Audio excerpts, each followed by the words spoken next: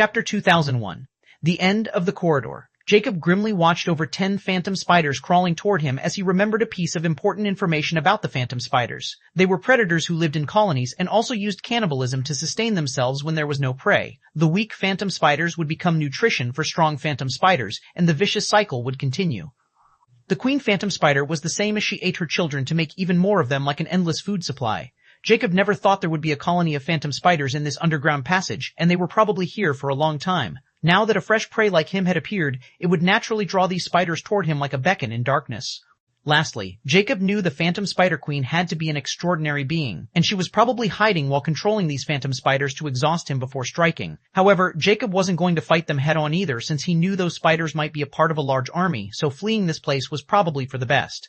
Besides, a phantom spider had a poison magic core, which had no use to him, so fighting them was even more meaningless. So, Jacob swiftly turned around and fled toward this passage's exit. Those phantom spiders were quite fast, but not as fast as Jacob, who was in his 2x acceleration already. Now, he could only hope that the other passage wasn't a spider nest, or he would have no choice but to either retreat back to the hidden ladder or fight his way out of these passages. Jacob quickly reached the split corridor, and those spiders were still quite far, so he quickly took the other passage and vanished into it without making any noises. Although those spiders have excellent night vision and their hearing sense might be best among in rare tier. But as long as Jacob could draw some distance and then keep his tracks hidden, those spiders won't be able to tail him. However, Jacob had only covered over 100 meters distance when his heart churned because ahead of him were pairs of crimson eyes that were viciously staring at him. Just great, those damn spiders colonized both passages. Jacob cursed in his heart, but this time he didn't stop. With the long sword in his hand, he entered 3x acceleration. He wanted to charge his way out of this place now. Although it would consume his energy much faster, it was far better than waiting for those spiders to overwhelm him. He wanted to take advantage of his speed and escape this spider nest. As for why he was risking going deeper into the spider nest to escape them, it was pretty simple. Seeing Jacob coming in their way, those spiders shot poison spray and web balls at him. But Jacob nimbly dodges everything and swiftly passes those spiders, throwing them in disarray. However, Jacob had just entered a few meters deep into the passage when spider webs blocked his way, and many phantom spiders were eyeing him with bloodlust. Now he was surrounded from front and back. But Jacob suddenly smiled coldly. A spider nest won't be a spider nest without webs, and all the webs are extremely combustible. The next moment, a grenade appeared in his hand, and he quickly took out the pin and threw it deep into the passage, and then instantly turned around. Although this would cause a commotion, he knew this was the only way he could advance. Furthermore, he was deep underground and could only hope those dark beings won't get alert by this grenade's explosion. Even if they did, they won't be able to find the location unless they could dig hundreds of meters. As for these spiders, they would be too busy dealing with fire, and he could easily take advantage of this situation and escape their nest. Those spiders naturally had no idea what just Jacob threw as they all chased after him to stop him from escaping. After 10 seconds, boom. An explosion rang in the corridor, raising dust clouding before blood-curdling shrieks started to ring in the corridor. Jacob instantly turned around, and when he saw the passage was now lit in bright light, he knew the entire nest was probably ignited. He ran toward it without hesitation while skillfully dodging the spider and even cutting them if they got in his way. Now the place was crawling with those mad phantom spiders as they rushed toward him as if they had completely lost their sanity. Jacob had to, amid these spiders were simply too many and probably here for a long time. So he took out another grenade and threw it backward while he entered the sea of flame, as all those spiders also started to catch fire because of the hairy respectors on their legs. Everyone was thrown into disarray as the second grenade also blasted amid those spiders chasing after him. The spider web of phantom spiders was as thick as a rope and would be burning for a long time. The temperature of the place instantly rose, turning it into a furnace. At this moment, a cloak suddenly appeared on Jacob, made out of steel threads and highly flame-resistant. Jacob quickly saw the end of the aflame passage, which was another cross path, but the right corridor was not ignited in a fire. Furthermore, he noticed that those spiders, despite burning in flames, were not approaching that dark corridor, which made him somewhat vigilant. Still, he took that path as he wanted to get out of this burning spider nest, and he almost went deaf because of those shrills. Jacob didn't know if he had managed to get the Spider Queen, but he didn't want to stay to find out. But he was astonished when those spiders didn't follow him in this passage, so he quickly stopped the fluid acceleration and slowed down his speed. Those spiders were avoiding something here and would rather burn than head this way. This was enough of a reason for Jacob to be even more careful. He quickly took out a piece of meat and ate it while, with silent feet, he slowly walked deep into the corridor. The shrills of spiders were getting vague, and the burning corridor was also not turned into a small light spot. Just what kind of place is this? Jacob was more curious as he walked while replenishing his energy. Soon he reached another turn, and now it was complete silence and dark, just like before. Jacob decided to rest for a bit since there was no one, and he wasn't sure what would be waiting for him at the end of this passage. After 3 hours, Jacob starts walking again with his torch. He could see vaguely in the dark if he heightened his senses, but it was far from night vision. However, Jacob's eyes contracted when he saw the same gloomy light at another turn ahead, and he knew it was the light from the magic torch since it was all over the place. Could it be those spiders had gotten rid of all the torches in that area? Then, what about this corridor? Jacob stowed his flashlight away and equipped his sniper rifle and sword as he slowly approached the turn. Jacob slowly peered while taking cover in the dimly lit corridor. His eyes narrowed when he saw an open space at the end of this dim corridor. Without making any sounds, he approached the end of the corridor and stopped at the entrance while carefully examining the spacious room in front of him. It was a 20x20 room painted in dark yellow, and in the center of this room was something that made Jacob's heart race. A golden crown embedded in gems was mysteriously hovering in the center of a black altar. Furthermore, a stone head with soft facial features was placed right in the middle of the altar and below the crown. Don't tell me. Jacob instantly looked around, and finally his eyes landed on the black symbols engraved on the wall straight ahead, while the other walls were filled with murals, including the ceiling. I reached the place of another condition. Jacob's eyes shone in ecstasy. But his heart suddenly palpitated when his eyes landed on a figure who was almost invisible under the dim light and lying on the west corner. It was a 6-meter creature with dark yellow scales all over its body, and its head was like a T-Rex with a pair of red horns, while 2 red bat wings were folded over his spine and a long crocodile tail filled with sharp red spikes. Its sharp claws were resting under its head. The eyes of this creature were closed as if it was dead, but when a powerful breath escaped its nostrils, almost turning into a low roar, it was quite evident that it was alive and only asleep. Jacob almost forgot to breathe as a fabled creature came into his mind. A wyvern? CA 2002, Chapter 2002, New Titan Sniper. A wyvern?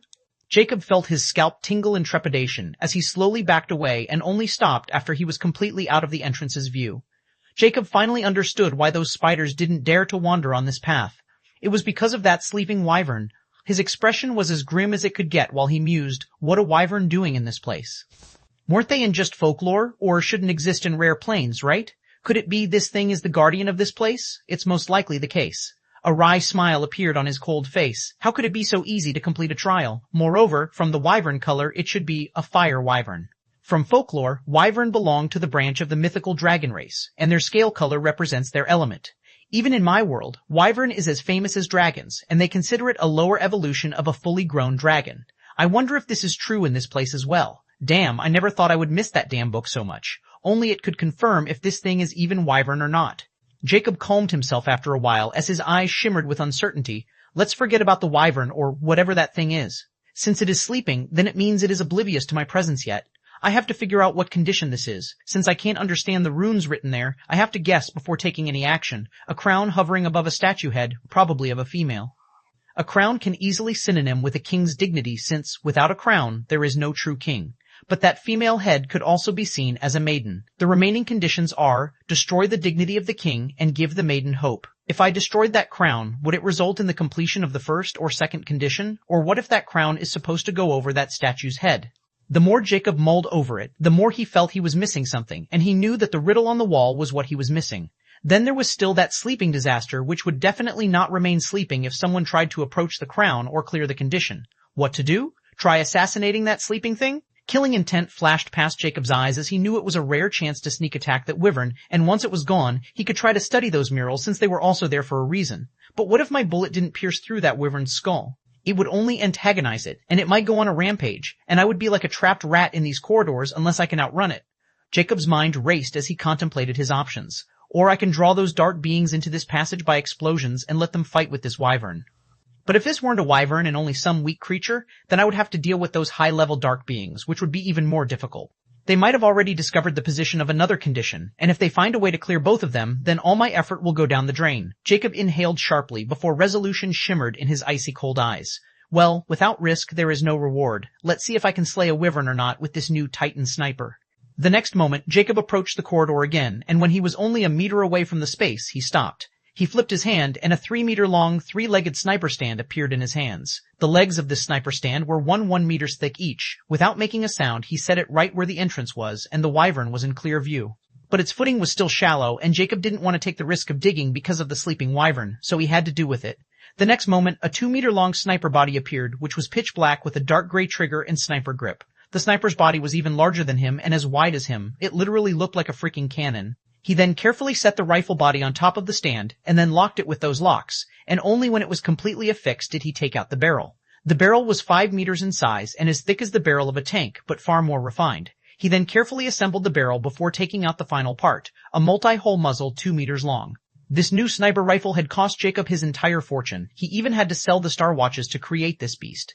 This rifle was far deadlier than the old Titan sniper rifle he created in the common plains. Furthermore, he can't shoot a bullet from it while holding it because of the terrifying recoil. That's why he needed that stand, which was also made with Titan iron. He had made it to hunt extraordinary Tier 6 beings from a far distance, but he never thought he would stumble into dark ruins.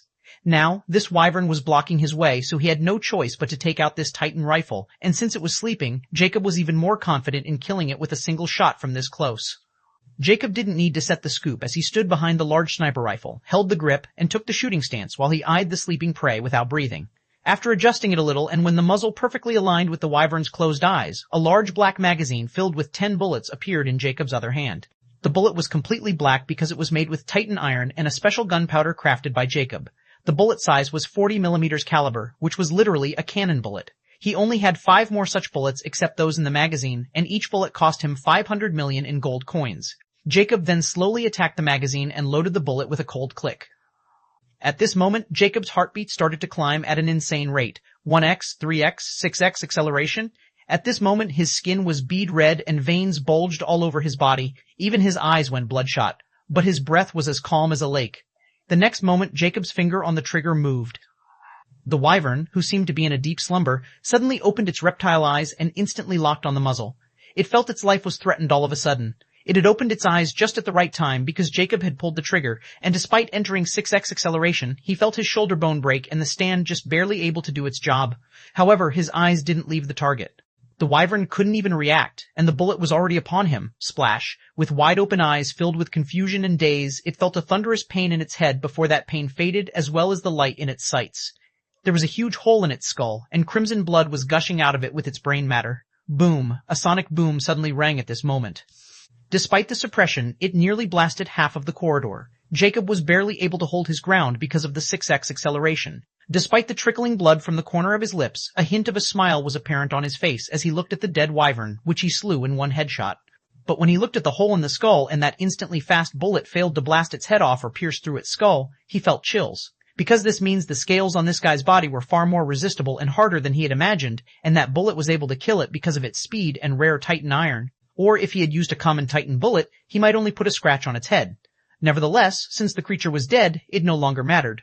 Jacob then focused on calming down his heart rate, but that broken shoulder was making it hard for him to focus as he was on the verge of entering 7x acceleration. Then he had no choice but to take out the only 100 milliliter vial of rare Titan tears he had managed to create with the reaming Titan iron. He then consumed 10 millers as he finally felt warm energy start to fill his body and the pain started to subdue. After an hour, he finally calmed down, and his shoulder was more than half mended. He then ate the reaming meat he had of crocsnake and was able to move. He first disassembled the Titan rifle and stowed it away. The entire rifle covered too much area of his pendant. Then he finally moved toward the wyvern with burning eyes as if he was looking at a feast. Su 2-3, Chapter 2-3 Clues and Final Decision. Approaching the corpse of wyvern, Jacob couldn't help but feel a lingering, oppressive aura from the carcass. Despite knowing it was dead, Jacob still felt his fine hair standing because of that oppressive aura. This thing had to be an extraordinary Tier 6 at least. Jacob presumed as he looked at the shining scales as his eyes shimmered with ecstasy, whatever its rank might be, just its skin is priceless in rare plains. No, the entire body of a wyvern should be a treasure, even blood. Without wasting any time, Jacob sprang into action and turned around the body upside down, revealing the red stomach of the wyvern. He knew if he wanted to cut it open, the only way was from the softest part of the body. He wasn't confident in cutting it with any of his blades, especially from its scaly skin, which was thought enough not to blow up by a bullet fired from Titan iron. Jacob then made a cut with full strength around its neck cavity as he took out an empty water gallon and filled it with the creature's fiery blood. He was shocked when he felt the blood temperature, which was almost at a boiling point. Jacob had read about the magic beast's blood used in alchemy, and if the magic beast were an extraordinary tier, then the blood would be more precious. Many alchemists would pay a high price for such a creature's blood. Not to mention, if this was a fire wyvern, then that makes its blood even more precious and rare. Jacob filled 3 such gallons, which were previously filled with water. After storing the gallons, he gutted the creature and carefully removed the skin, which was probably the most precious and perfect material to make armor. It took him 12 hours to fully dismember the wyvern, and he stored marble-like meat, lungs, heart, and anything eatable to his pendant. Even its giant head wasn't spared, since those teeth and skull were also precious materials to make blades. The space was filled with the potent smell of blood, but Jacob was completely unfazed. With ecstasy, Jacob was holding a crystal red orb that was as big as his fist, and it was glowing in 9 bright white spots like a crystal ball with real stars in it. It was a 9-star fire element core, and was at the peak of 9 stars at that. Jacob could feel terrifying fiery energy concentrated in this orb, and even while holding it, he could feel this vibrant energy wanting to burn his skin. Those common tier species won't be able to touch this magic core. Now, there was no doubt that he had managed to kill an extraordinary tier 6 with a single headshot. After admiring the magic core, he stowed it away. Although it won't dissipate like a 1 or 2-star magic core in minutes, it would still lose all its element energy if it is left alone in the open for a long. Now he was done with the dismembering, and the floor was filled with blood and gore and arteries of wyvern. He finally turned his focus on the real prize. Jacob approached the hovering crown and statue head in the center. He paid much attention to the stone head, which was skillfully carved, and it was no doubt the face of a beautiful woman. However, now that he looked closely at the head, he saw there was a deep cut over her lips, or it might be because the head was attacked by a sharp object like a knife at some time. But seeing the perfectly fine condition of the rest of the head, he doubted that someone with the intent to destroy it would only leave after leaving a small cut over the lips. He stopped a meter away from the altar, didn't dare to touch anything, and only observed it from each side. Jacob knew he lacked the crucial clue written on that wall, and if he triggered something without an understanding of this place, he might not get another chance at this. So, after examining the crown and the status head, he moved toward the murals, which were the only thing that could shed some light on which condition it was. On the left wall, there are 3 scenes recorded. The first one was a chariot drawn by horses, and a person pointing his spear toward an army of men could be seen. The most noteworthy thing was that the person pointing its spear was actually wearing the same crown hovering in the room. This would make him the owner of that crown, the king. The next scene has recorded as a banquet, and the king is standing over a high platform while holding a wine glass, this time instead of a spear. In the last scene, the king sits over his throne while a radiating sun and dark moon are inscribed on the left and right. Jacob frowned and thought, although I'm not an expert at this, it is quite clear that the king has won some battle, and the banquet is probably a celebration banquet. Lastly, he was shown ruling over everything. Sun and moon mostly symbolized the life and death cycle in most ancient cultures. But I can't be sure about this world. Jacob was quite familiar with anything that symbolized life and death because of his mad search to prolong his life. He had seen many ancient records which were remotely related to immortality. He then walked toward the other wall, which also had 3 scenes. In the first scene, someone was kneeling before the king on his throne.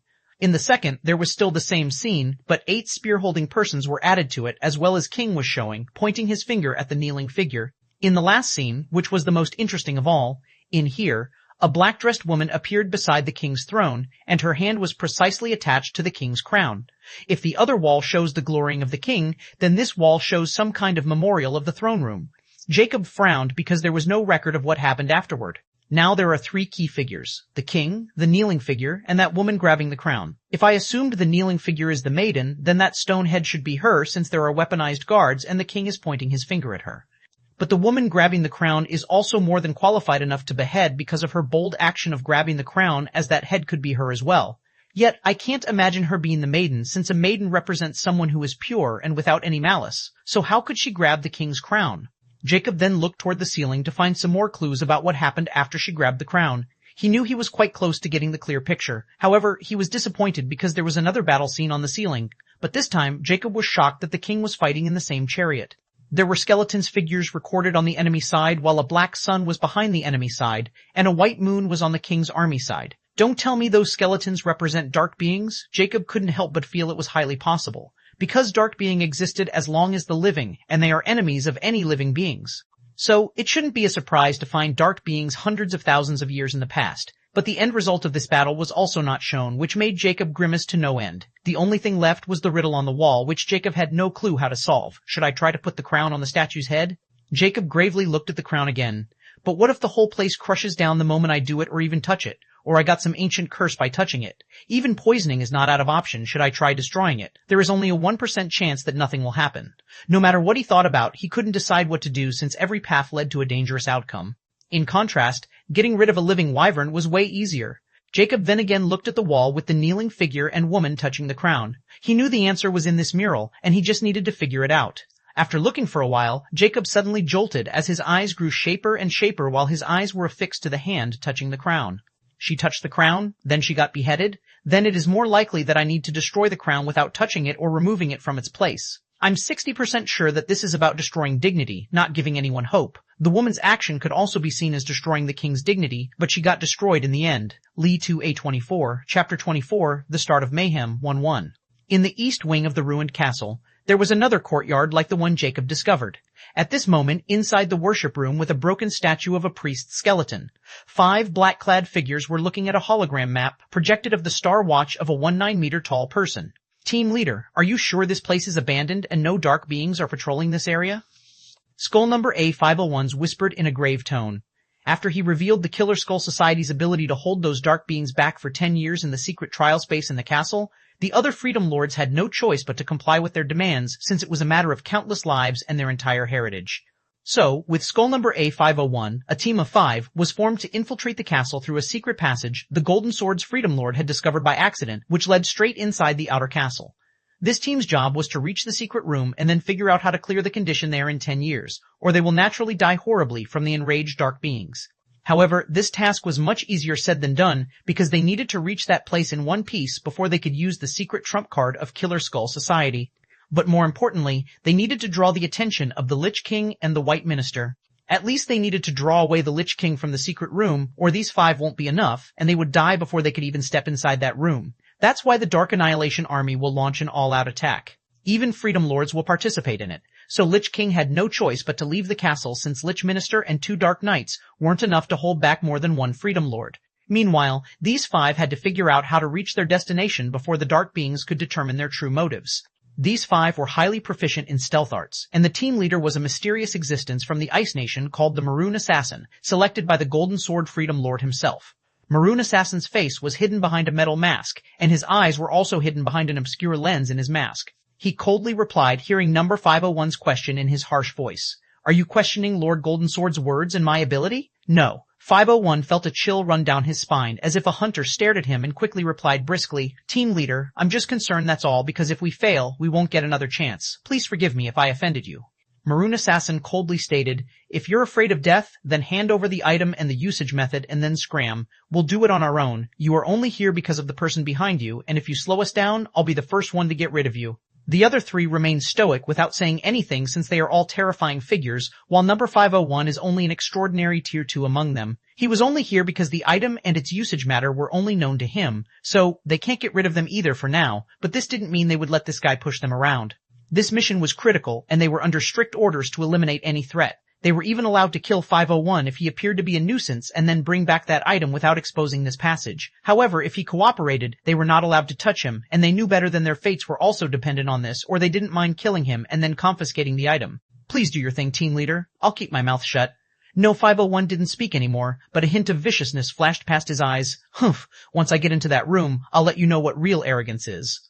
Maroon Assassin then didn't pay any attention to him either, and kept looking at the scanning hologram map. After 10 minutes, a miniature map appeared with lots of blue dots. Maroon Assassin coldly looked at the 4 and said, all these blue dots are undead, and as you can see, there are over hundreds of them in 500 meters around us. Our mission is to distract them all while causing a massive commotion before the army attack starts and draw Lich King out. I want you 4 to set up explosives in these areas where there is no undead. Remember this map well. I'll be going deeper to set explosive where the sane zombies are.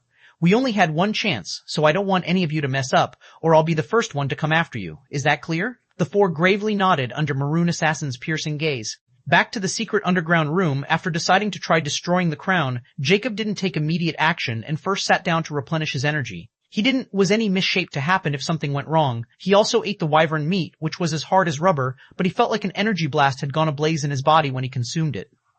Just eating half a pound gave Jacob as much energy as the entire vial of rare Titan tears he currently had, or even more. Furthermore, there was a strange heat energy in that meat which would have burned his organs without his powerful digesting ability. So, this is the meat of a peak extraordinary species. Jacob wiped a slight blood from the corner of his lips as they curled up. Despite feeling like his body was on fire, he was feeling full of vitality and strength. He knew he didn't have to worry about consuming his energy and then won't be able to replenish it for a while now, which simply means he could go wild if he wanted to. Jacob then started to use that excess energy to practice the next level of fluid acceleration. He wasn't in a hurry anymore. This place was still safe, and even if someone discovered it, those spiders would be the first ones to notice if any of them still hadn't burned yet. After meditating for an entire day, Jacob finally opened his eyes, which were filled with fiery vitality and coldness as he looked at the hovering crown. He stood up, and a long silver sword appeared in his hand as he made his way toward the crown. He stopped a meter away from the crown, and his heartbeat started to rise while he tightly gripped the sword's hilt. Jacob wanted to finish it with a single blow because he was afraid that something might happen if he couldn't destroy the crown in a single blow. Furthermore, he was going to destroy the head underneath as well, just to be saved. Because there was another possibility that this head should be the queen, and a queen could also be considered a king's dignity. So, he just wanted to make sure he won't leave any room for error. Lastly, if he was wrong, he could only run and find the last condition. He didn't know what would happen if someone destroyed a conditioned place without knowing what to do, but he was certain that it might never be restored or those dark beings won't be waiting for 400 years to clear the already found condition. With 6x acceleration, Jacob held the sword with both hands and held it high in a slashing position before he hacked the blade down as it vibrated through the air and turned into a silver streak. Boom! A piercing sound suddenly reverberated in the entire corridor before the eerie sound of glass shattering by a sharp object rang. The moment Jacob's sword landed on the crown, he was shocked because the hovering crown remained infected for a moment as cracks started to appear on it, and like glass, it shattered, and his sword landed on the statue head below. However, the moment the sword touched the stone statue, it bound back, sending Jacob flying toward the mural wall. Jacob was barely able to avoid the powerful impact and landed on his feet. He looked at the statue's head with astonishment while his hands felt numb, but his eyes dilated when he saw the broken pieces of crown suddenly trembling on the ground, and the next moment thereafter, they turned into gold dust. The gold dust seemed attracted by a mysterious force and started gathering around the statue's head. Under Jacob's baffled eyes, the gold dust started to take shape around the head of this statue. When the shape was finished, he was even more amazed because the gold dust was shaped into the same crown he had just destroyed, and now it started to congeal. 2005, Chapter 2005, The Start of Mayhem, 2. Jacob looked at the statue's head with uncertainty in his eyes because of the newly congealed golden crown resting over its head. But he didn't have the time to mull over it because of the sudden tremor, and the entire underground foundation started to shake, just like what happened when he cleared the first condition. Suddenly, Jacob's attention was drawn by the cracking sound toward the right, which was the wall with the riddle. Under his astonished eyes, a passage cracked open, and he could see old stone stairs going downward. How convenient, his lips curled up. But before taking the passage, he quickly tried to grab the crown over the statue's head. Since the condition was clear, then it won't be dangerous anymore. Since this crown was reformed, then this means it probably had some other uses, just like the flower he got after he cleared the first condition. However, to Jacob's surprise, the moment he tried picking up the crown, the statue's head got lifted with it as if both of them were now attacked together. Well, what the hell? Jacob didn't mind as he stowed away the crown statue head. The tremor was getting violent as the cracks started to appear around the room. Jacob knew he didn't have time, so he flashed toward the newly opened passage. He was still in 6x acceleration, so his speed was akin to an extraordinary Tier 3. The entire Dark Ruins was experiencing violent tremors at this moment. Inside the secret underground room where the throne and the headless kneeling figure were, the White Minister was trembling while prostrating on the floor in front of the Lich King, who was emitting an ice-chilling ghostly aura as a dark blue flame was ignited over his menacing helmet. Tell me, White Minister, this tremor is not what I think it is? The dark blue flame suddenly rose as Lich King questioned with a hint of madness in his voice.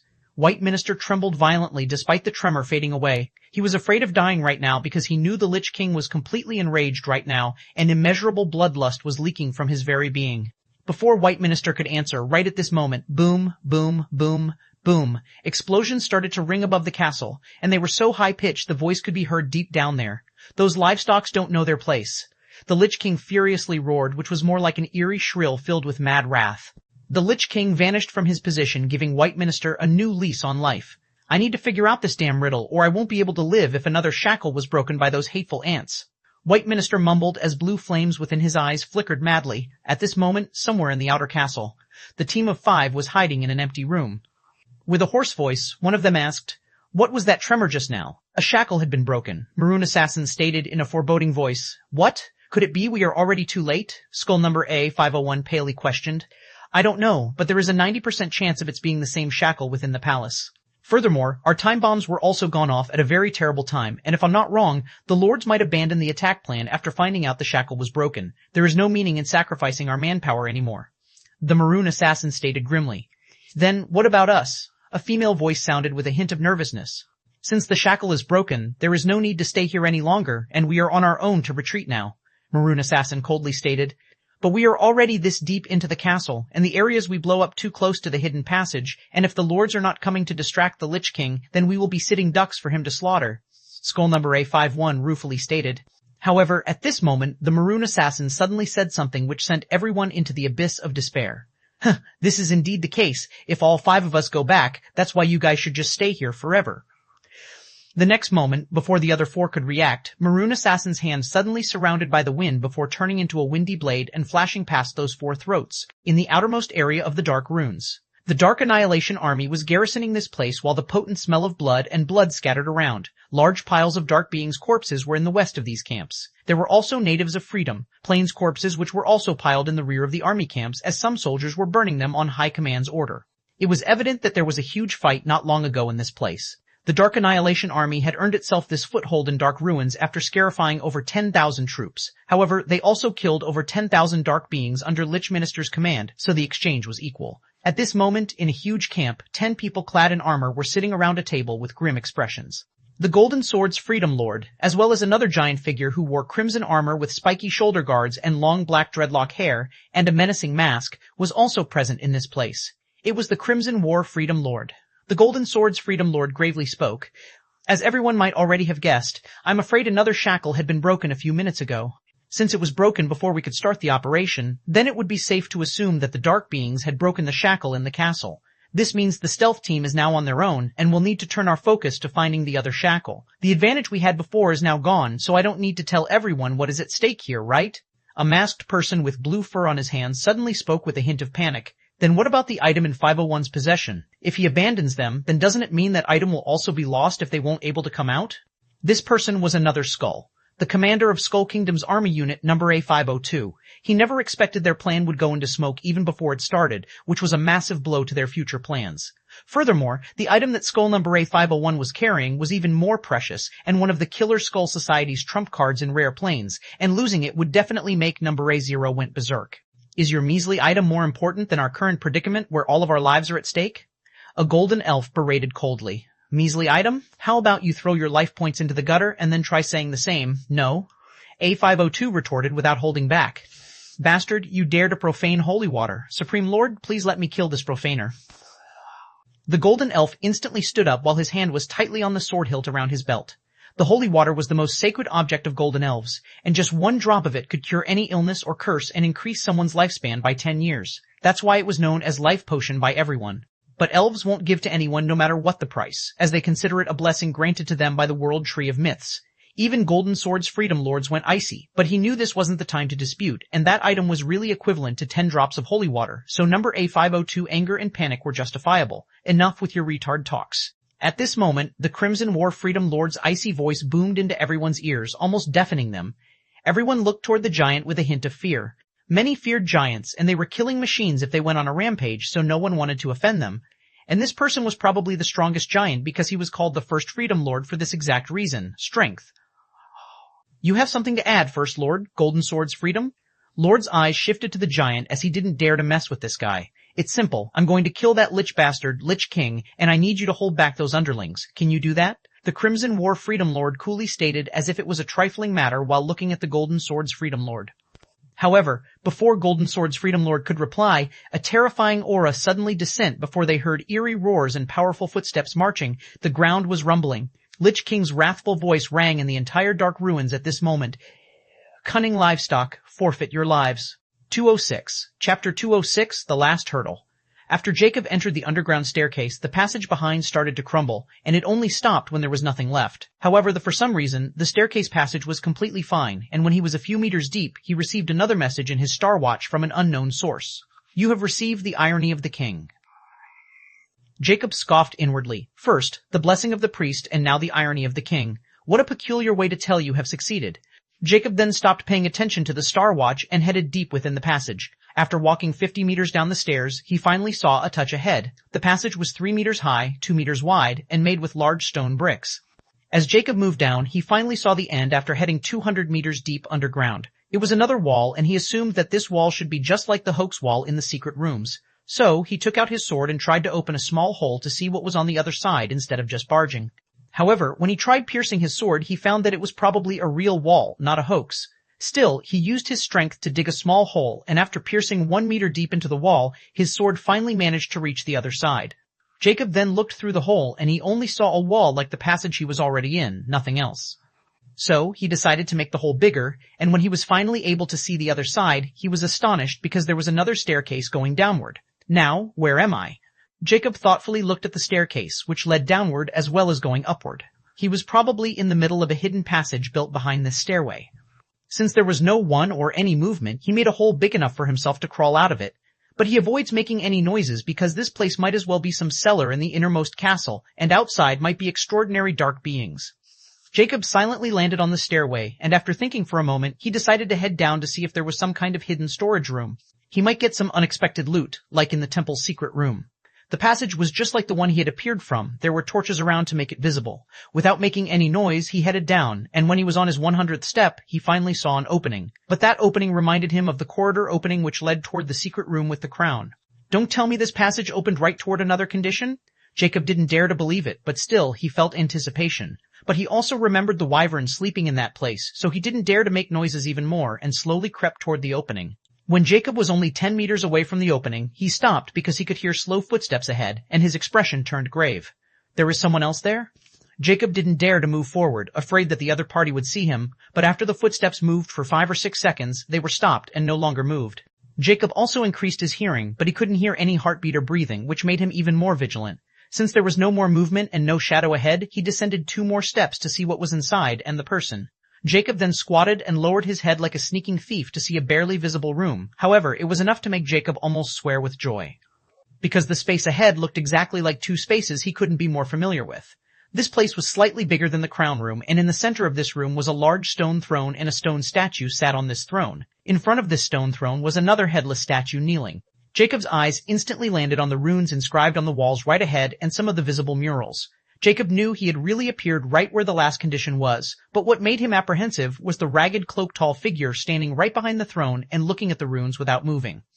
A dark being. Jacob didn't need to think about the identity because this place was likely to be the place that was under dark beings' monitoring. So, that cloaked figure should be as strong as the Lich Minister he saw that day.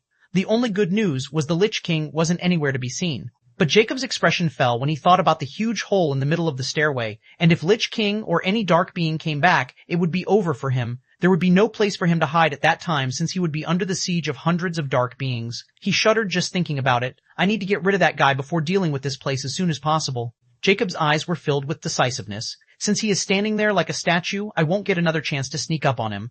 Jacob knew he had to react quickly since he could get exposed at any moment. He crept toward the room, and without arousing White Minister's attention, Jacob entered the room as his heart rate and breathing were extremely low.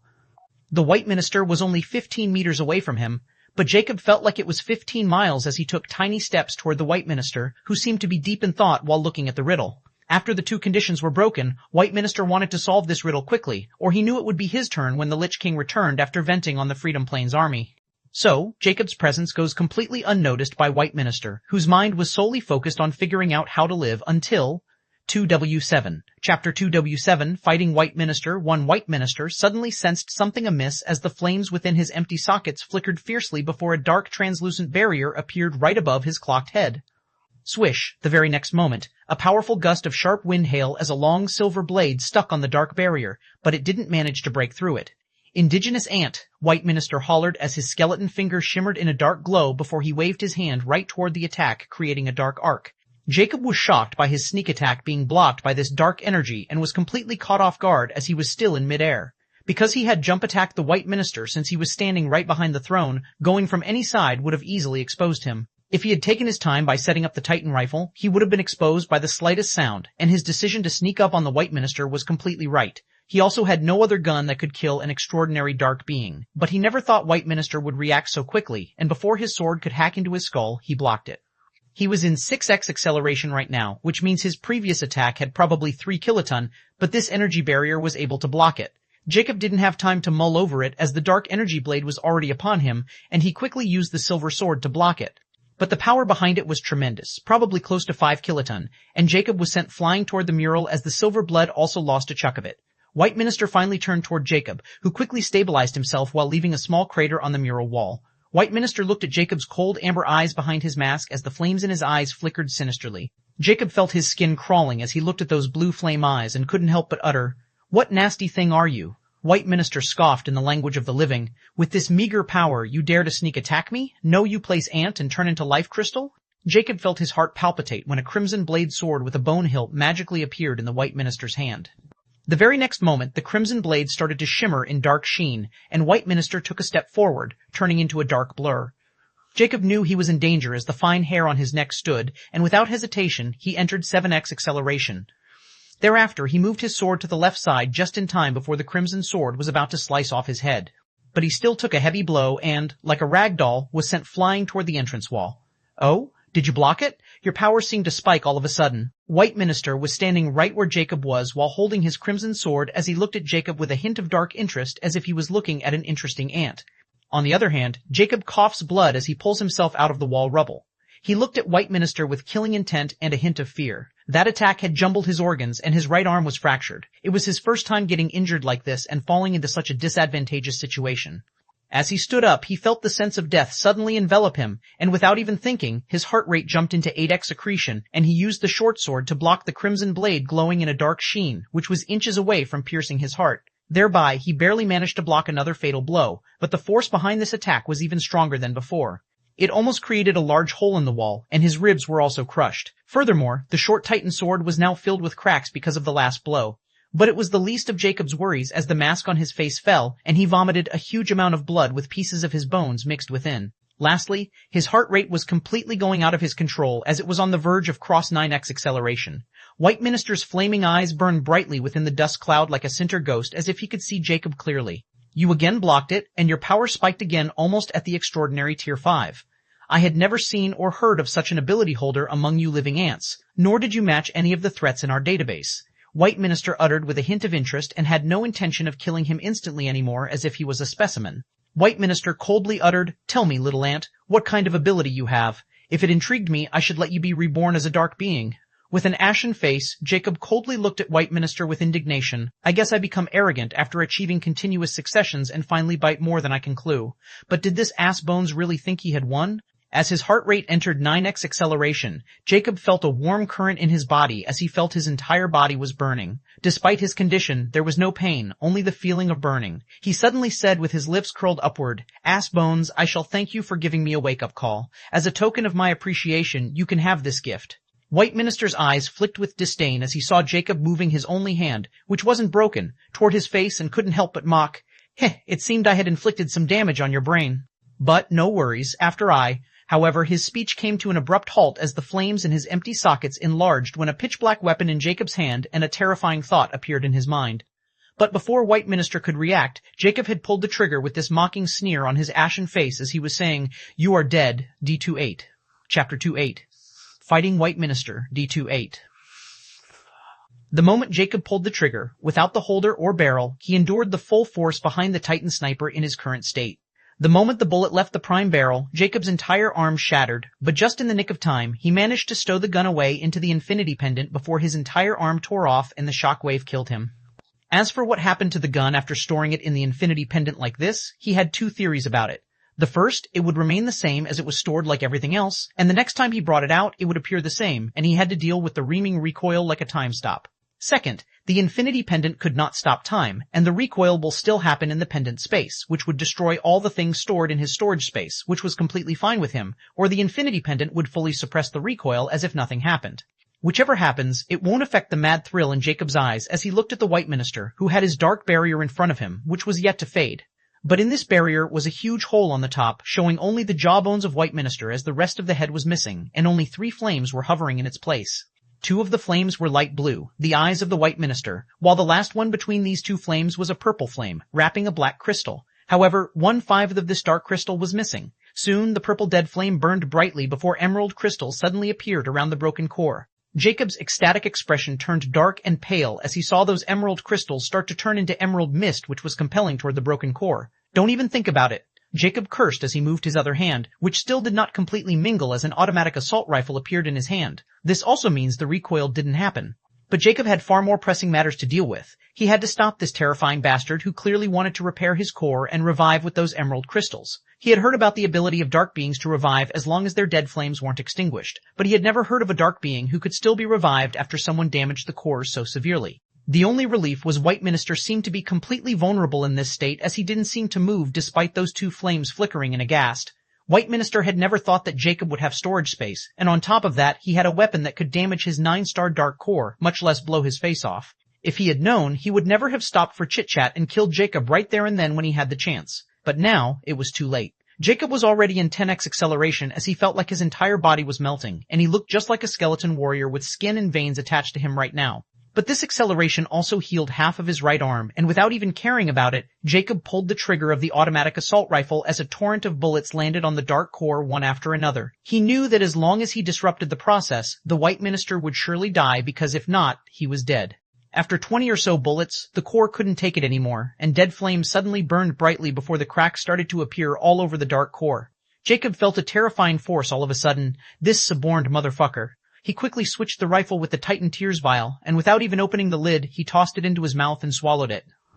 Boom! Jacob was barely able to take out a protective shield when the dark core finally exploded and enveloped Jacob completely. The entire secret room shook because of it, and the voice was even louder. Despite being in the eyes of the explosion, Jacob was still conscious as he felt a warm current in his stomach and even sharp pain. His acceleration was infinitely close to 11x. Because of it, the Titan Tears quickly changed into vitality and gave him some power to collect himself. Furthermore, Jacob didn't want to fall unconscious right in this place, or he would be as good as dead, and the beings on the upper floor might already hear that explosion. He was terrified of the Lich King coming down and ending him. Jacob knew after he barely managed to kill the White Minister that he was no match for frontal confrontation with an extraordinary Tier 6 being. The Wyvern was just a lucky break, nothing else. With extreme difficulty, he cleared the rubble on himself, and the only relief was that the underground room hadn't come down yet. He could finally crawl out of the rubble, as the entire entrance was blocked because of the explosion. Jacob looked at the center of the secret room and was relieved when he saw the statues survived even after that explosion. He then took out meat blocks he had prepared of wyvern and swallowed them one after another. Color started to return to his bony face as his wounds were mending rapidly. Even his shattered arm started to mend slowly. But instead of being happy, Jacob was in a hurry. Even his fluid acceleration was ignored by him, and he was barely keeping it at 10x while carefully looking at the kneeling headless statue. At this moment, he suddenly heard footsteps with his enhanced hearing, and he knew the dark beings had heard the explosion, and they were coming in mass and madly. Please work, damn it. Grounding his teeth, he took out the crowned statue's head and tried placing it on the headless statue with trepidation. He knew if this didn't work, then he would have to deal with hundreds of extraordinary dark beings. 209, Chapter 209, End of Dark Ruins. In the south of the Dark Ruins, there was a huge crater like a deep pit as it continued to shake, and sonic booms and glowing shock waves appeared deep within. Inside this crater, Lich King was brandishing his ghostly sword in crimson energy as he menacingly slashed at the giant, leaving afterimages. The giant was none other than Crimson War Freedom Lord, but right now, he looked ragged rather than majestic, as half of his armor was cracked. Deep wounds of swords could be seen over his body, and blood was gushing out. He was on the receiving end of Lich King's fatal attacks, which seemed to have no end, and he was barely able to block them with his towering red spear. Lich King, on the other hand, was without any injury. There wasn't a scratch of his armor as dark blue flames were raging over his helmet. It's only been 10 minutes since the dark beings had launched an all-out attack on the Dark Annihilation army, and Crimson War Freedom Lord arrogantly faced off with the Lich King and lured him into this place where the armies won't be affected because of their clash. However, Crimson War Freedom Lord bitterly found that he had overestimated himself, and now he was thinking about how to save his life. As for defeating the Lich King, it was a dream that he had awakened from, and he knew only if all the Freedom Lords worked together would they have any chance of getting rid of this appalling enemy. Here, I thought the proud giant lord would at least pose some challenge, but you are just like those ants. I guess a thrall will be forever a thrall. Lich King coldly scoffed as the crimson energy around this sword suddenly gushed out, forming a 10-meter-long crimson blade. Crimson War, Freedom Lord's bloodshot eyes were filled with madness as he heard those belittled and disdainful words. Metallic energy suddenly gushed out from his body as he entirely turned into iron. His spear also started to release humming sounds, and he roared while he thrust it toward the crimson blade with fury. Don't look down on giants. Die. A huge explosion reverberated within the vicinity as the ground shook like an earthquake, raising dust clouds and debris. Within the crater, Lich King was pushed back a few meters before he stabilized himself, while the crimson energy blade was only half gone. On the other hand, Crimson War Freedom Lord was sent flying like a broken kit and smashed into the wall behind, creating a huge pit. Lich King coldly declared a ghastly aura like a raging tilde wave soared from his body, and the energy blade suddenly made an eerie sound before it increased and widened. But before Lich King could finish preparing for his last attack and finish Crimson War Freedom Lord off, the flame over his helmet suddenly flickered madly. What? My connection with White Minister is broken, which could not mean he is dead. No, the shackle. Without even thinking twice, the energy blade suddenly vanished, and he promptly jumped toward the sky. He suddenly roared and let loose a high-pitched voice. He was commanding the dark beings in the castle to hurry over to the underground room and do anything to get rid of the intruder while he was on his way. But he was only halfway toward the castle when the ground startled to shake, rocking the entire dark ruins. At this moment, a static voice rang all over the dark ruins. Trial Dark Ruins has been cleared by the Life faction. All the participants will be sent out effective immediately. No! Ooh! Lich King shrilled madly, creating a crimson shockwave as everything around him turned to dust. Golden Sword's Freedom Lord, who was in a stalemate with Lich Minister, was gobsmacked by this announcement. What? Life faction completed the trial? How was that possible? Lich Minister felt his body tremble, and the protective barrier around him suddenly got affected by his emotions and was destabilized for a moment. Golden Sword's Freedom Lord snapped out of his stupor as his eyes shimmered in ecstasy and the dual golden swords in his hand shimmered in golden hue before he launched a torrent of attack on Lich Minister, taking full advantage of the other party's distraction.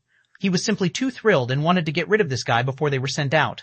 The morals of the Dark Annihilation Army also skyrocketed as they all cheered and madly launched powerful attacks on those dark beings. Underground room, Jacob looked at the statue of a crowned woman with twinkling eyes. The moment he put the crowned head on top of the headless statue, like a magnet, it instantly connected with the headless status. Not only that, but the next moment, a golden light suddenly enveloped the throne statue and the entire altar.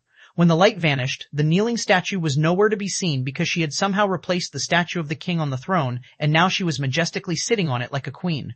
Jacob didn't know what to do next as the dark beings were getting closer and closer. But at this moment, he heard a voice. Trial Dark Ruins has been cleared by the Life faction. All the participants will be sent out effective immediately. The next moment, a dark hole suddenly condensed behind the throne. Jacob looked at it with relief. He knew it was the passage out of this damn place since he had appeared here the same way. He was about to take it when his eyes suddenly landed on a shining object lying a few meters away from the passage. If his vision hadn't been enhanced, he would have easily missed it. It was a black ring with red patterns on it, and now that he thinks about it, he had seen this ring on White Minister's finger, so without hesitation, he quickly picked it up. Without waiting any longer, he jumped into the dark hole, and after Jacob entered the dark hole, it shrunk before vanishing. C210, Chapter 210, Rewards of Rare Plains Trial. 1. Jacob found himself in the same black passage as he moved forward, and there was nothing around. But he didn't have time to mull over anything because his heart rate was about to break the 10x limit, and he knew his body wouldn't be able to take it. Just with the 10x acceleration, he was beet red, and he could feel his veins would explode if the blood circulation increased any future, and he will die. If not for the 5 pounds of meat he consumed, he would have been long dead, and his injuries were almost mended because of it. But he knew he wasn't out of the woods yet, so he quickly sat down and at a pound more before he started to completely focus on calming his heart down. But it was far easier said than done since 10x acceleration was his current body limit, and he had yet to master even 7x acceleration fully, so it was too hard. Still, because of the excessive energy and his wound being healed, he was able to completely focus on calming his heart down as smoke was rising from his body. Time passed slowly as he calmed his heart rate little by little, and after an unknown time, he was able to exit the 10x acceleration and then 9x, 8x, 7x. When Jacob finally reached the 6x, it was starting to go even faster, and from 5x, it only took him half a minute to exit the fluid acceleration completely. At this moment, Jacob opened his eyes, and he was startled because he found himself sitting in a 10x10 white space, and he wasn't moving forward at all. Where am I, and when did I get here? Jacob was vigilant. He had completely lost the concept of time because he was completely focused on exiting the fluid acceleration. Furthermore, he had completely recovered. His physical condition was optimal, and his physical appearance had returned. At this moment, the static voice rang. Faceless Ancient, congratulations. You have completed all the trial conditions of Rare Plains Trial Dark Ruins. The next moment, Jacob's star watch suddenly vibrated, and he received another message from an unknown source. You have received the gratitude of the maiden. Could it be this voice belonged to Zodiac Will? Jacob felt his heart turn cold, but he didn't let it show since it might not be a good thing. Because even Immortica was afraid of Zodiac Will, and there had to be a reason for it, so he didn't dare to be careless in front of this terrifying existence akin to gods. The static voice rang again. Faceless Ancient belonged to the Life faction. The life being of other planes will now be freely given access to the Rare Planes as long as they aren't above the power cap until the next trial establishment. The dark being of other planes will have their previous access voided and return to 10,000 being per decade. The protection barrier will now be lifted from Life Plane, and Dead Plane be removed until the next trial establishment. Faceless Ancient, as the champion of Rare Plains Trial, your star privilege has been increased from Type 0 to Type 1. You have Level 1 authority over the Rare Plains until the next trial establishment. Faceless Ancient, as the champion of Rare Plains Trials, you have one-time right to activate the Life Zone for 500 years by forfeiting half of your accumulated reward. Please choose whether you want to activate the Life Zone. Like hell, I will. Jacob scoffed, since he would be insane to give away half of his reward for those he didn't even know, especially after having a close shave with death at the end. He answered without even thinking, "I will not use this one-time right. Faceless ancient, you have voided your one-time right. Your rewards are as follows. For completing the condition, destroy the dignity of king. You are rewarded with 10,000 zodiac credit. For completing the condition, give the maiden hope. You are rewarded with 10,000 zodiac credit. For completing the condition, salvage the priest with bloodflower by staining his tears with blood. You are rewarded with 10,000 zodiac credit. Total reward, 30,000 zodiac credit. For clearing 2 conditions, the total reward has been doubled. Total reward, 60,000 zodiac credit. For clearing 3 conditions, the total reward has been doubled. Total reward, 120,000 zodiac credit. Soul champion reward, 30,000 zodiac credit and 1 free Type 1 advanced weapon from the rare plane shop. Final reward, 150,000 zodiac credit and 1 free Type 1 advanced weapon. The rewards have been transferred to your Type 1 zodiac account. Jacob's eyes glow like the sun as he hears the collective information on his reward, which is really lavish. Just the 150,000 ZC were enough to make him the richest in the entire rare planes. Not to mention his Type 1 zodiac account had been automatically upgraded to Type 1 with this star privilege. He guessed this star privilege had to be connected with the star network, and anything related to star network was no joke. As for the Type 1 zodiac account, it simply meant he would be given a 2% discount on any purchases from the star network or anywhere, as a matter of fact, as long as he used ZC. His previous privilege type Dodja could give him a 1% discount. Lastly, the level 1 authority over rare planes. He didn't care at all, since rare planes were just like a stop in his journey, and once he was prepared, he'll leave. He was interested in this rare plane shop. Immortality also mentioned that a champion could buy anything available on a plane through this shop, and the delivery would be instant. So, he quickly asked, "What is this rare plane shop?" He feigned ignorant, since it would be suspicious if he knew about this shop's functions. He knew it could also be seen as he had contact with higher planes, or this voice did not belong to the actual Zodiac will and was only an AI. Because this was just a mere rare planes trial, it would be absurd if the mighty Zodiac will was personally present. 2-11, Chapter 211, Rewards of Rare Planes, Trial 2. In reply, the static voice stated, "The rare plane shop is only available for one-time use, only for the champions of a trial. In rare plane shop, everything will be available as long as it exists in the rare planes." The next moment thereafter, a virtual projection appeared in front of Jacob. In the top left corner were his star ID name and his current balance, which was 150,003 ZC combined with the 3 ZC he previously had. Below was a list, and Jacob's eyes constricted because the very first thing on the list was under the category of Level 1 Rare Authority, and there were only 3 items. 1.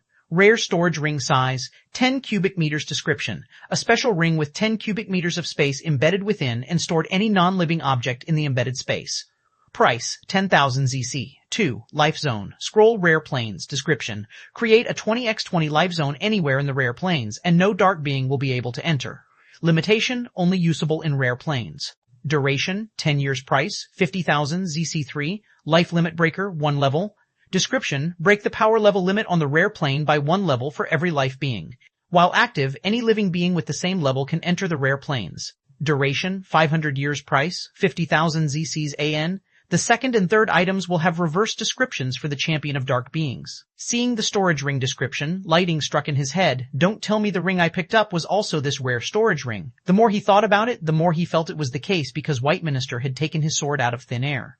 Before, he thought it was just a type of magic, but now that he discovered the storage ring's existence, he no longer thought that way. When he combined the sudden emergence of the emerald crystals at the end, he knew the ring he got was most likely the storage ring. A tingle of regret flashed past his eyes when he thought about the bone-hilt sword of White Minister, which he forgot to pick up in a hurry. But that sword was likely buried under that rubble, so even if he had remembered, he wouldn't take a chance with a mere sword. Jacob then took out the black ring with red patterns from his pendant. He was no longer afraid of hiding this storage ability, since his pendant could also be taken as a storage pendant. He was about to ask whether this ring was a storage ring. When he remembered something crucial, he didn't even ask who he was speaking with all this time. Wouldn't the other party think he knew who it was beforehand? He quickly corrected his mistake with an embarrassing smile. Forgive my rudeness, but how should I address you?" The static voice replied without any emotions. "You may call me Star Administrator Artificial Intelligence of Rare Planes, SAAI in short." So, it is an AI.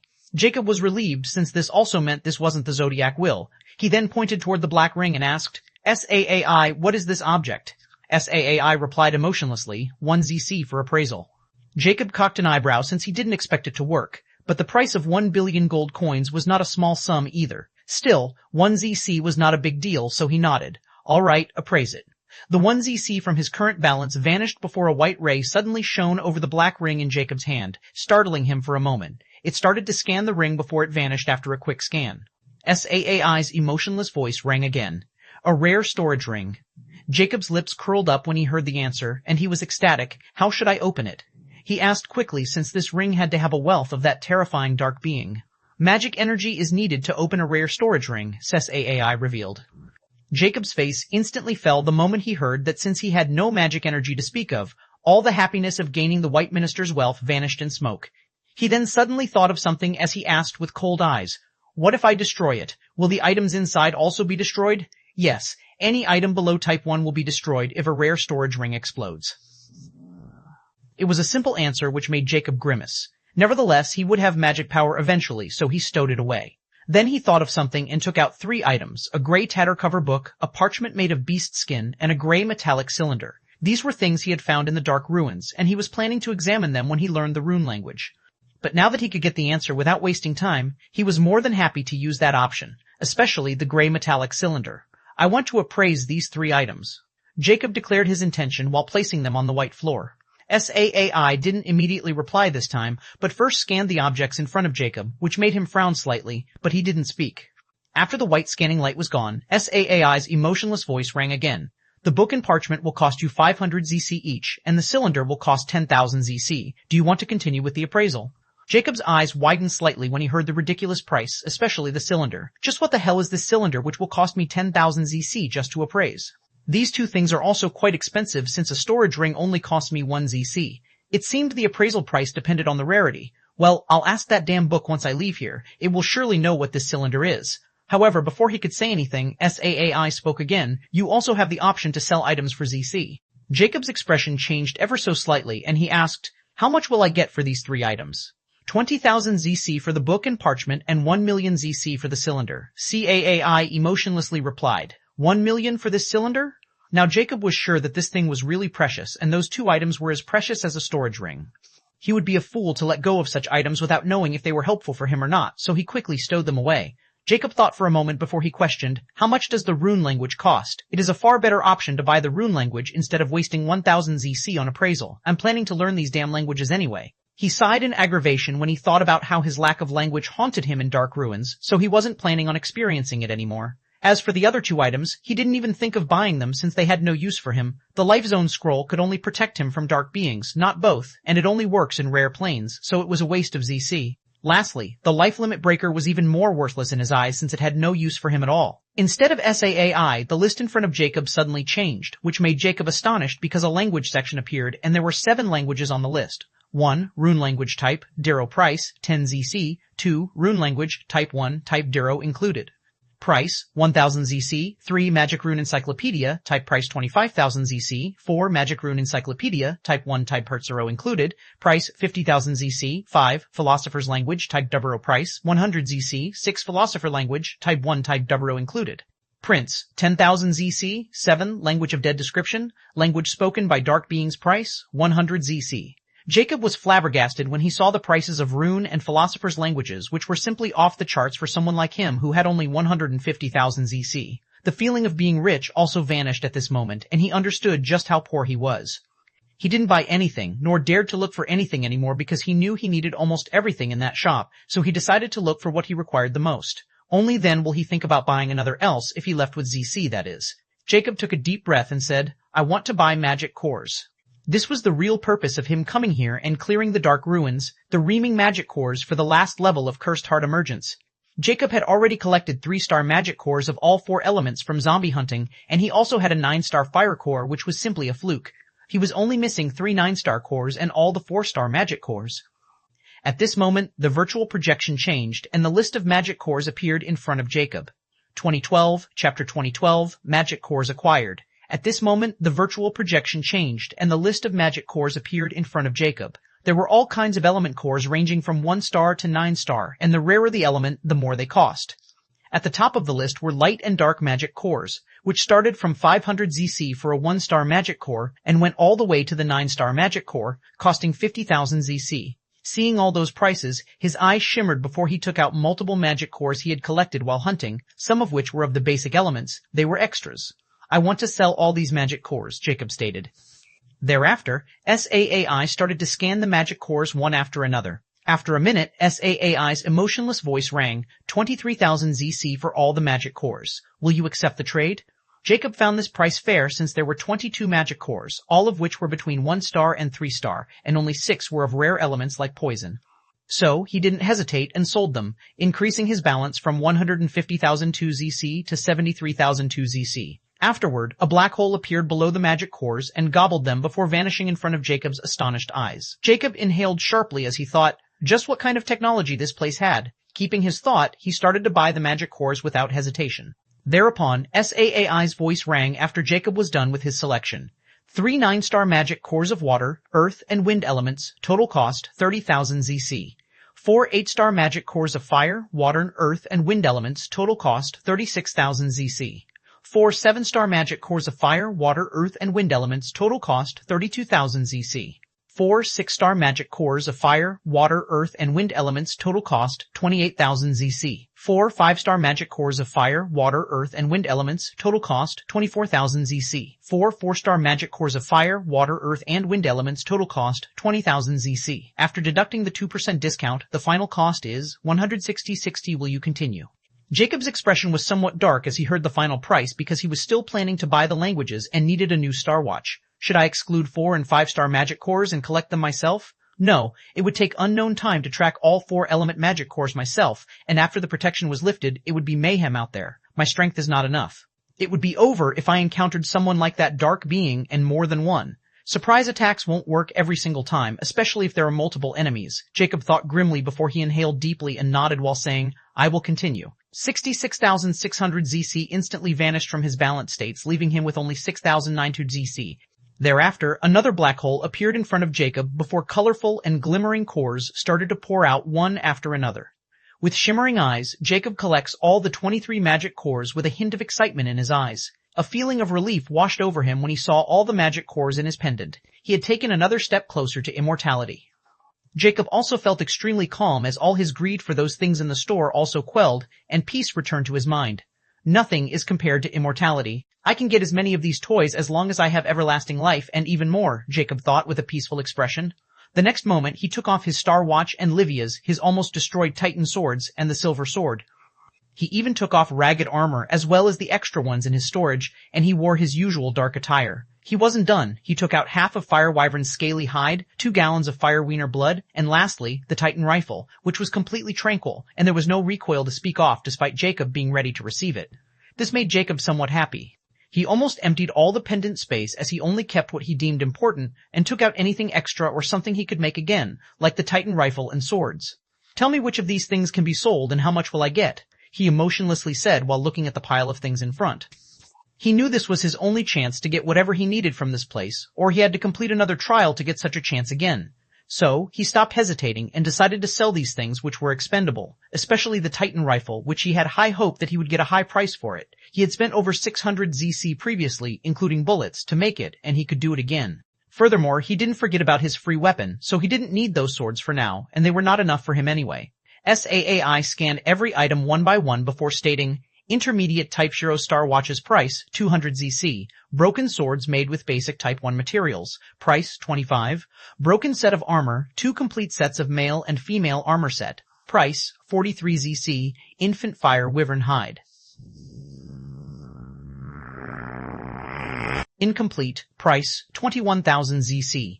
2 gallons of Infant Fire Wiener blood. Price, 100-200 ZC basic Type 2 projectile weapon and components. Price, 1 million basic Type 2 bullets. Prices, 5,000 per bullet. Total bullets, 13. Total price, 65,000. CC, finale price, 111 C 65,000. Will you accept this trade? Now we're talking. Jacob's lips curled up. He expected nothing less from his creation. In contrast, the revelation about the wyvern being only an infant made him astonished and bitter. I accept, he said without hesitation. He now knows that the gun business was as profitable as he remembered it to be, and he knew what he needed to do after getting out of there as well. All the things vanished before Jacob, but his eyes were fixed on the new balance, which was 1,193,370 ZC. Without hesitation, he first commanded to change the list into Star Watches, and he bought the first one on the list, which was an advanced Type 1 Star Watch with a price tag of 100,000. He knew these watches had many valuable functions, and in Zodiac Plains, if one didn't have a star watch, then they were as good as beasts. Furthermore, he needed a high-level star watch to gain access to the Alliance shop's magic-related features, so he knew it was worth the price. A black star watch with like a wristband appeared as it looked extremely ordinary, like a typical rubble wristband. But when Jacob wore it in active EAT, it suddenly covered his arm like a liquid substance, and it was as thin as paper and looked just like black skin. Jacob was astonished when try moving his arm. He was even more surprised as he felt no resistance at all. It was like he was really wearing a thin layer of skin over his arm. Afterward, it got active. All the backup data in his account and his old Star Watch were downloaded within a few seconds as it shone over his arm. Jacob found many functions. He could even activate it while wearing clothes over it through the projection screen function, just like the projection list in front of him. Jacob decided to get familiar with it after he left here since there were some extremely unbelievable functions on it. He then opened the language list again and bought the Type 1 Rune language, Type 1 Magic Rune Encyclopedia, Type 1 Philosopher language, and even the language of dead since it would come in handy if he ever decided to infiltrate the undead army again. This purchase cost him 61,100 ZC, and he received virtual copies of these languages in his Star Watch, which were bonded to his Star ID. He can't sell them or send them to anyone else, or it would be akin to a felony. As for physically spreading it, there was no warning about it. Even if there was any, Jacob wasn't planning to share it with anyone. Then Jacob opened the weapon list, which was divided into mech weapons, and magic weapons which made his eyes shine. He didn't even look in the mech weapons section as he was only interested in magic weapons in the Type 1 category now. Since his Titan rifle was a basic Type 2 weapon, it should fall into the mech weapon category. However, he knew there should be intermediate and advanced ranks above it. This means Type 2 weapons had firepower like Titan Sniper and were even more terrifying. This will also make those weapons unusable for Jacob. He didn't know how they measure a weapon's rank here, but he was pretty sure that the weapons he had never dared to publicize in his old world were common, like vegetables here. So he wasn't afraid of standing out because of his creations anymore. He even wanted to learn more about this world's weapon technology, especially this magic weapon technology. 213, Chapter 213, News Spread. When the magic weapon list appeared, Jacob was astonished as he saw all kinds of cold weapons with magic states. Magic Weapon, Grey King Sword, Advance, Type 1, Magic Qualities, 9-star mana channeling of all basic and rare elements. Cost, 500,000 ZC Magic Weapon, Spider Edge Knife, Advance, Type 1, Magic Qualities, 9-star mana channeling of all basic and rare elements. Cost, 300,000 ZC Magic Weapon, All Element Staff Advance, Type 1 Magic Qualities, 9-star mana channeling of all basic and rare elements. Cost, 700,000 ZC Projectile Magic Weapon, Fire Spitting Gun Advance, Type 1. Magic Qualities, Condensed Fire Element, Magic Bullets up to 9-star. Cost, 900,000 ZC Artificial Fire Magic Bullets for Fire Spitting Gun, 1-star to 9-star quality, 1-star Fire Magic Bullet Cost, 100 ZC per bullet 2, Starfire Magic Bullet Cost, 500 ZC per bullet, 9-star Fire Magic Bullet Cost, 10,000 ZC per bullet cost, 10,000 ZC per bullet. Jacob was flabbergasted when he saw a gun among the magic weapons, and when he saw the details, he was even more astonished. I have no clue that there was this type of gun out there which could condense magic bullets. Furthermore, this advanced Type 1 gun had only a specific element that it could channel, unlike those cold weapons which can channel every rare element. So, to speak, magic weapons are also made with specific elements as well as they are all-rounded. But for projectile weapons like guns, it seemed all-rounded element magic quality couldn't be achieved in Type 1 rank. I need to learn more about these things, especially magic, and get familiar with the technology. This shop is my best shot at achieving this without getting myself affiliated with anyone. Jacob's eyes shone as he started looking for a suitable weapon for himself. He didn't have the magic power to condense magic bullets nor the capital to buy artificial bullets, so he didn't go for any projectile weapon. The cold weapons were his best shot since they could also be used without magic power, and when he had the magic power, he could fully bring out their potential. He had already seen and experienced just how deadly a magic weapon being used with magic power is in his fight with White Minister. There were even magic resistance armors in this shop which also drew his attention, but he was confident in making something like that with the wyvern hide he kept for himself. In the end, Jacob stopped at a point as his eyes shimmered while looking at the item on the list. Magic Weapon, Doom Assassin Short Swords Pair, Advance, Type 1, Magic Qualities, 9-star mana channeling of all basic and rare elements. Mild stealth effect if used with Dark Element. Cost, 1,500,000 ZC sheaths. Cost, 20,000 ZCs. Jacob looked at the pair of short swords with dark gray blades and black hilts with a crystal skull at their bottoms. Without hesitation, he said, I want to use my free weapon chance on Doom Assassin short swords. You have active 1 free Type 1 advanced weapon privilege, SAAIs emotionlessly declared. Thereafter, a pair of exquisite short swords were delivered. Jacob took the sword, and he was astonished because they were not light but heavy, probably over 1 ton.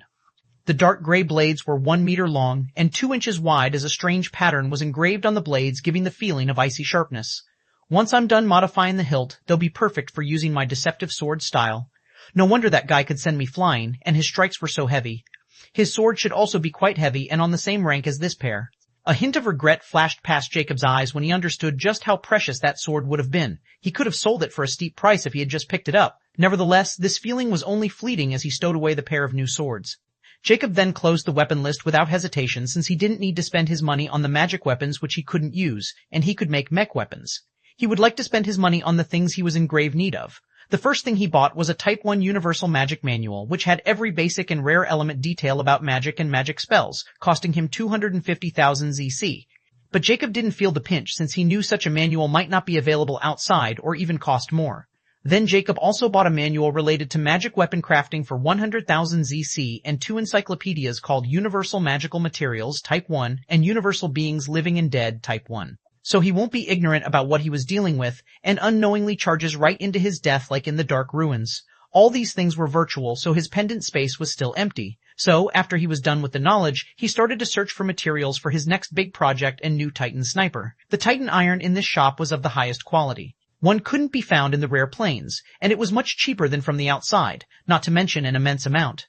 There were other materials he wasn't familiar with, but they were even more expensive than advanced Type 1 Titan iron, like ice crystal steel, which cost 100 ZC for 1 gram, or bloodstone ore, which cost 500 ZC for 1 gram. In comparison, the Titan iron was 20 ZC for 1 gram only.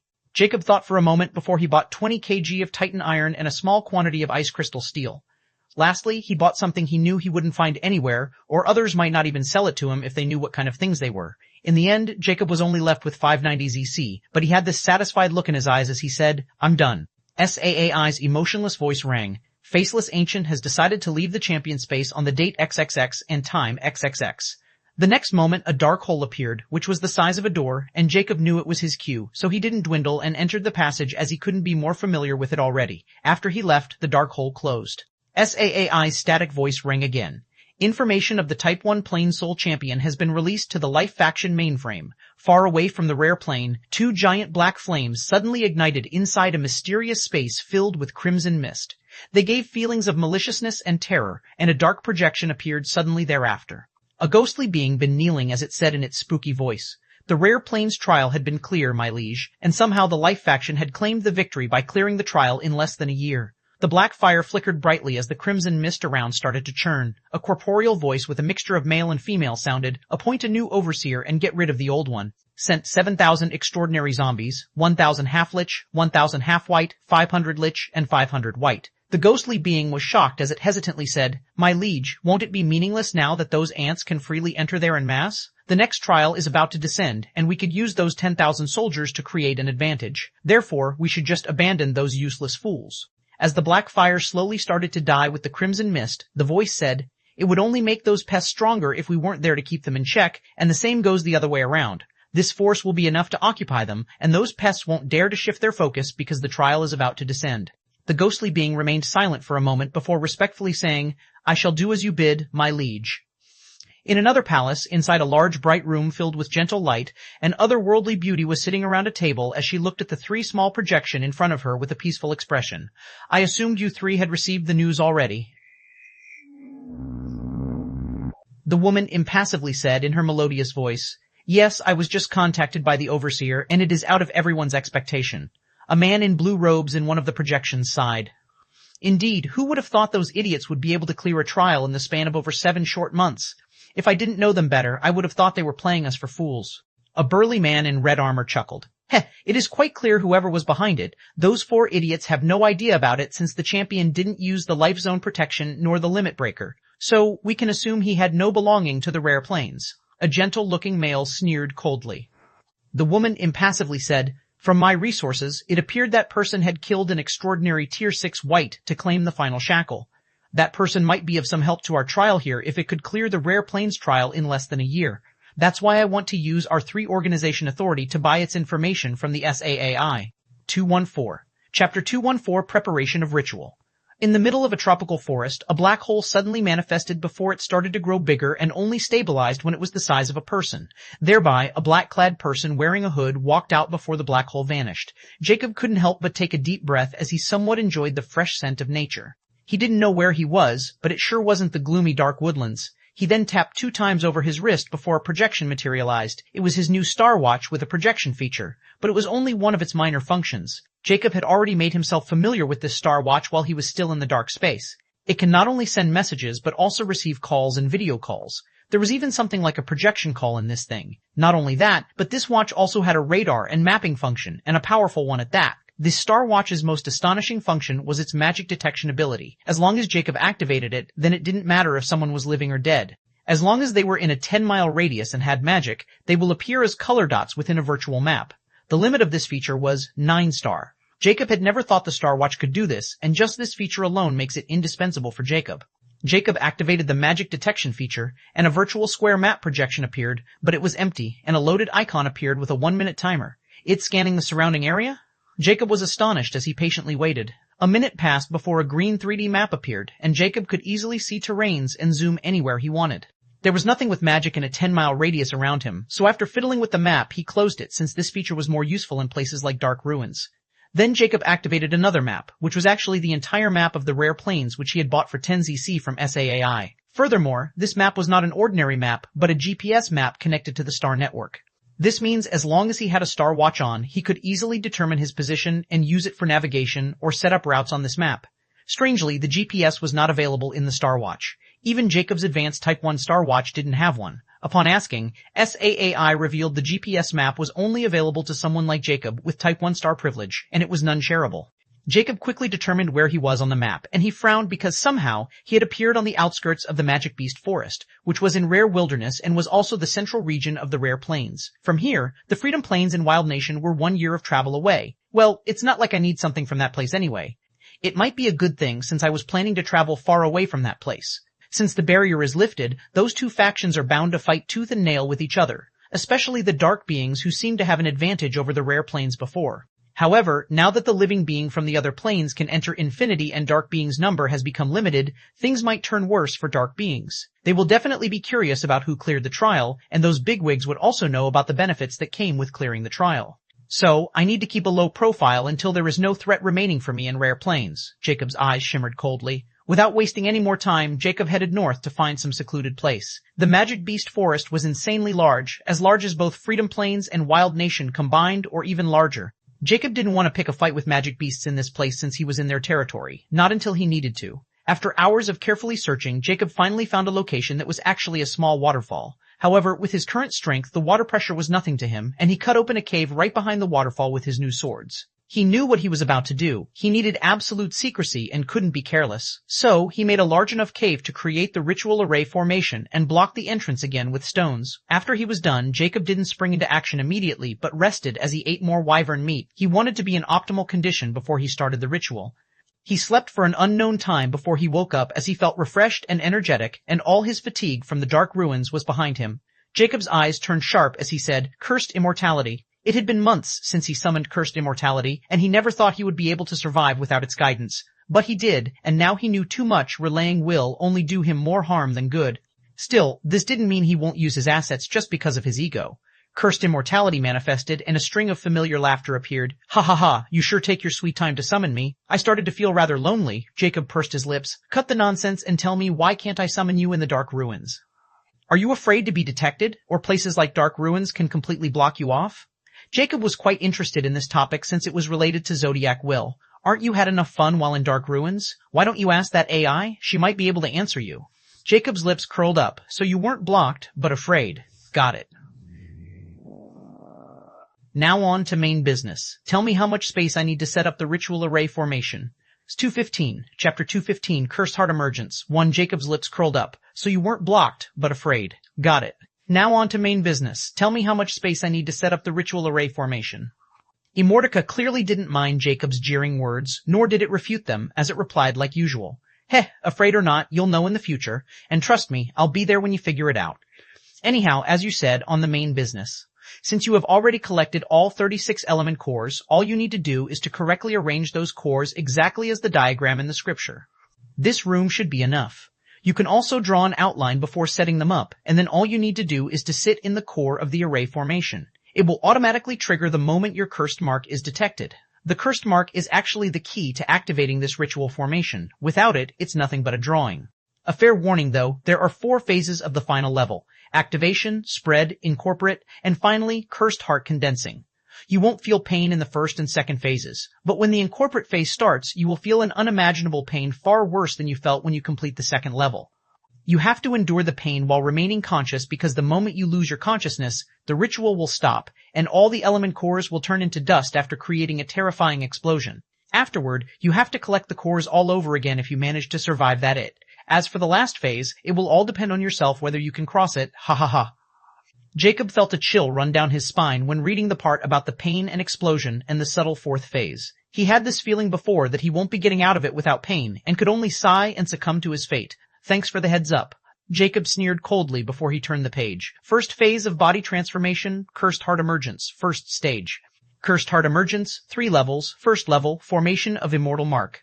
Inside the Modify Heart complete, second level, turn Immortal Mark into Cursed Mark complete, third level, Cursed Mark into Cursed Heart description. 1. Collect 4 primary elements: fire, water, earth, wind element, cores magic core from 1 star to 9 star. Fire, 999, water, 999, earth, 999, wind, 99 description. 2. After collecting all 36 element core, create the following ritual array formation. Decryption. 3. Sat in the middle of this ritual array formation. Completion of this stage will cause agelessness of heart. Jacob opened the ritual array formation diagram, which was in the shape of a large pentagram, and within this pentagram were triangular points. All he had to do was to arrange the cores as described according to the diagram. There were even magic core elements and levels described on each point, so there wasn't any room for error. Jacob quickly sprang into action as he first drew the outline of the diagram on the cave floor, and then carefully started to place the element orbs, one after another. The dark cave was lit in colorful lights at this moment as a thick element aura filled the air. With shimmering eyes, Jacob looked at the empty center within the colorful cores, and he knew the moment he sat there, the ritual would start. "This is it, right?" Jacob questioned sternly. "Yes, there is no error. Now hurry up before those low-level element cores run out of element power and oh, don't die. I don't want to be in this cave," Immortica wrote. "Humph," Jacob sneered coldly before his clothes started to vanish from his body. He was now completely naked, and only the infinity pendant remained around his neck. Jacob then approached the center of the ritual array formation and sat down.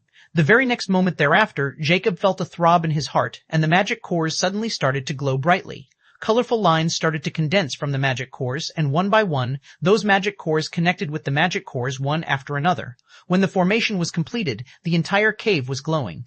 However, Jacob's expression was rigid because the moment the formation was active, he felt like he was stuck in his spot as he couldn't move despite trying. The circle where Jacob was sitting started to light in all kinds of light at this moment before those multiple lights started to eclipse each other until nothing but the black color was left. Jacob felt palpitation in his heart as he clearly felt a dark coldness start to seep into his body and slowly cover every inch of his immobilized body. His calm heart suddenly started to race, and he had no control over it whatsoever. Thereafter, Jacob clearly feels the coldness in his body start to gather within his heart as the formation shines brightly. Soon, Jacob's entire body felt icy. He even imagined himself being frozen slowly, but he didn't lose focus since he knew this was just the beginning. Within Jacob's body, a dark infinity symbol was shining in a dark sheen as it was slowly getting inkier. Most importantly, it was spreading, covering Jacob's crimson heart in its inky black color from the inside out. The more the cured mark spread, the colder Jacob felt. He had never thought when Immortica said the first and second phases were not painful, it meant they were even worse than pain. Because if this coldness kept increasing, he might lose his mind before he could endure any pain. But the strange thing was there was no sign of freezing, and Jacob could also see this, so he told himself that it was merely an illusion and endured. However, when an hour passed, Jacob felt like he was sitting at the bottom of an icy lake and he couldn't even move. His breathing was heavy and he couldn't feel his body or heart at this moment. But everything changed when the third phase started. Su 216, Chapter 216, Cursed Heart Emergence 2. Jacob's skin was as pale as a corpse. He had lost all the feeling in his body as he was barely conscious, and his vision was blurry. He never thought he would succumb to the freaking cold of all things, and he had this feeling that this wasn't even really cold. It was the strange energy seeping from the ritual array formation. Right at this moment, when Jacob was almost on his limit, a warm current suddenly spread from his heart. If he could look at his heart right now, he would be shocked because his heart had turned inky black. A strange crimson sheen started to emerge over his heart, and with every beat, this crimson sheen was covering his blood vessels. Jacob was completely indulged in the warmth spreading in his body, and his pale skin regained a rosy luster. However, Jacob abruptly opened his eyes when he felt the temperature rising. His eyes dilated when he saw himself engulfed in a crimson sheen. Before he could figure out what was happening, his eyes suddenly went wide, so wide they were almost on the verge of breaking out of their sockets. At this moment, Jacob's black heart slowly started to twist, and Jacob could feel every moment of it as he wanted to scream, but his body was utterly immobilized except for his eyes. The ritual array formation suddenly started to turn crimson from colorful and strange glyphs surfaced within the formation. It was the start of the third phase, but Jacob didn't even notice the huge change in the formation because his eyes were completely bloodshot. He could feel his heart kept twisting. The strangest thing was there was no blood or anything, but just pain, a pure, unimaginable pain. I can't take it, no, I need to remain conscious or it will be over. I will not be going to die again, never. Jacob started a mental war with himself. A part of him wanted to give up because of the pain, and a part of him wanted to fight. Jacob didn't know how much time had passed, but for him it was forever. But the pain was only increasing, not lessening. In reality, only 10 seconds had passed since his heart started to twist. At this moment, his heart didn't look hard at all as it was completely twisted and still wasn't done. Furthermore, the pretzel of the heart didn't affect any other function of his body as everything was working like nothing was happening. Even his blood flow wasn't disrupted. As his heart continued to twist, Jacob was on the verge of instantly. But he didn't lose consciousness as he had already decided to remain conscious at the expense of his sanity. If it was what he had to pay for immortality, he will pay it. As more and more crimson energy poured into his heart, it continued to twist further and faster without breaking or damaging. The heart continued to twist and compress until nothing was left of it but a twisted 1-meter-long thread, completely detached from his blood vessels. The only thing keeping Jacob alive was the crimson energy that was keeping his nervous system running. Jacob didn't even feel anything anymore as his eyes were completely blank despite being wide open as he was staring at the void. The black thread, which was also Jacob's former heart, suddenly started to bend and took the shape of 8, which was the shape of the infinity symbol. The moment the infinity symbol was complete, a dark mist was released from it before it started to mend the symbol, before nothing but a smooth infinity symbol was left without any flaws. The infinity symbol was as large and wide as his heart, and it remained in his heart's place just like any normal heart. The very next moment, all those detached blood vessels started to magically connect to the black infinity symbol under Crimson Energy's guidance, only after another. The final phase had started. But Jacob was still staring at the void with a blank look on his face, despite the pain already being over. Suddenly, the crimson formation started to change color again and slowly turned black, and the glyphs also began to change. This time, those glyphs didn't provide any energy, but they slowly started to move toward Jacob like ants and crept over his body. There were 36 black glyphs that were moving over Jacob's body and slowly making their way toward his chest, toward his heart. As the glyphs were leaving their place, the formation also started to dim down from point to point, leaving nothing but the dust of magic cores behind. At this moment, clarity returned to Jacob's eyes. He was in a daze because he wasn't sitting in a dark cave, but he found himself sitting around a large table filled with all kinds of delicious foods. 3 boys were sitting on his left side while a gorgeous woman was on his right side. "Why are you not eating? Is there something wrong?" the beautiful woman asked in a gentle tone filled with love and concern. Jacob snapped out of his daze as he turned his cold eyes toward the woman, and shock surfaced as he blurted, "Who are you? What are you talking about? I'm your wife." The woman replied with concern, "Do you need me to call the doctor? You're not behaving like yourself?" Jacob couldn't help but look at the woman with uncertainty and called with doubt, "Hope? Did your brain finally give up after you used it for all that research? You even forget about your dear wife?" Hope pursed her lips. "Hee, Dad is acting silly." A little boy around the age of 3 or 4 laughed frivolously. Hope couldn't help but giggle before he lovingly chided the boy, "Little Zany, don't be disrespectful, or your grumpy dad will ignore you again."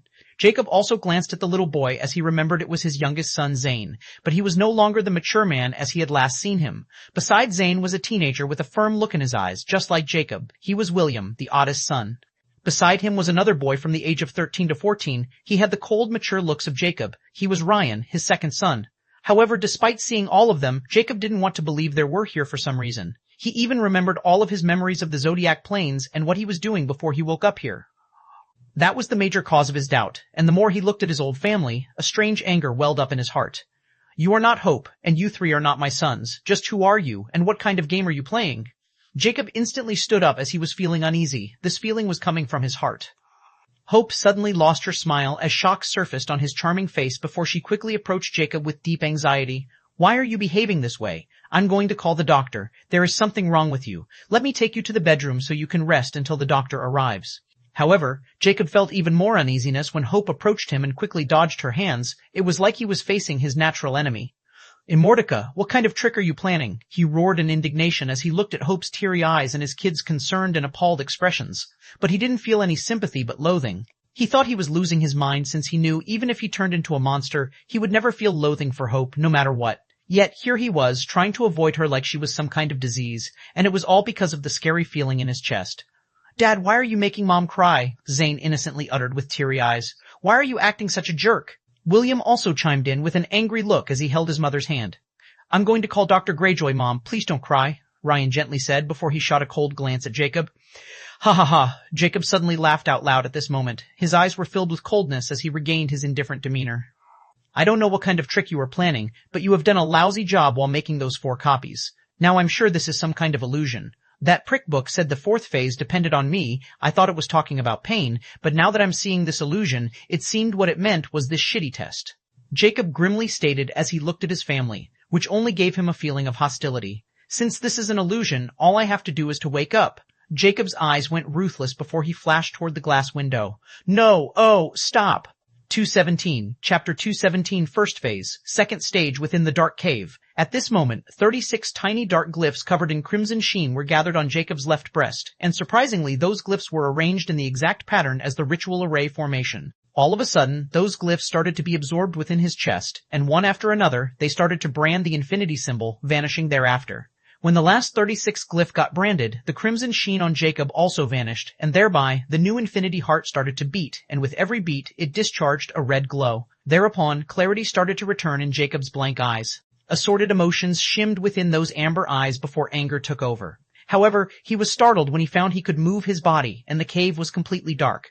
Before he could investigate the situation, he felt his entire body sour. A sudden feeling of emptiness and exhaustion washed over him, and his eyes turned extremely heavy. He wobbled a bit before he fell backward, and without realizing it, he was sound asleep. Immortica's impetuous, eerie voice suddenly rang. "Heh, this ought to do it. All, oh, oh, all, oh, oh, oh, oh, oh, After an unknown time, Jacob's eyelids trembled before they were opened, revealing his confused eyes. Rumblingly, he was caught off guard by powerful rumbling in his stomach before he felt extreme hunger wash over him, which was as terrifying as he remembered it to be. He quickly picked himself up but was shocked when his hand literally pushed into the stone floor like it was made out of wet clay. "My strength has increased." Jacob's eyes shimmered as he was using exact same force he was used to before. He then controlled his strength again before he was able to pick himself up, and without wasting time he started eating the wyvern meat. But he was soon astonished when he found the meat no longer gave the feeling of burning his internal organs, nor could he feel the fiery energy within anymore. There was nothing but gentle energy flowing throughout his body within his body at this moment, and the speed of digestion was far faster than before. It was as fast as when he consumed a rare tier of meat. Don't tell me I need a terrifying amount of energy again to make my body compatible with my heart again, just like in the injection process. Jacob grimaced as he thought about it while eating. The more he ate, the more he knew it was likely to be the case. Because the hunger was slowly getting subdued, but it wasn't anywhere near quenched, despite him eating over 5 pounds of wyvern meat, which was enough to keep him functioning for weeks before. Still, Jacob didn't stop, as he could visibly feel it getting stronger with every passing second. He also noticed that his eyesight was getting better and better as he could now vaguely see in the dark cave, and his hearing and other senses were also increasing. The strangest thing he noticed was his heart because, for some reason, his heartbeat had changed, and it was simply too vague, and his control over his heart rate somehow reached a terrifying level. Because after he tried, he could completely stop his heartbeat with a thought, but for some strange reason, his blood flow wasn't disrupted, and he didn't feel any danger despite his heart getting stopped. He could even breathe normally, which was completely abnormal. It was like his heart was a completely different organ of his body which was now completely under his control. The scariest thing that had changed was the fluid acceleration because Jacob could now enter in 7x acceleration and exit it within a second. Just what if change had happened to my heart?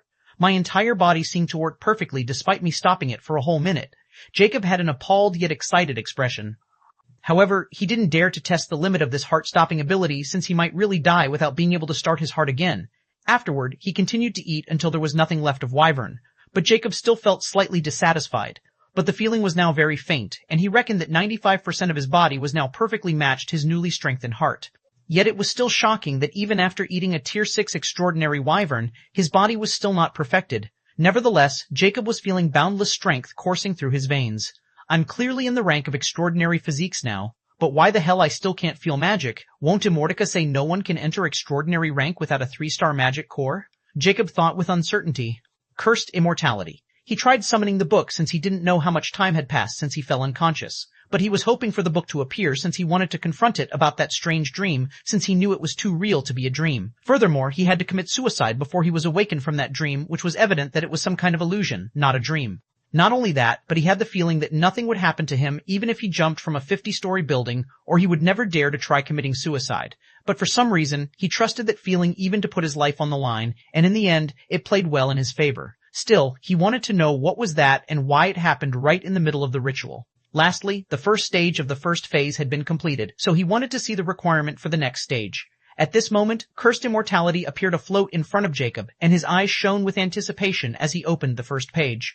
Cursed Immortality, Cursed Immortal Physique, 9 phases. Current phase, first phase, body transformation, stages of body transformation. 3, first stage, cursed heart emergence, compete. Second stage, cursed blood condensing current. Third stage, compete. Second stage, inheritor, Jacob Steve, current phase. First body transformation, first stage progress, complete. Second stage progress, complete. Second stage progress, 0%. In internet, Jacob squinted his eyes when he saw the new stage, first heart and now blood. Well, it won't be too painful as the heart, at least I hope so. But when his eyes fell on his lifespan, happiness filled his heart, 250 and all youthful. Is this the effect of completing the first stage? Whichever the case was, Jacob was thrilled to see his lifespan increasing, which was all he wanted. He felt all his suffering was worth it. Jacob then quickly flipped the page to see the cursed blood condensing stages requirements. First phase of body transformation, cursed blood condensing. Second stage, cursed blood condensing progress, D0000%. Description, convert your blood into cursed blood until it reaches 100% completion by absorbing the heart blood of legendary beings or their decedents. Completion of this stage will result in 500 years of lifespan, legendary beings' heart blood or their decedents. I should have seen this coming. Jacob pulled a bitter smile when he saw the requirement. Although this stage didn't have any levels since something called a legendary being was involved, Jacob knew this stage was going to be even harder than the first one. He then flipped the page before his expression turned frosty as he said, "Before the explanation at this stage, I want to know what that dream was, and don't even try to pretend you have no idea about it." "Oh, is there something wrong? I clearly have no idea what you are talking about," Immortality wrote. Jacob frowned. "I fell into an illusion where I see my old family, but somehow my heart told him they were not real, and I should just die to escape that place before it was too late. I know you knew something since you said the fourth phase will depend on me, so stop pretending and out with it." Jacob won't believe for a second Immortality didn't know what it was. He knew this book was like an omniscient existence, hiding terrifying secrets. However, Immortality still denied it. That might be some sort of dreaming effect you experience because of the pain. Still, I'm shocked you have the guts to commit suicide, ha ha ha. Jacob gnashed his teeth since he knew it was impossible to make this book talk, so he could only drop the subject. But a seed of doubt had been planted within his heart, which won't go away no matter what. He then inhaled deeply before he asked, "Then what's the deal with my heart, and why can it be stopped while my body works just fine, and what's the limit? Lastly, how strong am I?" "Before that, I have good news for you. Just like before, after you complete the first stage, my summoning time has been increased from 1 hour to 3 hours. Lastly, the Infinity Pendant's 10 cubic meter space has been increased to 25 cubic meters. 2018. Chapter 28. Legendary rank Jacob wasn't surprised at all since he had already noticed the change in the Infinity Pendant when he accessed it for the meet. As for the increased time in Immortality, it was also quite good since it could easily track down hidden enemies around him accurately. He didn't trust the Star Watch scanner completely. I started to miss your expression a little. Immortality wrote about seeing Jacob remain indifferent. Jacob merely sneered. "If you have time for this nonsense, why don't you answer my questions?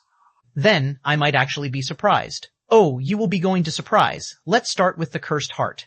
Your current heart is no longer the heart you're familiar with. Its shape, structure, functions, and purpose had been completely changed after you completed the first stage. Firstly, your heart cannot age any longer, which means it would never weaken no matter what, and as a result, you will naturally experience some changes in your body. Your heart, in particular, is no longer just for pumping blood or keeping you alive. It is a new organ that has all the functions of your heart, as well as some that transcend it. Like you just experienced that you can stop your heartbeat but still can breathe, as well as your blood flow also won't get affected by it. This is also one of the perks of a cursed heart. Most importantly, a cursed heart is the foundation of the cursed immortal physique, and without it, you won't be able to move forward in the scripture. You could say it was one of the biggest hurdles on your way to immortality, Immortality wrote. Jacob's eyes shimmered with a hint of ecstasy when he read to this point. Immortality continued, "As for its limit, it has had virtually none, but this didn't mean your other body part would be able to handle it. That's why your lifespan is only 250 years right now. It is the actual limit of your body." So aging is no longer your concern.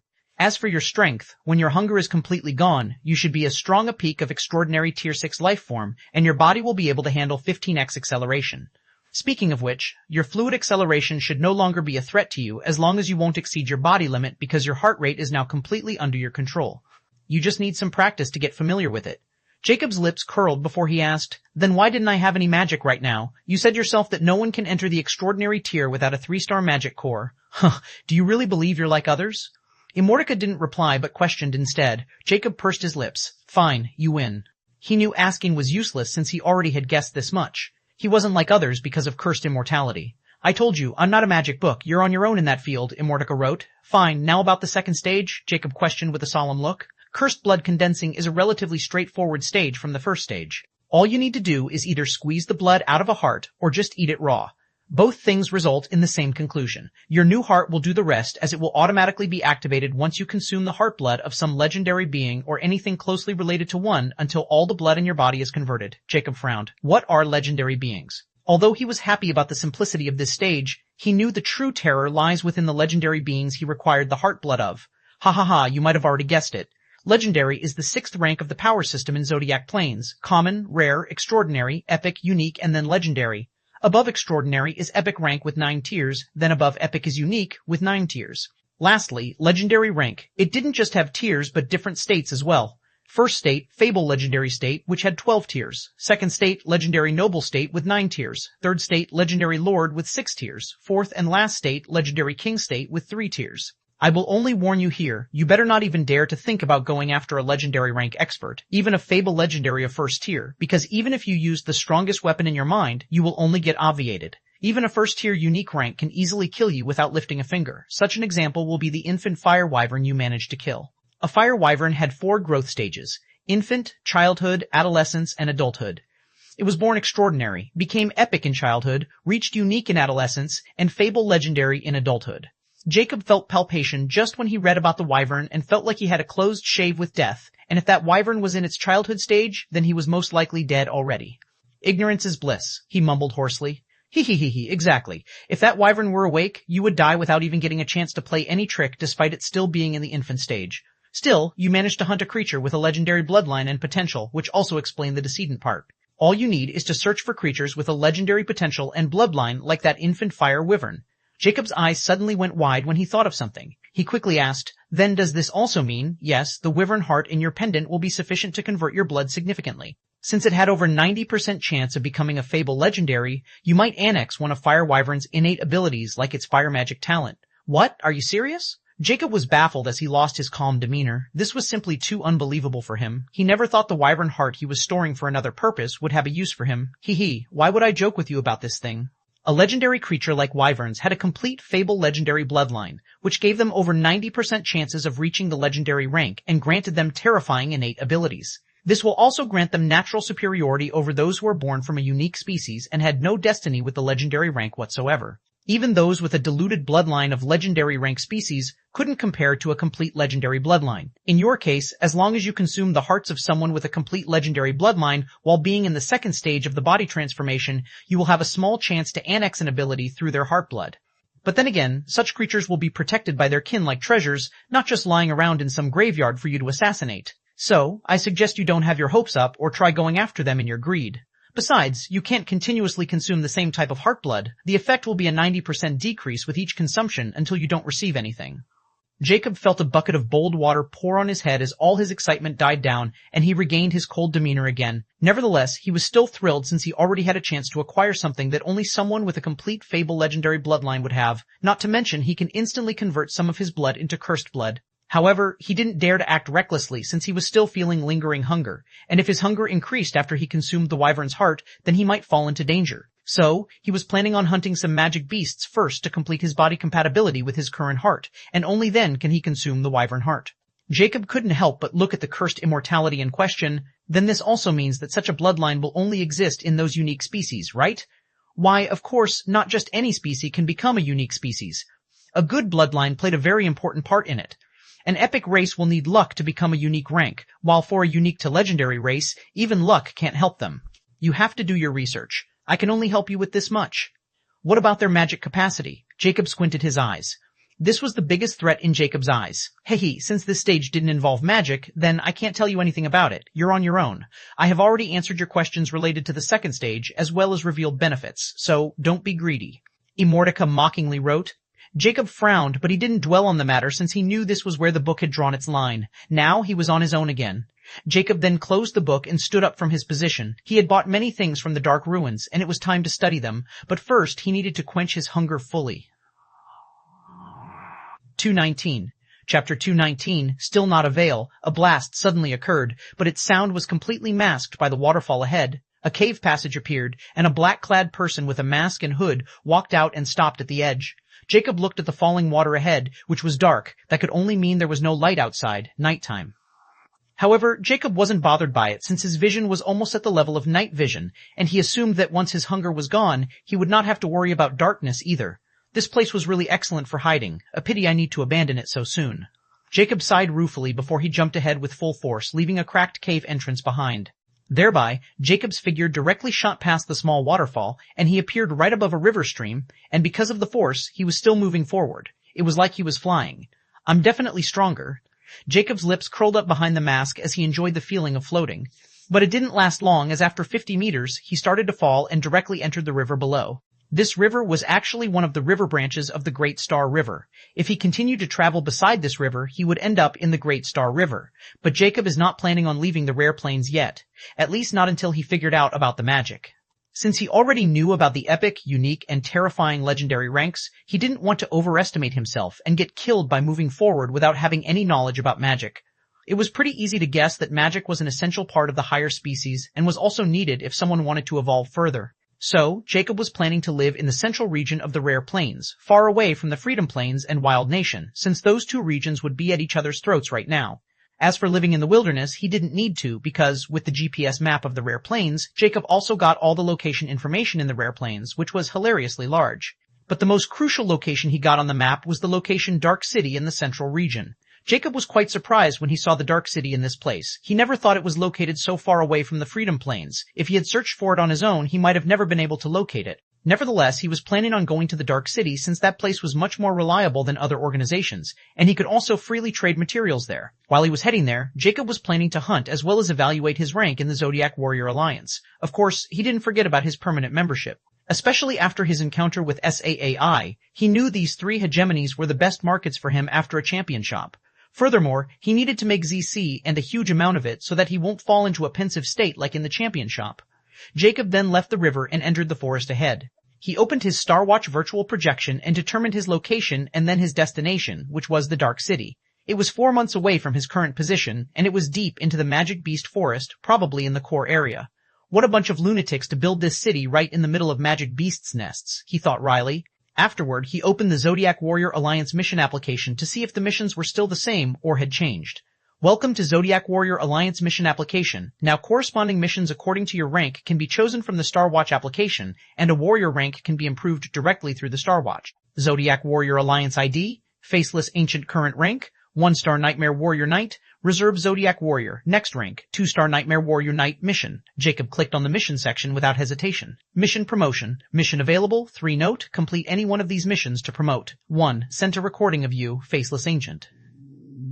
Your Nightmare Night Fighter or Magic in Nightmare Warrior Arena. Reward, rank promotion, 10 ZC, A1 star rare fighter skill star recording. Note, only recordings taken with this application will be accepted. 2. Sent a recording of you Faceless Ancient killing a rare tier 9 beast. Reward, rank promotion, 5 ZC, A1 star rare fighter skill star recording. Note, only recordings taken with this application will be accepted.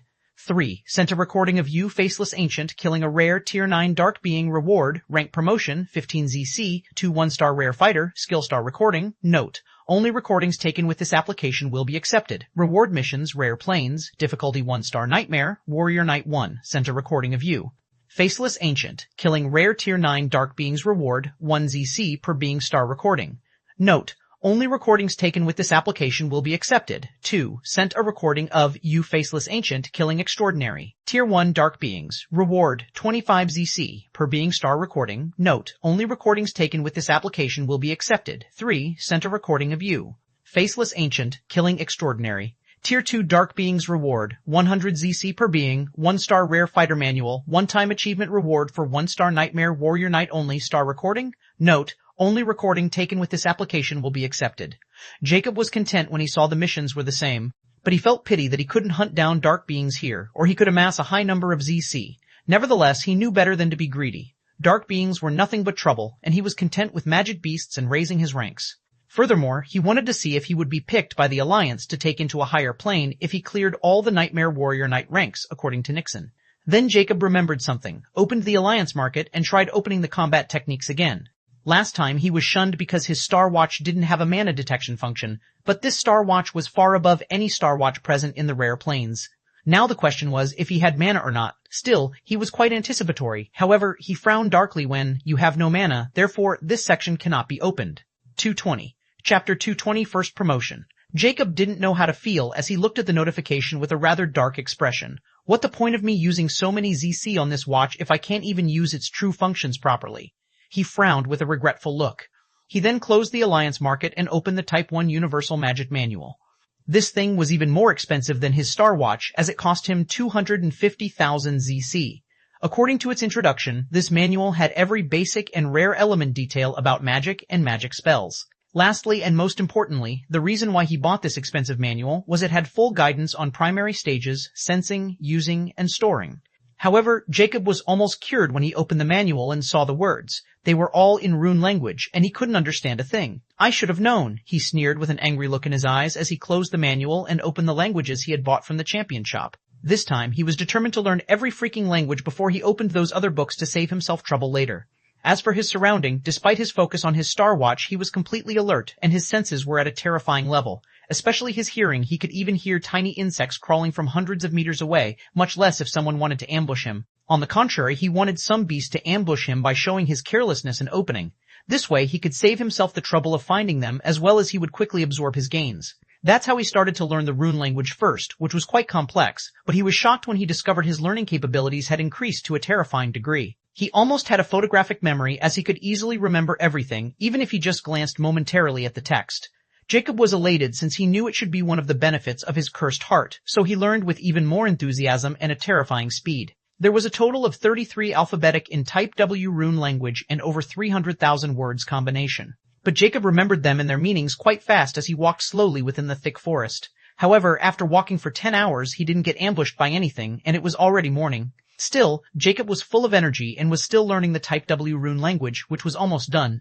Jacob was quite astonished after he was done with the Type W rune language. He also discovered that the once foreign words he had seen in the dark ruins were now comprehensible, especially the riddle in the second secret room. Dignity is nothing before love. So, that's what it meant by those words, huh? What a strange way to put it. Still, I don't know what to do without knowing the answer to those riddles beforehand. He smiled wryly. Still, he was astonished since he could easily understand those words after learning just the Type 0 rune language. Previously, he thought that he would only understand the language in the Dark Ruins after he learned the Type 1 part, but he seemed to have misgiving about the Type 0 and Type 1 ranks. Could it be the Type 0 rank represent anything under the ranks of common and rare, while the Type 1 is extraordinary or even epic? Jacob mused with shimmering eyes. Without wasting more time on mulling, he opened the Type 1 part of the rune language. He knew the answer to his question lay within the materials he already had. Because if this was true, then those Type 1 materials were not rare but extraordinary. Jacob was under the impression that Type 1 rank was for rare and only Type 2 rank should be for extraordinary, which should be normal since there was a Type 0 that easily could be synonym with the common rank. But if his new conjecture was true, then Type 0 could be equivalent to common, rare ranks, or even extraordinary. But the chance of extraordinary being included in the Type 0 rank was almost null because it would be too unbelievable since then Type 1 be the epic rank. This was the rare planes, so just the extraordinary rank existence was abnormal here, much less the epic rank. In Type 1 rune language, there are 66 new words and over 3 million words combination, which is a lot for anyone who wants to learn a new language and does not have a good memory or comprehensive ability. But for Jacob, it was only slightly challenging but not difficult as he annexed the information like a bottomless abyss. Unknowingly, Jacob had been walking for 4 days, and he was already deep in the outer region of the Magic Beast Forest. At this moment, Jacob was still walking while completely focused on the projection over his wrist, and he was still avoiding any trees in his way without looking.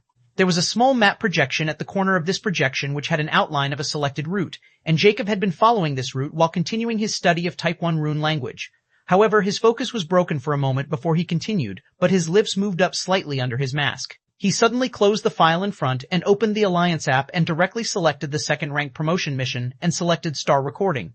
The projection on his wrist instantly vanished, and he knew the recording had been started.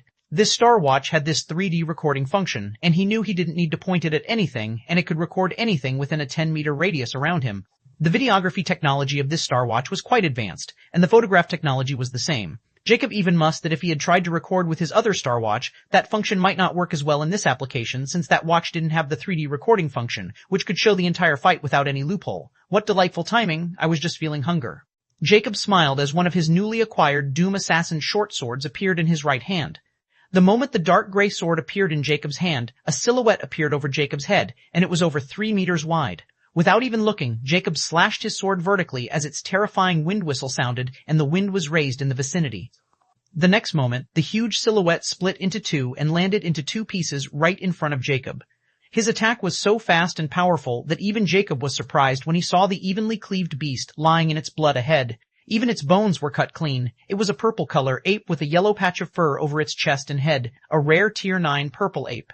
Jacob identified the beast but then frowned because a purple ape didn't have anything remotely yellow on its skin. Still, he decided to stop the recording and try sending it back and see what happened. Because he was sure that this ape was at least tier 9 rare rank since it was able to sneak on him within a few seconds after he detected its movement 500 meters away. Jacob was going to start gutting the beast since he thought it would take a while before he received some kind of reply from the Alliance. But he was baffled when his Star Watch vibrated after 10 seconds he sent the video. Your promotion video recording has been verified. You have killed an extraordinary tier 2 purple vial ape. Reward 1. Rank promotion to 2-star Nightmare Warrior Knight. 2. 100 ZC. 3. 1 2-star rare fighter skill. Available missions has updated. How efficient? He clicked his tongue and had to admit that the Alliance was really worthy of its title as the strongest hegemony among the 3. Jacob then checked his new missions, which were changed according to his rank. Zodiac Warrior Alliance ID, Faceless Ancient current rank, 2-star Nightmare Warrior Knight, Reserve Zodiac Warrior next rank, 3-star Nightmare Warrior Knight mission. Jacob clicked on the mission section without hesitation. Mission promotion. Mission available. 3 note. Complete any one of these missions to promote. 1. Sent a recording of you, Faceless Ancient. Defeating a 3-star Nightmare Knight fighter or magic in Nightmare Warrior Arena. Reward, rank promotion, 100 ZC, a 2-star rare fighter skill star recording. Note, only recordings taken with this application will be accepted. 2. Sent a recording of you, Faceless Ancient, killing an extraordinary tier 1 beast. Reward, rank promotion, 50 ZC, a 2-star rare fighter skill star recording. Note, only recordings taken with this application will be accepted. 3. Sent a recording of you, Faceless Ancient, killing an extraordinary, tier 1 dark being. Reward, rank promotion, 50 ZC, 2 2-star rare fighter skill, star recording. Note, only recordings taken with this application will be accepted. Reward missions, rare planes. Difficulty 2-star Nightmare Warrior Knight 1. Sent a recording of you, Faceless Ancient, killing extraordinary tier 1 dark beings. Reward, 1 ZC per being star recording. Note, only recordings taken with this application will be accepted. 2. Sent a recording of you, Faceless Ancient, killing extraordinary, tier 2 dark beings. Reward, 50 ZC per being star recording. Note, only recordings taken with this application will be accepted. 3. Sent a recording of you, Faceless Ancient, killing extraordinary, tier 3 dark beings. Reward, 100 ZC per being, 2-star rare fighter manual, one-time achievement reward for 2-star Nightmare Warrior Knight only, star recording. 2221, Chapter 2221, Rune Artificer Jacob sat around a large bonfire as he skewered the entire purple vial ape while he continued to study the last part of the Type 1 rune language. By the time the meat cooked, Jacob had closed the virtual file and sighed with a hint of astonishment as he mumbled, "What a profound language. I can't imagine there might be a Type 2 rank of this language." Jacob had now mastered the entire Type 1 rune language, and he mused he wouldn't fall into trouble with the rune language anytime soon. Not while he was in the rare planes, at least. He wanted to start the Magic Rune Encyclopedia right away, but his stomach was in his way, so he decided first to eat and hopefully end the hunger with this meal. After all, this was still an extraordinary Tier 2 magic beast. Within half an hour, there was only a pile of bones left, and Jacob had this satisfied look on his face while he felt unimaginable power running through his body. Jacob was no longer feeling any lingering hunger as it was now completely gone, and he was at least 10% stronger than he was half an hour ago. He also felt a strange calm feeling in his chest, like nothing could go wrong no matter what. He then suddenly remembered something as he opened another special feature of this Star Watch. It was called the Life Force Scale. From its introduction, Jacob found that this Life Force Scale was actually an advanced version of the Bloodline Scanning Scale device and far more accurate than it. but he wasn't able to activate it since it needed a connection with the star network to function. Now that he was probably at the pinnacle of the rare planes, he wanted to measure his prowess as well as test this life force scale accuracy. From his own understanding, an extraordinary Tier 6 should have 6 kiloton of pure physical force, but he had no way to measure it. At this moment, the function got activated. Establishing a connection with star ID detected. Type 1 ID detected, Faceless Ancient. Faceless Ancient has been granted free access to this function in Type 1 category. Anything exceeding Type 1 will be charged with ZC, and a similar device will be needed. Current device limit, Type 1. Do you want to continue with scan limit Type 1? Jacob cocked an eyebrow. This thing charges ZC for each use? More importantly, it seemed my star privilege had other uses that I'm unaware of. Jacob then pressed to continue. Since this thing charges ZC, then he was sure it wouldn't be as disappointing as those devices. Thereafter, the display suddenly turned light green, as well as his entire star watch, before he suddenly felt a gentle current generated on his arm, and the next moment it spread over his whole body. Jacob was astonished, but the current vanished as soon as it appeared, and the star watch stopped glowing greenly. Soon, a list showed on display. The life force analysis has been completed. Life form, life species, unknown, in Type 1 category. Life form bloodline, unknown, in Type 1 category. Life form sex, male used life force age, 29 years, not accurate. Reaming life force lifespan, over 200 years, not accurate. Life force strength, life force rating, extraordinary Tier 6. Magic force, non-physical force, 9 physical force, 999 kiloton. Blood force, 999 extraordinary. Jacob didn't pay attention to his species or bloodline since he was already numb to seeing unknowns there. But he was quite astonished when he saw the Star Watch could easily estimate his lifespan. Even though it wasn't accurate, it was very close. His strength, however, came as a surprise because if this was true, then he was far stronger than any extraordinary Tier 6. As for the blood force, he was clueless about it like the last time. The blood force represents an individual's bloodline potential. Typically, an individual blood force never changes as everyone is born with it, and the higher the blood force, the more likely the bloodline potential. However, this didn't mean the blood force was static and couldn't be changed. For example, the limit break, when someone breaks into a higher level, it's supposed to be one of the ways to increase the blood force. Anyone was under 10,000 blood force had a common rank bloodline. In comparison, a species with a rare talent level will have a blood force between 10,000 and 9999.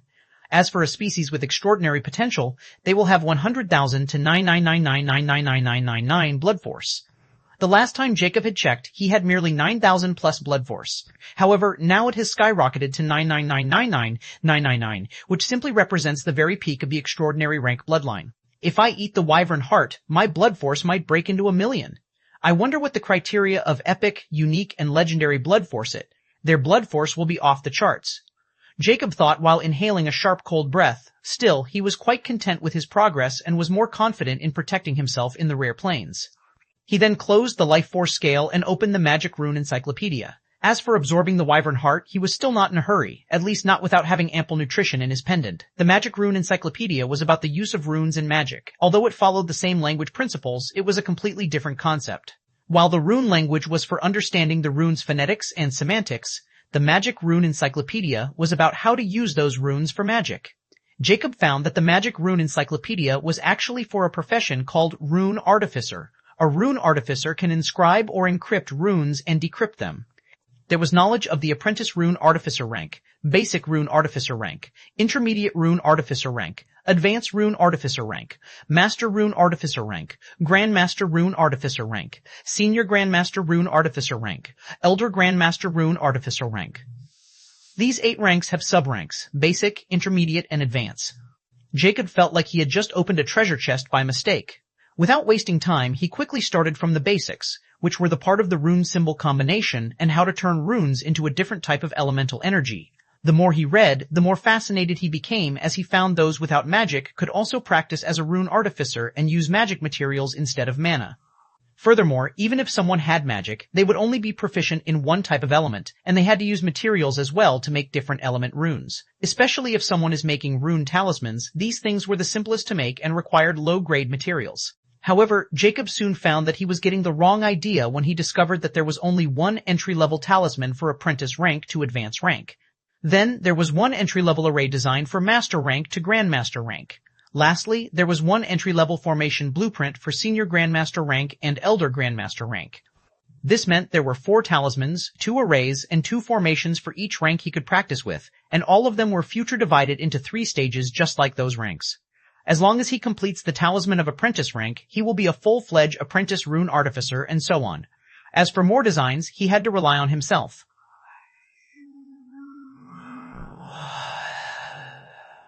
He finally understood that he had just come out of the champion shop without even exploring the true merchandise there, which was quite regretful. Still, he was more than content with this much, and he wasn't worried about not having anything else to practice with since there was still an unknown array of parchments sitting in his pendant. So, he started to remember everything and then practice later. It will be easier this way. Jacob then starts his journey like before as he walks toward the Dark City while learning the way of a rune artificer with solemnity. However, on the second day, Jacob was disturbed, not because of some beast attack, but because his star watch vibrated abruptly, and a notification appeared at the screen corner which made him frown. Might of Destruction wanted to send you a projection call.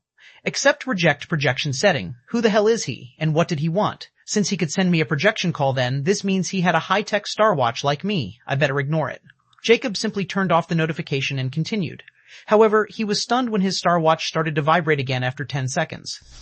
This time, the same notification rang, but with an extra note which made Jacob's eyes winded. Might of Destruction wanted to send you a projection call. Accept, reject projection setting. Note, Might of Destruction has used star privilege to send an unignorable call request. Might of Destruction. Star privilege is higher than you, faceless ancient. Notification can't be ignored. Star ID can't be blocked. Jacob was frozen on his spot. Someone with at least Type 2 star privilege is contacting me. C222, Chapter 222 Might of Destruction. Jacob was vigilant when he guessed the possible background of this Might of Destruction. Why would someone with such an identity contact me? Now how did he get my ID name, and from where? The more he mulled over it, the more confused and apprehensive Jacob felt. In the end, Jacob decided to accept the call before he made his watch's projection setting blurry black. He didn't even want to show his masked face to whoever this person was.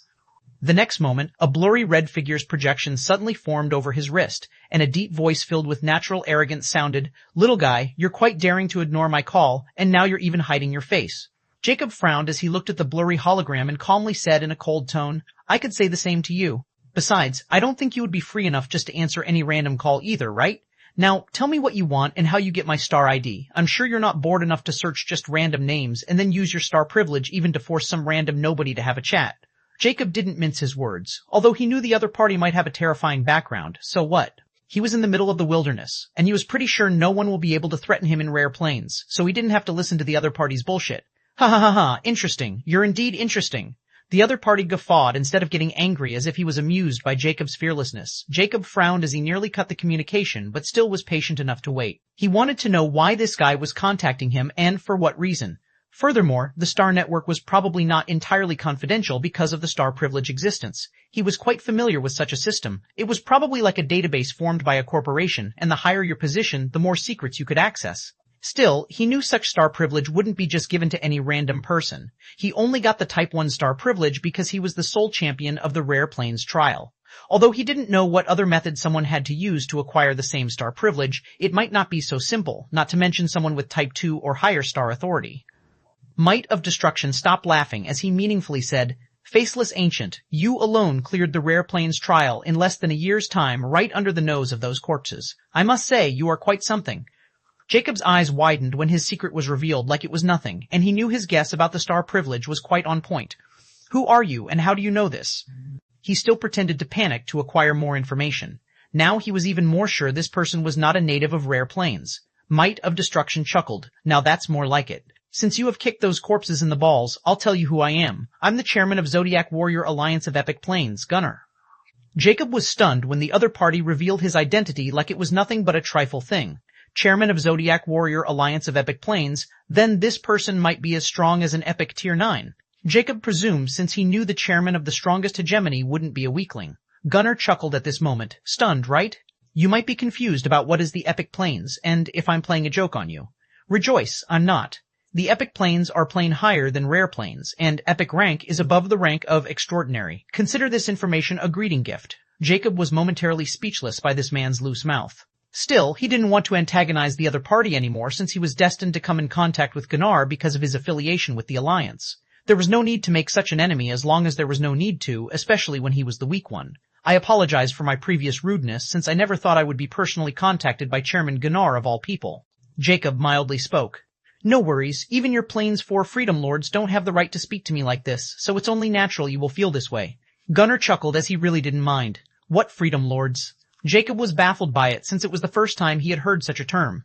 Still, he didn't show his ignorance and replied, Indeed, but why do I have this honor? How may I help you? I don't like talking with blurs.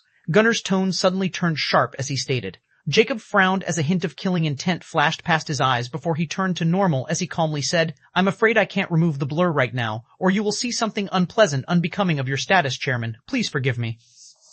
Gunner remained silent for a moment before he sneered, Ha, you're really something. Still refuse to show your face despite knowing who I am. Very well, I will get straight to the point. I have seen your data, and you are already affiliated with Zodiac Warrior Alliance. As long as you manage to become rank 1 Zodiac Warrior in 5 years, I'll send someone to pick you up. This is only a one-time offer, and if you fail, I'd personally revoke your Alliance membership. Trust me, I have the authority to remove any reserve member and even ban them from entering the original Alliance forever. The Alliance has no place for weaklings. Gunner's voice was icy cold at the end before his projection vanished. He had cut the call without even waiting for Jacob's reply. Jacob remained standing on his spot for a moment in a daze before he chuckled as his expression went dark with forbidding. You have the authority to remove the reserve members? Then you have no control over ranked members, I guess. Jacob wasn't planning on leaving the rare plains until he thought he was ready to leave, especially not with someone stronger than him and then being controlled by them. As for reaching the rank 1 Zodiac Warrior, it was a piece of cake for him. 5 years were too long, and Gunner will be going to regret ever revealing such a crucial piece of information to Jacob because of his arrogance. 223 Chapter 223 Physical Aspect. After his small chat with Gunner, Jacob tries searching for his ID on the Star Network, but he soon finds out he can't, despite having his ID name. Jacob assumed that the star privilege might also have a privacy function, which means only someone with equal or higher star privilege could search IDs with star privilege, while those with lower star privilege couldn't. This also means no one would be able to search Jacob's ID unless they had a star privilege equivalent to him or higher, like Gunnar. Although this made Jacob uncomfortable, he could accept it since this gave me an advantage over many. Still, he was now even vigilant of the Star Network because if someone with high star privilege could find out about him being the champion of the Dark Ruins, then they could also discover his location through the Star Watch. This wasn't entirely impossible since he had done such things in the past as well. In his previous world, with his authority and status, he could easily make the government reveal someone's whereabouts or even make them search for the target. So, Jacob decided to put the Star Watch into the pendant whenever he wasn't using it because only then would he feel completely safe. Still, he wasn't overly worried that Gunnar would come after him in the rare plains. That guy might not even consider him worthy of paying attention. He might only be interested in him because he cleared the Dark Ruins in such a short time. That's why Jacob merely scoffed that guy off and stopped worrying about him and would only think after he entered the Epic Plains. So, he continued his study of the Rune Artificer while he started walking toward the Dark City. This time, Jacob experienced another ambush from the sky. It was a 5-meter in size silver beak eagle, another tier 2 extraordinary magic beast that had a terrifying wind speed magic. But Jacob easily dodged its aerial charge and killed it by using his sword as a throwing knife before it could fly away. Of course, he didn't forget to record it with the Alliance application and sent it back. His rank instantly raised to 3-star Nightmare Warrior Knight, and he continued his journey. As he entered deep into the Magic Beast Forest, the attacks became more frequent. He even unknowingly entered an extraordinary Tier 4 Longtail Wolf Den when he entered the inner region of the forest. They could easily use water blades like magic and were not taken lightly. So, getting rid of those persistent wolves took him a while. But this also helped him amass a large amount of high-quality wolf meat, and his pendant was almost filled with nothing but meat at this moment. So, Jacob felt he was and decided to consume the wyvern heart tonight.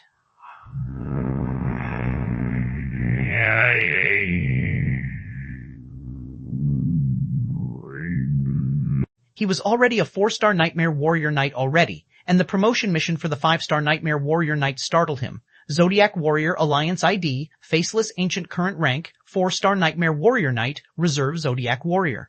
Next rank, 5-star Nightmare Warrior Knight Mission Promotion Mission available. 3 note, complete any one of these missions to promote. 1. Sent a recording of you, Faceless Ancient, defeating 10 4-star Nightmare Knights at the same time, fighter or magic in Nightmare Warrior Arena. Reward, rank promotion, 1000 ZC, a 5-star Rare Fighter Skill Star recording. Note, only recordings taken with this application will be accepted. 2. Sent a recording of you, Faceless Ancient, killing 10 extraordinary Tier 5 beasts at the same time. Reward, rank promotion, 500 ZC, a 5-star Rare Fighter Skill Star recording. Note, only recordings taken with this application will be accepted. 3. Sent a recording of you, Faceless Ancient. Killing 10 extraordinary Tier 1 Dark Beings reward, rank promotion, 1500 ZC, 2 5-star Rare Fighter Skill Star recording. Note, only recordings taken with this application will be accepted. Jacob frowned since searching a group of 10 or more extraordinary Tier 4 beings would be difficult. Even the long-tail wolf pack only had 3 extraordinary Tier 4 wolves.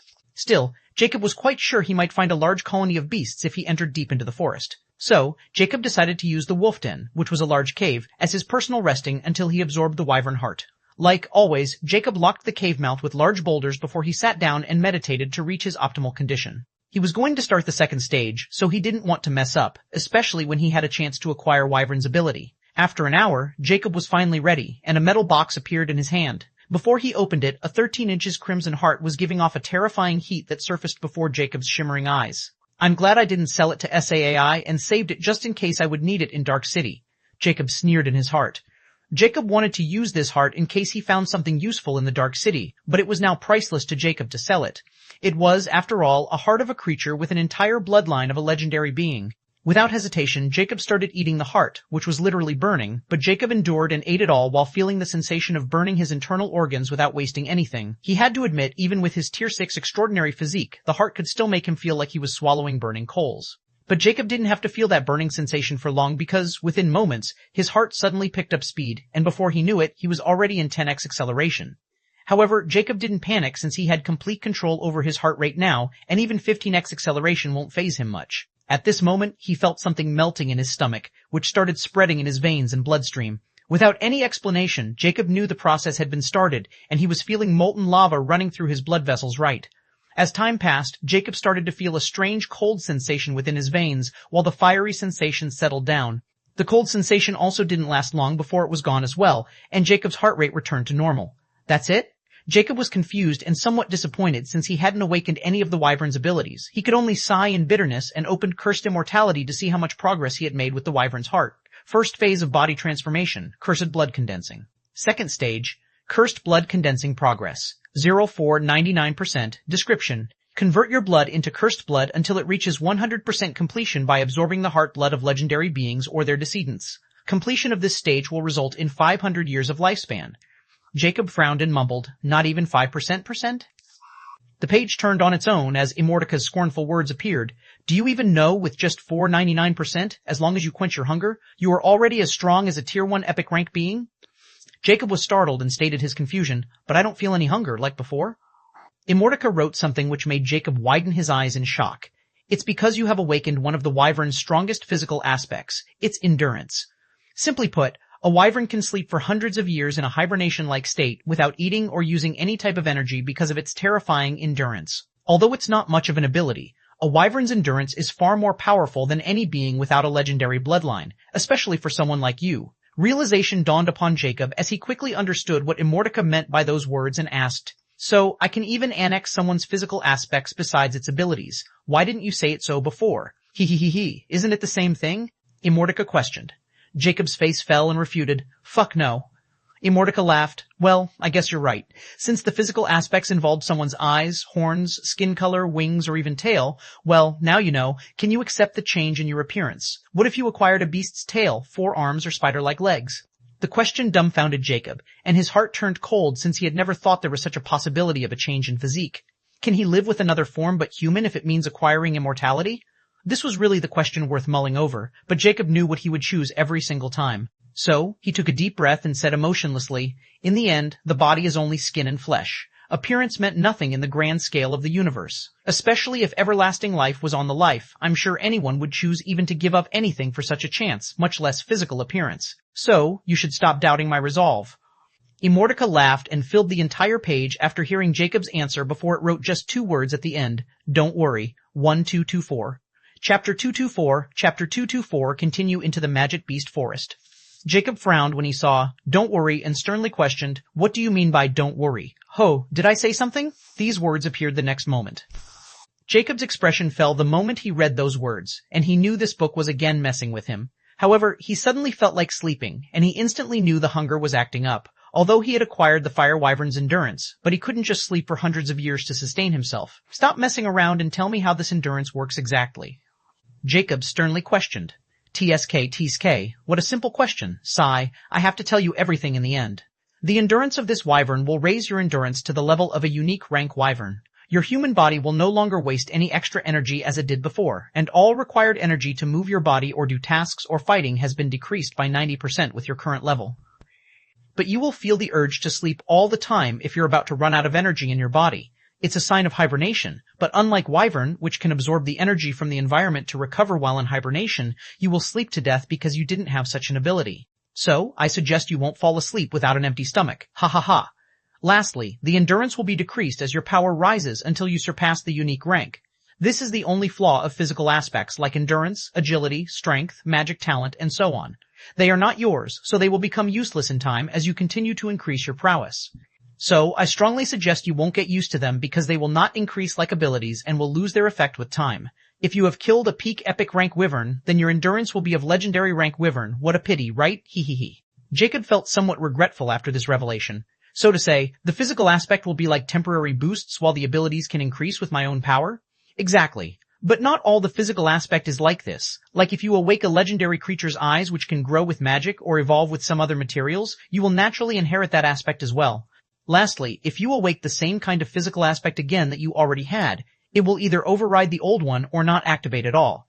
Like if you awake the endurance aspect of some other species again, if it's stronger than the Fire Wyvern unique rank endurance, it will instantly override it, while if that aspect is weaker, then it won't be active at all. Jacob's eyes shimmered in understanding after reading this, so I don't have to worry about replacing the useless aspect at all. Although the physical aspect was somewhat weak in comparison to the ability, if he got an overpowered physical aspect, then it was even more valuable than an ability that would only increase with his own power. After asking some more questions, he closed the book, and without hesitation, he started to eat like crazy. He ate until he no longer felt sleepy anymore, and he could now even feel his body getting stronger with every beast he consumed at a terrifying pace. Another week passed like this, and almost all the meat in Jacob's pendant that he had accumulated had gone. But Jacob still had this lingering feeling of sleepiness, but not like before when he felt he wouldn't be able to wake if he feels into a sleep. It was more like a sleep where he would stop using his energy and fall into a standby-like state. After some experiments, Jacob can easily feel into this state and awake within a moment's notice. It seemed I had to eat Tier 6 extraordinary meat if I wanted to complete my epic Tier 1 body, but I still haven't any clue about magic. What a waste, he thought bitterly. Jacob was already strong enough to kill anyone in the rare plains, but he still hadn't had a trace of magic, which was his only regret now. Still, he knew this thing couldn't be hurried or forced. So, without wasting more time, Jacob continues his journey toward the Dark City as well as continues his study of Rune Artificer. He was already at the Senior Grandmaster Rune Artificer rank part and only the Elder Grandmaster Rune Artificer rank away from remembering the entire Magic Rune Encyclopedia. Although he won't be a true Elder Grandmaster Rune Artificer, but he would be as knowledgeable as one. When he had the time, he would practice as well. He was now in the Magic Beast Forest's inner region, and anyone with a sane mind would try their best to hide their presence since this place was filled with vicious beasts. But Jacob walks like he owns the place while completely focusing on his Star Watch. After he awakens the Wyvern unique rank endurance, his mental endurance is enhanced, as well as his physical endurance. The Magic Beast attacks become more frequent as they all think of Jacob as easy prey. But no matter what kind of ambush they performed, whether it was a physical attack from close quarters or a magic attack from shadows, Jacob always managed to block it in the nick of time and kill them before they even had the chance to react. This way, Jacob also continued to eat while he visibly felt he was getting closer and closer to acquiring an epic Tier 1 physique, and the effort he had to put into killing those magic beasts was also becoming lower.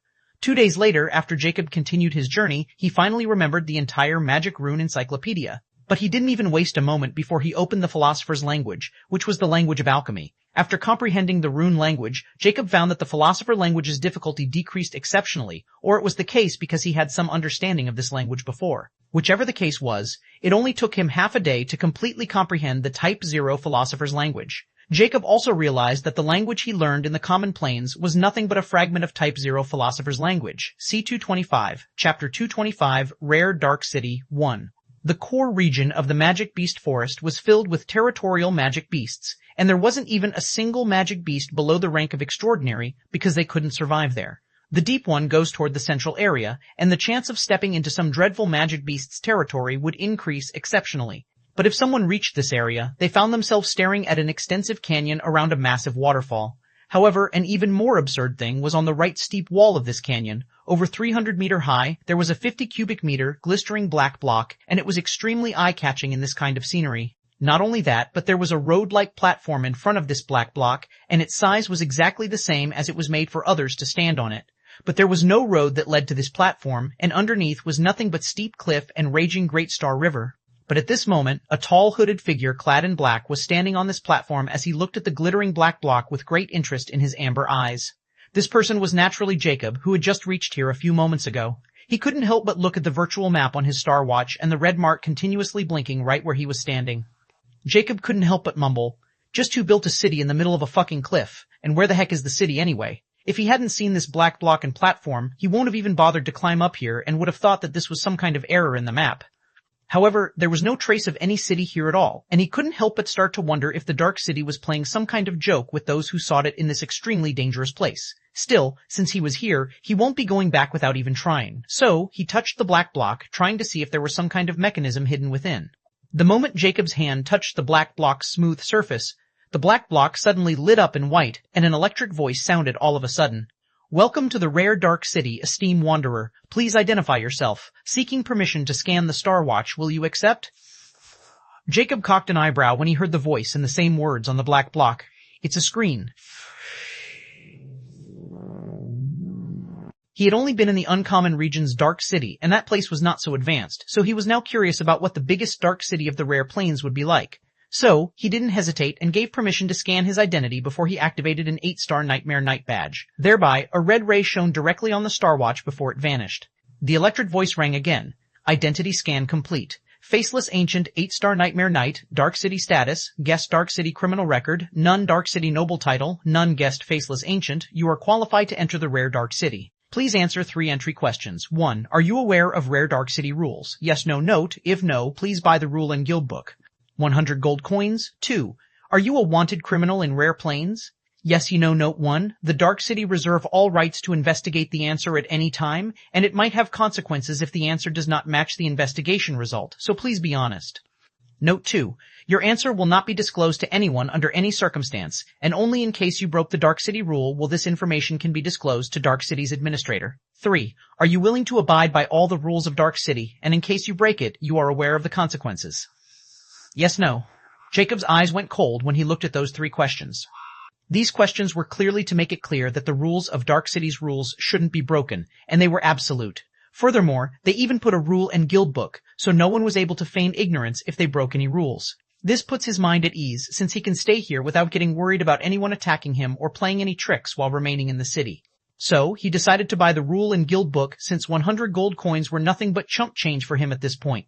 After the amount was deducted from his account, he received a virtual file of Rule and Guild Book. He'll read it once he enters the city. Jacob then tapped into the answers without hesitation, except for the second question. He answered everything as yes. He wasn't a wanted criminal of Rare Plains, and neither he had any enmity with Freedom Plains. Thereby, the electric voice rang again. Thank you for your cooperation. Now please choose your rare dark passes and name your name here. 5 days pass, 100,000 gold coins. 15 days pass, 25,000 gold coins. 30 days pass, 150,000 gold coins. 60 days pass, 200,000 gold coins. 20 days pass, 350,000 gold coins. Note 1. You can choose any random name, and this name will mirror your name in all transactions made within Dark City.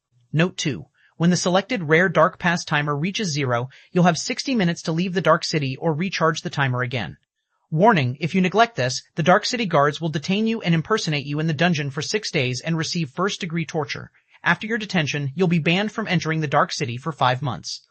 So, this place also has the same entry pass and even harsher punishment. But it's far more expensive than the common plains, Jacob mumbled. Nevertheless, he was quite happy about the Note Meet 1001 because this would mean no one would know his real star ID as long as he won't disclose it himself. He never thought the Dark City had such a function.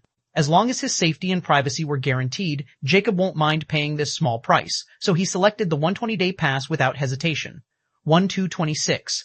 Chapter 226, Rare Dark City 2022. The moment Jacob made his selection, his Star Watch vibrated and a UI user interface appeared, which was actually a request from the Dark City AI for the payment. After he accepted, the payment was transferred, and the next moment he received a virtual badge like the identity badge. It was a badge with a dark-capped symbol on a white triangle shield, but unlike any other identity badge in his possession, there was a timer below this badge, and it was running like any timer clock. 120D, 23H, 59M, 57S. Jacob was quite familiar with both this symbol and this timer. It was the symbol of the Dark City, the entry pass's timer. The only difference was it was now virtual instead of physical. The eclectic voice rang again. You have successfully gained entry to the Dark City. You can always increase your staying limit by tapping on the badge of our Dark City from your Star Watch directly. I welcome Mr. Jack in the Dark City Rare. Sue. Jack was naturally the fake name he had given himself. The moment the voice trailed off, a sudden beep rang before Jacob felt slight vibration beneath him. Before he could figure out what was happening, the black cube trembled before a 2-meter opening slide opened in front of Jacob like a door. Please enter. Jacob was only surprised for a moment, seeing the door within the large cube before he moved forward and entered the passage. The very next moment, the opening slid shut without leaving any trace of any opening behind. Jacob naturally saw the door closing off the moment he entered, but didn't pay attention since he was now standing in a very long, light tunnel. Jacob's attention was instantly drawn by a round cable life over a platform, and there were stairs leading toward it just a few meters away from him. Please embark on the cable lift, Mr. Jack. They really build the city within a mountain, huh? Jacob was intrigued as he followed the instruction and entered the cable lift. The cable lift was quite spacious for a single passenger, not to mention quite comfortable. The moment he entered the lift, instantly started moving deep within the bright tunnel. Jacob was somewhat surprised since he didn't see any guards in this place, and he could vaguely see the end of the tunnel, but it was probably over 3 miles away, which was quite a huge difference. So Jacob didn't waste his time and opened the guild and rulebook he bought from the entrance. However, he was familiar with the rules of the Dark City from the common planes. But he was cross-matching them with this one and seeing if there were some new rules he wasn't aware of. The guild and rulebook had a virtual city map on their very first page, and Jacob was quite astonished when he saw the city was over 350 square kilometer in diameter. The rare Dark City was divided into 3 Dark City circles: the Dark Common Circle, the Dark Inner Circle, and the Dark Noble Circle. According to this book, the Common Circle was for those with commoners or gusts like himself. It was also where he was going. As for the Inner Circle, it was 100 km deep within the Dark City. But to enter the Inner Circle of the city, one needed at least the status of Lower Dark Noble. As for the Noble Circle, only those with Dark Baron and above Dark Noble ranks can enter that place. The Dark Noble ranks were divided into Lower Dark Noble, Upper Dark Noble, Dark Baron, Dark Viscount, Dark Earl, Dark Marquise, and Dark Duke. Just like the Dark City in the Common Plains. However, unlike the Common Plains, the Dark Noble rank of Lower Dark Noble and Upper Dark Noble was not as hard to earn as in the common Dark Cities. In this place, there was no limit to the dark missions for the Lower and Upper Dark Noble ranks. Nevertheless, it was still quite challenging even for someone with extraordinary tier strength. But the benefits were enticing enough for many to go mad to acquire these Dark Noble titles. Because according to this guide, the higher the city circle one entered, the more rare and precious resources were available for them. Especially in the Dark Noble City Circle, because in that place every shop belonged to the Dark City and all the items. Even the 3 hegemonies were not allowed to open any kind of shop or build their symbolic buildings there. They were only limited to the common and inner city circles. Jacob's eyes shimmered in astonishment. If what is written in here is true, then the Noble City Circle all have resources far surpass what the 3 hegemonies offer, and all of them were hoarded by the Dark Nobles. Or this might be because the Dark City is doing it on purpose. By suppressing the 3 hegemonies, this will compel more people to join their ranks just like what the Freedom Plains were doing. If I have an opinion on the base of my personal experience up until now, one thing is clear. The 3 hegemonies seem to don't care about authority in the Rare Plains. As long as no one provokes them, they are happy with what they have. This could only mean the Rare Plains are not enticing enough for them to put effort. As for the Dark City, they are quite a secretive and lawful bunch. As for their true goal, if I'm not wrong, it is also aligning with the 3 hegemonies in one way or another to draw more members. Jacob mused while he was skimming through the guild and rulebook. Within seconds, he remembered everything. This was just a small book. It was worth nothing for something like Jacob, who had already mastered more than enough knowledge to make anyone's head spin in his journey to this place, and all of that knowledge was related to incredibly complex languages, including the language of dead. But this was just an appetizer, since Jacob still had much more complex knowledge to comprehend, and he needed a peaceful place to study them. That's why he was in the Dark City in the first place and won't leave before he was satisfied with himself. 4227, Chapter 227, Rare Dark City, 3. In the Dark Noble City Circle of the Dark City, within a workshop filled with all kinds of alchemy equipment, a 4'2" person with a burly build was standing in front of a silver pill furnace with a solemn expression on his long beard face. All of a sudden, an electric voice sounded within the lab. Lord Hallberg, there is a level 1 alert. Hallberg's thick brows knit when he heard this, and spoke in his husky voice without turning around as his green eyes were still affixed on the pill furnace. Out with it. The electric voice rang. A personal with Type 1 star privilege had entered the Dark City just a few moments ago. Hallberg finally lost some focus as he mumbled with great interest. Someone with Type 1 star privilege in the Rare Plains?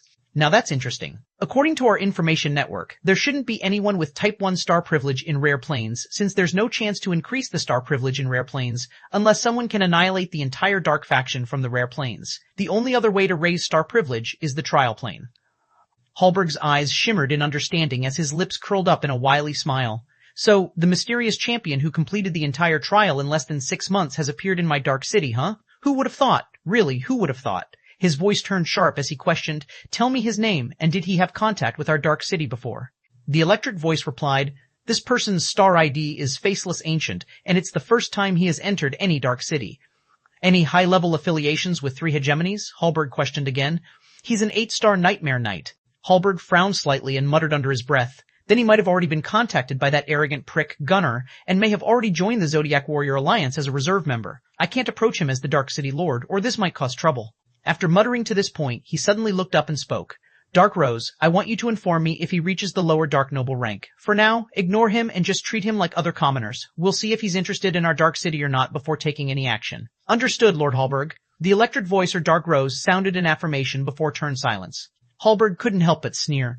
Let's see if you can escape from the mirage or not. However, at this moment, the pill furnace started to tremble violently, and Hallberg's expression instantly went pale. Oh fuck, not again. He quickly turned around to flee toward the door, but before he could reach the door, boom, sit, at the entrance of the Dark City. A cable lift carrying a single passenger appeared out of the deep tunnel. Jacob, who was closely looking outside, was astonished because at the end of the tunnel was a metropolis. He even thought he had come back to his own world. The only difference was this metropolis was built right in the belly of a mountain, and he had no idea how these people even thought of building this city here. Were they not afraid of burying alive if this mountain came crashing down? Still, seeing all those buildings and roads, as well as people walking around without any care about their surrounding, give Jacob some assurance. Furthermore, over 90% of these people were wearing masks, while the Remin was wearing black mantles. Just like the Dark City and the Common Plains, most of the people hide their identities, Jacob mused. But this setting was quite to his liking since he also didn't want to draw any unwanted attention. The cable lift finally stopped at another station shortly after, and Jacob exited the cable lift and walked toward the exit of the station. This station was usually empty since it was only used to take the guests inside the city. The exit of the Dark City was on the southern side of the city. As for any workers, according to the guidebook, this place was mostly under the management of artificial intelligence named Dark Rose. Jacob exited the building and glanced at 2 guards in silver and white masks standing around the door. They merely glanced at him and didn't utter any words. A glint of astonishment flashed past Jacob's eyes. What a powerful and sturdy heart rate. They should be at least Tier 1 extraordinaire, if not Tier 2, and they are just door guards of this entrance station. Jacob continues to walk toward the paved road when he suddenly feels a pair of eyes on him. He had developed this habit of being always on high alert while walking out in the wilderness, and his senses were now terrifyingly high. It was half because of his new heart and half because of his unique endurance. Without them, Jacob would be exhausted within an hour if he was constantly on high alert, especially without unique endurance. Furthermore, he was no longer in the rank of extraordinary and now has epic Tier 1 level physical strength, which should be over 50 kiloton. Although Jacob didn't have the measuring scale to measure the strength of the epic rank, he had a pretty good guess. Behind his mask, his eyes were moving around the busy streets, and he was instantly locked on a small figure within the walking mob. But the moment he looked, the person had already averted its gaze and continued to walk. Just my imagination, I guess. That person should be someone who has killed quite a lot. Maybe that's why I felt uneasy when he looked at me. Jacob mused as he felt it was most likely the case, and he was overreacting since no one would be mad enough to pick a fight in the Dark City. Even if some lunatic tried anything funny, Jacob was not a helpless lamb. Jacob hailed a taxi at this moment. The taxi driver was a fat goblin. Despite wearing a mask, Jacob instantly knew it was a goblin because of that long nose cavity in the mask and its claw-like hand. After Jacob sat on the back seat, the goblin politely asked while looking at him from the front mirror with his astute eyes, "Where to, sir?" Jacob coolly responded, "Alchemy Guild, 4T28. Chapter 28. Magic Smith. Jacob exited the taxi after transferring 44 gold coins to the goblin driver.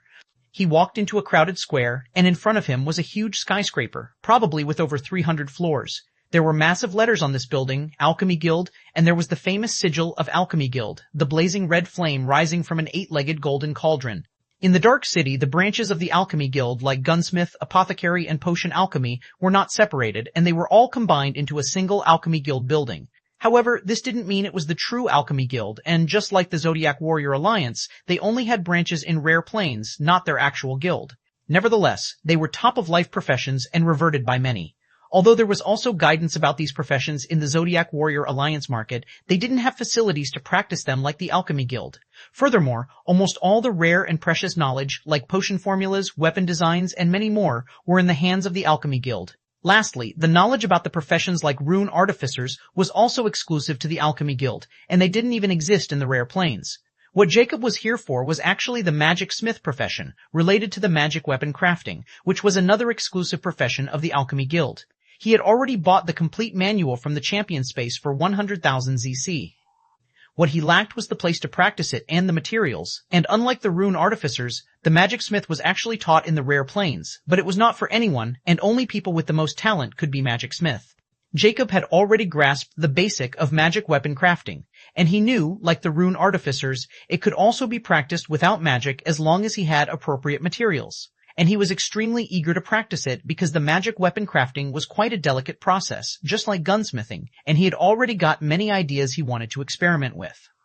That's why he didn't just remember the contents of the manual, but he wanted to practice them as well and assimilate this knowledge with his own. He knew he could go extremely far in this path, just like gunsmithing. He had already seen magic-type guns in the champion shop, so he knew they could be made, and there might be blueprints of them in this place because the Alliance market didn't. That's why he came here first thing.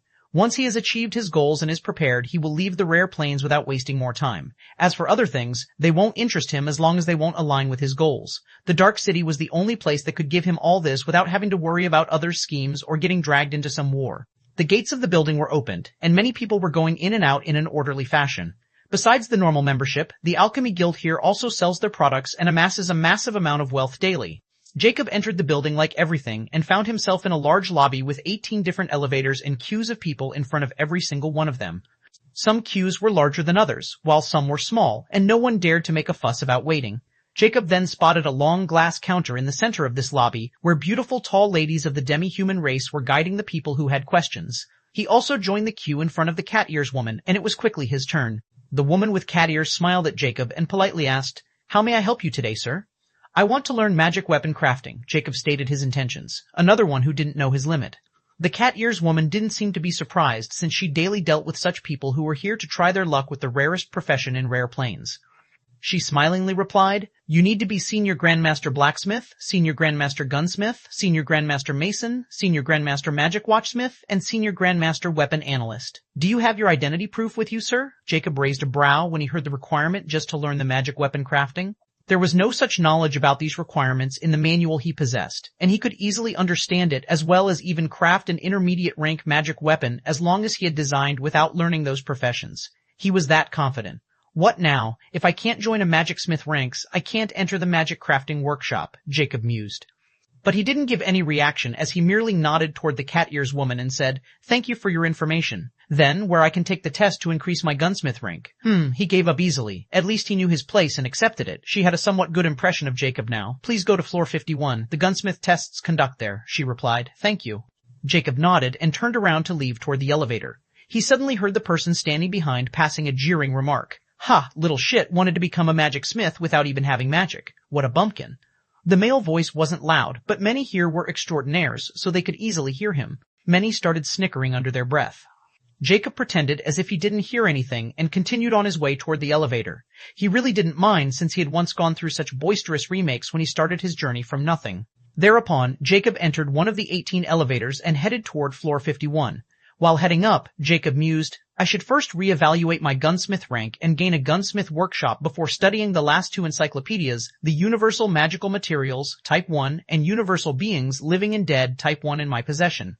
His lips rose in a cold smile. "So, what if they won't give me access to the Magic Smith workshop? There's always someone who is short on money. I just need to find them. There's no time to waste on rules when I can break them." 229 Chapter 229 Senior Grandmasters Meeting. On the top floor of the Alchemy Guild's building, within a lavish meeting room, many dignified figures were sitting around a large rectangular table. They were all wearing sky-blue robes with Alchemy Guild's sigil on their back, and the only difference was they had different badges on their chest. But these badges were also golden in color. The golden color badge represented only one status in the Alchemy Guild, the status of a Senior Grandmaster. These badges were of white, gray, yellow, iron, bronze, silver, and golden color. These 7 color badges represent 7 ranks present in the branches of the Alchemy Guild, starting from apprentice rank and all the way to the Senior Grandmaster rank. Furthermore, only in the Dark City's Alchemy Guild did there exist this many senior grandmasters, and they were all the ones who had complete control over their respective departments and floors. The only person absent was the most influential person of them all, the senior grandmaster Magic Smith, as he handles all the matters in the inner circle of Dark City and seldomly appeared in this place. As for why these influential figures were gathered here at this moment, an old elf with a golden pill badge sitting at the very front of the table solemnly spoke. Gentlemen, as you might have received the news already, I'll still announce it to make it official. Just half an hour ago, a person with star ID, Faceless Ancient, passed the test of Grandmaster Gunsmith. Not only that, but he wanted to take the test of a senior Grandmaster Gunsmith right away. Please take a look at the information we collected on him. I have sent it to your star watches. Many senior Grandmasters' faces turned stern when they heard it because there wasn't many senior Grandmaster present in the entire Rare Plains, and if one did emerge, they will draw the attention of the main Alchemy Guild right away. Because the rank of a senior Grandmaster represented the very pinnacle of a profession in Rare Plains, and anyone with such a capability could produce unimaginable treasures, especially a senior Grandmaster of the gunsmith profession.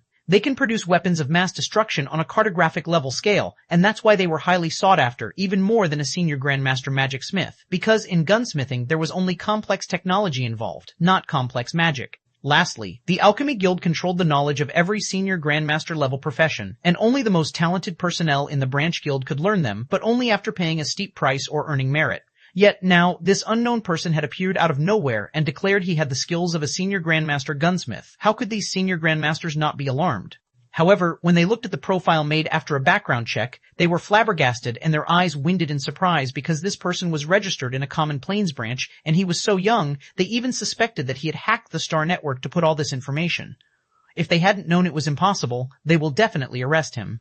Is it even possible for someone from the common Plains to come here all the way despite being so young? Not to mention, we are talking about the Dark City here. How did this person appear here? And just who is he? A senior Grandmaster with a golden potion vial badge exclaimed. Huh, look at his identity badge. 8-star Nightmare Knight. Do you still think he can't reach this place?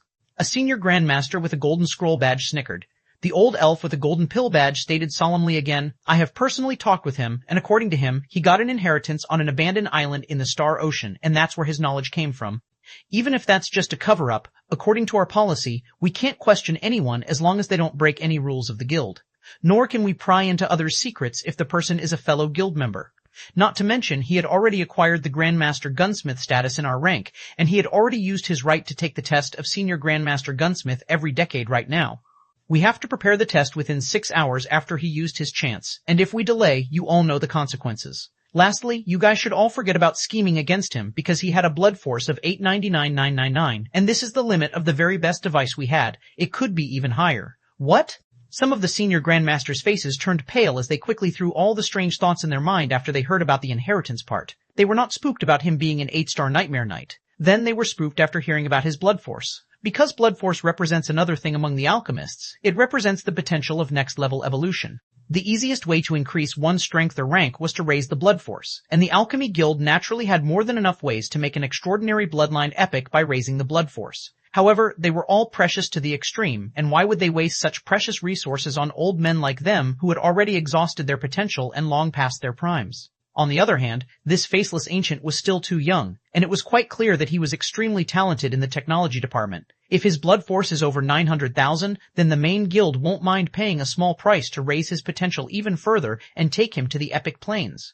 This means if they offended him, they might be too pitiful to regret it later, and if they form a good relationship with him, then they will naturally reap the benefits.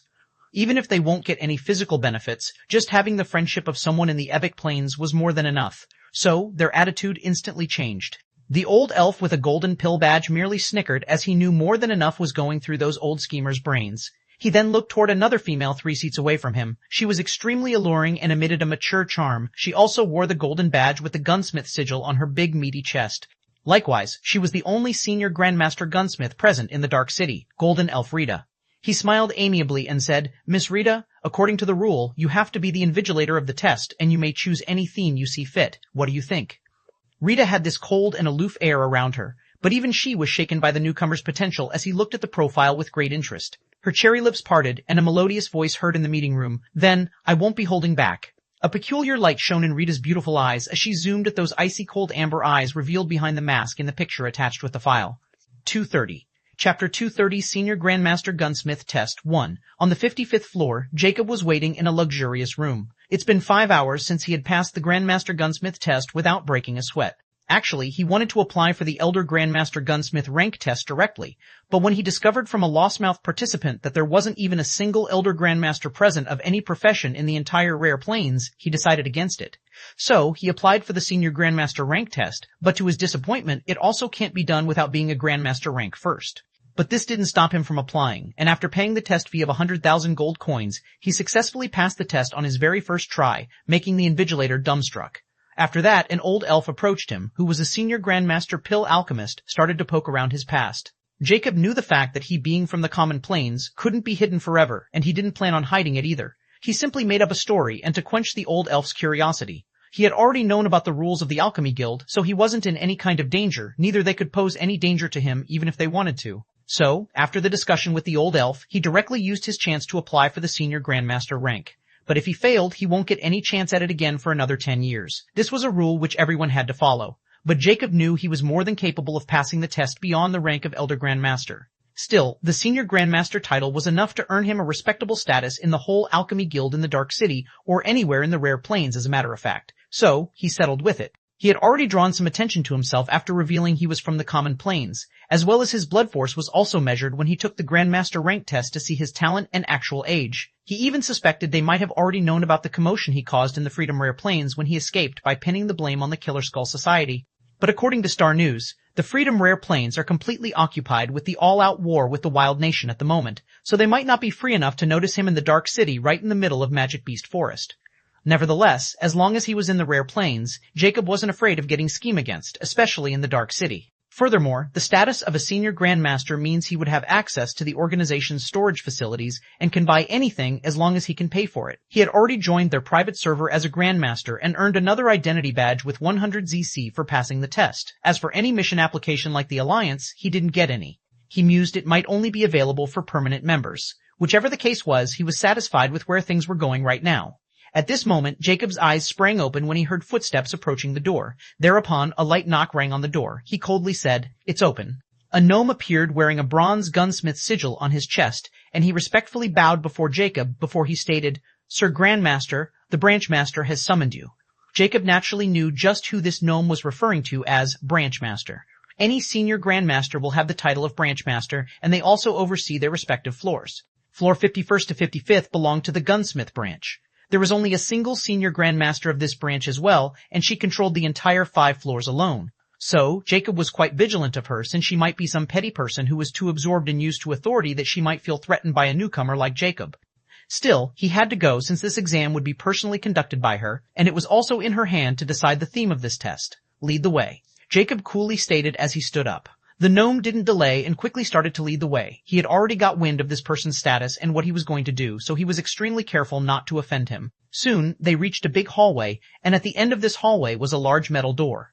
The gnome stopped right at the entrance of this hallway as he respectfully said, "Sir Grandmaster, I can't go any further. This is the private workshop of Senior Grandmaster Lady Rita. Please go ahead." Jacob dismissively nodded and walked toward the doors. However, when he was only a meter away, the metal door started to open automatically, revealing a large workshop filled with all kinds of gunsmithing equipment and high-tech machines. Jacob's eyes instantly glowed when he saw all those familiar machines. A hint of reminiscing flashed in his eyes. Although this place is not at the level of my lab at my very peak, it's already better than the one when I first joined that prick's company. While indulging in his bitter yet precious memories, Jacob didn't pay much attention to those 5 figures standing on the platform at the end of this workshop. Rita was closely watching Jacob with her scrutinous eyes and couldn't help but narrow them slightly. He simply didn't even look at her graceful face or mesmerized by her elvish charm. On the contrary, he was admiring those soulless machines around him, completely ignoring the 5 senior Grandmasters as if they were just extras. Lastly, he was still wearing his black mask, which was a blunt disrespect toward them. The old elf also noticed Jacob's disrespectful conduct and his masked face. He couldn't help but smile wryly as he remembered the exact words when he asked Jacob to take off his mask, which left him speechless and without any refute. Jacob Cold stated at that time, according to the Dark City Rule number 29, as long as the guest or noble does not willingly reveal their facial features, no one can force them to reveal it. Not even the 3 hegemonies. See 231, Chapter 231, Senior Grandmaster Gunsmith Test 2. Those senior Grandmasters' faces were a sight to behold as they watched the newcomer taking his sweet time coming toward them. Just when was the last time when someone disregarded them like this? Only someone like the senior Grandmaster Magic Smith could act like this in front of them. But who was Jacob? He was a nobody from the common plains who had used his lifetime of luck on getting that inheritance. At least, that is what most of them thought. Cough, the old elf, name Bart coughed lightly to announce their presence. Jacob dismissively averted his eyes from the equipment and finally looked at those 5 senior grandmasters. Rita squinted her eyes when she saw Jacob's eyes were as tranquil as a lake. There wasn't even a ripple when he saw her. Bart smiled amiably as he spoke. Young friend, Jack, let me introduce you to these seniors. We will be judges of your test. I have already introduced myself. I'm a senior grandmaster pill alchemist, Bart. He then pointed at a pale yellow goblin and introduced, this gentleman is senior grandmaster apothecary Boone. Boone had this strange interest in his eyes as he was looking at an experiment subject. But when met with Jacob's icy glare, Boone felt like he had met with a predator. He quickly hid his real thoughts and nodded with a forced smile. Good luck. I'll be one of the judges of your test. I look forward to your performance. Jacob nodded back and coldly uttered a single word, certainty. With his sharp instinct, he had already detected the malicious intent of that goblin, and he didn't have a good impression of the goblin race to begin with. So, he instantly put this guy on his food list. If he tried something, not even his bones would be found. Bart then pointed to a dwarf with a golden potion vial badge and introduced, this is Sir Otto, a senior grandmaster potion alchemist. Otto had a short gray beard on his old face, and the moment he was introduced, he laughed heartily and loudly said, although you little follow are somewhat arrogant, I like your eyes. Even if you fail, you can come to my place, and I'll treat you to one of my best wines, personally concocted by me. It seemed you're in luck. You should know even those dark nobles didn't have such a courtesy to taste wine, sir, Otto's personal collection. Bart couldn't help but look somewhat envious. Otto snickered disdainfully. You, elves, didn't have a high tolerance for alcohol. You can just get drunk by sniffing some random third-grade ale. Jacob couldn't help but look at the 3-9-feet dwarf with some interest. It was his first time meeting a dwarf, and he had to admit he was just as rumor described them to be, straightforward and alcoholic. Even in stories, dwarfs were described as such. But was this really the case? Because, for some reason, Jacob felt somewhat uneasy about Otto. Not even that Goblin could give him such a feeling, so Jacob didn't let his guard down even a bit. However, he couldn't slap a smiling face, so he politely greeted him back. I will definitely consider it, Mr. Otto. Bart then glared at Otto for his previous comment, but this wasn't the place to start bickering with his old friend, so he quickly introduced the 4th judge, who was a kobold with light blue scales and a fierce face. There was a golden scroll badge on his chest. This is Senior Grandmaster Spellcrafter Lawrence. You may never hear of a spellcrafter before because this profession is rather peculiar. In general terms, a spellcrafter can seal a magic spell into a scroll, and then that magic spell stored in that scroll can be used by anyone at any time. Even those without magic can easily use it. The magic spells stored in a scroll are called magic scrolls, and we normally don't sell them to the common public since they are too hard to make and are very dangerous if fall into the wrong hands. Jacob's eyes flashed with surprise because it was also his first time hearing about this profession, and it was as interesting as the magic smith and rune artificer. But unlike these two professions, magic was compulsory for this profession. Furthermore, by Bart's description, he mused that those magic scrolls' prowess would also be driven by the person who made them. Still, these magic scrolls were like bombs, and if someone didn't know about them beforehand, they could easily fall into a dangerous situation, especially if there was a far higher level spell stored in a magic scroll. Just like Jacob, who had no idea such a thing even existed, it was probably his good luck that he hadn't come in contact with someone who had this magic scroll, or he might have had to learn it the hard way. So, Jacob secretly decided to learn more about these magic scrolls for safety purposes. Lawrence, on the other hand, coldly grunted at Jacob with a somewhat hostile gaze. It was clear that he didn't have a good impression of Jacob. But Jacob didn't even care about his feeling and didn't even bother to reply to that granting sound and pretended he didn't hear anything. Lawrence's anger nearly burst because of Jacob's behavior and was about to berate him when Rita, who had been silent all this time, finally spoke in her mellow voice. Nice to meet you. I'm Senior Grandmaster Gunsmith Rita. Unlike these 4 judges, I'll be your invigilator and the test setter, while the 4 judges will make sure I'll be fair with my test. Now, if you didn't have any questions, shall we begin? Rita smiled gracefully as she walked toward Jacob, flaunting her perfect hourglass figure. Jacob looked at the graceful elf who could easily take someone's breath away with a dismissive gaze and nodded. Please, the sooner we start, the quicker we can finish. Rita's lips curled into a cold smile when she heard it. She stopped a meter away from Jacob and looked right into his eyes as she wanted to see through them, but, alas, failed.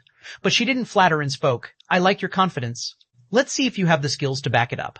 My test for you is bullet crafting. C232, Chapter 232, Senior Grandmaster Gunsmith Test 3 Bullet Crafting.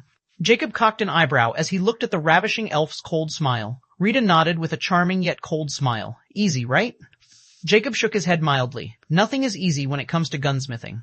Every component is essential, and even a small mistake can easily turn your craft into your own death knell, especially when it comes to bullets. Rita narrowed her eyes when she heard this unexpected response from Jacob, and couldn't help but reevaluate this masked man in front of her. As for the 4 old men behind, they were just silently observing as judges, and they won't interfere unless they suspected foul play. Rita then nodded. Indeed, gunsmithing is far more dangerous than some people think it should be. Bullet crafting is the most dangerous part of gunsmithing, and in the old ages, when we never had appropriate equipment, many gunsmiths died while in process of creating a perfect bullet for a gun.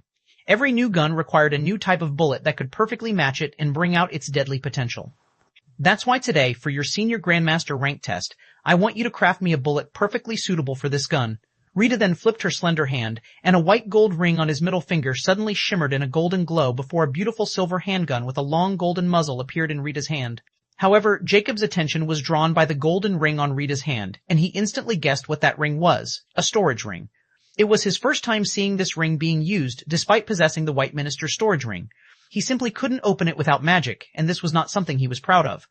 Now, seeing Rita using the storage ring, he felt flustered. Rita naturally noticed Jacob's burning gaze at her ring and took it wrongly. She pulled an enthralling smile filled with pride as she said, "Oh, I forgot you never had seen these little things before, right? This is a common storage ring which have a 1 cubic meter of storage space. Only a single person in the entire rare plains can make it, and that is Senior Grandmaster Magic Smith. However, they are expensive and even rarer than extraordinary treasures. But as long as you are a Senior Grandmaster, you may buy one from Senior Braylon. He has always prioritized his peers." Rita's voice was filled with respect and some adoration when she mentioned this Braylon character. However, the judges behind her had this unusually pained expression when she mentioned the purchase of the storage ring. Because these rings were simply too expensive to make, not to mention buy them, even someone like them had to pay over half of their fortune to buy these common storage rings from Braylon. While Rita got it as a gift from Braylon when she earned herself the rank of a Senior Grandmaster, that's why she didn't know those men's pain. Being a beautiful woman naturally had its own perks. Jacob, on the other hand, instantly lost interest when he heard about 1 cubic meter space because this was just too small for him, and he already had the infinity pendant, not to mention a rare storage ring, so he didn't need a common one. He was only frustrated because he couldn't open that damn ring because he didn't have magic. As long as he started learning the magic smiting and got the blueprint of a storage ring, he could make as many as he wanted. He was pretty sure the Epic Plains would have an ample amount of these rings. Rita then finally returned to the matter at hand as she showed Jacob the silver gun and stated, "This is a basic Type 1 gun created by me, and I call it Silver Death. But I have yet to craft an appropriate bullet for Silver Death. Since it's a basic Type 1 level gun, the bullets should also be basic Type 1, or it won't do this gun any justice." But before she could continue, Jacob spoke first as he looked at Silver Death with scrutinized gaze. "So, you want me to craft a basic Type 1 bullet for this gun? Correct me if I'm wrong, but according to my understanding, the type rank represent anything related to mech and complex technology. Type 0 basic, intermediate, and advanced, rank cover common basic, intermediate, and advanced rank. At the same time, Type 1 should cover the rare rank. Since this gun is a basic Type 1 weapon, and because of its size, its appropriate bullet size should be around 10 caliber or 12 caliber maximum. But this size of Type 1 bullets is impossible to make without a Type 1 gunpowder. That is where your problem lies, isn't it?" Rita's eyes finally went wide when she heard Jacob's appraisal because he instantly pointed out the crux of the matter without even her explaining it to him. This naturally gave her a big surprise as she finally took Jacob seriously. He might be able to solve this problem. Her eyes shimmered with hope since this was the biggest hurdle she had been facing for decades. Just as Jacob said, the Type 1 gunpowder was too precious, and even with her current wealth, she couldn't buy its formula from the main branch, so she could only research herself. But the experiment with gunpowder is not a joke, and she once nearly blew an entire floor during her research. Although she escaped without any serious injuries, she still had to pay for the damage she did. Afterward, she always goes outside the dark city in the wilderness to conduct such experiments, but she always ended up blowing the facility whenever she was about to succeed. This had become a sore spot in her heart. She only bought that up because she wanted to teach Jacob a lesson and take him down a peg. But to her surprise, Jacob easily saw through the problem which had plagued her to the point she started to lose interest in gunsmithing, which she once loved even more than her life. A hint of rare gentleness surfaced in her eyes as she looked at Silver Death and softly said, "As long as you can make this gun whole, you pass my test as well as you will have my sincere gratitude." 233. Chapter 233 Discussion of Seniors. Jacob, as a fellow professionalist, could easily feel Rita's frustration and hidden resentment toward her own incapability of not to be able to make her creation reach its full potential. But he also looked down on her because of that exact reason, because it was also quite clear she had given up on it and had lost her vision as a true gunsmith. As someone who had devoted his life to perfecting the killing weapons and never stopped moving forward no matter what kind of problem he encountered, he abhorred those who just gave up too easily. At least, he had this kind of mentality when it came to gunsmithing. It was his obsession that never left him, even after he was reborn. He still wanted to improve it further and try numerous ideas, which he couldn't because of the technological difference between his world and this one. Furthermore, now he was doing it for himself, not for others or for wealth, but just for himself, which gave him even more motivation. The Titan sniper rifle was a small proof of it. Rita's matter was not even worth contemplating over for him, and this test was nothing but walk in part. He coolly asked, "Where will I find Type 1 materials?" Rita didn't hesitate and said, "Just list out what you need and we will provide it for you. As long as you can pass the test, I will bear all the costs of those materials." Jacob's lips curled up as he said something in an extremely low voice that could only be heard by Rita, and those old men won't notice a thing. Rita's eyes suddenly winded in disbelief when she heard those words and looked at him with squinted eyes as her glossy lips moved, but there was no voice. Jacob easily read what she was saying and replied in the same low pitch. Rita's eyes were filled with disbelief and somewhat doubtful, but she still decided to gamble it as she merely nodded before she spoke. "Write down what you need." Jacob didn't delay, and a projection formed over his wrist, and he wrote what he needed on that projection screen of the Star Watch. Rita instantly remembered everything before she told him to close the projection. Those old men were all clueless, as they only watched silently with great interest, since they could tell Rita was being unnaturally cooperative toward this new guy after he voiced out the problem with the Silver Killer. Boone spoke in a low voice. "Do you think he will blow up this place like Lady Rita?" Lawrence snorted disdainfully. "You're thinking of him too highly." "I think it was just a fluke, nothing else. He'll fail and humiliate himself." "Do you think the standard of Type 1 is so easy to reach?" Otto also nodded with this peculiar smile on his beard face. This youngster is promising, no doubt there. But his knowledge seemed to be flawed. He was taking Type 1 Basic, Intermediate, and Advance, akin to Rare Rank, Basic, Intermediate, and Advance. However, he didn't know only the Basic Type 1 rank is equivalent to Rare Rank, Basic, Intermediate, and Advance. While the Intermediate Type 1 fell into the category of Extraordinary Rank, Basic, and Intermediate, and the Advanced Type 1 rank is for Advanced Extraordinary Rank. That's why we use type ranks rather than these typical strength ranks in the guild, and only to raise prices, we rank the items with these strength ranks. Bart nodded in agreement. Only the type ranks are the correct measurements for knowledge, materials, treasures, and such. At the same time, the ranks for strength are totally different things. The three hegemonies deliberately do not let this common knowledge spread to the common public because this is bad for business, and the rare planes are not under their entire control as well because of those so-called freedom lords. As for this brat, he still has a lot to learn. Let it be a learning experience for him. The Dark City is the biggest opportunity he could have. He might draw Lord Braylon's attention and earn permanent member just like that cunning brat in the Light Nation. Otto couldn't help but smile mysteriously at Brat when he heard it and chuckled. "You guys have no idea what is going on in the Freedom Plains, do you? Why would we have to pay attention to that barren place? We didn't pay such a steep price to come in this just to keep an eye on it." Lawrence snorted with a hint of hatred. "But we do know about the commotion and war going on there right now, and it seems the livings are in huge trouble this time. But that had nothing to do with us since we live in this place, and the Dark City and the Freedom Plains has already withdrawn as well. So, what's your point in bringing Freedom Plains up?" Bart narrowed his eyes as he looked at Otto. Otto coolly said, "Nothing much. I was just wondering if those permanent members of each branch will come to the Dark City as well. Despite our long years of service, we were never able to become permanent members. I was just envious of the little guy who will rise above us all soon." No one refuted this since they knew the criteria for becoming a permanent member of the Alchemy Guild was even harsher than the Zodiac Warrior Alliance. Because Alchemy Guild, the only thing that mattered was complex skills while in the Alliance, strength. That's why even these senior grandmasters didn't have the luxury to enter the main guild despite their lofty statuses in rare planes. Only Braylon has a permanent member status among all the senior grandmasters, and he was very close to leaving the rare planes as well. Seeing Jacob was like seeing another Braylon, and Jacob was even more brilliant than Braylon when he was Jacob's age. While these old men were discussing in extremely low voices, which couldn't be heard by anyone, not even Rita, they had no idea every last bit of word was clearly heard by someone else, like he was a part of their conversation. Jacob dismissively glanced at those old men, especially Otto, and his lips curled into a cold smile. Interesting. 234. Chapter 234, Inferior Friction Killer. After the materials listed by Jacob arrived, he didn't waste more time and got to work. Making a bullet was easy as well as difficult. Easy because there are only 5 parts involved in a typical complete bullet: the cartridge casing, the primer, the projectile, the wad, and the gunpowder. Difficult because selecting the suitable materials and amount for the aforementioned components, and even a tiny mistake, can result in either the bullet turning dud, or turning it into a small bomb which will blow up your hand or, in some rare cases, the face. In Silver Death's case, the gun was completely capable of firing a basic Type 1 bullet, even an intermediate Type 1 bullet. In the former case, the gun will have a long life period, while in the latter, it will only last for 4 or 5 rounds, just like the very first Titan sniper rifle Jacob had ever made.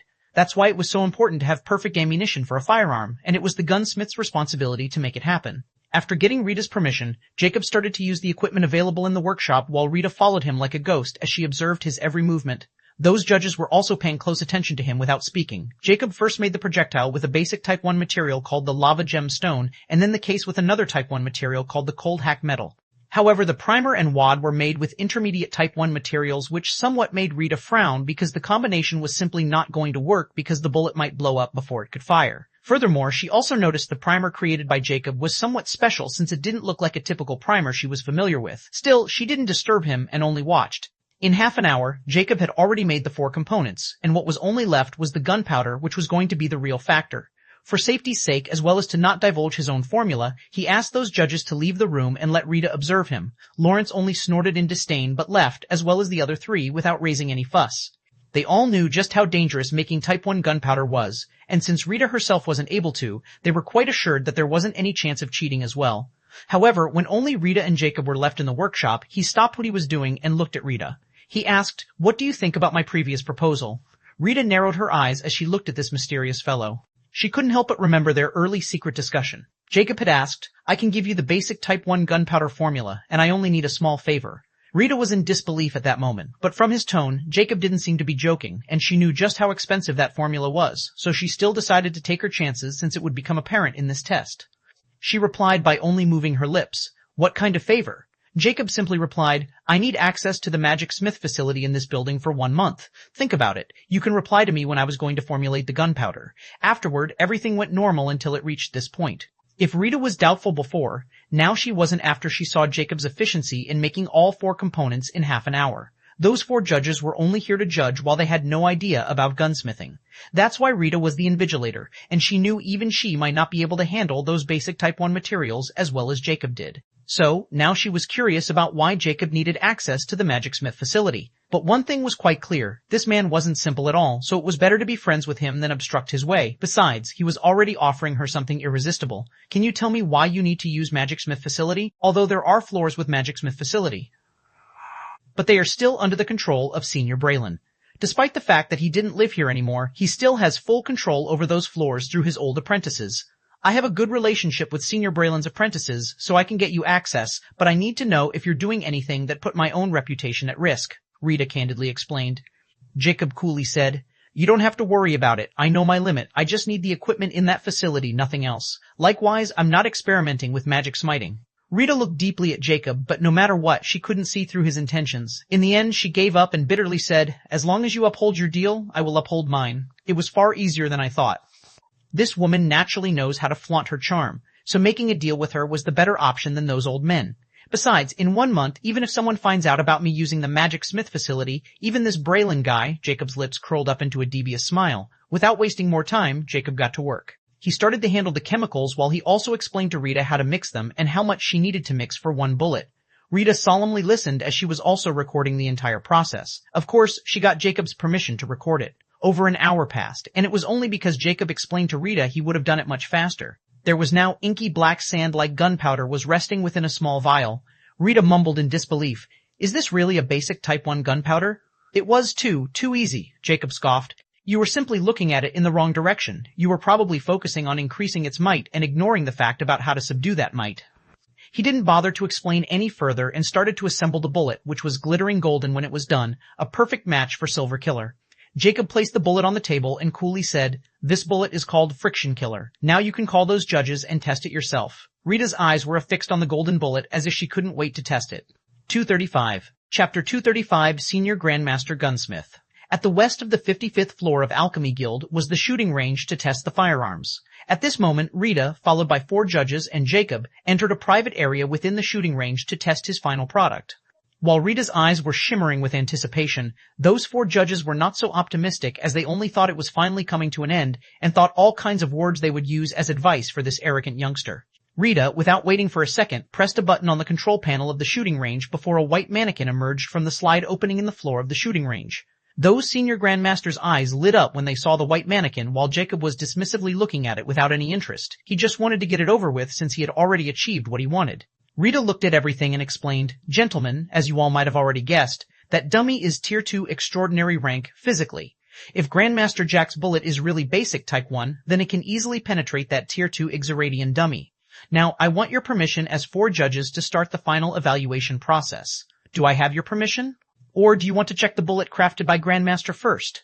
Rita coolly showed the golden bullet in her hand, which was the inferior version of the friction killer Jacob once created for his first Titan sniper rifle, but no one knows that. Those old men closely scanned the bullet, and after making sure it was the same one they saw Jacob creating, they all nodded. "You may proceed with the recording." Bart stated with a dignified look.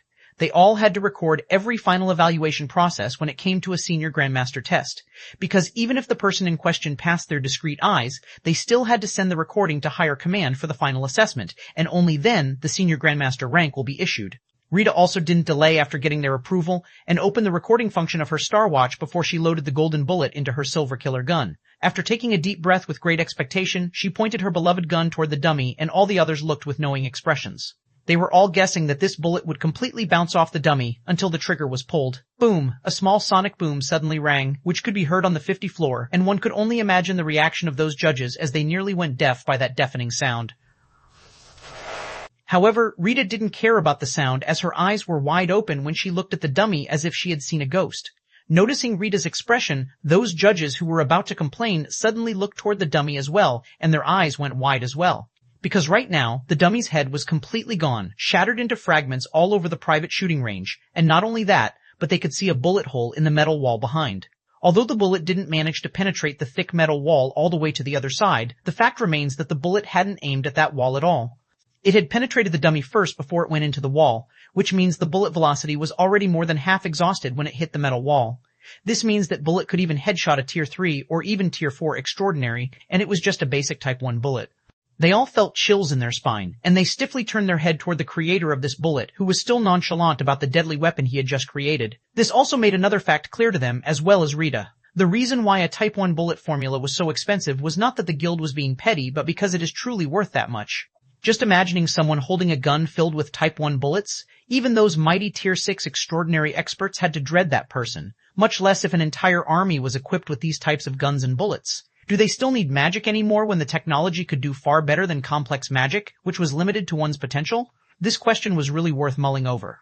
But right now, they all had this dreadful yet respectful expression as they looked at the masked man who had created this terrifying bullet and made them think in this direction. Rita finally snapped out of her daze and couldn't help but tremble when she thought of how Jacob had already traded this bullet's formula with her, and she had already watched how he created it. She had profited from this big time. So, do I pass? Jacob coolly questioned as he looked at those senior grandmasters' pale faces. He was now wondering if he should have toned down the bullet a bit more after seeing their astonished and fearful expression. But he didn't care much since the guild was selling these formulas. Then, this means there's no harm in showing it to them or even trading it for his own growth. He no longer cared about this simple knowledge anymore. Bart stiffly smiled and nodded. "Oh, of course, Mr. Jack, you really are worthy of senior grandmaster rank, and we have underestimated you before. Please don't take it personally. We were simply too ignorant." As an old wily fox, Bart would be a fool to offend Jacob since he had just achieved something that even Braylon couldn't when he was Jacob's age. Jacob was now officially the youngest senior grandmaster in the history of Rare Plains, and he could create deadly weapons that could be used by anyone and might change the hierarchy of power if they were made en masse. So, it was far better to befriend such a person than offend him, especially when he will get the position of a permanent member as well, whether Braylon likes it or not. Everyone had the same thought, but they had no idea that Jacob already had joined the Zodiac Alliance and was only a step away from getting rid of his reserve member status. 236, Chapter 236, The Alchemy Guild's President. A garden filled with the thick smell of herbs was currently tended by a middle-aged man with purple skin and white robes as he was watering a golden-color flower with red gem-like branches with a peaceful smile. Suddenly, he felt something as he said, "What is it?" An electric voice rang from his wrist. President Nelson, a call from Lady Vice President Ellie. Nelson's blue eyebrow raised when he heard the name of the caller and muttered under his breath, "How rare. The little girl would never distract me after I gave her all the authority of the guild," he said gently. "Receive the call." A melodious voice replaced the electric voice. "I have a situation to report, President." Nelson pursed his lips as he retorted, "Do you forget how to call your old man after you achieve some status, or do you think it's embarrassing for your status?" Ellie's respectful voice instantly turned into an annoying one as it sounded. Dad, I'm being serious here, and since this a matter of guild, we need to be formal. Nelson sneered and refuted. I don't care one bit about being formal or informal when I'm talking to my precious daughter. Will someone dare to voice out their opinion? You're such a pain, Dad. Ellie retorted without caring about Nelson's status as her dad or as one of the three most terrifying and influenced being on the plains. However, Nelson instantly smiled gently. See, that's my fearless daughter who I loved. All right, stop your rambling. You can ramble all you want when you decide to leave your precious lab. I'm here to tell you about something important, Ellie stated. What is it? Do you finally found a man you want to introduce to me? Oh, your late mother would be so happy that her precious tomboy, Geezer. Nelson was instantly shut up by Ellie's shrillness, filled with embarrassment and rage. He could even hear her teeth grinding together.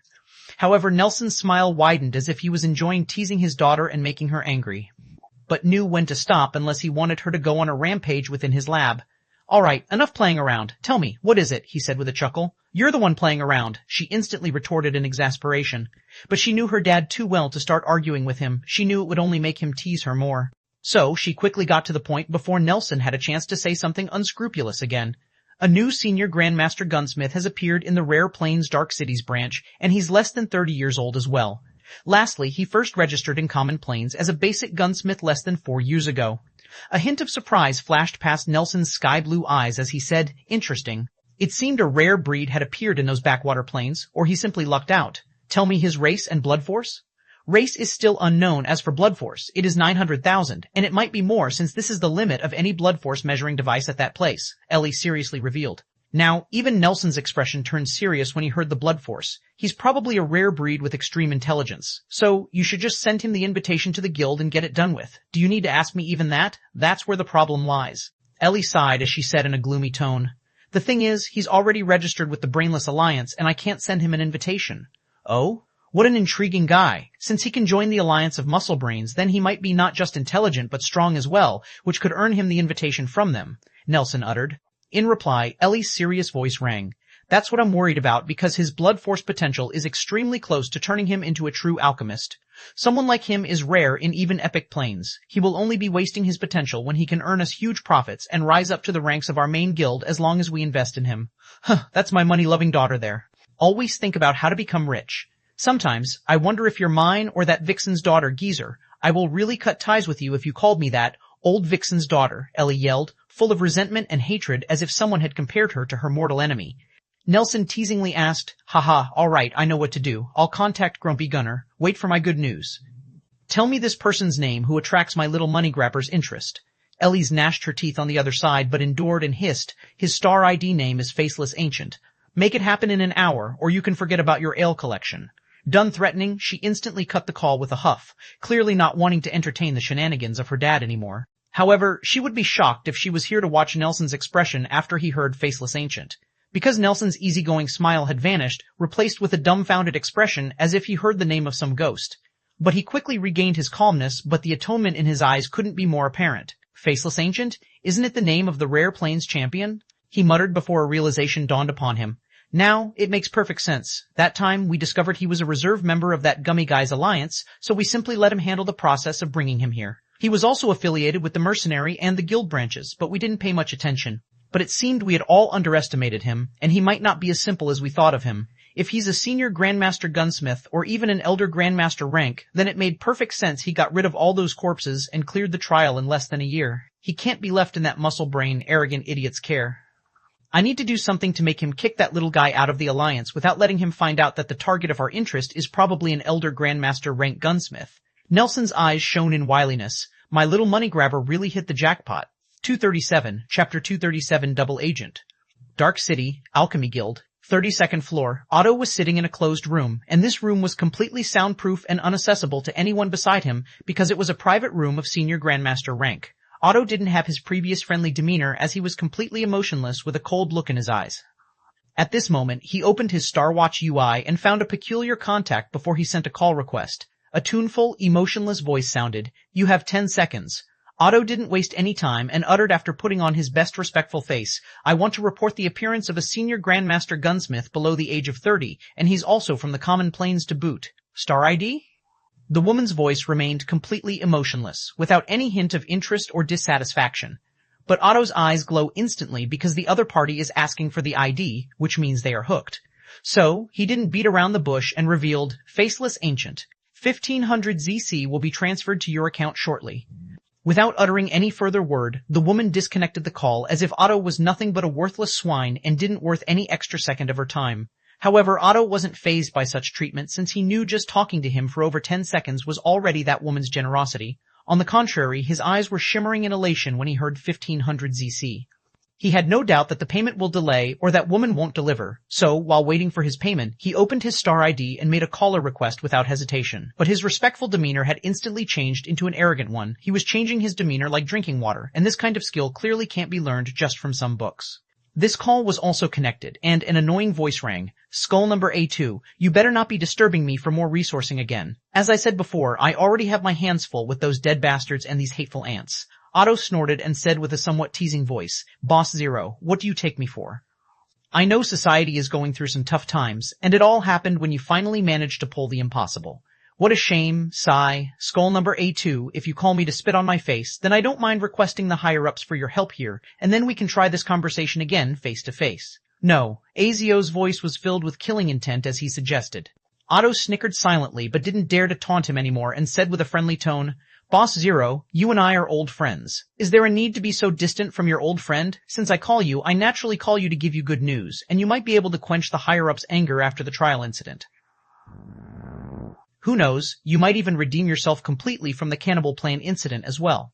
No, A0 fell silent for 3 seconds before he said, I know you, Skull number A2, better than anyone. Bark, what do you want? As long as you really have what you claim to have, I won't mind throwing you a golden bone. Otto didn't mind being called dog indirectly as his wily smile covered more than half of his face.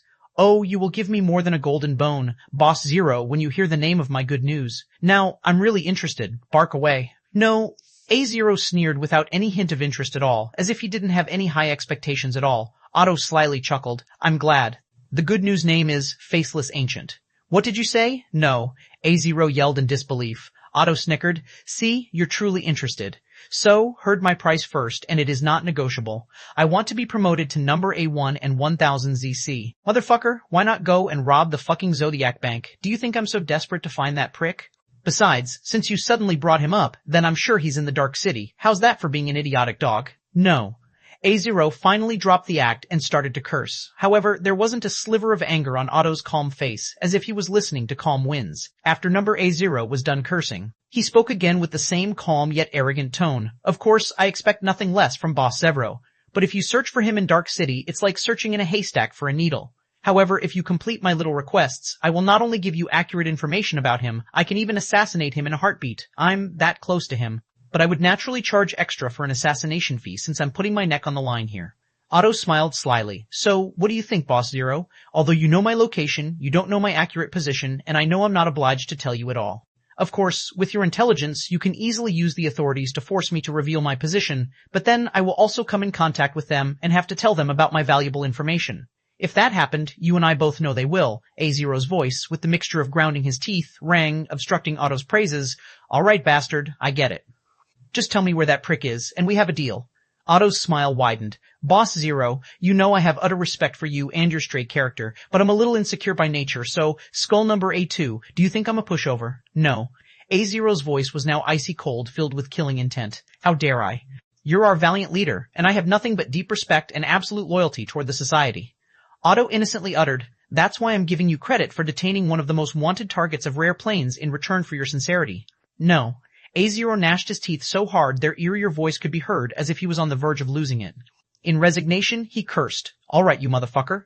238, Chapter 238, Settling Down. While the name Faceless Ancient was getting all kinds of attention in the first 2 hours after passing the Senior Grandmaster rank test, the person in question was now strolling in a gunsmith workshop on the 54th floor with the graceful elf Rita. So, what do you think?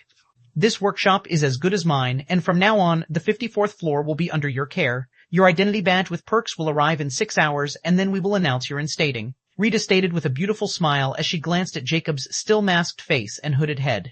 After the test, those judges excused themselves after congratulating Jacob, and they also had a report to submit while Rita took Jacob to the 54th floor for a tour since it would be his very soon. Furthermore, Rita no longer looked at Jacob as a junior but as a fellow peer and even respected him. Jacob nodded and coolly said, I appreciate it. But this workshop will be sufficient, and I don't want any authority. You can do what you have been doing in the past. Don't mind me. Jacob was telling the truth since he wasn't here to take over some measly floor and get cozy, but he was here to increase his craftsmanship and create weapons before bouncing off for good. Although the senior grandmaster has many duties, he knew Rita was more than capable of covering them for him, and he would only be needed if an incident happened again, like his appearance, which he was pretty sure would not be going to happen anytime soon.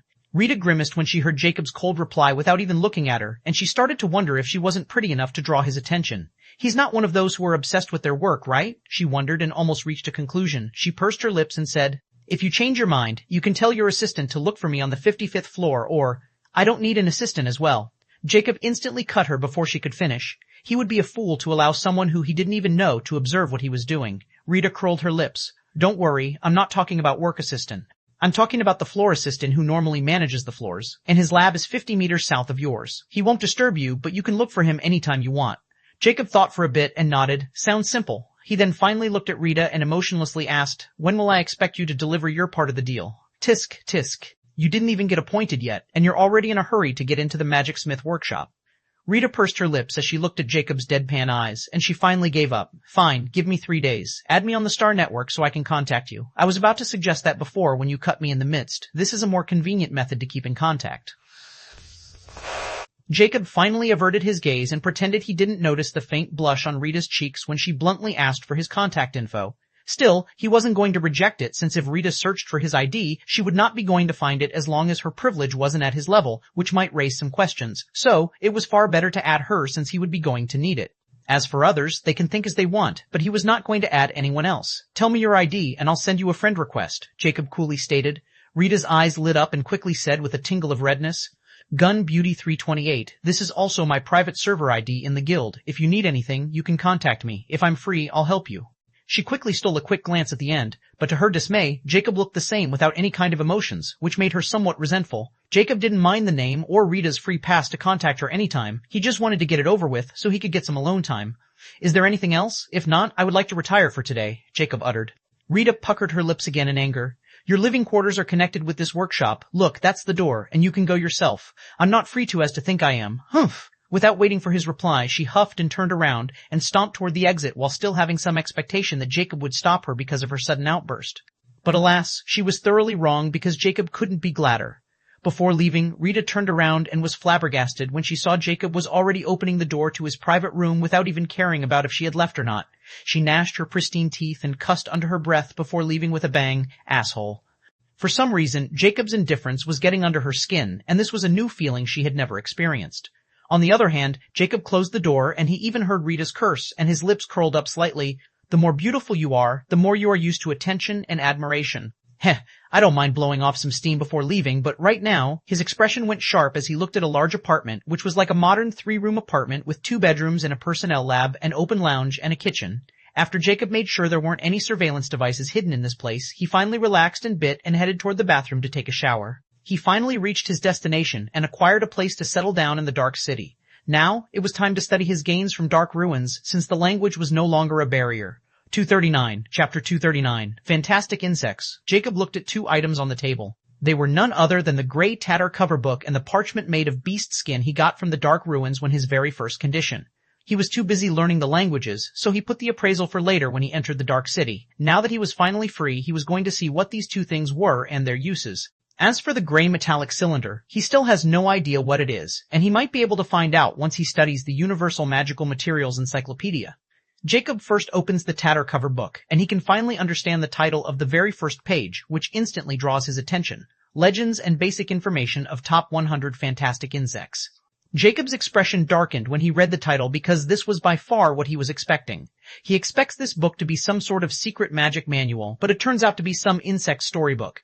Still, since this book could survive so long, he was interested in the information, and he could always sell it to SAAI. He already knew its price. As he turned the page, there was an introduction. Fantastic insects are the rarest breed of insects that ever to exist in the universe, especially the top 100. The fantastic insects in the top 100 are born in extremely harsh environments, and at the very first stage of their evolution, common rank, because they could bring ruins to worlds if they were born in their true form and almost impossible to kill if they reached their final form. The universe is fair, and that's why despite giving these insects unbelievable abilities, they needed to grow to use them, and they are just like any other insects at their first 3 stages of evolution. Only after they cross into their 4th stage of evolution will they start to awaken their true abilities. Because of this exact reason, just finding a single one is nigh impossible, not to mention controlling them. The only way to control them is when they are at the very first stage of their evaluation, common rank. There is no other way around it. In this book, there is very basic information and some legends that I've collected in my entire life on the top 100 fantastic insects, and the only method that can completely enslave a fantastic insect at its first stage of evolution. The method is written in the Blood Insect Enslavement Ritual Array. Jacob's eyes contorted when he read at this point, and something instantly came into his mind as his eyes darted toward the beast skin parchment. Don't tell me? Without hesitation, he opened the beast skin parchment, and he completely ignored the runic array design as his eyes were affixed to the information on top. Blood Insect Enslavement Ritual Array Design and Materials Requirement.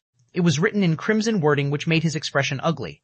What the fuck am I supposed to do with these 2 things? Jacob was really perplexed as he fought his urge to burn these 2 useless things. Still, he put the array design down and decided to read the information on those fantastic insects even though it was clearly written just how rare and dangerous these insects were. But if somehow he got his hands on one of these insects, he would be able to completely enslave them because he had both their information and the only method to control them as far as this book described it. It was a long shot, but still, who knows, he might get his hands on one of them someday, and this information could also be used in multiple ways. As for who wrote this book or designed this array, there was no name, and Jacob wasn't one to care either. So, after reading the 2-page introduction on these fantastic insects, he flipped the page, and a rough sketch of a strange flea appeared with a tentacle-like cavity between its wings. There was a small information section below it. Fantastic insect, rank 100, name, lightspeed flea, introduction, able to fly at the speed of sound on birth. Legend has it, in its final form, it can move through space even faster than the speed of light, and nothing can catch it as it can pass through anything. Jacob cocked an eyebrow when he read the legend. If even a fragment of this is true and this flea is only ranked 100, then what about the number 1? Intrigued, Jacob looked at the picture below. It was an ant with triangular wings and a long needle stinger. Fantastic insect, rank 99, name, venomous trooper ant king. Introduction. According to some legends, once an infant dragon was killed by a venomous trooper ant king. There is not much information about it. Heh, Jacob sneered, clearly not believing it. He didn't dare to imagine the power of an actual infant dragon since just that infant wyvern's strength was enough to send terror into anyone's heart. Afterward, Jacob flipped the pages one by one as he remembered the appearances in those sketches as well, the very limited information and some unreliable legends. Nevertheless, Jacob knew if any one of those legends were real, then these top 100 fantastic insects were enough to wreak havoc in zodiac planes. This might also be the reason for the limitation implicated on them by the universe. However, when Jacob was only top 10 insects away from ending the book, his eyes landed on a particular sketch when he turned the page, and shock surfaced in his eyes before it turned into absolute disbelief. There was a sketch of a centipede colored completely black with 6 body segments. It was eyeless, and instead, it had 2 pairs of antennas on each side of its head and 12 pairs of black legs. Jacob couldn't be more familiar with that body segment's shape and saw-like antennas. With tightened nerves, he looked at the information. Fantastic insect, rank 9 name, brain hunter. Introduction. There's no information on its actual name as it's simply known by the name brain hunter, and there is a very infamous yet terrifying legend about it. Once an entire civilization's brains were consumed by it, and they were all nothing but brain hunters' mindless puppets. 240, Chapter 240, The Thrall. The information completely gobsmacked Jacob, as he knew it was simply too ridiculous for his luck to be this crazy. But the fact was right in front of his eyes, and he truly wanted it to be true. If this brain hunter really is Eclipse Ellipse Imhoff, then I can have a rank 9 fantastic insect at my complete disposal if this array works. Jacob's eyes shimmered in ecstasy. The Eclipse Ellipse Imhoff was something he acquired accidentally from Decker, who had used it to control Pighead's corpse. After he got the information about it from Immortica, he didn't dare to use it since the method to control it was simply too shallow, and it might come back to bite him if he was careless. So, to this day, the Eclipse Ellipse Imhoff was always in his infinity pendant, and he almost forgot about it because he was busy raising his prowess. However, now that he has seen this sketch and its familiar name, he can't ignore it because a fantastic insect was simply too terrifying, and if he could tame one, it would be a frightening trump card. But he needed to clarify it first, and he knew only one thing could help him.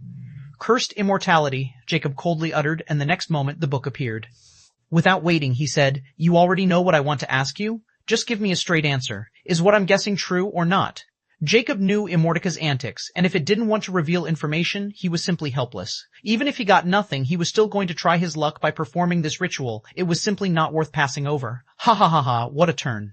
I never thought you would get your hands on something like this. Of course, since you already discovered the true background of Immortality Ch, then I can't deny it. Jacob's eyes shimmered with ecstasy when Immortal confirmed it. He inhaled sharply before he said, "So, this is really a rank 9 fantastic insect, and what about the legend? Is any of these legends true?" Now, aren't we getting ahead of ourselves? But I will still answer this question. The information in this book is 10% correct and 90% assumption. No one had ever seen the top 100 rank fantastic insects. Especially the ones in the top 10, those 10 are simply myths, and there are various debates about whether they are even real, but they do exist. It's just that their traces had been nigh impossible to find, and they mostly died the moment they were born since it was too difficult for them to survive. They are born even more fragile than insects in the top 11 to 100. However, if by some heaven-defying chances even one of them survived, trust me, you don't want to know what kind of despair they will bring on a cosmic level.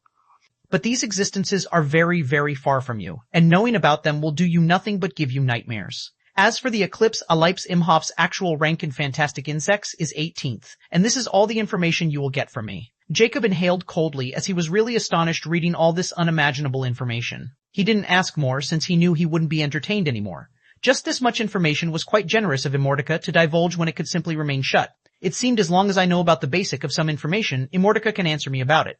He thought since it was quite apparent now, but it still remained to see if his conjecture was true or not. He asked something else. Then, can this ritual array really tame Brainhunter indefinitely? Truth be told, he was no longer confident anymore after reading Immortal's reply. Since this book wasn't completely accurate, then there is no way in hell he would believe that the ritual array was accurate as well. So, what if he had the Brainhunter? He didn't dare to try to nurture it unless he was absolutely sure if it was under his absolute control. If there were even the tiniest bit of chance that it would turn on him, he would rather kill it than let it become its enemy who knows about him, and probably Immortal as well. Because Pighead had seen everything that had happened in Decker's lab, and there was no way in hell, he would let anyone knows about it. Cursed Immortality's existence outmatched anything in Jacob's eyes, even the first-rank fantastic insect. At least you're not greedy, I must say. Despite getting your hands on such a rare opportunity, you are still rational enough to fight the urge to gain control of a fantastic insect. Tell me, do you remember the piece of information that I gifted you for completing the second level of Cursed Heart Emergence? Jacob squinted his eyes because of this sudden question, but he still replied as he could tell Immortal was implying something. You told me to nurture Alice into a star-level being. What about it? Ha. My exact words were, nurture that thrall of yours into a star-level being. I never said Alice. Jacob's eyes instantly dilated as he would be imbecilic if he still didn't understand.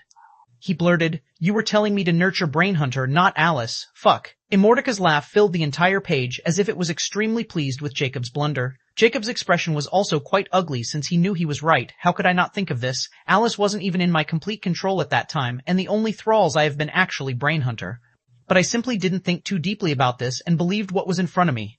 I should have known better to think that this book could put a weak human in its eye. Stop laughing, you could have simply told me straight, and I wouldn't have wasted so much time. Well, knowing you, if I hadn't gotten my hands on this book, you might have still not going to make it clear, right? So, tell me, what changed it?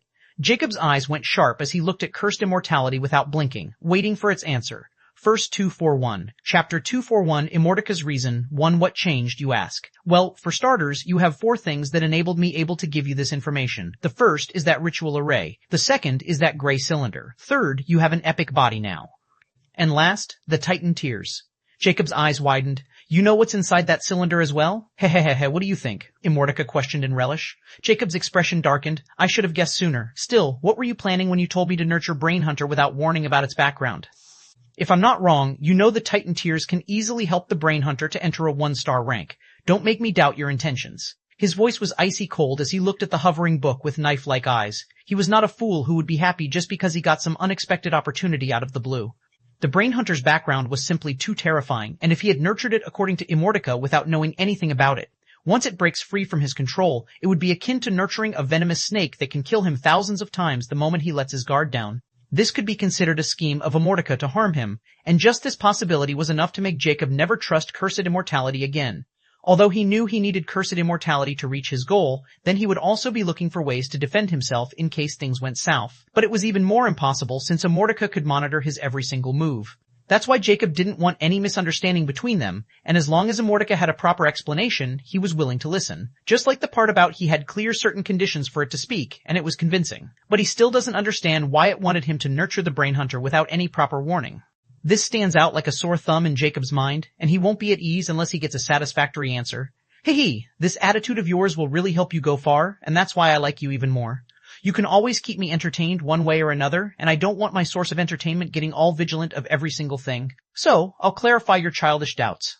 First, I want to bring the Brain Hunter at 1 star because it will awaken its racial ability once it develops its 1-star core, which is actually the rarest type of magic core in existence, a growth-type magic core.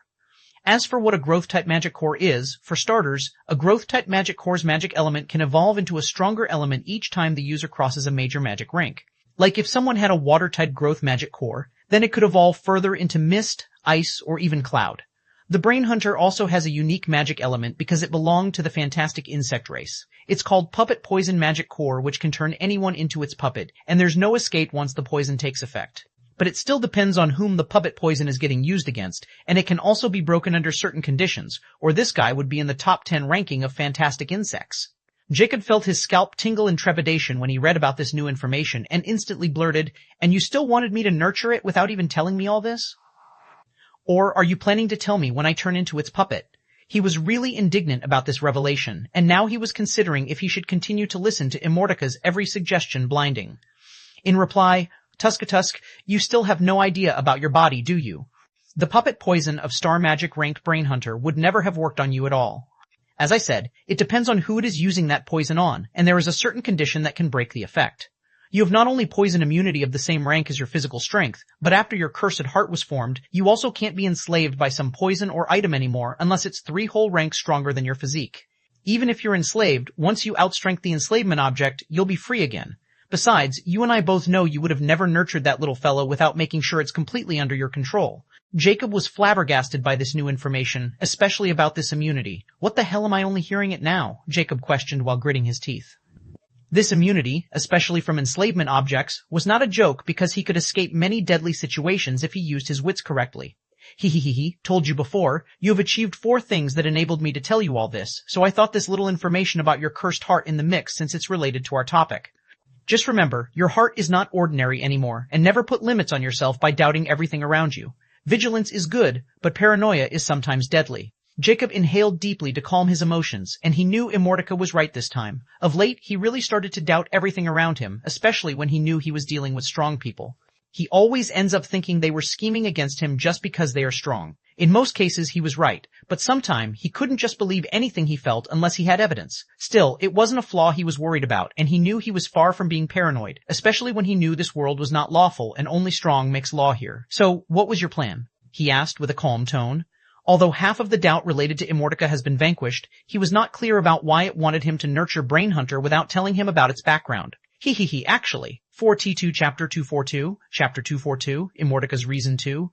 Actually, the Brain Hunter would never have used the puppet poison on you, no matter how many guts it has, Immortality revealed. Jacobs squinted his eyes in astonishment. Why is that? You should already have a general idea of why the fantastic insects are so terrifying, but the limitation in place are equally terrifying. Despite their fabled status, they have many weaknesses, or this place had already been ruled by the fantastic insect race long ago. The Eclipse Alipes Imhoff is no different. A common rank Brain Hunter has no intelligence as it only follows its instincts, but the chances of it entering the rare rank and then even awakening its unique magic core is almost 0. Because to achieve this rank, it needed to absorb an epic rank being's brain as well as its magic core. But the chance that it was to happen is even less than 0 because an epic rank being will sense it coming from miles away. Now, you can easily imagine what kind of limitation I'm talking about. Jacob was really shocked when he heard this ridiculous limitation and placed on it just to enter rare rank. It was just as Immortality said, even though he had no magic, he could easily sense danger incoming, and his epic rank senses were 10 times higher than those of an extraordinary rank being. Now, he finally understood why these insects were mostly only myths. The universe was really fair. Immortality continued, but the Titan Tears can ignore this limitation as to why. I'll leave it to you to find it out. I can't spoil my fun too much. Jacob's expression darkened when he read at this moment. Immortality naturally didn't care about his feeling and continued, "Anyhow, the Eclipse Alipes Imhoff has another limitation when it reaches the rare rank and achieves a 1-star rank. It will awaken its basic intelligence and some of its inheritance memories. This topic is also for you to research." As for what that limitation is, it is actually related to its first use of puppet poison. It's like this: a 1-star brain hunter would never use its puppet poison on any being higher than its rank. If there is even the tiniest bit of chance that the puppet poison will not take effect, it will never use it, even if this means death. Because if by some chance the puppet poison does not take effect, it will have to be the eternal slave to that person who hasn't gotten affected by the first puppet poison.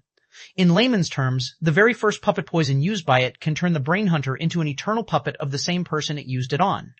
Jacob felt like he was reading something ridiculous and exclaimed, "What kind of fucked up limitation is that? Is that even possible? Hey, what do you think?" Immortality wrote a question jeeringly. Realization dawned upon Jacob at this moment. He finally got what Immortality wanted him to do after Brain Hunter was nurtured to 1-star rank.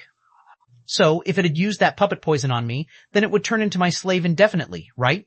When were you going to reveal it? It might have run away right away, or, as you said, chose to die instead. Jacob questioned with uncertainty. Of course, I can't tell even if it ran away because you needed to complete 2 conditions at that time. First, you have to find a method to completely enslave the brain hunter so it would use its first puppet poison on you. Because its natural instincts are too dominating that the moment it senses the existence of any slave item, it will instantly kill itself or any fantastic insect, as a matter of fact. Because no fantastic insects can endure being someone's eternal slave, and the universe will also never allow someone to control them so easily. The second condition was, of course, the fully condensed cursed heart. I was only giving you a chance because you have acquired the brain hunter, and if you failed to grasp it, then it was your loss. Besides, I know you would have got over it easily since you let already one escape, and you have no idea about the brain hunter's true background. Its death would have little impact on you. Jacob didn't know how to react after understanding the true reason behind Immortaka's suggestion at that time.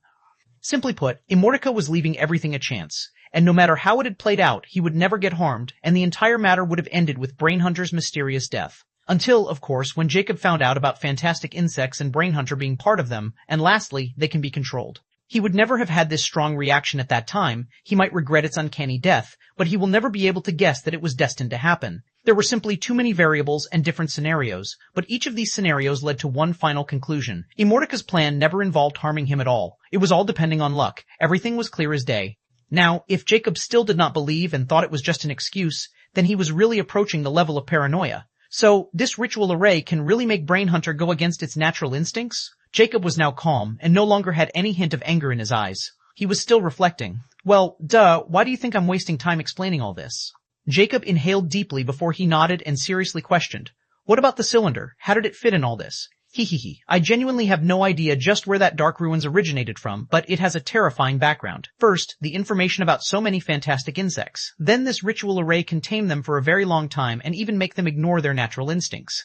Lastly, the biggest surprise is that cylinder. You have devil's luck. Do you know that cylinder is a sealed capsule which holds the corpse of a rank 6th fantastic insect? Wahi 243, Chapter 243, Stop Testing Me. Jacob was gobsmacked by this revelation and had no idea how to react. He never thought that cylinder he wanted to open held a carcass of a fantastic insect. And not just any fantastic insect, but ranked 6th on the top 10 list. He couldn't help but ask with a rigged tone, why, you just said those top 10 insects were just myths. Yet now? They are myths but not friction. That's a difference. Immortality wrote amusingly as it liked Jacob's reaction. Jacob inhaled deeply, as it was probably the biggest shock he got after discovering the Brain Hunter's true value and background. What kind of insect is it, and why is it important? He got right to the main point. He was now too eager to try this ritual array on Brain Hunter and make it completely submit to him. But he knew the carcass should be very important since even Immortality praised it, and this might also be why SAAI was giving him 1 million ZC without any appraisal at all. He couldn't help but scoff silently when he thought about how he nearly got cheated by an AI and his own lack of knowledge. If he had even sold one of these 3 things in the champion space, then he would really regret it for the rest of his life. It's called the Illusory Dream Empyrean Dragonfly, and as its name suggests, its abilities are related to illusion and dream. I don't know how someone was able to capture it or even find its carcass and then preserve it in that specially made capsule.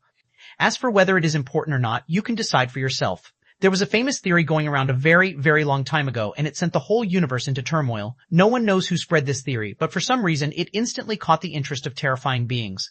This theory was related to fantastic insects naturally. The theory was quite simple. Someone presumed that, if a fantastic insect within the ranking of 11th to 99th can eat a fantastic insect within the ranking of 1st to 10th, it can evolve into an entirely new species of fantastic insect. Not only this mutated fantastic insect will the ability of both insects, but also some mutated abilities. As for why this theory draws the attention of mighty figures, it was because of this exact final sentence: the new mutated fantastic insect will also break free from the universal limitation. Jacob's eyes widened and blurted. Didn't this mean they can grow without any ridiculous restriction on them if they break free from restrictions? You catch up quickly, but you only guess the half part. The true advantage of this limit break is those insects won't be able to break free from enslavement items or commit suicide. This is exactly the reason why those guys start searching for fantastic insects like mad dogs to confirm this theory. But how could they find the insects in the top 10 just because they're looking for them? In the end, some of them managed to find the insects in 11th to 99th ranking, but the top 10 were like ghosts as no one was able to get their hands on one. So, this became a mere idea and was slowly buried within history. However, you unknowingly found both pieces essential to confirm this theory. If those guys found out about it, they would make you their slave just to rub some luck off you. Ha ha ha. Jacob's expression sank as he didn't find this joke funny at all. He coldly scoffed, but this is just a theory, and even if it's true, I won't try it because there are too many uncertainties. The first one is, even if mutation went as theorized, the result would be random since there's no proof of someone being successful at it. Let's assume this theory is true, and everything goes as planned. But do you think I would be able to control that newly mutated insect? His eyes went colder. Let's be real here. What if that newly mutated insect can break free from Brain Hunter's weakness of first poison? Won't I be the first one it comes after to take revenge? I know from personal experience that being an experiment subject, a mere slave of someone, is not a feeling anyone would enjoy unless they had brain damaged. Although all this information is truly fascinating and broadened Jacob's horizons. But despite having the capital, he wasn't willing to take that gamble, especially when his life was involved in this gamble. It might be another case. If he was much stronger than his current self, he might be willing to take that gamble since he could have at least preserved his life if things went awry. But he won't gamble with Brain Hunter at all because its abilities to control others are simply too terrifying, and who knows if he can find another Brain Hunter if something happens to this one. He might not even find one in his whole life, so he was willing to wait until he was strong and found another fantastic insect to try this theory. Since he already had the essential ingredient in his hand, he could find the last one if he started looking. Even Decker was able to get its hands on Brain Hunter, which means these insects exist in low-ranking areas, and he can visit these places anytime. Are you sure? What if that newly mutated insect keeps that limitation since it was already in effect? It's very possible, you know. Immortality tried to tempt him. However, Jacob was firm and sneered, "Stop testing me. I won't do it without absolute proof that it will keep that limitation. Besides, I have this feeling that Capsule might be the only thing that keeps that corpse intact for so long, and if I break the seal carelessly, I won't even leave with a single part of that carcass." Hearing this answer, Immortality suddenly filled the entire page with its wanton "haha" before it wrote, "Ha ha ha, I expect nothing less from my inheritor." 244. Chapter 244, An Unexpected Mail. Reading the last line, Jacob snickered in exasperation. "I wonder if you'll choke one day while laughing like this. I'll do anything to watch it happening." "Tisk, tisk, you're so malicious," Immortality wrote. "I learned from the best." Jacob retorted while shrugging his shoulder before he said, "So, if you didn't have anything to add, then I would like to start looking for the materials required for this ritual array." "Selfish. Nothing to add, I guess. Oh, except one thing." Jacob squinted his eyes. "What is it?" "Well, I forget. Ha. Jacob's expression fell as he closed the annoying book without a second thought. He was too familiar with these little word games of Immortality. He won't be getting anything out of it anymore. After he closed Cursed Immortality, he looked at the book and the array design again with shining eyes. He stowed away the book after reading the final pages. Although this book was not accurate, the information was still valuable, especially the sketches of those fantastic insects. He won't be able to guess it was the same Brain Hunter if he hadn't seen the sketch, so this book was still quite accurate. He then looked at the array design and read the material requirements attentively. Blood insect enslavement ritual array design and materials requirement. Materials required for ink recipe. 1. Blood flower, 1,000 years old minimum. Advanced type 1, quantity, 1-2, white assassin parasite bugs. Blood extraordinary, tier 6 rank quantity, 100 milliliter, 3 rainbow stardust. Advanced type 1 quantity, 10 grams, 4 times night salves, poison magic core, 9 star. Quantity, 30, magic cores 5, nightmare, lily, 1,000 years old, advanced type, 1 quantity, 1 recipe formula. Jacob's expression darkened when he saw all those unfamiliar names of the materials that were required to make the ink to draw the ritual array. Blood flower? Why is sounds familiar? Jacob's focus drew on the very first material on the list. Suddenly, he remembered why this name sounded so familiar as his eyes shimmered with disbelief. Salvage the priest with blood flower? Don't tell me that blood flower I picked up after clearing that condition and this blood flower is the same? Jacob flipped his hand, and a crimson flower appeared in his hand as he looked at it with scrutiny. Previously, he had thought that this flower might come in handy somewhere in the dark ruins, but it doesn't. So, it was left within his pendant, and he even wanted to sell it, but then decided against it when he acquired enough ZC, and he first wanted to see what other uses this flower had. Now, the name Bloodflower appeared again. He remembered this flower again, but he was not sure if it was the same Bloodflower mentioned in the recipe. But the chances of them being the same are very high since he acquired them all from the same place. I should prioritize studying the Universal Magical Materials Type 1 and Universal Beings Living and Dead Type 1. First, so I can figure out where to find these materials. At the same time, I should also try searching for them in the guild's private server market. There is no better place to look for these materials than the organization, which is an expert in this field. Jacob decided and put the Bloodflower and the array design away. As for Brain Hunter in his pendant, he had no intention of nurturing it before he collected all the materials for this array and enslaved it fully. He knew he only had one shot at this, and so he had to be fully prepared. Lastly, he was still not sure if that poison thing was real or not, and if he was really willing to get bitten by a terrifying insect just for a chance to control it, while he could do the same with this ritual array. Although he trusted Immortica's words, he was still not willing to follow them blindly.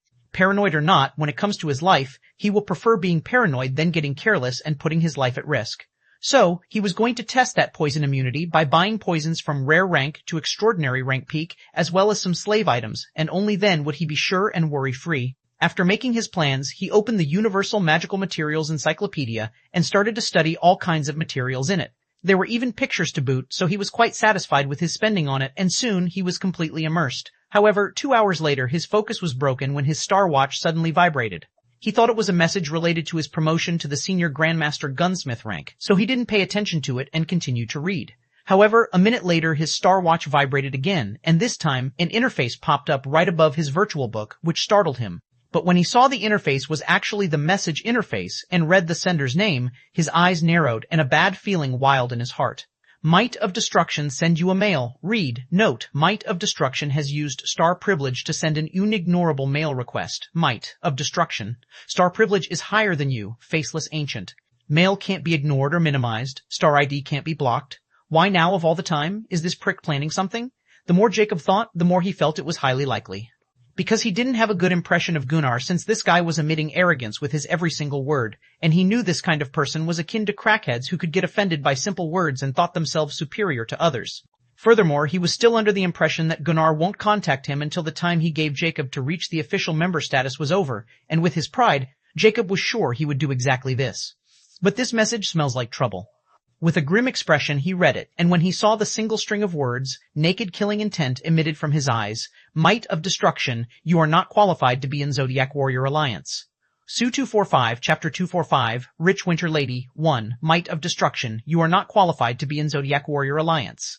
A thick vein popped up on Jacob's temple as naked killing intent, which could make even an epic rank begin shudder, enveloped the entire apartment. It was a while since Jacob felt a genuine urge to kill someone before torturing them, but for some reason, the anger gradually started to lessen like a breeze before Jacob was tranquil, which was even more terrifying than his angry self. He didn't know if this was the effect of his new heart, but now, feeling such a shock, fear, anger, excitement, and such no longer remained for long before he returned to his tranquil state. Whatever the case was, Jacob was quite satisfied with this kind of effect, since this lessened the chances of him making rash decisions and keeping his calm all the time. Still, this didn't mean he was not bloody for Gunnar anymore. On the contrary, he was going to remember this for as long as he could live. Eventually, he was going to the Epic Plains, and he would also reach the peak of that plane if everything went smoothly, and when that happened, he'll make sure to personally ask Gunnar if he was qualified or not. Jacob closed the mail and then looked at the previous notification, and just as he expected, this notification was an alert of his being kicked out of the Zodiac Warrior Alliance, and his membership and all the benefits with it were revoked, except for his already earned ZC and bank account. His identity badges, the Alliance mission application, private servers, everything was now unavailable to him. This only intensified his urge to torture Gunnar even more. In the end, he sighed ruefully and closed the alert notification and equipped a new identity badge, which was the Grandmaster rank badge he earned from the guild a few hours ago. Something is not right with this sudden act of foolishness. If he was holding a grudge, why not kick me out the same day? Or he was just toying with me by giving me false hope before shattering it when I was close to becoming an official member. But he didn't strike me as someone with patience who could hold their anger in. Well, whatever the case, I just hope he won't die before I seek the answer to this question. Although getting kicked out of the Alliance was quite a letdown and cutting off his path toward the Alliance resources. But he quickly got over it when he thought about how he wasn't even able to get access to magic knowledge in the Alliance because he didn't have mana. On the contrary, if he thinks about it more carefully, he can now join the Alchemy Guild since he is no longer a permanent member of the Zodiac Warrior Alliance. Because the guild was filled with all kinds of knowledge about magic and technology, and even the Alliance wasn't matched for the guild when it came to knowledge. Although Jacob had killer instincts, he was also a researcher by heart, and this world was filled with wonders and unknowns, which made him equally curious about gaining immortality. Fighting skills and gaining strength was important, but having knowledge was equally important, just like what happened with the fantastic insects. If he had known before, he won't be in the dark about Immortica's true intentions. Jacob knew he had the chance to join the guild since he was the youngest senior grandmaster ever to appear in the Rare Plains. Since Nixon could invite him from the Freedom Plains, he was sure someone in the Dark City would definitely invite him unless they were blind. After concluding that the Alchemy Guild suits him even more than the Zodiac Warrior Alliance, he quickly got over this sudden bad news, and with a hint of anticipation, he again immersed himself in his reading even more seriously. However, he was again disturbed by another unexpected popped-up interface which made him narrow his eyes in scrutiny. Rich Winter Lady wanted to send you a projection call. Accept, reject projection setting.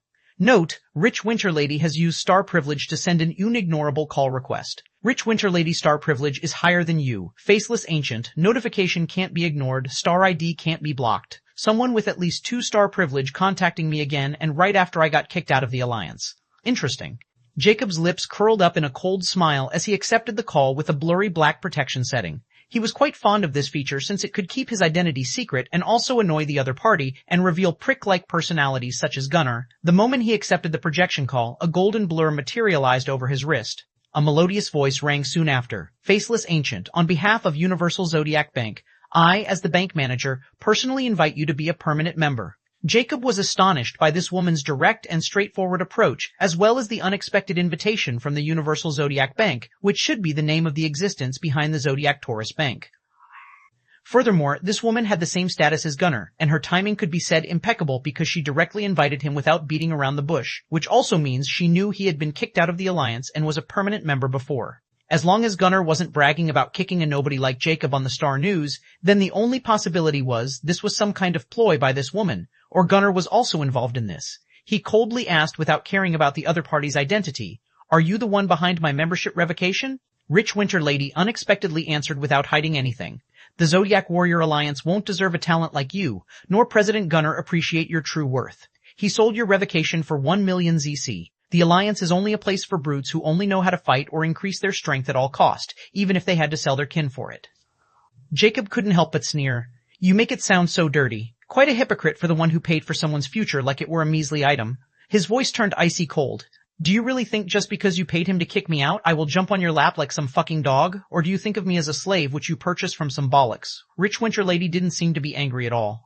She replied in the same impassive tone, Mr. Jacob Steve, I think you have some misunderstanding in this matter. I wasn't the one who paid for your membership revocation. 246, Chapter 246. Rich Winter Lady 2 Jacob was stumped momentarily, but it didn't mean he would apologize. Since this woman knows this much, then she was here with motives as well. As for her knowing his actual name, he wasn't surprised in the least bit since he was already registered with his name in Alchemy Guild and the Zodiac Bank in the Common Plains. So, I didn't come as surprised that they knew his actual name. It mattered a little as long as they didn't know his appearance, and he was pretty sure the star ID mattered far more than actual names in Zodiac Plains. Then, he replied coolly, does it matter? Why would I join the bank just because Miss Manager contacted me personally? Besides, what's the point of joining 3 hegemonies when they are unfair to their members and anyone can use their authority without any consequences? Rich Winter Lady paused for a moment before she spoke impassively. I understand your point and your stance in this, Mr. Jacob, but you have a false impression of the 3 hegemonies' power structure.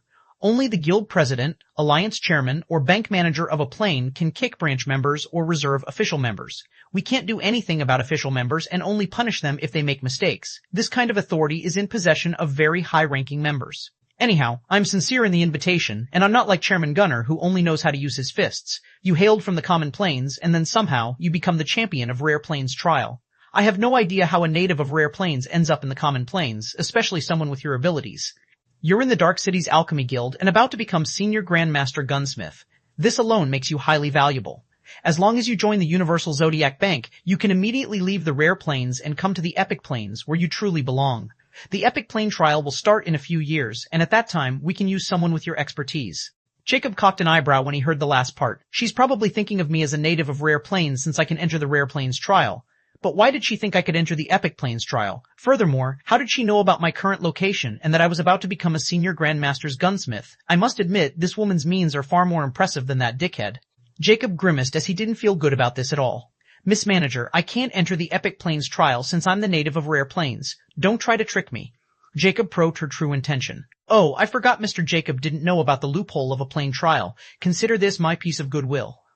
As you know, once a plane trial is complete, the life zone and death zone become like neutral plane. And I'm sure you already know that a champion can maintain their sides of the zone and other authorities. Without a life zone or death zone, anyone can go anywhere as long as they are within the strength limit of that plane's. Then what do you think will happen to those who were settled in that plane after the trial was completed in those hundreds of years? Because the two sides are always at each other's throats, and many reinforcements come when a trial is complete from both sides, so each side won't have an entire plane for themselves. Only the common planes are an expectation. Anyhow, will those newcomers be kicked out of the planes when the cycle ends and another trial plane is formed? Rich Winterlady questioned impassively. Jacob squinted his eyes as he didn't think this deeply into this, since these restrictions were meaningless to him. However, now that Rich Winterlady asked this question, he considered it carefully. Suddenly, his eye winded slightly as he said with uncertainty, "Could it be anyone who was staying on the plains during the trial formation will be considered that plains native and can join the trail as well? Is this the loophole? As expected of someone who completed a trial in less than 6 months. As you stated, Mr. Jacob, anyone present in that plane during a new trial forming will be considered a native of that plane." Rich Winterlady praised, but it was as empty as her voice. She had given all the clues, and if Jacob couldn't even guess after all those clues, she might have already lost interest in him. How many years before the trial starts again? 6 years and 5 months. So, what do you think? If you join the Universal Zodiac Bank, I'll arrange a ship for you, and you'll be here in 2 years. Afterward, I can help you increase your blood force to epic rank blood force. All you need to do is say the word. Rich Winterlady offered with full of temptation and confidence. If it were anyone else, they would have instantly agreed to her offer. The promise of increasing the blood force to epic rank was enough to move them. Alas, it was Jacob who was only interested in things that were useful to him, and the blood force was not a barrier at all. As long as he followed the Cursed Immortality, his blood force will charge up. But he was still somewhat shocked hearing it would take him 2 years to travel to reach the epic planes, and this was time considering he had the help of someone like Rich Winterlady. "Miss Manager, since you're sincere, I won't be unreasonable. Truth be told, I'm not interested in fighting, and I'm more of a researcher." Stumbling into the Dark Ruins was not intentional, nor did joining the Alliance as a permanent member. I was quite ignorant then and took some unwanted steps and somehow survived the entire ordeal. Do you know joining the Alchemy Guild was my goal from the start, and Chairman Gunnar gave me a time limit before he would have kicked me out? So, I was never going to make up to the time limit, and I had no intention of staying in the Alliance in the first place. I only told you this because you gave me an important piece of information, and I'm also apologizing for my previous behavior. Jacobs sincerely explained, although it was truth mixed with lies, but did the other party know this? 247, Chapter 247, Secret Commission. A white marble hall was filled with all kinds of sculptures, and they were all vividly sculpted to the very last details. It was clear the sculptor was the master of its art. Amidst these sculptures, a tall, curvaceous figure stood before an unfinished sculpture, but its shape was quite apparent as it looked like a bird spreading its wings. The woman was holding a chisel in her slender hand as she stroked the sculpture gently and gracefully as she carved its feathers. Strangely, there wasn't any sound of her carving at all. On the other hand, a blurry black projection could be seen on his other wrist, and a deep cold voice sounded in this silent hall. "I'm also apologizing for my previous behavior. But I will still join the Alchemy Guild since it suits me more, and I have no intention of entering another trial plan anytime soon." The woman paused for a moment, hearing this unexpected answer, and a hint of dissatisfaction flashed past her enthralling oceanic blue eyes. But it was only fleeting as tranquility returned, and she moved her hand gracefully. She spoke as her melodious voice rang in the hall. "If Mr. Jacob is interested in research, the bank can meet your demands as well. The bank lacks anything but money and trusts me. Everything has a price. I couldn't agree more. But I'm still going to stick with my choice." Jacob's voice rang again, and his answer also remained the same. The Rich Winterlady finally stopped, and a tiny frown appeared on her peerless face. She looked toward the blurry black projection for the first time after their conversation was started. She looked deeply at the black blur as if she wanted to see the person behind it. She finally spoke. "How about you state your demands, Mr. Jacob?" It was her first seeing someone rejecting her offer, especially when she was offering everything a native of the rare plains could dream of. But for some reason, this guy remained dismissive, as if nothing could sway him. Not only he dared to scold her at the start, but he also didn't seem to care about her status at all and wasn't polite from start to end. Did he think, since I don't know his face, he can be fearless and talk to me like some third-grade character? A hint of coldness surfaced in her tranquil eyes as she waited for the answer. Although she wanted to rope in this genius of rare plains because of his potential in gunsmithing, this didn't mean she was desperate. He was, after all, a genius of rare plains, not epic plains. She just doesn't understand why he was throwing away a golden opportunity. Now she was getting impatient, so she gave her final offer. If he still didn't cherish it, then she won't be bothering with this arrogant bumpkin anymore. Even though she would lose some ZC that she used to buy his information from a broker, she would rather let the Alchemy Guild have this lost cannon who didn't know good from bad. But it wasn't that simple either. I have no demand, Miss Manger. Again, before Jacob could finish, blue light shimmered over her wrist before the projection vanished. She cut the call. She coldly scoffed as blue light shimmered over her wrist again, and another interface appeared with another star ID, and a message panel was opened. Writing started to appear on the message box on its own. Issue a secret commission to all reserve universal mercenaries in the Rare Plains Dark City to assassinate the new senior Grandmaster Gunsmith, Faceless Ancient, in the Dark City's Alchemy branch. Contact the informative and tell him to cooperate with Universal Mercenaries fully. Price is not a problem. After reading the message and finding no mistake, she sent it before the blue light on her wrist stopped shimmering, and she didn't pay any more attention to it either. Little Ellie, don't even think I would let you profit from this so easily. The rich winter lady muttered mockingly before she returned to sculpturing as if nothing had happened. From start to finish, this wasn't about Jacob at all. Jacob looked at the Star Watch projection, which no longer had any blurry figure, and sneered, "Well, I saved me the trouble of explaining it to her. If this woman thinks I'm an idiot, she was not better than that dickhead." The reason for Jacob's disdain was he noticed some loopholes in Rich Winter Lady's invitation. First, she never mentioned anything about his bank account despite her being the bank manager. This lets him conclude that she was inviting him to be a mercenary like the Star Mercenary Agency of the bank, not the actual member who is connected with the bank. The mercenary agency was like the armed forces of the bank, and Jacob wasn't sure what kind of personnel were truly in charge of the bank's management, like the personal Zodiac bank accounts. As to why he thought this way, it was pretty simple. If the bank account were considered a universally recognized money wallet, there would be strict rules attached to it for having such a status. If anyone offends a bank member of high authority and then, like Gunnar, that person revoked their bank account on a whim, will anyone dare to use the ZC as currency? Jacob was even sure that even if someone was a heinous criminal, the bank still needed to go through many troubles to block that person's bank account because of its universal status. The biggest proof of his theory being true was the SAAI making his bank account level raised while he was still a member of the Alliance, and it was still the same even after Gunnar kicked him out. So, Jacob was confident that this woman couldn't do anything to his bank account no matter what. Second, she only promised him money, nothing else, and Jacob didn't need money at all right now, and he also couldn't trust someone as cunning as this rich winter lady. She was full of schemes and not readable like Gunnar, so Jacob still liked to stay away from her as long as he wasn't completely confident in handling her schemes. Lastly, he wanted to join the Alchemy Guild because this palace was a huge cover-up to hide his actual strengths now that he thinks it through.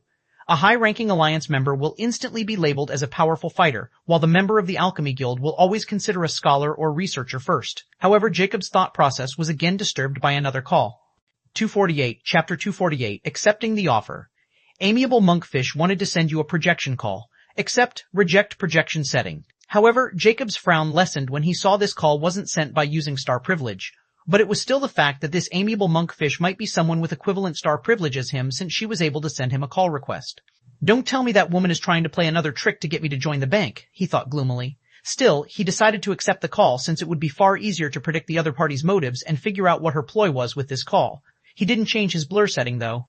As he accepted the call, he expected another blurry figure, but to his surprise, a veiled woman appeared, sitting behind a desk gracefully. But what drew his attention was her purple smooth skin.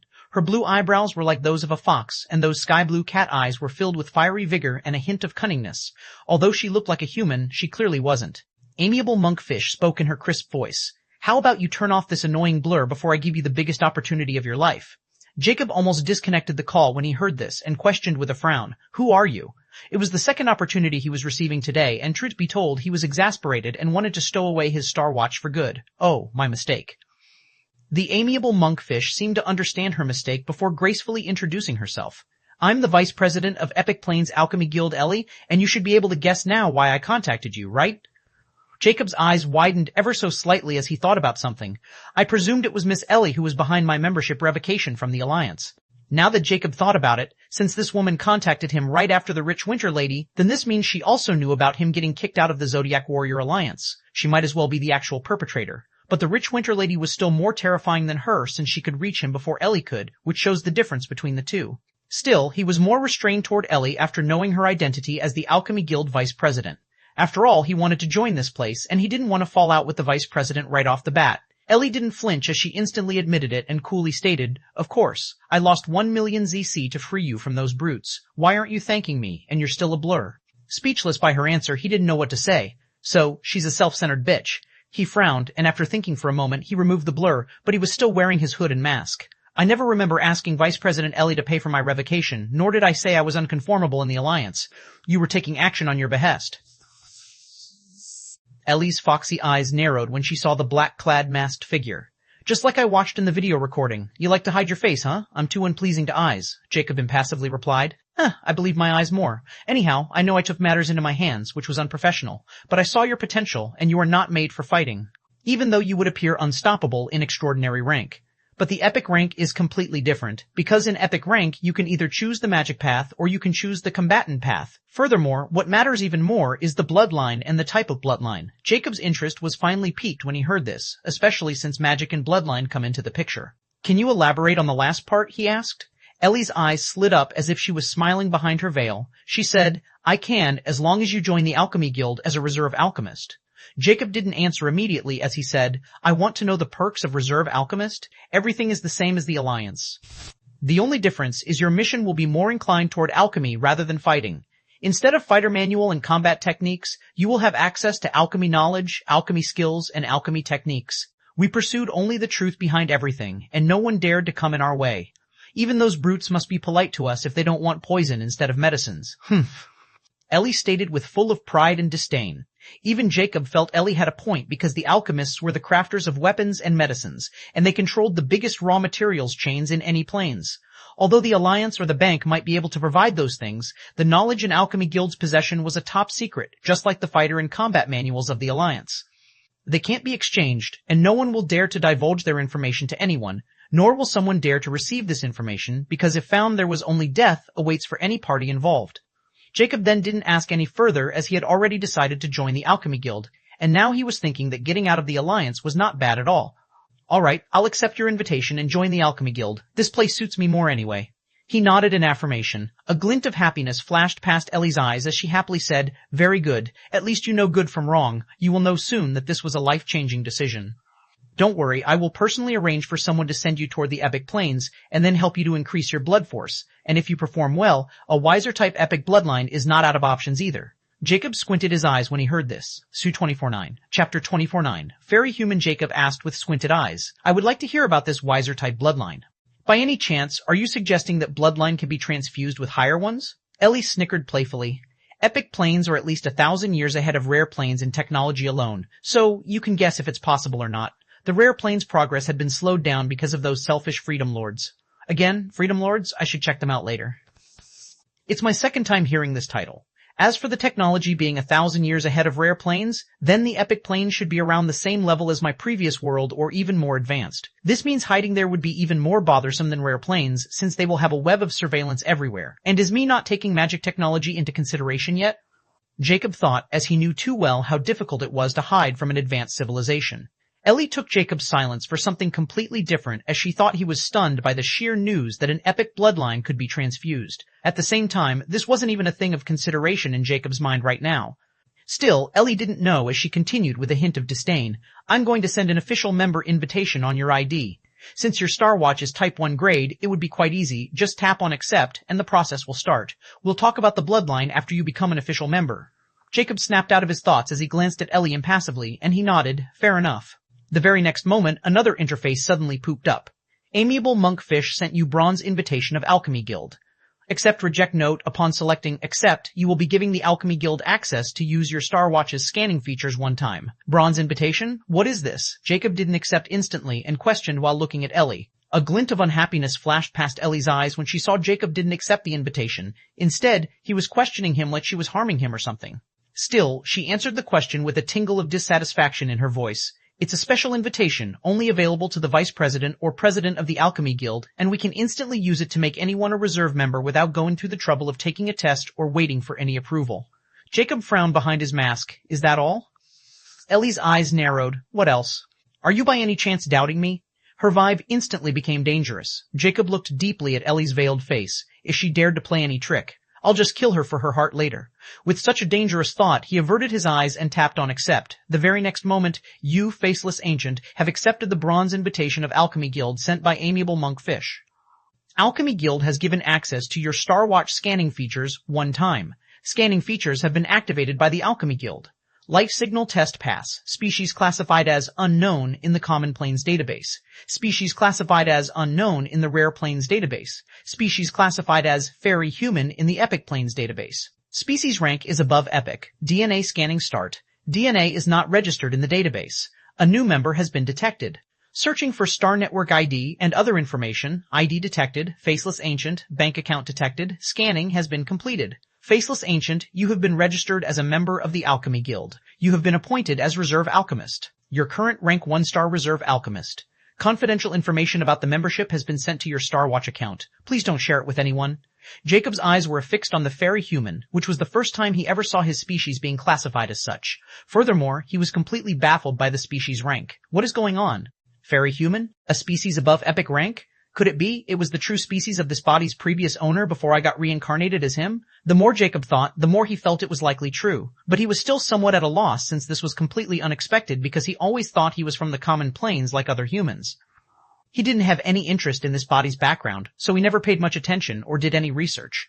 However, this new revelation about his species changed everything because if he belonged to such a powerful race, then how the hell did he end up in the hands of Decker and why? Good. From now on, you are an official member of Alchemy Guild, and I'm looking forward to meeting you here. Ellie snickered as she also received the confirmation that Jacob accepted her invitation with a hint of astuteness hidden in her cat eyes. So, she wasn't able to see any of these? Jacob felt relief when he saw Ellie was completely oblivious to the information he had just seen.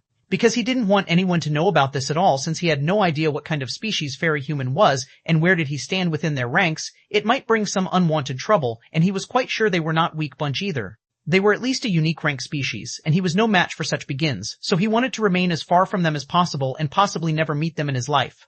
But he was still confused. Miss Ellie, can this watch scan someone's blood higher than extraordinary species? Jacob clearly knows that his Star Watch can only scan an extraordinary, not epic rank, because he had tried before. However, somehow it was able to scan that he was a fairy human and even tell his bloodline was above epic rank, which was completely out of place. Ellie coolly replied, of course not. But the Alchemy Guild is a treasure trove of knowledge, so our guild's AI, White Sage, is special. It can search a higher plane database from the plane it was being used, unlike the other two hegemonies' artificial intelligences. Why are you asking? Don't tell me White Sage just used its authority on you and searched the Epic Planes database, she asked curiously. Jacob didn't show any reaction as he merely said, how can that be? I was just curious, that's all. Now can you tell me more about these bloodlines? He quickly changed the topic. As a peculiar glint flashed past his eyes, I need to be even more careful in Epic Planes. 2250, Chapter 250, Two Paths. Ellie didn't find Jacob's words suspicious, or she was too proud to bother with small details. Anyhow, she answered his previous question. Alright, since you joined the guild, I will naturally tell you this information is limited to Epic Planes' 3 hegemonies members. As I said before, in Epic rank, you need to decide a path of magic or combatant. You should know about the 2 categories of species, fighter and wiser. These 2 categories are the deciding factor of someone's path in Epic rank. In Epic rank, a species undergoes an evolution according to their bloodline compatibility to either combatant path or magic path. The fighter species are 99% end up evolving in the path of combatant, while the wiser species, 99%, end up in the path of magic. These 2 paths are essentially different from each other and have their own pros and cons. The combatant path is the path of battle in which a species evolved in the way toward fighting, like stronger physiques, melee innate abilities, combat magic, battle sense, and such. We called them combatants and the bank's mercenaries, and the alliance is mostly filled with them. However, the path of wiser species is the pure path of magic. Although they didn't have strong physiques or battle sense and couldn't practice combat magic, which is only made for strong physiques, even extraordinary physiques aren't enough to practice combat magic.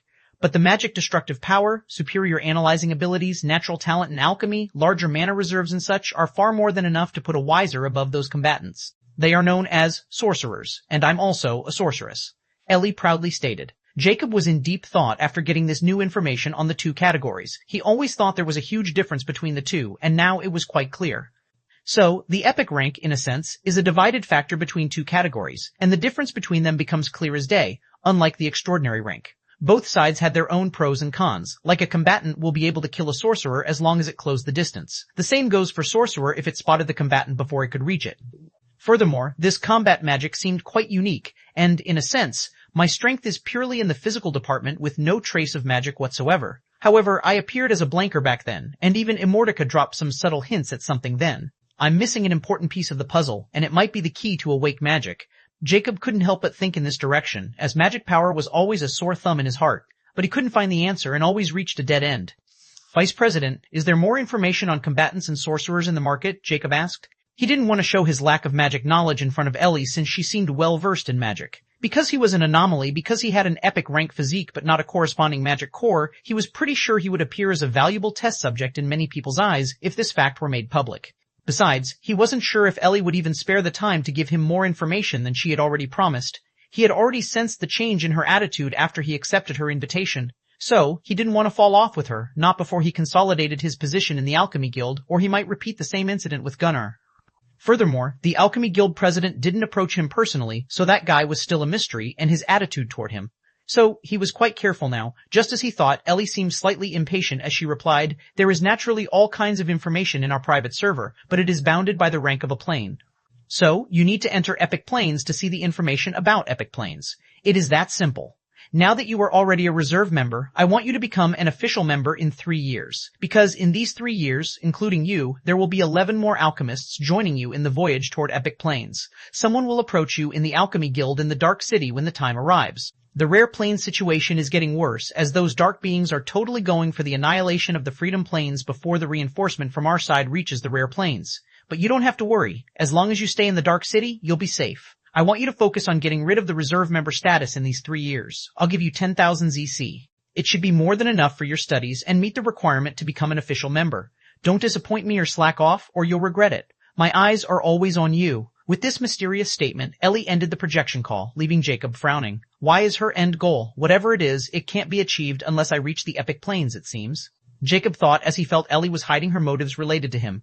Although she didn't have malicious intent, he could tell she was more like a control freak who wanted everything under her thumb and enjoyed suppressing people. What a strange day. Jacob sighed as he felt too much had happened in one day, and it all started after he passed the Senior Grandmaster test. If he knew so much trouble would follow, he might not even take the test. But he knew he needed the Alchemy Guild's Magic Smith workshop, so this would have happened sooner or later. Since things were over, he now had some more information about the Epic Planes power structure. That place seemed completely under the control of 3 hegemonies, and their means were quite imposing. Afterward, he opened the messages he received after joining the Alchemy Guild. Like the Alliance, the first message was about the rules and regulations of the Alchemy Guild and their ranking system. There were 9 stars ranks for reserve alchemists. He was again given 2 types of identity badges, one for reserve alchemist, which was his real identity. The second one is for the rare planes, and there were plenty of them. Even Magic Smith's badge was among them, and all of them could be shown up to Senior Grandmaster ranks, so he was quite content with it. In the third message, he received 100 Zodiac credits after entering the Alchemy Guild. As for the fourth message, the moment he opened them, he received 2 promotions, and they were quite familiar. You have successfully joined the private star server, Rare Alchemists. You have successfully joined the private star server, Freedom Planes Alchemists. Jacob scoffed and opened the last message, knowing what it could be. He saw a Star Network link and opened it without hesitation. An application started to get installed in his Star Watch, and soon he saw the emblem of the Alchemist Guild appearing in his Star Watch. His lips curled up as he opened the Alchemist Guild's application. Chapter 251, Alchemy Guild Member Benefits. Welcome to Alchemy Mission Application. Alchemy Guild ID, Faceless Ancient Current Rank, 1-star Alchemist, Reserve Alchemist, Next Rank, 2-star Alchemist, Reserve Alchemist, Mission Promotion Mission Available, 1 note, complete this mission to get promotion. 1. Sent a recording of you, Faceless Ancient, creating a basic type, not alchemy, potion elixir. 2. Sent a recording of you, Faceless Ancient, creating a basic type 0 alchemy pill. 3. Sent a recording of you, Faceless Ancient, creating a basic type 0 magic weapon. 4. Sent a recording of you, Faceless Ancient, creating a basic type 0 mech weapon. Reward, rank promotion, 100 ZC, 1 basic type per 0 medicinal alchemy related knowledge, 1 basic type per 0 medicinal alchemy related skill, 1 basic type per 0 weaponry alchemy related knowledge, 1 basic type per 0 weaponry alchemy related skill, star recording. Note, only recordings taken with this application will be accepted. Reward missions, rare planes. Difficulty 1-star alchemist not available at the moment. Looking at the mission application, Jacob was in deep thought. There's only one mission, and it's divided into 4 different tasks. 2 of these tasks are related to medicinal alchemy, and the last 2 are related to weaponry alchemy. Didn't this mean that just to become a reserved alchemist, one needed to be well versed in these 2 disciplines and their branches? The alliance really looked too simple in comparison. I can even earn money by selling my finished product to the guild. Maybe that's why there's no reward mission at all, he mused as he closed the application. Jacob knew he was lacking in pill alchemy and magic weapon department at this moment, but he was sure he could easily make up for these flaws, especially the magic weapon, which was the whole reason he was here in the first place. As for medicinal alchemy, he can learn as long as he has the knowledge. He already had the basics down for potion alchemy, so pill alchemy shouldn't be complicated.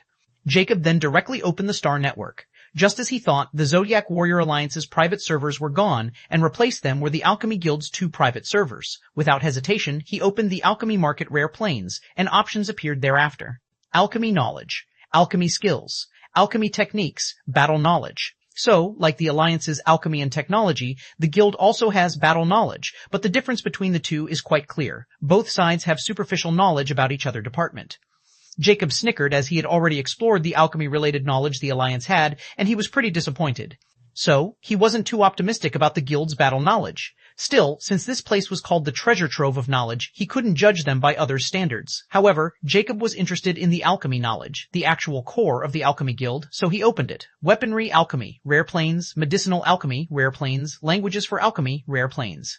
Jacob thought for a moment before he curiously opened the languages section just to see what kind of language was available in the Alchemy Guild, especially their prices. Thereby, a list appeared, which made him astonished. Rune Language, Basic Type W price, 50 ZC Rune Language, Intermediate Type W price, 50 ZC Rune Language, Advanced Type W price, 300 ZC Rune Language, Basic Type W price, 1000 ZC Philosopher's Language, Basic Type W price, 10 ZC Philosopher's Language, Intermediate Type W price, 50 ZC Philosopher's Language, Advanced Type W price, 50 ZC Philosopher's Language, Basic Type 1 price, 500 ZCs. Are they for real? Jacob was really shocked when he saw those prices, and he felt like he had struck gold in the champion space. Not only the Alchemy Guild's languages were divided into different ranks, but the Type 1 rank only had its basic information. There was nothing about intermediate or advanced knowledge at all. Then the champion shop is even more precious than I thought previously. Jacob thought as he opened the Weaponry Alchemy section. Forging Guide, No Rank Price, 10 ZC, Magic Weapon Crafting Guide, Basic Type Duro Price, 100 ZC, Magic Weapon Crafting Guide, Intermediate Type Duro Price, 1000 ZC, Magic Weapon Crafting Guide, Advanced Type Duro Price, 2000 ZC, Magic Weapon Crafting Guide, Basic Type Duro Price, 5000 ZC, Mac Weaponry, Gunsmithing. Guide, Basic Type or 0 price, 50 ZC Mech Weaponry, Gunsmithing, Intermediate Type or 0 price, 250 ZC Mech Weaponry, Gunsmithing Guide, Advanced Type or 0 price, 500 ZC Mech, Weaponry Gunsmithing Guide, Basic Type 1 price, 1500 ZC Mech Weaponry Explosives. Guide, Basic Type or 0 price, 50 ZCs. The list goes on as many discipline guides were on the list, but Jacob was frowning because first, their prices were just off the charts, and second, all the available knowledge was limited to just Basic Type 1. I've heard those old men conversation, and they say the types ranks were for technology and materials while the other ranking, like common, rare, and such were for strength. Don't tell me even they got it wrong, and just the Type 1 Basic is enough for the Rare Plains, and Type 1 Intermediate and Type 1 Advanced is the ranks equivalent to Epic rank. No, something is not right. A senior Grandmaster's knowledge should be at least intermediate or advanced Type 1 level. Could it be I'm restricted by my guild rank? It's quite possible since my organization does this to keep the members motivated to work. Jacob thought it was highly likely the case, but he still had to see for himself when he reached the higher rank. He suddenly received a notification at this moment. Amiable Monkfish sent you 10,000 ZC in your bank account. New balance, 12,670 ZC. It was the exact amount Ellie promised to give Jacob so he could practice diligently. Jacob scoffed, seeing the new balance before closing it. He then tried the alchemy skills section. It was filled with all kinds of blueprints, formulas, and designs related to all the alchemy branches available in the Rare Plains.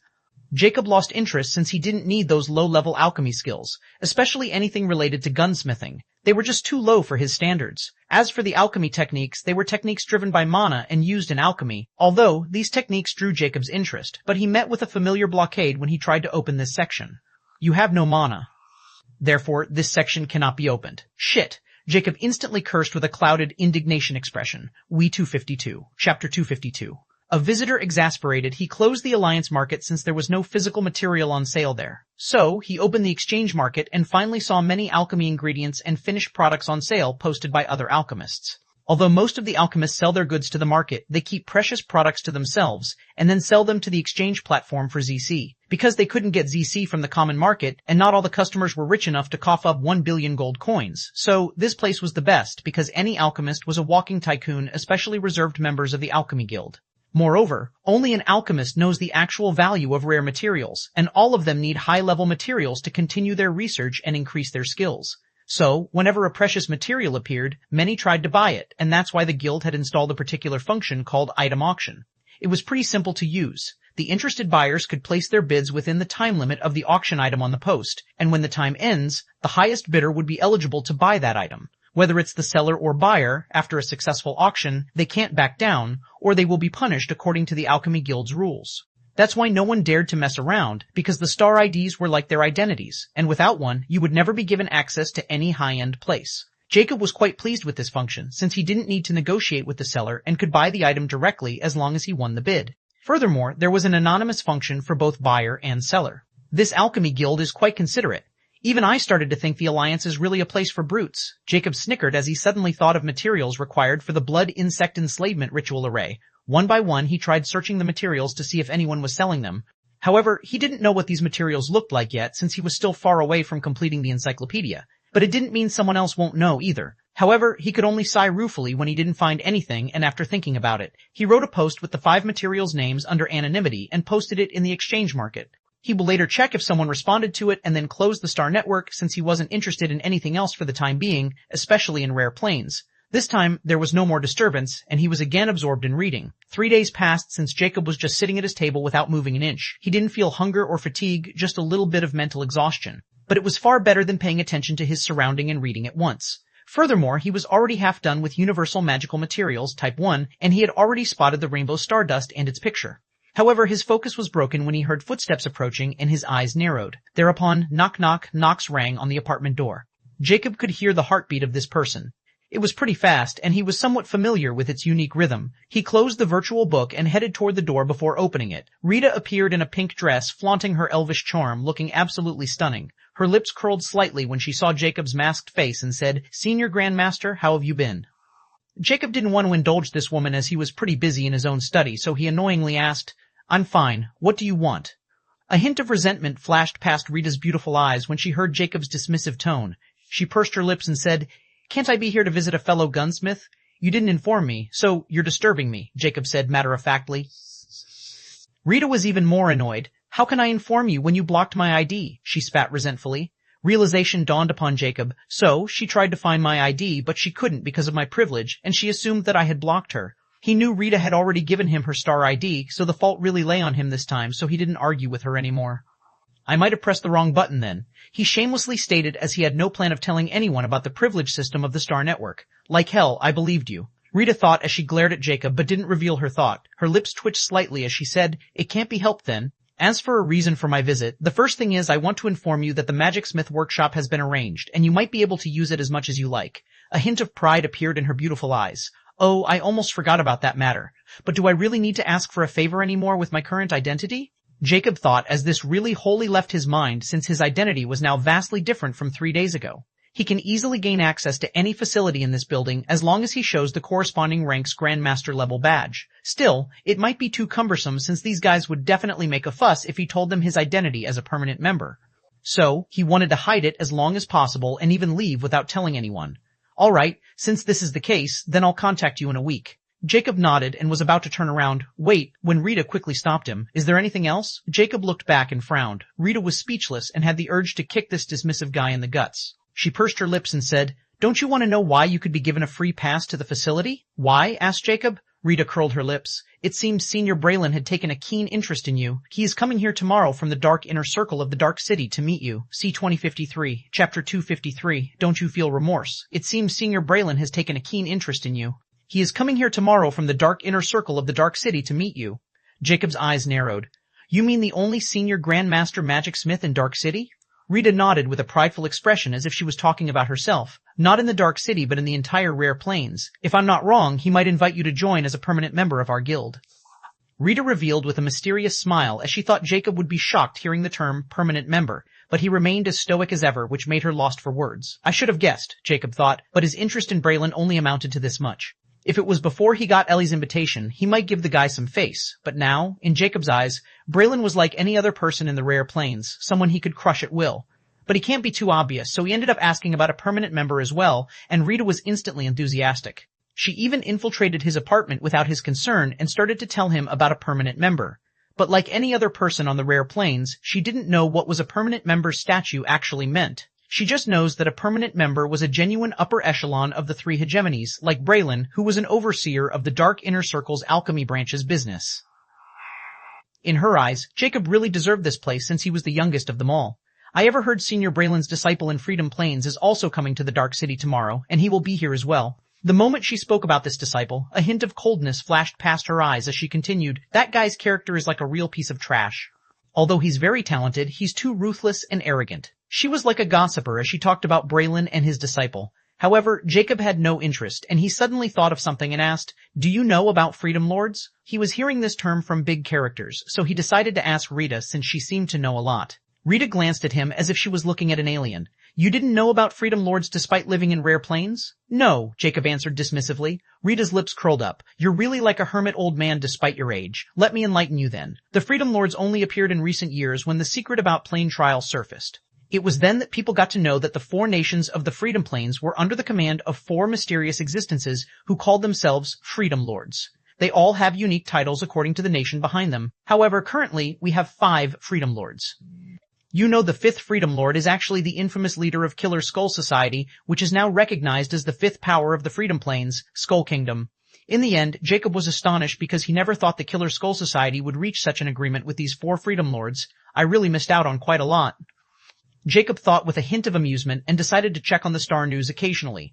"Well, good for them, I guess," he coolly commented. The Killer Skull Society could be considered his enemy, and he knew those guys might come looking for him if they knew he was there, or they might already have. After all, he still has their data on the cannibal plan, and from his short interaction with Important Grace, Jacob knew that data was quite crucial to society. So, they might never give up on him until he hands over the data. But he was pretty sure they had to move even more carefully if they wanted to attempt to capture him in Dark City, and with his current strength, he was not overly worried about them as well. "Huh, you got that right." Rita giggled as she took his words for an entirely different meaning. They really chose the worst time to strike such a deal with the Freedom Plains. Everyone knew that they had taken advantage of the Dark Being's looming threat on the Freedom Plains to negotiate the terms of becoming the 5th power of the Freedom Plains. However, the Plain Trial was cleared by some mysterious person before anyone could react, leaving both Dark Being and the Freedom Plains in shock. The barrier which prevents the 2 sides from approaching each other is also lifted because of it. The Dark Being's ruler, the Lich King, was furious as he mounted a full-scale invasion on the Freedom Plains and almost killed 3 Freedom Lords. If the newly appointed Grace Freedom Lord hadn't used a mysterious trump card and forced the Lich King to retreat, I'm afraid the Freedom Plains won't even survive to this day. Jacob was quite alarmed when he heard this. "I was lucky I didn't encounter this Lich King at that time. Even 3 of the 5 most powerful beings were almost killed by him."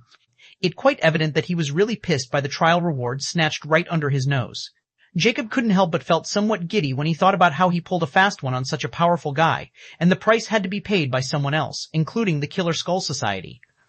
He couldn't help but look at Rita, who seemed to be quite happy gossiping with him like a friend, and it was indeed a long time since he had talked with someone like this. "Don't you feel remorse for those innocent lives in the Freedom Plains who are going to be implicated by someone's selfish decision?" Jacob asked Rita, or he was probably asking himself again without any emotions backing his voice.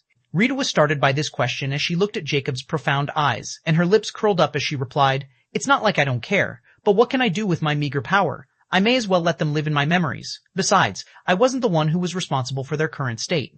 Jacob was in a daze for a moment before his lips curled up, and he looked at Rita before he said something unexpected. "Want to go in my bedroom?"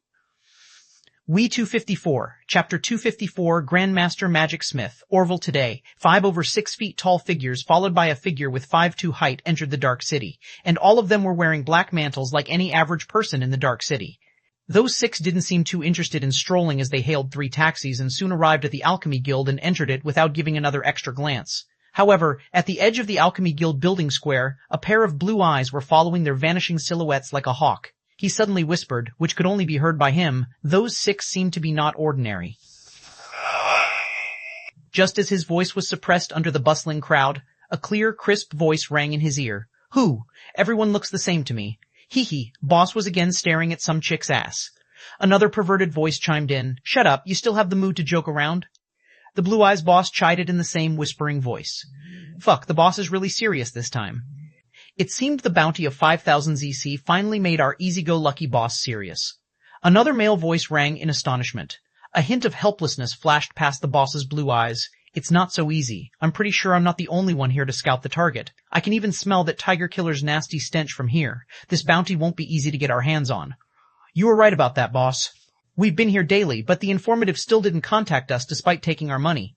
Do you think he scammed us?" The crisp voice rang in the complaint. The boss's eyes narrowed dangerously. His contact info came with the commission, so it can't be fake. We just need to be patient. Do you think the commission reward of the rare plane's history is so easy to claim? How about I try to infiltrate the higher floors and search for the target? A deep, husky voice suggested at this moment. The boss rejected it without hesitation. No, we can't reveal ourselves. According to the mission, the moment we were discovered, we will be abandoned by the bank. The Alchemy Guild is not to be trifled with. Almost all of our technology came from them, so their home-based security will be top-notch. Don't you remember what happened to the infamous thief of the rare planes when he tried to rob the treasury of the Alchemy Guild? He wasn't even past first-floor security before he was caught snooping. Then, what should we do? A woman asked in worry. We'll wait. The boss said matter-of-factly as a cold glint flashed past his eyes as he continued to observe like a venomous snake waiting for his prey. While many mercenaries were secretly camping in the Alchemy Guild's main entrance, the 6 newcomers quickly passed the security clearance and reached the highest floor, where they were blocked by Senior Grandmaster Bart and Senior Grandmaster Otto. Both old men had this strange stiff smile on their faces as they bowed slightly in front of the 5'2" feet tall person in front of the group. They greeted in unison, Grandmaster Magic Smith, Orville, welcome back. Although this seems strange that 2 senior Grandmasters were bowing their heads in greeting in front of Grandmaster rank. But anyone who knows the identity of this Grandmaster would have no choice but to bow their head, because Orville was not only a permanent member of the Alchemy Guild, but also one of Braylon's personal disciples, and a very talented one at that. Orville's journey in the Alchemy Guild could be said to be legendary because before he was found by Braylon in the Freedom Plains, he was just a servant of a small family in Light Nation. But he was extremely ambitious, and when he got his hands on some unknown inheritance, it was the turning point of this journey. He ran away from the family he served and then joined the Alchemy Guild after passing the test. The Light Nation also noticed his talent in alchemy, and like any other talent, they roped him in when he was still in his budding phase. Orville also completely submitted to the Light Nation and appeared absolutely loyal. They invested vast amounts of resources in his growth and even made him famous all over the Freedom Plains. Orville became the most popular magic smith in the entire Freedom Plains and was revered by many. It was also the start of Light Nation's nightmare because after Orville showed his talent, he caught the eye of Braylon and he naturally invited Orville as a permanent member. If it were any other alchemist, they would have thought twice before they broke the contract with the Light Nation. It was a straight-up betrayal, but Orville did it in a heartbeat without even caring about he was in the middle of their core area. When the upper echelon of the Light Nation found out about his betrayal, they were naturally furious. Rumor has it that they wanted to enslave Orville in secret. But to this day, Orville is still living in the Light Nation like a king, and the Light Nation never does anything to him, which is the strangest part, and it is shrouded in mystery about how Orville did it. As for Orville's popularity, it skyrocketed even more, and there are many biographies on Orville's life, but no one knows how much truth was in them. However, one thing which was common in those stories was Orville's cruelty. He was portrayed as an inhuman monster who experimented on all kinds of living things, including innocent people of different races. Some even claimed he tortured his victims and enjoyed the whole process. There were thousands of deaths under his belt. But there was still no proof to this day that it was true or not, and Orville had never come out to explain himself as he seemed to care less about what was going on around him, and he was always in his lab doing who knows what. However, the people closer to Orville knew all those rumors weren't even half the things this guy had done to reach this point. 1255, Chapter 255, A Spy of Society. Orville removed the hood from his face, revealing his ash-gray goblin face. A golden monocle was resting in front of his left beastly eye. Although he looked like a scholar, there was a strange vile vibe around him that made anyone think twice before approaching him, especially his sharp eyes, which seemed to be cut right through any fabric and see every part of their body. Orville's lips curled up, revealing his beastly white teeth as he looked at Bart and Otto's stiff, smiling faces. He said in his hoarse voice, "Seniors, you're giving me too much face. Please accept my bow. There's no need. You're too polite." Bart horridly waved his hands as his smile stiffened even more. "Yes. You, young fellow, visit after a very long time, so we are very happy to see you." Otto also quickly denied it as he was much more natural at showing his fake expression than Bart. Still, a hint of apprehension was deeply hidden in his eyes. Orville's smile widened even more as he nodded. "You both truly treated me quite well. It seemed the others were still busy with their own matter, that they even come to greet me." Orville sighed ruefully. However, a chill ran down Bart's spine as he suddenly sensed a chilling aura leaked from Orville for a moment, and Otto was the same. Just many people did he kill to develop such a baleful aura, Otto thought gravely. Still, he didn't dare to voice it out and pretended not to notice anything and said amiably, "Ha ha ha, young fellow, you sure miss everyone, and I would like to inform you that everyone missed you a lot as well. It's not like they were reluctant to meet you, but they are gone to the inner circle city gate to receive your master."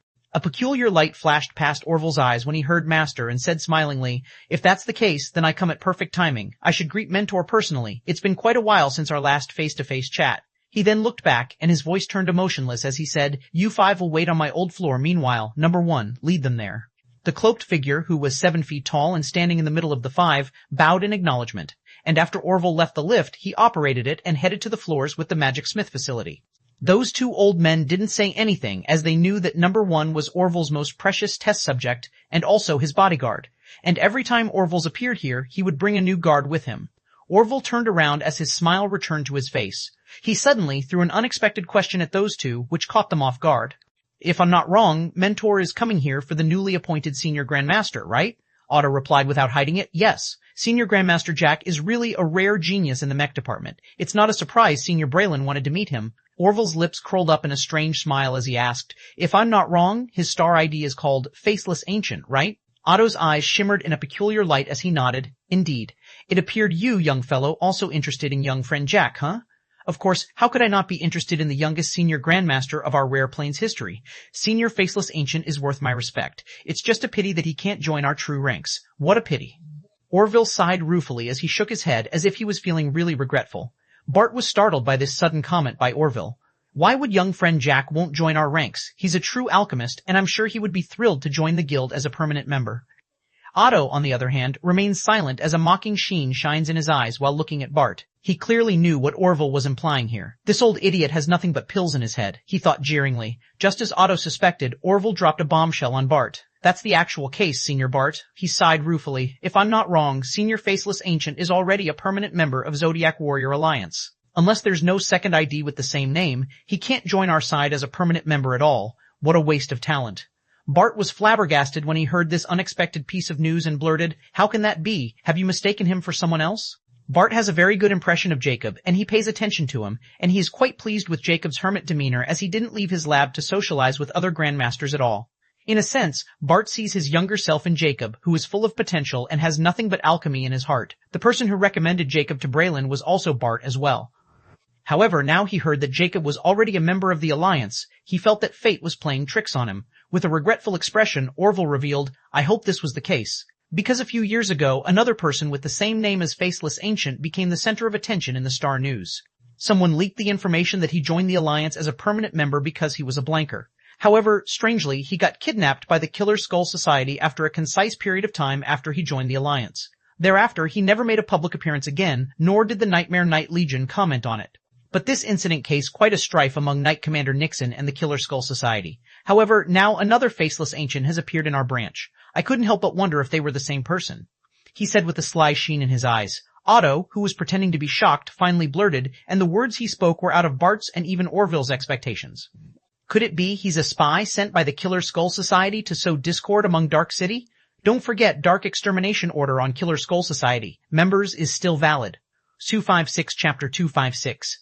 "Tell him." Both Bart and Orville looked at Otto in unison when they heard his absurd reason. Orville, in particular, has this strange glint in his eyes as if he were mulling over something, while Bart was more direct and retorted with a frown, "Don't spout nonsense. Even if Jack has some connection with the Killer Skull Society, if he's really a permanent member of the Zodiac Warrior Alliance, then do you think the Dark City will dare to kill him? The Dark Extermination Order of the Dark City was no secret to anyone. It was the highest rank kill order issued by the Dark City, a kind of wanted order the city would release against their enemies. Normally, this order is only issued against individuals, but a few years ago, the Dark City released this order against the entire Killer Skull Society. This leaves many curious about what society had done to make the Dark City so furious, but the reason remains a mystery to this day. Anyhow, this makes the life of the Skulls extremely difficult in Dark City, and they all have to hide their real identities and tread extremely carefully whenever they are inside the Dark City. Not only that, but many people who were interested in becoming Dark Noble were hunting skulls like mad dogs because it would give them dark merit points, which generally could only be earned by clearing dark missions. That's why those skulls didn't dare to reveal their identities, because once discovered, anyone could kill them in Dark City. There was no punishment. Now, Otto's calling Jacob a spy from the society was putting a huge target above his head, and if this kind of rumor was spread, even the Alchemy Guild won't be able to middle if Dark City decided to act. However, Jacob's identity as a permanent member would still give him at least a chance to come clean, because every skull will have a brain chip inside its head, and there were many ways to detect them in the Dark City. So, this accusation could be easily resolved. Still, it would be a stain on the person's reputation. Otto also knew this, and he was planning to use this method to cause some strife between Dark City and Jacob. At the very least, it would make him leave the Alchemy Guild building. but this plan was supposed to activate after Braylon's visit. However, now that Otto saw Orville's unusual interest in Jacob, he knew Orville was up to something here, and he couldn't be good. So, he just lit the fire and decided to see if the winds would come or not. Oh, my mistake. It was just a slip of the tongue. How could young fellow Jack have belonged to that society of misfits? It could be that he was able to escape from their grasp. We should ask him some time on a drink. Otto laughed in embarrassment, as if he really blurted it out without thinking. Everyone knew the dwarf race was quite straightforward, so Bart nodded in understanding while Orville merely chuckled without saying anything. Afterward, Bart and Otto led Orville toward the meeting room, where the meeting would start after Braylon's arrival. As for Jacob, they no longer mentioned him again since they knew things would become apparent in this meeting. Jacob was already invited by Rita, so he should be here. At least, that's what they thought. Jacob, at this moment, was still reading the book and had been since Rita ran away after his abrupt invitation. Still, she didn't forget to slap him though, which dodged by Jacob without much effort. This only made the blushing elf even more embarrassed and furious, and she could only run away while calling him scoundrel beast. However, Jacob has little impact since he was used to the term one-night stands and wasn't embarrassed at all after being rejected. It was just a fleeting emotion that was suddenly aroused after he heard Rita's answer.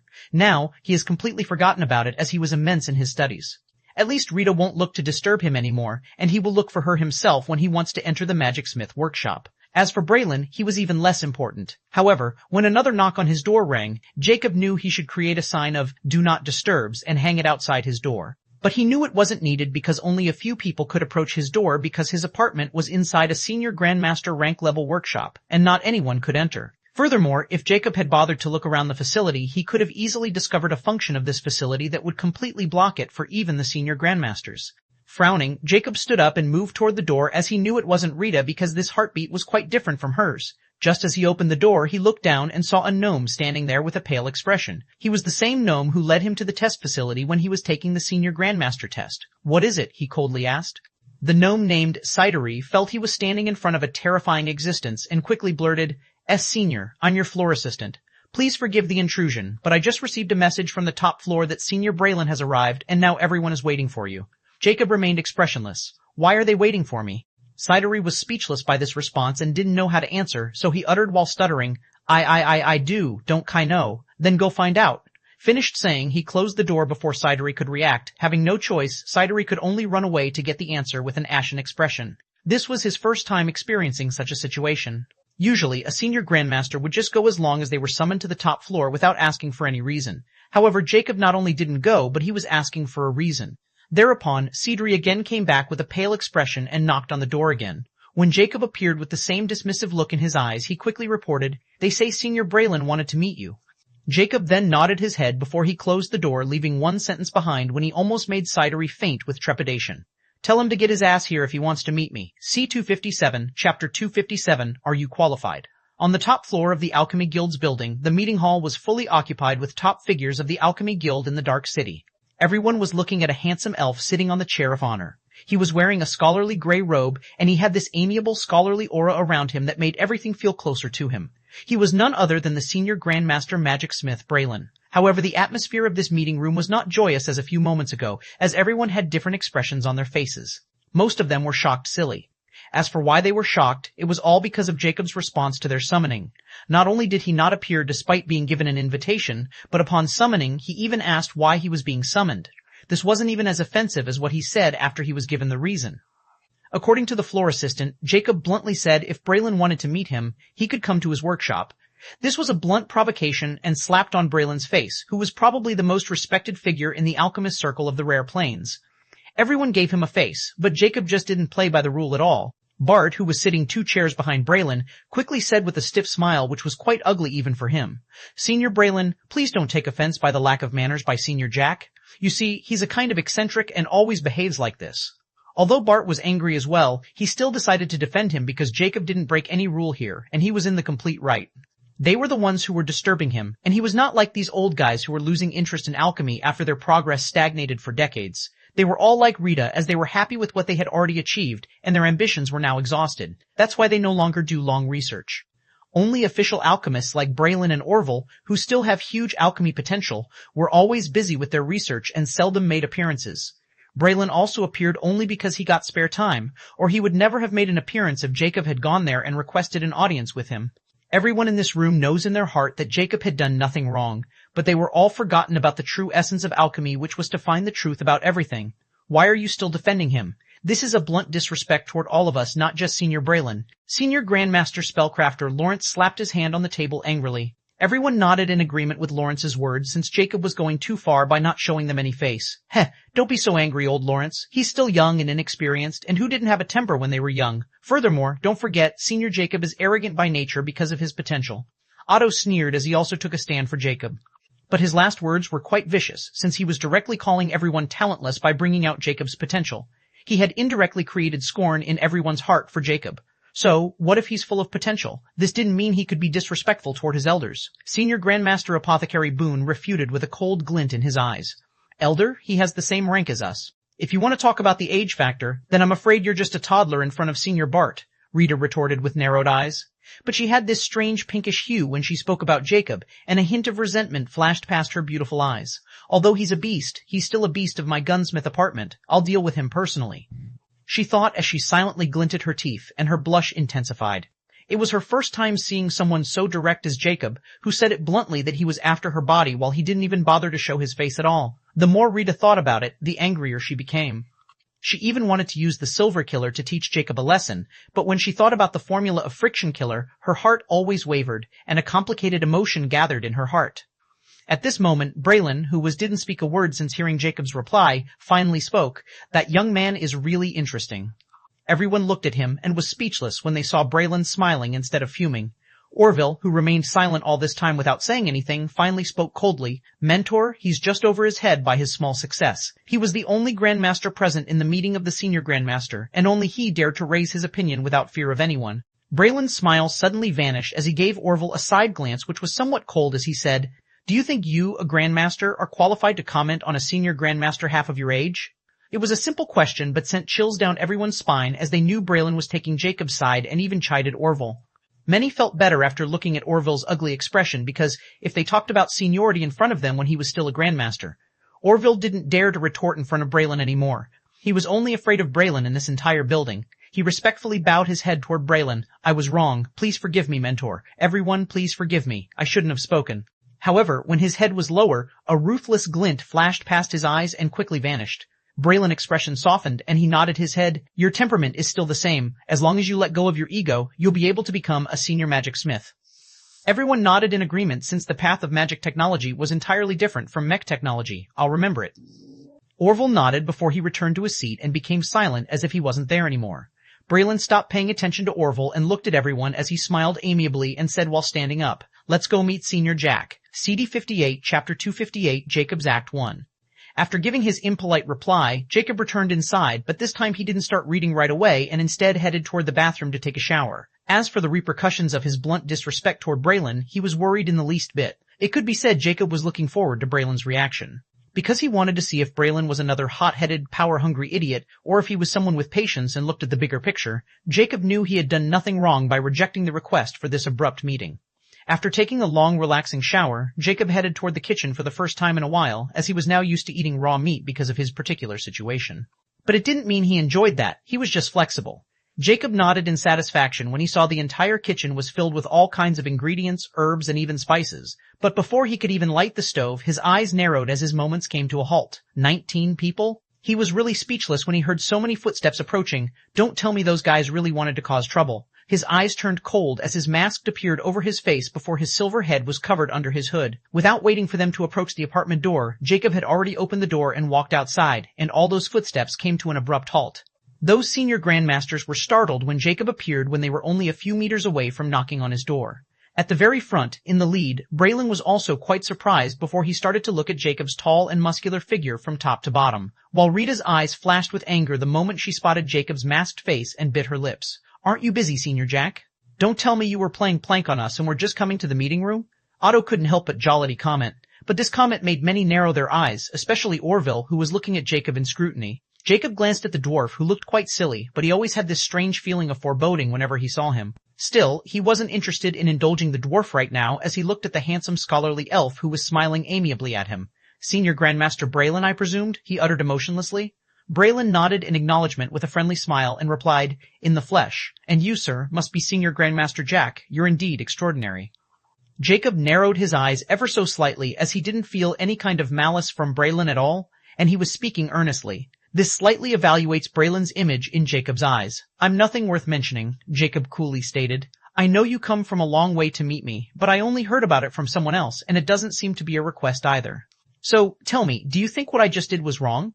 Everyone was shocked by Jacob's blunt, disrespectful question, which was quite piercing to the ears, but before Braylon could reply, Lawrence beat him to it and berated, presumptuous, is the way you treat Ek. However, before Lawrence could finish, his words came to an abrupt halt because his throat was grabbed by a menacing claw, and his words were jammed within his throat.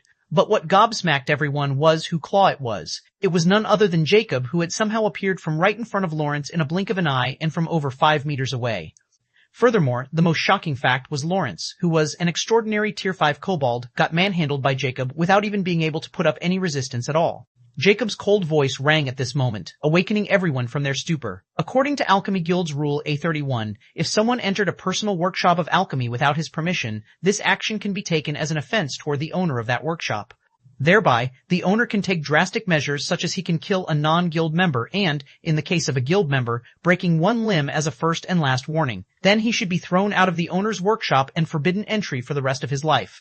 Am I right, White Sage? The entire workshop was deadly silent, and only Lawrence's whimpers and choking sounds could be heard. A mechanical voice suddenly buzzed from Jacob's wrist at this moment.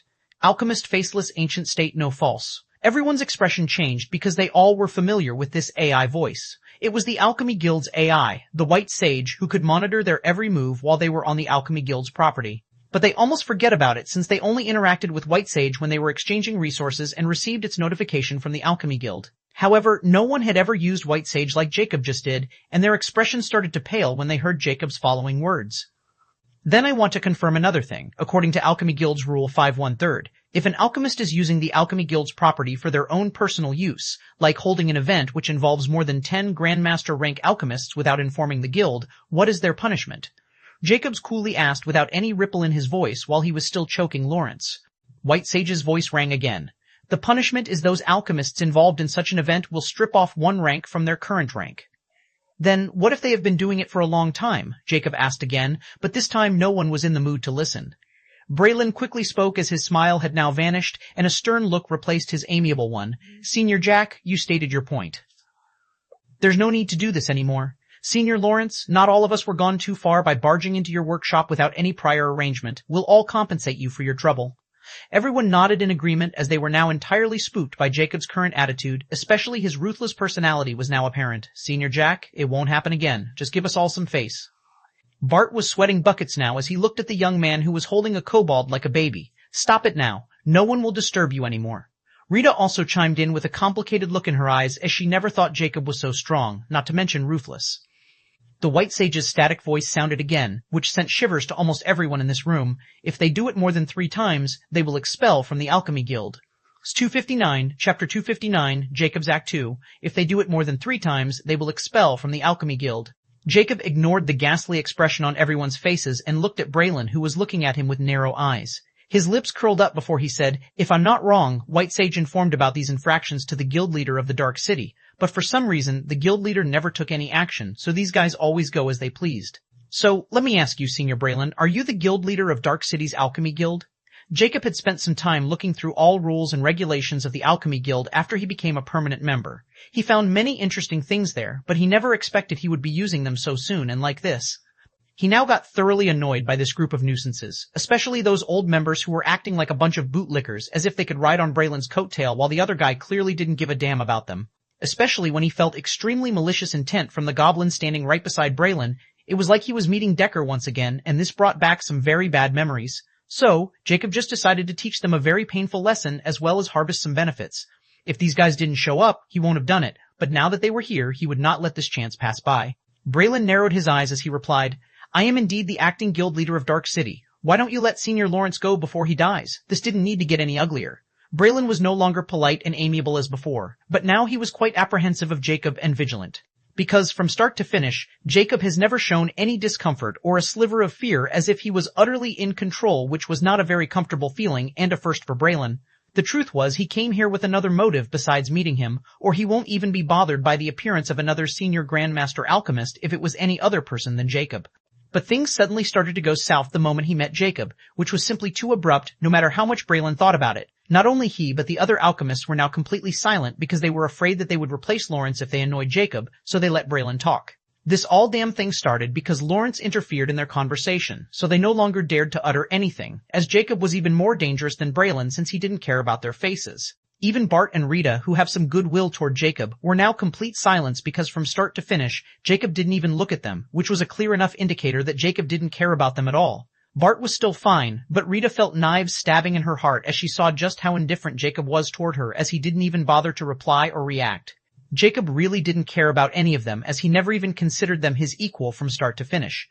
They were just like passers-by in his eyes who would be left behind once he left the rare plains, so what was the point of creating connections? Jacob replied to Braylon as his voice turned appalling. Even if I kill him, I won't suffer any punishment at all. Do you agree with me, guild leader? Lawrence started to struggle even more intensely after he heard what Jacob had just said. Braylon was now really alarmed as he could tell Jacob wasn't joking at all. After a very long time, a feeling of fear started to surface in his heart. But he quickly hid his fear and said in a cold tone this time, "Look, we all make mistakes by coming here, and I'll personally take full responsibility for this and compensate you. I know you are a permanent member of the Zodiac Warrior Alliance, and no matter what kind of mistake, it's not a place of the Alliance to interfere with the guild's affairs. I can easily revoke your temporary guild membership, which won't benefit you at all. Just let him go, and we can have a nice chat." Everyone was shocked at this revelation, even Otto and Orville, who were quite sure that Braylon was here to recruit Jacob. But it turned out Braylon was hiding the fact that he also knew about Jacob's background and feigned ignorance all this time. This made them even more curious about his true purpose for coming here, and he pretended not to know about him. Jacob's lips curled up behind his mask as he looked at Braylon, who was now coldly looking at him, completely different from his amiable self a few minutes ago. Crack. At this moment, an eerie sound of bones getting crushed rang in the entire workshop, and a chill ran down everyone's spine because they knew where that voice came from. They all looked at Lawrence, was now stopped struggling, and Jacob's hand was now completely clenched around his neck before he released him. Thud. When Lawrence's lumpy body fell on the ground, everyone's heart skipped a beat. "Why, you killed him," Braylon spoke hoarsely while feeling he was dreaming.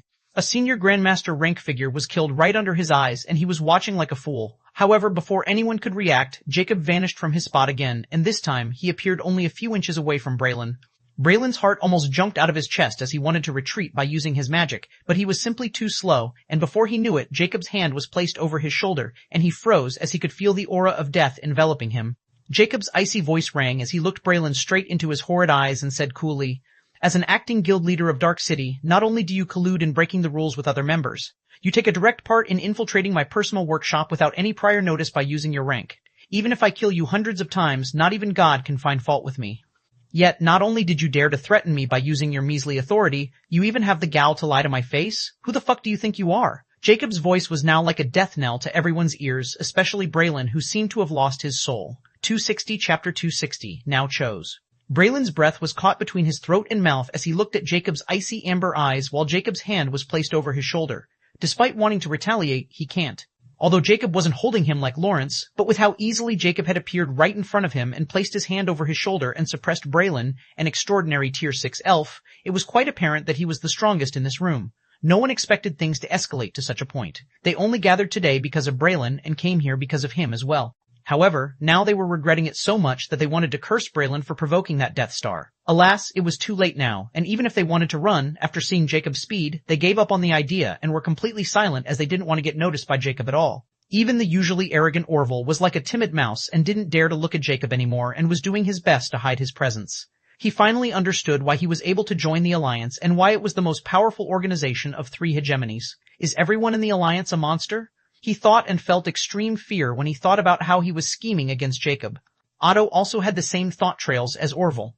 At this moment, a crisp voice rang in the silence, and the source of this voice was Jacob's wrist. "Sir Jack, you have killed a person in the Dark City, which is a violation of the city's 3 ironclad rules." It was the voice of Dark City's AI, Dark Rose, which has the right to monitor anyone with a Dark City pass. Everyone knows this since it was written in the guidebook. Everyone's eyes shimmered as they almost forgot where they were standing, the Dark City. The rules of Dark City were not a joke, as the 3 hegemonies also had to pay the price if they dared to run rampant in the Dark City. Although Jacob killed Lawrence, who was an Alchemy Guild member, he killed him inside the Dark City. Even if he had done it according to the Alchemy Guild's laws, he had broken the Dark City law while doing so. Braylons felt a ray of hope, but he didn't dare to say anything unless Jacob decided to kill him out of annoyance. After all, Jacob's hand was inches away from his throat. But this didn't mean the others would let this chance go, especially a sly goblin like Orville. His eyes shimmered maliciously as he quickly blurted, "He's also going to kill my mentor. Quickly do something. Send the inner city guards." Braylon's expression wrapped, and his face turned pale like a ghost. He roared, "You beast!" He wanted to kill Orville since his cry for help was nothing but a death sentence if Jacob really decided to kill him now. "I know, but this matter has nothing to do with Dark City. He deserved to be executed, and I have the authority to execute him. I have done it according to the Alchemy Guild's rules. You can confirm it with White Sage, and if you find any fault, I'm willing to take full responsibility," Jacob coolly stated without any hint of fear. Now that he was an official member of the guild, he knew he had some authority over branch guild members. Moreover, the guild has to protect him, and since he didn't do anything wrong, even the Dark City will not find fault with him. But if he had done the same thing to any other Hegemony's members without behind a permanent member, no matter how right he was, Dark Rose won't have even bothered to inform him and directly send guards to detain him. Everyone was dumbfounded by Jacob's nonchalant attitude as he really didn't seem to be bothered by breaking Dark City's rule at all. But before they could process the entire thing, Dark Rose's voice rang again. "I have confirmed the credibility of Sir Jack's claim. But you still have to pay 100 ZC as a fine for the violation of the rule of Dark City, and you can't kill anyone anymore for 3 months, or you will no longer be welcome in the Dark City." Jacob glanced at his wrist before he said, "All right. Thank you for your understanding. Please enjoy your stay, Sir Jack." With that, the problem was solved under everyone's dumbfounded eyes, but they soon regained their sense and finally breathed in relief after hearing the last words of Dark Rose. Jacob can't kill anymore, even if he is in the right. Of course, it was the condition that he cared about staying in the Dark City. But they failed to catch the fact that from start to finish, Dark Rose called Jacob with honorific, and didn't even mention anything about killing him or detaining him, and just said he would not be welcome in the city anymore. They didn't have time to think about it as well, since Jacob again looked at Braylon, who was now looking at him with fear and hope. If he managed to escape with his life today, he would never come back and hide in the inner city as long as this lunatic was here. With his current state of mind, he also didn't notice the fact that White Sage really stood up for Jacob. Do you think I can't drag you out of the Dark City, or do you really think you could save in the Inner Circle protection after 3 months? As for leaving the Dark City, you guys are a bunch of spineless dogs who were hiding in this place for years without going out, and this might not change anytime soon with all those dark beings wreaking havoc out there. Even if you cowards collect some courage, trust me, I'll be there, waiting for you outside where no one can stop me or find any proof that I did it. I can assure you of that in the least. Jacob's voice became colder and colder until his killing intent enveloped the entire room. Those alchemists started to tremble while sweating profusely while Braylon, who was experiencing that ghastly killing intent up close, was on the verge of kneeling. Jacob uttered with a cold smile on his face, "Now, Senior Braylon, you will hand over your authority as the guild leader as well as empty your account as well as your storage ring, and I will consider this matter over between us." He then turned his eyes toward the others and coolly said, "As for you lot, I'll be satisfied with your empty accounts as ramification. Or I can always make your life worse than death. Now, choose." C261, Chapter 261, Alchemy Guild Leader of Dark City. In the dark noble city circle of the Dark City was a black castle in the very center of the noble city circle. It was the dark castle where the mysterious highest-ranking noble of the Rare Plains Dark City lived, the Dark Earl. Only a Dark Baron rank noble was eligible to meet with the Dark Earl. For others, the Dark Earl was only a ghost. However, if others knew this mysterious, enigmatic Dark Earl was laughing crazily while holding a silver pill with the red threads, like marking, and his appearance was not any better than coal mine worker, the Dark City would lose all face. Ahaha, I finally made this damn basic Type 2 Berserker pill. I can finally be a Dark Alchemist and leave this forsaken place. Hallberg guffawed as he was on the verge of shedding tears from pure bliss. However, Dark Rose's electric voice rang, almost making him drop the Berserker pill. "Lord Hallberg, there is a level 3 alert." A sense of déjà vu hit Hallberg as he remembered the last time Dark Rose contacted him over a week ago, was also telling him about the level 1 alert and nearly blowing his lab in the process. Now, there was a level 3 alert, and he became vigilant as he asked with a frown, "What is it this time?" Faceless Ancient had killed a senior Grandmaster rank alchemist a few moments ago. Dark Rose reported emotionlessly. Hallberg's eyes went wide as he exclaimed, "What? Are you joking? And no one stops him?" He was really astonished since he had never expected to hear such news because it had been a long time since someone had killed someone in the Dark City, and the person in question was a senior Grandmaster nevertheless. "I can't joke," and no one was able to stop him. Dark Rose emotionlessly replied. Hallberg frowned. "No one was able to stop him? Is that guy really that powerful? But why did he kill a senior Grandmaster, and how did you handle it?" Hallberg knew Dark Rose had full authority to act and then reported to him. She wasn't like those AIs of the 3 hegemonies who couldn't act unless they were given order and bonded by authority restrictions. Dark Rose was even more special than the Alchemy Guild's proud creation, the White Sage. She was given full authority over the Dark City and could make independent decisions according to the situation. Even a Dark Earl like Hallberg could not interfere if his decision were harmful to the Dark City, and he would be punished if he overstepped his boundary. That's what truly makes the Dark City impartial. Dark Rose replied, "He acted according to the Alchemy Guild's law and regulation, and the Guild's AI, White Sage, confirmed it, and he also has Star 1 privilege. So, according to Clause 8884, I charged him with a fine of 100 ZC and gave him a warning. As for his prowess, I have no authority to break into his personal data or spy on him, or Star Network will erase me." Hallberg's expression went strange. White Sage confirmed it? Do you mean he's an official Alchemy Guild member? Wasn't he a member of the association? Over a week ago, Faceless' ancient identity badge had been changed from the Alliance to the Guild's Senior Grandmaster Gunsmith, Dark Rose emotionlessly replied. Hallberg's expression turned even more strange. A Senior Grandmaster Gunsmith, and he's as strong as an 8-star knight. Is he an official member of the Alliance or the Guild? Nevertheless, he would be a genius if he could reach these ranks in both hegemonies. That sneaky fellow Braylon might make things difficult for him since he will not sit still while his authority gets challenged by someone else. Well, it's good, I guess. It will be far better to make a move and have a good impression by getting him out of this trouble. Hallberg's eyes lit up as he felt it was a great plan to play the good guy to win over talent. However, Dark Rose's next words instantly burst his bubble, and the pill in his cracked by the sheer force he put in his finger because of the surprise. Lord Hallberg, the Rare Plains Dark City Alchemy Guild's leader authority has just been transferred from Senior Grandmaster Braylon to Sir Faceless Ancient. According to our contract with the Alchemy Guild, he can now enter the Dark Inner Circle City's Alchemy Guild. At this moment, a masked figure walked out from the exit of the Alchemy Guild's building.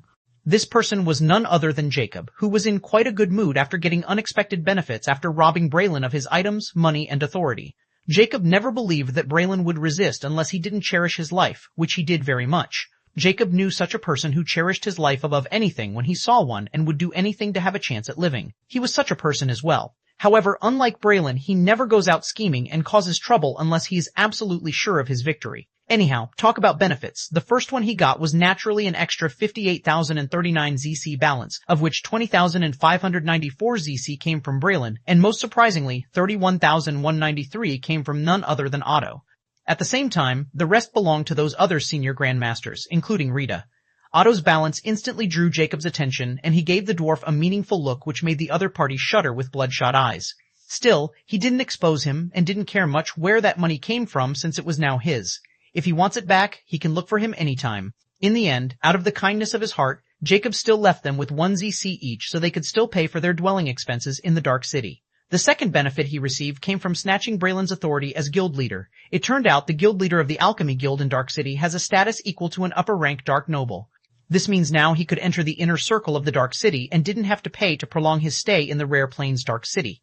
That's also the reason for him leaving the guild building right away. He wanted to go to the inner circle post hastily. Just Braylon's workshop in the inner circle was enough for Jacob to head there immediately, not to mention other things unique to the inner circle. There was nothing left here for him anyway. Lastly, the third benefit also came from Braylon, which was none other than material for Blood Insect Enslavement Ritual Array, the Rainbow Stardust. D262 Chapter 262, A Mysterious Place. Jacob exits the taxi after paying 50 gold coins. 1,000 meters away from him was a colossal wall that went all the way to the ceiling of the Dark City. There were no gates in this wall, but instead there were skyways built for cable lifts.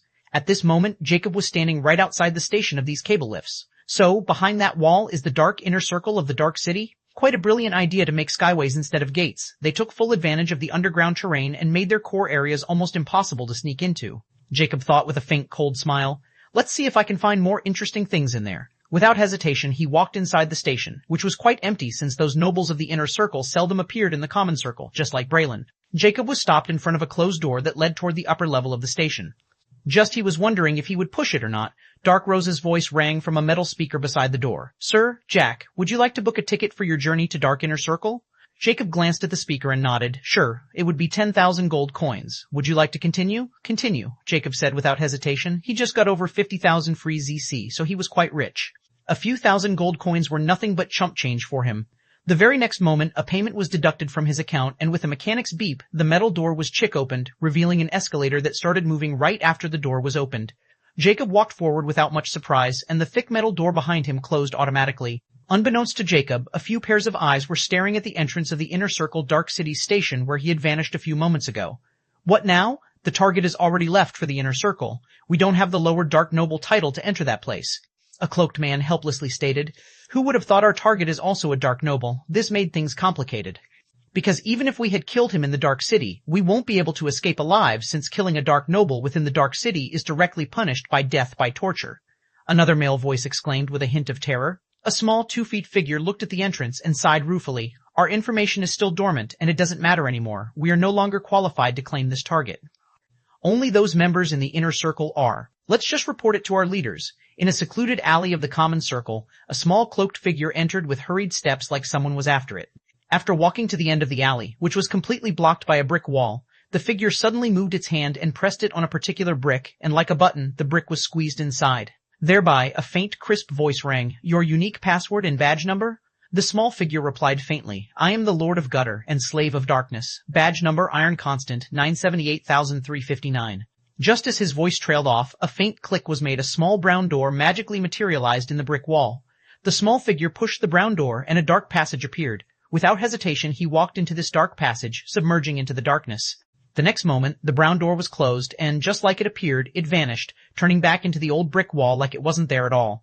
Walking in the dark passage, the small figure wearing a black mantle saw the light a few meters ahead, and without hesitation, he removed the hood from it and then the white wooden mask, revealing an old gray beard face. If those senior Grandmaster alchemists were here, they would have instantly recognized this face because it was none other than Senior Grandmaster Potion Alchemist Otto. It would appear after getting robbed by Jacob, Otto also didn't stay in the Alchemy Guild and appeared in this shoddy place for some reason. Otto walked out of the dark passage and appeared in a spacious hall that was filled with tall bookshelves filled with books. It seemed like a library. Furthermore, there was a huge hourglass filled with black sand hovering in the top center of this library, and the black sand was going upward instead of downward. Strangely, the sand in the lower half of this hourglass wasn't getting lesser, and neither the upper half seemed to get filled. The sand just vanished after it touched the top of the upper half. Otto seemed to be unbothered by this strange phenomenon and directly walked toward the wooden counter of this library, where a green goblet with a strange pattern under her right eye was looking at Otto impassively.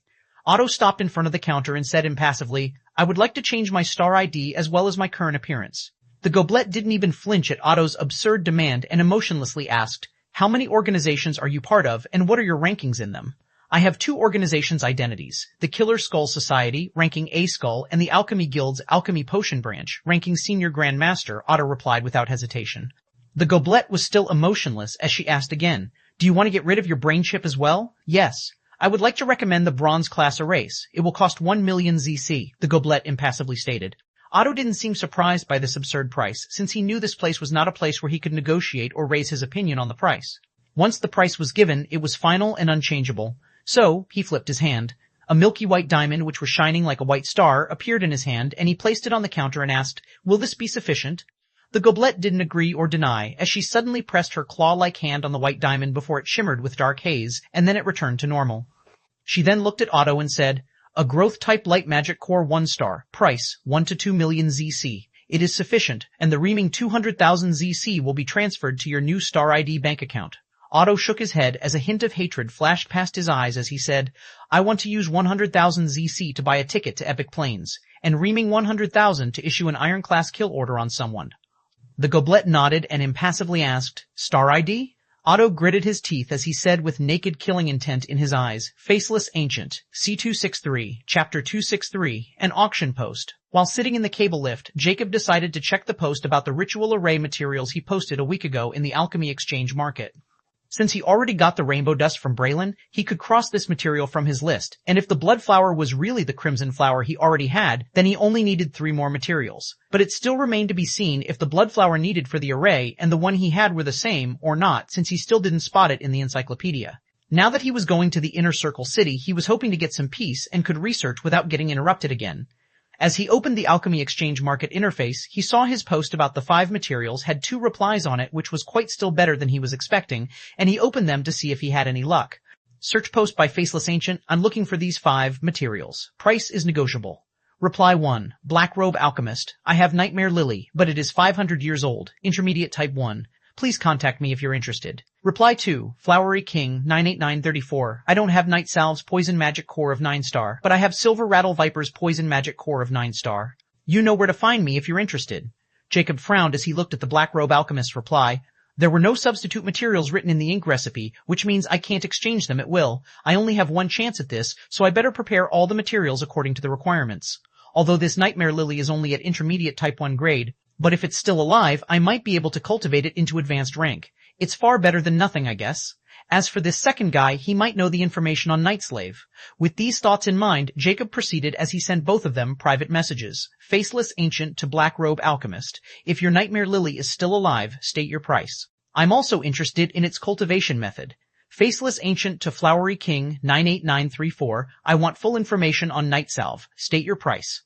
Done writing his responses, he started to browse through the market, especially those auction posts. He was not very hopeful of getting something that could draw his interest. However, Jacob's finger stopped on a particular post with a picture of a palm-sized silvery rock with a smooth, edgy surface. Auction post by Great Earth Miner. I have discovered this unknown mineral. If anyone is interested, please feel free to bid, and if you have information on it, I'll give you a 25% discount on your final bid. Thank you. Item type, mineral ore. Magic property rank, unknown quantity, 500 grams starting price, 1 ZC. Reaming time before the auction end, 1 hour current highest bidder, Dark Moon of Beast Forest, bid from Dark Moon of Beast Forest, 21 ZCs. Jacob's eyes were affixed on the picture as he was confirming if his guess was right or wrong. If I'm not wrong, then this is raw plutonium, and so pure. Jacob was too familiar with the radioisotopes which were used in making radioactive weapons. Even for someone like him, he didn't dare to play with these radioisotopes despite having worked on them for quite some time because they were simply too dangerous. However, in this world, having these kinds of weapons was like having a trump card. In the champion's face, in the end, Jacob tried to buy radioactive minerals like uranium, radium, or even plutonium, but SAAI said they were not available in the rare planes. However, he bought other things that could cause as much damage as a radioactive bomb, which resulted from his lifelong research and obsessions with weaponry. He wanted to make a weapon that he didn't dare to make in his old world before going to the epic planes with those materials. The Titan Sniper was no longer enough. And now that he saw someone was selling raw plutonium, how could he miss this chance? It would save him a lot of time if he had plutonium. So, without hesitation, he placed a bid of 30 ZC and then contacted this Great Earth Miner. Faceless Ancient to Great Earth Miner. If you have more of this mineral, I'm interested in buying them all at the same price as my bid. Jacob was decisive as he knew finding raw plutonium could be said a stroke of luck, and he was very interested in the location where this guy found it. He might be able to discover even more than plutonium. But he didn't want to push his luck when he didn't even know the guy, so he first decided to see if he had more of it or if he only had that one piece. However, Jacob received a notification when he was done sending a message of Great Earth Miner. Dark Moon of Beast Forest outbid you. New bid on auction post number 1 is 31 ZC. Jacob squinted his eyes. Does he know what it is? His eyes turn cold as he goes back and places a new bid of 50 ZC. He wanted to see if his guess was right or wrong, and he also wanted that piece of plutonium. The very next moment, the same notification rang again. Dark Moon of Beast Forest outbid you. New bid on auction post number 1 is 51 ZC. Jacob didn't react much this time as he went back and placed a new bid with cold eyes. Somewhere in the Beast Forest was an underground workshop that was filled with high-tech equipment. A tall figure in a black lab coat was sitting around a glass table that was filled with all kinds of explosive blueprints like grenades, landmines, and even RPGs. However, the person in a black lab coat was coldly looking at his wrist with its astute, foxy eyes. At this moment, a notification rang. Faceless Ancient outbid you. New bid on auction post number W is 100 ZC. It instantly spat a curse. Spineless bastard. Unblock me if you have guts. 26.4. Chapter 264. Go ahead. After a small bidding war with Dark Moon of Beast Forest, Jacob ended up placing 350 ZC, and only then did Dark Moon of Beast Forest back off. He was adamant about winning this plutonium, so he was keeping an eye on this prick if he played any trick and placed a last-minute bid. Since he still had time, Jacob then decided to look at the Star Network news since he was just entering the Skyway, and it was a 50-meter-long tunnel which could explain just how thick the wall of the inner circle was. He was interested in seeing how the Freedom Planes were fending off the dark beings. There were top 10 news on the platform, and the first news instantly drew his attention because of the star ID. 1. Freedom Lord Golden Sword. We are going through difficult times. The dark armies are upon us. They have already conquered 10% of our territories. Please join the United Freedom Army fronts to protect your homes. Merits will be rewarded to heroes and their families. 2. Water Fairy 443434. The dark begins are wreaking havoc in Ice Nation. Where is the United Freedom Army front? 3. Goblin Senior 943032. Don't go in the United Freedom Army front. They are using people like cannon folds while those FK lords are hiding behind their bunkers and their family members. 4. Cloud of Public. The dark beings are getting out of hand. They already conquer 40% of the Freedom Plains and millions of people are dead. Where is the United Freedom Army front? Where is the Freedom Lords? The borders are blocked by the dark beings. Will the Freedom Plains be annihilated? 5. The entire Start Network news was filled with gloom and pleading posts. People were desperately crying for help from the United Freedom Army front, but they got no response. Even their so-called Freedom Lords were dormant and had vanished after getting beaten black and blue by the Lich King. Not only them, but the entire upper echelon of the 5 nations of the Freedom Plains had gone missing, leaving those helpless natives to fend for themselves, and they were getting killed by the dark beings daily. Jacob emotionlessly looked at all that news and closed the platform since he had seen enough. Those lords, as well as their loved ones, probably escaped leaving behind these cannon folds to slow down the dark beings.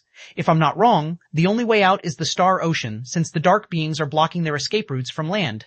They can easily take refuge in the common plains, since there is no restriction there or dark beings. Or they can use the Great Star River to head toward higher plains or come here, Jacob thought impassively. However, deep down he was feeling a tingle of pain as all those posts flashed through his eyes. His heart grew colder and colder when he thought all those people were dying because he had cleared the trial. Little Jack, remember, expressing vile thing is easier and then accomplishing it is difficult, but the true pain rose from the consequences. Jacob remembered the words he heard from the old priest before his lips rose into an icy smile, as all those thoughts turned into nothingness. I'll get used to consequences then. At this moment, his star watch vibrates, snapping him out of his strange state of mind. When he saw it was a message from one of the people he had contacted, he opened it. Faceless Ancient to Flowery King 98934. I want full information on Night Salve. State your price. Flowery King 98934 reply. Are you sure you only want information on Night Slave but not the Silver Rattle Viper's poison magic core? Jacob coldly wrote a reply. Number Flowery King 98934 reply. Alright, since you only want information, I can give you for free. It's not like it's a secret or anything. We alchemists should stick together and help each other whenever we can. Jacob frowned, and before he could reply, he received another message. Flowery King 98934 reply, attached file. This thing is too hard to catch. Just be careful. He really sent it. Jacob opened it and saw the picture of a pitch-black round ball filled with meter-long spikes at every nook of its surface. It was like a sea urchin, night slave marine magic beast found in 2 miles depth of the western Star Ocean and only activate at night. Jacob's face sank when he saw it was a marine magic beast, and it was found in the western Star Ocean, which was in the direction of the Wild Nation. Still, this information was quite valuable for him, so he still sent Flower King 989341ZC as he didn't want someone's charity and no longer bothered replying to him. I'll wait until I'm done here before making a trip to the Wild Nation, Jacob thought. At this moment, his lift reached the end of the tunnel, and large metal gates started to slide upward, revealing a large metropolis behind. But it was not as busy as the common circle of the city. However, Jacob felt refreshed when he breathed the air and was astounded by it. There is something different about this place. He thought while looking at the paved and spotlessly clean streets of the inner circle, while people walking here were mostly not wearing any cloaks like the common circle. However, Jacob's attention was drawn by his star watch again when he received another reply from the Reaming 2, Faceless Ancient to Great Earth Miner. If you have more of this mineral, I'm interested in buying them all at the same price as my bid. Great Earth Miner reply. Do you know what it is and where it is used? I can give you a 25% discount as promised. Jacob frowned after reading this reply. He didn't mention anything about having more. It seemed he had more, but he didn't want to sell it. So, Jacob used another approach as he replied, sell me 10 kg of it and I'll tell you. Great Earth Miner reply, you're too greedy. I should make a deal with the Dark Moon of Beast Forest instead. Jacob coldly sneered. So, you want to play this game? He replied decisively. Go ahead. 265. Chapter 265, Black Robe Alchemist. Reply, Jacob didn't receive any more messages from the Great Earth Miner after he sent, go ahead. However, a few seconds later, that prick retracted his auction post, which could only mean he had made some kind of deal with the Dark Moon of Beast Forest. Jacob coldly chuckled when he received 175 ZC from Great Earth Miner as a ramification because he retracted the auction post with bidding. Canceling an active auction post naturally has a ramification. The seller has to pay half the amount of the current highest bid to the bidder. Although Jacob really wanted that plutonium, it doesn't mean he can't do without it. He already had materials for his needs to create a new weapon. The plutonium could have made the process faster. Furthermore, Jacob knew no one in the rare plains could handle plutonium better than him, and those guys would soon regret it if they started experimenting with it without prior knowledge. With this thought in mind, Jacob sent a message to Great Earth Miner before he closed the interface without caring about the reply. The lift also stopped at this moment, and the door slid open. Welcome to Dark Inner Circle of Dark City. Dark Rose's mechanical voice rang. Jacob stood up and walked into the new station, which was the same as the common circle, and soon he exited the station. However, when Jacob was about to hail of taxi, his eyes suddenly moved toward a particular direction, and he just happened to see a few cloaked figures looking in his direction. As if they were startled by Jacob's sudden gaze, they instantly started to move as if it was coincident. Who is monitoring my movement? Jacob knew when he was being monitored, and he was feeling this from the moment he left the Alchemy Guild building. But he ignored it since those were small fries, but now the moment he exited, someone was there waiting for him. Well, whoever it was, they won't pester me in the Alchemy Guild. Jacob stopped caring about them, hailed a taxi, and headed into the Alchemy Guild in the inner circle. The Alchemy Guild in the inner circle was quite different from the common circle. The biggest difference being they didn't conduct entrance tests there but only did business like selling their products. The alchemists here were all lower-rank dark nobles, but their guild ranks were below senior grandmasters. For some strange reason, Braylon was the only senior grandmaster present in this place. Furthermore, most of these alchemists were quite loyal to Braylon, but the thing was going changed as Jacob walked into the building and directly headed toward the workshop area. "Who are you? Stop right there," a cold voice sounded when Jacob was about to take the elevator toward the upper floors. Jacob coldly looked at a handsome elf approaching him with an unkind expression. The elf coldly said with squinted eyes, "Who are you? This area is restricted to just alchemists. Get out of here before I call the guards."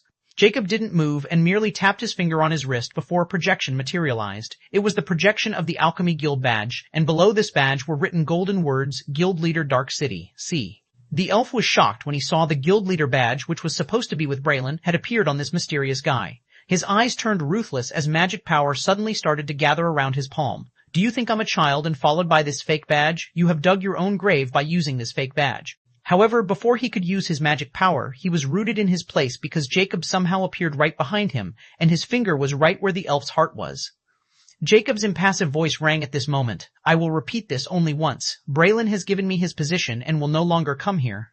I will not interfere with the guild matter and let them run as they were running before. Unless the guild building is about to get destroyed, no one is allowed to approach Braylon's old workshop, which is mine, from now on, because if anyone did, I'll chop off their limbs before throwing them out. Do I make myself clear?" The elf felt icy, although his entire body was sweating profusely, and just as Jacob's voice trailed off, he again appeared right where he was standing. The elf felt deadly chills as he saw the masked man standing in front of him as if nothing had happened. "Do you want to leave behind your limb before you decide to scram?" Jacob coolly questioned. The elf then quickly snapped out of his stupor. I'll scram." Without wasting even a second, he ran away. He had never felt so close to death before and didn't want to stay to see if Jacob was just kidding. After getting rid of the imbecile, Jacob directly headed toward the top floor where the best workshop in this building was located, Braylon's Magic Smith Workshop. Since Braylon didn't think that he would be forfeiting his position this morning when he went to meet Jacob, everyone in his workshop was the same. There were many equipments and materials. Even some blueprints were lying on the study table. Those blueprints should be Braylon's current projects. There was also a large bookshelf with over 100 books about magic smiting. Now everything belonged to Jacob, as he also had acquired everything in Braylon's space ring as well.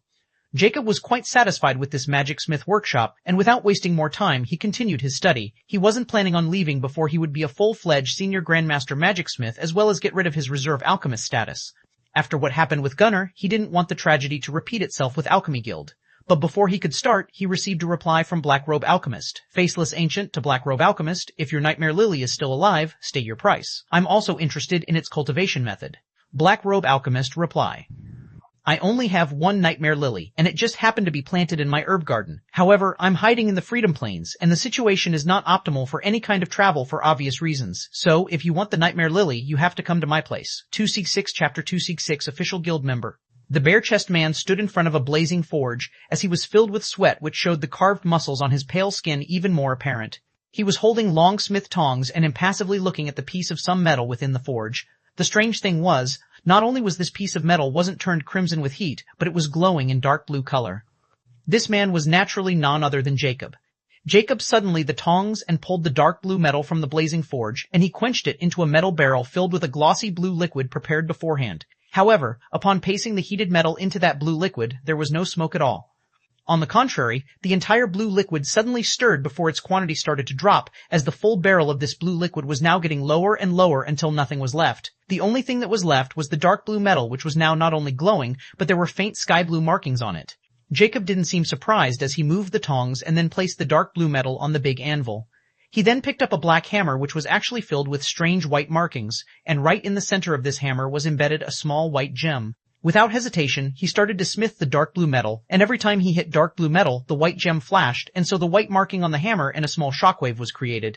However, Jacob's strikes were somewhat special as they did not contain just blunt force but precise control and focus. A different kind of shockwave was created every time his hammer hit the metal. Even the sound was somewhat different from the other strike.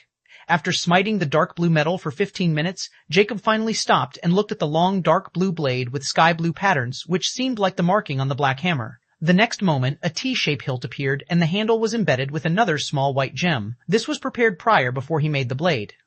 Without hesitation, he combined the sword hilt with the sword blade, and something amazing happened. Click! The white gemstone suddenly shimmered with a clicking sound, and the sky blue pattern on the blade began to glow brightly. The dark blue marking on the blade started to spread on the hilt at this moment like roots and covered it entirely. Jacob looked with great anticipation at those markings spreading on the hilt, and the white gemstone was the only place they seemed to be avoiding. At this moment, the white gem suddenly turned cracked, and within a few moments it turned into white power. However, the sky blue marking was now completely engraved on the blade and hilt, creating a strange pattern. Jacob didn't seem surprised by the white gem's current state, and he flipped his hand before another white gem appeared. He enclosed the gem in the position of the previous white gem, and like a magnet, it instantly clicked on the empty spot. End the recording and send it back for final verification. Jacob impassively commanded as the faint white glow on his arm flashed brightly before a projection appeared of an interface. Alchemy Mission Application, Alchemy Guild ID, Faceless Ancient Current Rank, 9-star Alchemist, Reserve Alchemist, Next Rank, 1-star Epic Alchemist, Official Alchemist, Official Alchemist. Mission Promotion Mission Available, 1 note, complete this mission to get promotion. 1. Sent a recording of you Faceless Ancient, creating an advanced Type 1 Alchemy Potion Elixir. Status, complete 3 months ago. 2. Sent a recording of you Faceless Ancient, creating an advanced Type 1 Alchemy Pill. Status, complete 2 months ago. 3. Sent a recording of you Faceless Ancient. Sent a recording of you Faceless Ancient, creating an advanced Type 1 magic weapon. Status, complete just now. 4. Sent a recording of you Faceless Ancient, creating an advanced Type 1 mech weapon. Status, complete 16 months ago. All the recordings have been verified. Rewards has been issued. Reward, rank promotion, new identity badge 1000 ZC, 1 advanced Type 1 medicinal alchemy related knowledge, 1 advanced Type 1 medicinal alchemy related skill, 1 advanced Type 1, weaponry alchemy related knowledge, 1 advanced Type 1, weaponry alchemy related skill, extra rewards for becoming a 1-star epic alchemist. Note, please head to Epic Plains to receive these rewards. Jacob frowned when he looked at the last part. At this moment, his interface refreshed automatically. Alchemy Mission Application. Alchemy Guild ID, Faceless Ancient Current Rank, 1-star Epic Alchemist, Next Rank, 2-star Epic Alchemist, Missions Promotion Mission Available, none note, please head to Epic Plains to receive Star Epic Alchemist missions. Reward missions Rare Plains. Difficulty 1-star Epic Alchemist. Note, please head to Epic Plains Star Epic Alchemist missions. Jacob thought grimly while looking at his new status in the Alchemy Guild. So after 1-star Epic rank, I can't gain access to higher level missions because I'm in Rare Plains? Didn't this mean all the information on Type 2 also can't be accessed? Jacob checked the shops, and just as he thought, no Type 2 knowledge was released, which could only mean his guess was likely right, because whenever he achieved a certain threshold, new information would always be released by the White Sage, but now he got nothing but a note telling him to head to the Epic Plains. At this moment, he also received a new identity badge, which was branded with the Alchemy Guild's sigil. The blazing red flame rising from an 8-legged golden cauldron written under a silver ribbon with golden letters, 1-star Epic Alchemist, Faceless Ancient. At least this badge could be useful within the Epic Plains. Jacob's expression returned to his usual cold self. I finally absorbed everything except Type 1 Universal Magic Manual. Now I can finally start preparing for my departure from the Rare Plains. In contrast, there are still 18 remaining months left before that woman's deadline approaches. I can either go with the Alchemy Guild entourage or AOWL them. I'll decide after acquiring information about the journey toward the Epic Plains. I need to start my manufacturing and end it in 1 month, and then I'll make a round trip to the Freedom Plains in 6 or 7 months. Time is quite short, I guess. Jacob thought as 18 months had passed since he had taken over as the Dark City's Alchemy Guild leader, and now he was finally an official member of the guild. But he was still far from being done with the Rare Plains, so without wasting more time, he started to take out all kinds of gun parts filled with those strange patterns like on the hammer and newly forged advanced Type 1 magic sword.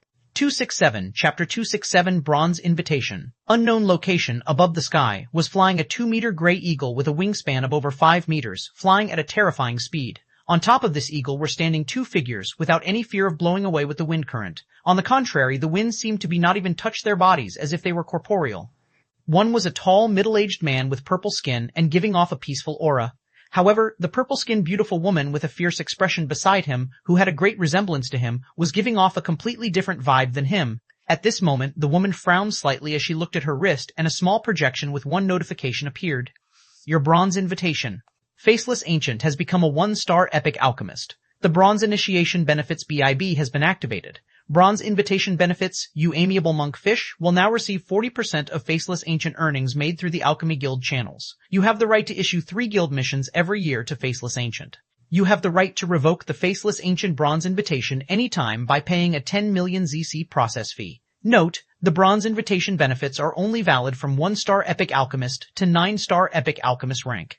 A hint of surprise flashed past Ellie's blue eyes, reading the invitation so fast, it seemed I had underestimated this guy. Not only was he capable of robbing and snatching one's guild leader position 18 months ago, but his alchemy talent is also top-notch. He's far superior to 1 to 11, but he's also quite rebellious and might hold it against me if he knew what the bronze invitation actually was. Although I didn't waste my bronze invitation on him, he's not like those obedient dogs. I have to put a tight leash on him once he comes here and show him the true difference between rare planes and epic planes. Once he's completely under my control, he'll earn me big profits. Calmness returned to her eyes as the small projection vanished. However, she was startled when Nelson was looking at her with this amusing grin on his face. He said teasingly, "Hee, my little girl, who are you scheming against this time? Tell your daddy quickly." Ellie threw a fierce punch right at his face with pursed lips. "Get out of my face, old geezer." However, Nelson kept grinning and wasn't panicked by that punch at all. He merely moved his finger between his face and the powerful punch was instantly stopped in its track. Nelson sighed ruefully. "You're so willful and brutal. You even punched your old daddy and tried to kill him? Sometimes I even wonder if I have birthed a wolf. Shut up and get out of my face before I kill this little rid of yours." Ellie instantly snapped as a powerful aura started to release from her. The eagle suddenly trembled in fear as if he understood what Ellie just said. Nelson knew when to stop with his little shenanigans, so he stood straight again and clicked his tongue in annoyance. Tisk, can you stop with threats of destroying my things? You were so cute when you were little." Ellie pursed her lips and spat. "If I don't threaten you with your things, you don't know when to stop with your childish behavior." "Heh, but you know I love my baby girl the most," Nelson said matter-of-factly.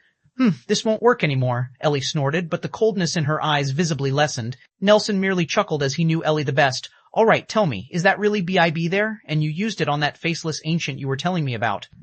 Ellie didn't hide it, since she knew there was no point in hiding it, since Nelson wasn't a fool as he always pretended to be, and he could easily see through her. "Yes, it is the same person. Did he ask you what a bronze invitation was, or just accept it without asking any questions?" He asked again. "He asked me, and I didn't tell him what it was, what it had to do with anything." She questioned with somewhat narrowed eyes. She knew Nelson wouldn't ask so many questions unless he wasn't interested in the topic, especially if a stranger from Rare Plains was involved. You did well by not telling him, or he would never have accepted your invitation. Nelson chuckled as he commented, "Do you know something?" Ellie's interest was now piqued.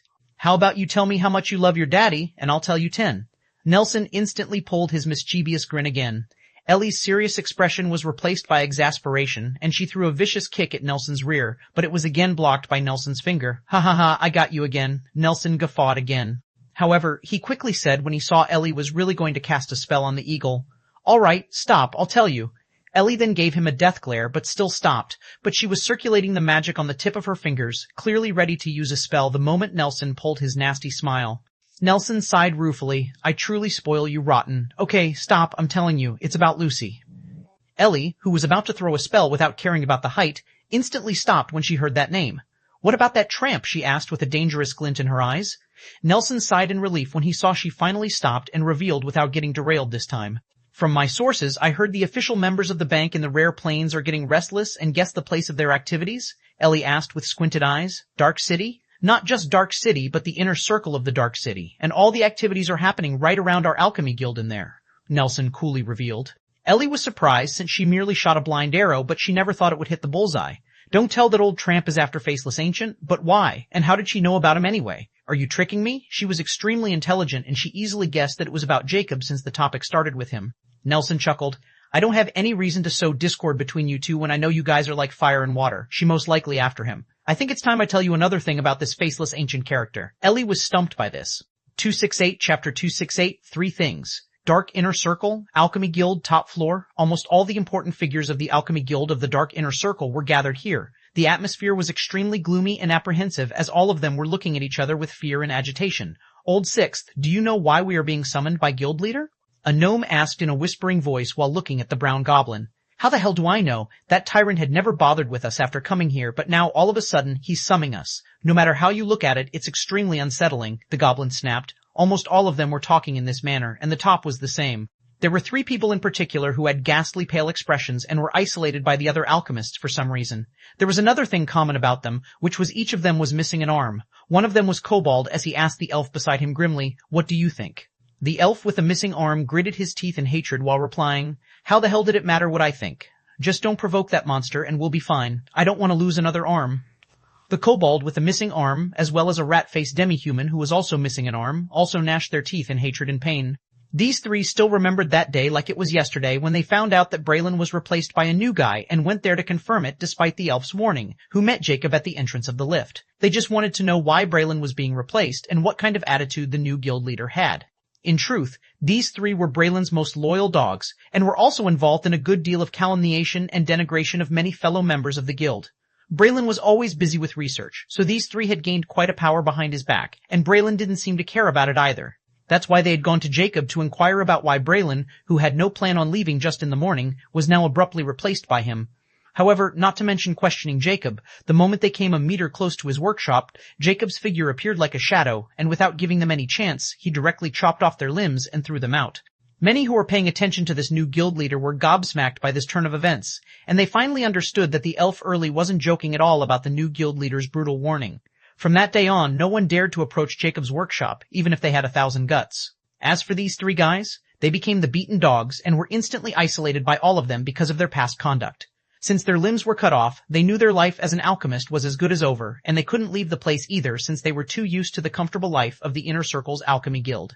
Now, 20 months had passed since Jacob closed himself in the workshop, but today they all received summon from him, which made almost everyone scared. Still, they didn't dare to ignore his summoning. If Braylon was someone who liked to manipulate others by putting up an amiable front, then Jacob was like a tyrant who didn't care about his image or their feelings at all. He was terrifyingly powerful for them all, not be mentioned extremely ruthless. This was enough to keep them all in check. Click. The door was clicked open before a tall figure clad in black entered the hall, and everyone quickly stood up with sweat beaded on their foreheads because this person was none other than their mysterious guild leader. Jacob was wearing his usual black outfit. However, if someone looked closely, there were jet black markings all over his long black windbreaker. Only someone with extremely good sight could tell the difference between the faint shade of the color. Furthermore, Jacob was wearing a faceless black mask, and not even his amber eyes weren't visible to anyone, as if he was completely blind. Not even his skin was visible, as his hands were now covered with the same kind of gloves as his windbreaker. Lastly, his head was covered by a long hood, and he looked just like a mysterious killer. Everyone felt chills just seeing him walking toward the high chair at the very front of the table. They were all used to not wearing any mask in this place, but Jacob was simply too mysterious. Jacob walked onto his chair and sat down before his impassive voice rang, "Sit." Everyone bowed their head first before they sat down on their chairs, but their heart rate was wild, and no one knew who Jacob was looking at right now since his eyes were no longer visible. Even his face mask was barely visible under that long hood. "Today, I summon everyone to discuss 3 things. Jacob spoke again and didn't mind their lack of response. He actually liked this silent environment. "First, I will be leaving the Dark City soon, which means the guild leader position will be vacant. So, I will give you guys 1 week to become a senior grandmaster. I will invigilate the test personally, or I'll choose someone else from the Common Circle branch if none of you manage to pass. Is that clear?" Everyone was dumbfounded by this revelation and looked at Jacob with disbelief.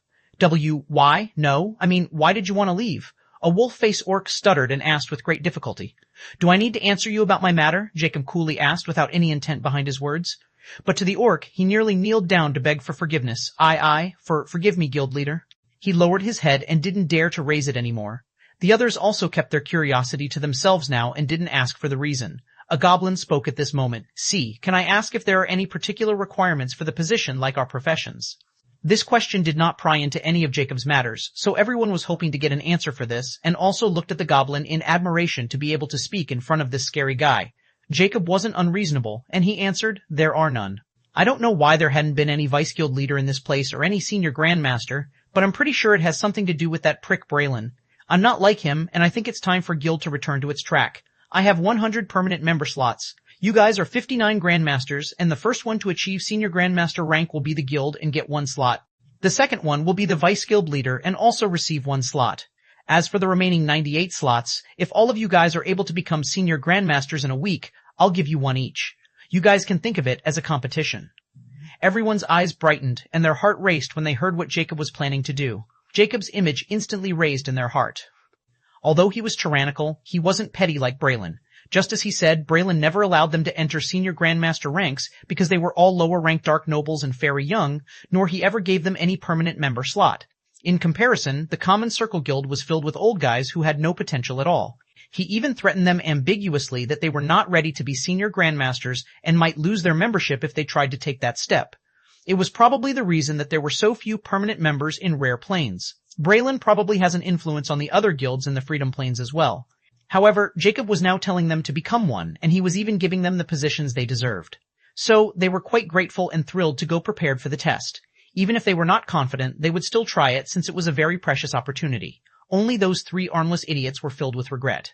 Jacob then speaks again, not caring about their enthusiastic expressions. Second, I want you guys to use your connection and search for 3 types of materials for me. Anyone who found any one of these materials will get 3 permanent member slots, which means you can use them on yourself or your friends. I won't care. The hall regained deadly silence again as they looked at Jacob as if he was a god of fortune. Jacob continued as he expected this much. Third, I want information about Star Ocean, especially beyond the southern Star Ocean, which is the uncharted territory. If I deem your information useful, I'll give you 1 slot as a reward.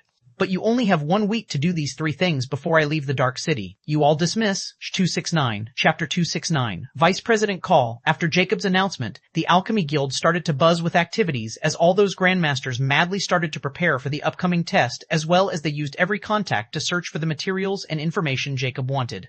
The 3 types of materials Jacob made them search were naturally the White, Assassin Parasite Bug's Blood, Night Salve's Poison Magic Core, and Nightmare Lily.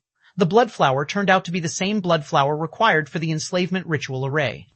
So, Jacob now already has 2 materials, and as long as he gets his hand on the remaining 3, he will start the process of taming the Brain Hunter.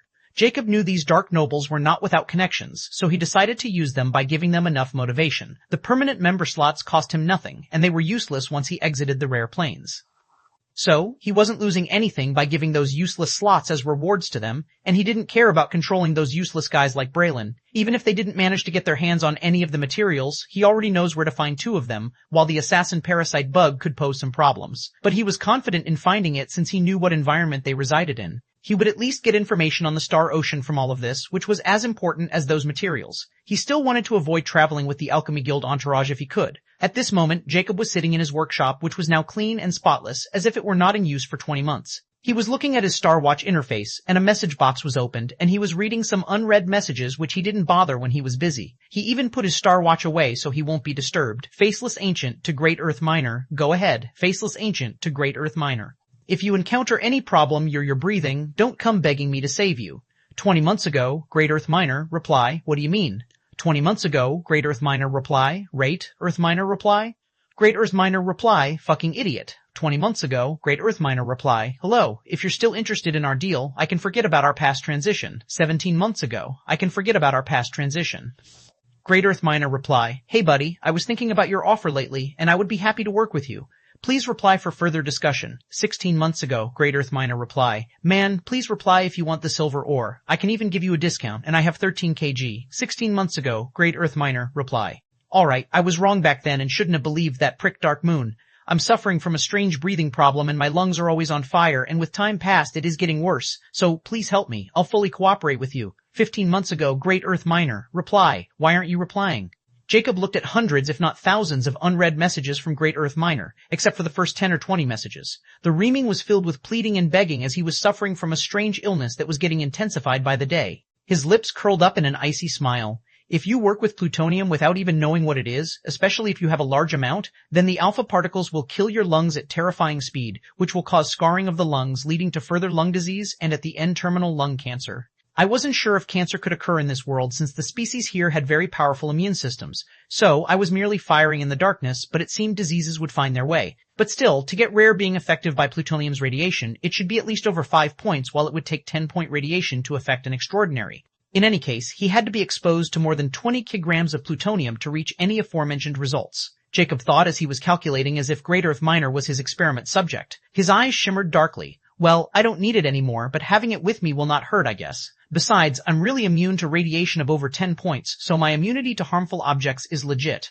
Now I just need to test slave objects. Anyhow, L should contact this guy now before he dies with all that plutonium buried somewhere. Jacob types a message, give me your location, and then sent it before he opened another message, which he was from the Black Robe Alchemist. Faceless Ancient to Black Robe Alchemist, I'll reach out when I'm done. Keep the Nightmare Lily safe for me.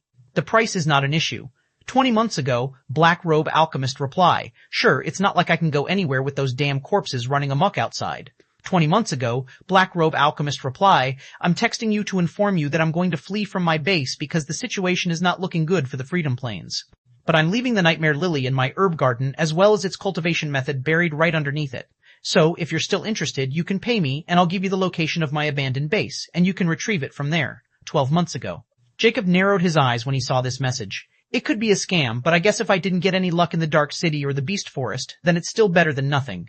Jacob then replied to him, how much? And then closed the interface. He then looked at the brightly lit city outside and thought, I should take a stroll in the market, especially the ship company. I need a fast ship to travel in the Star Ocean, and its size should be enough to put in my pendant. However, he pulled out of his thoughts when his star watch started to vibrate, and when he looked at the caller's star ID, he frowned deeply. Amiable Monkfish wanted to send you a projection call. Accept reject projection setting. What did she want?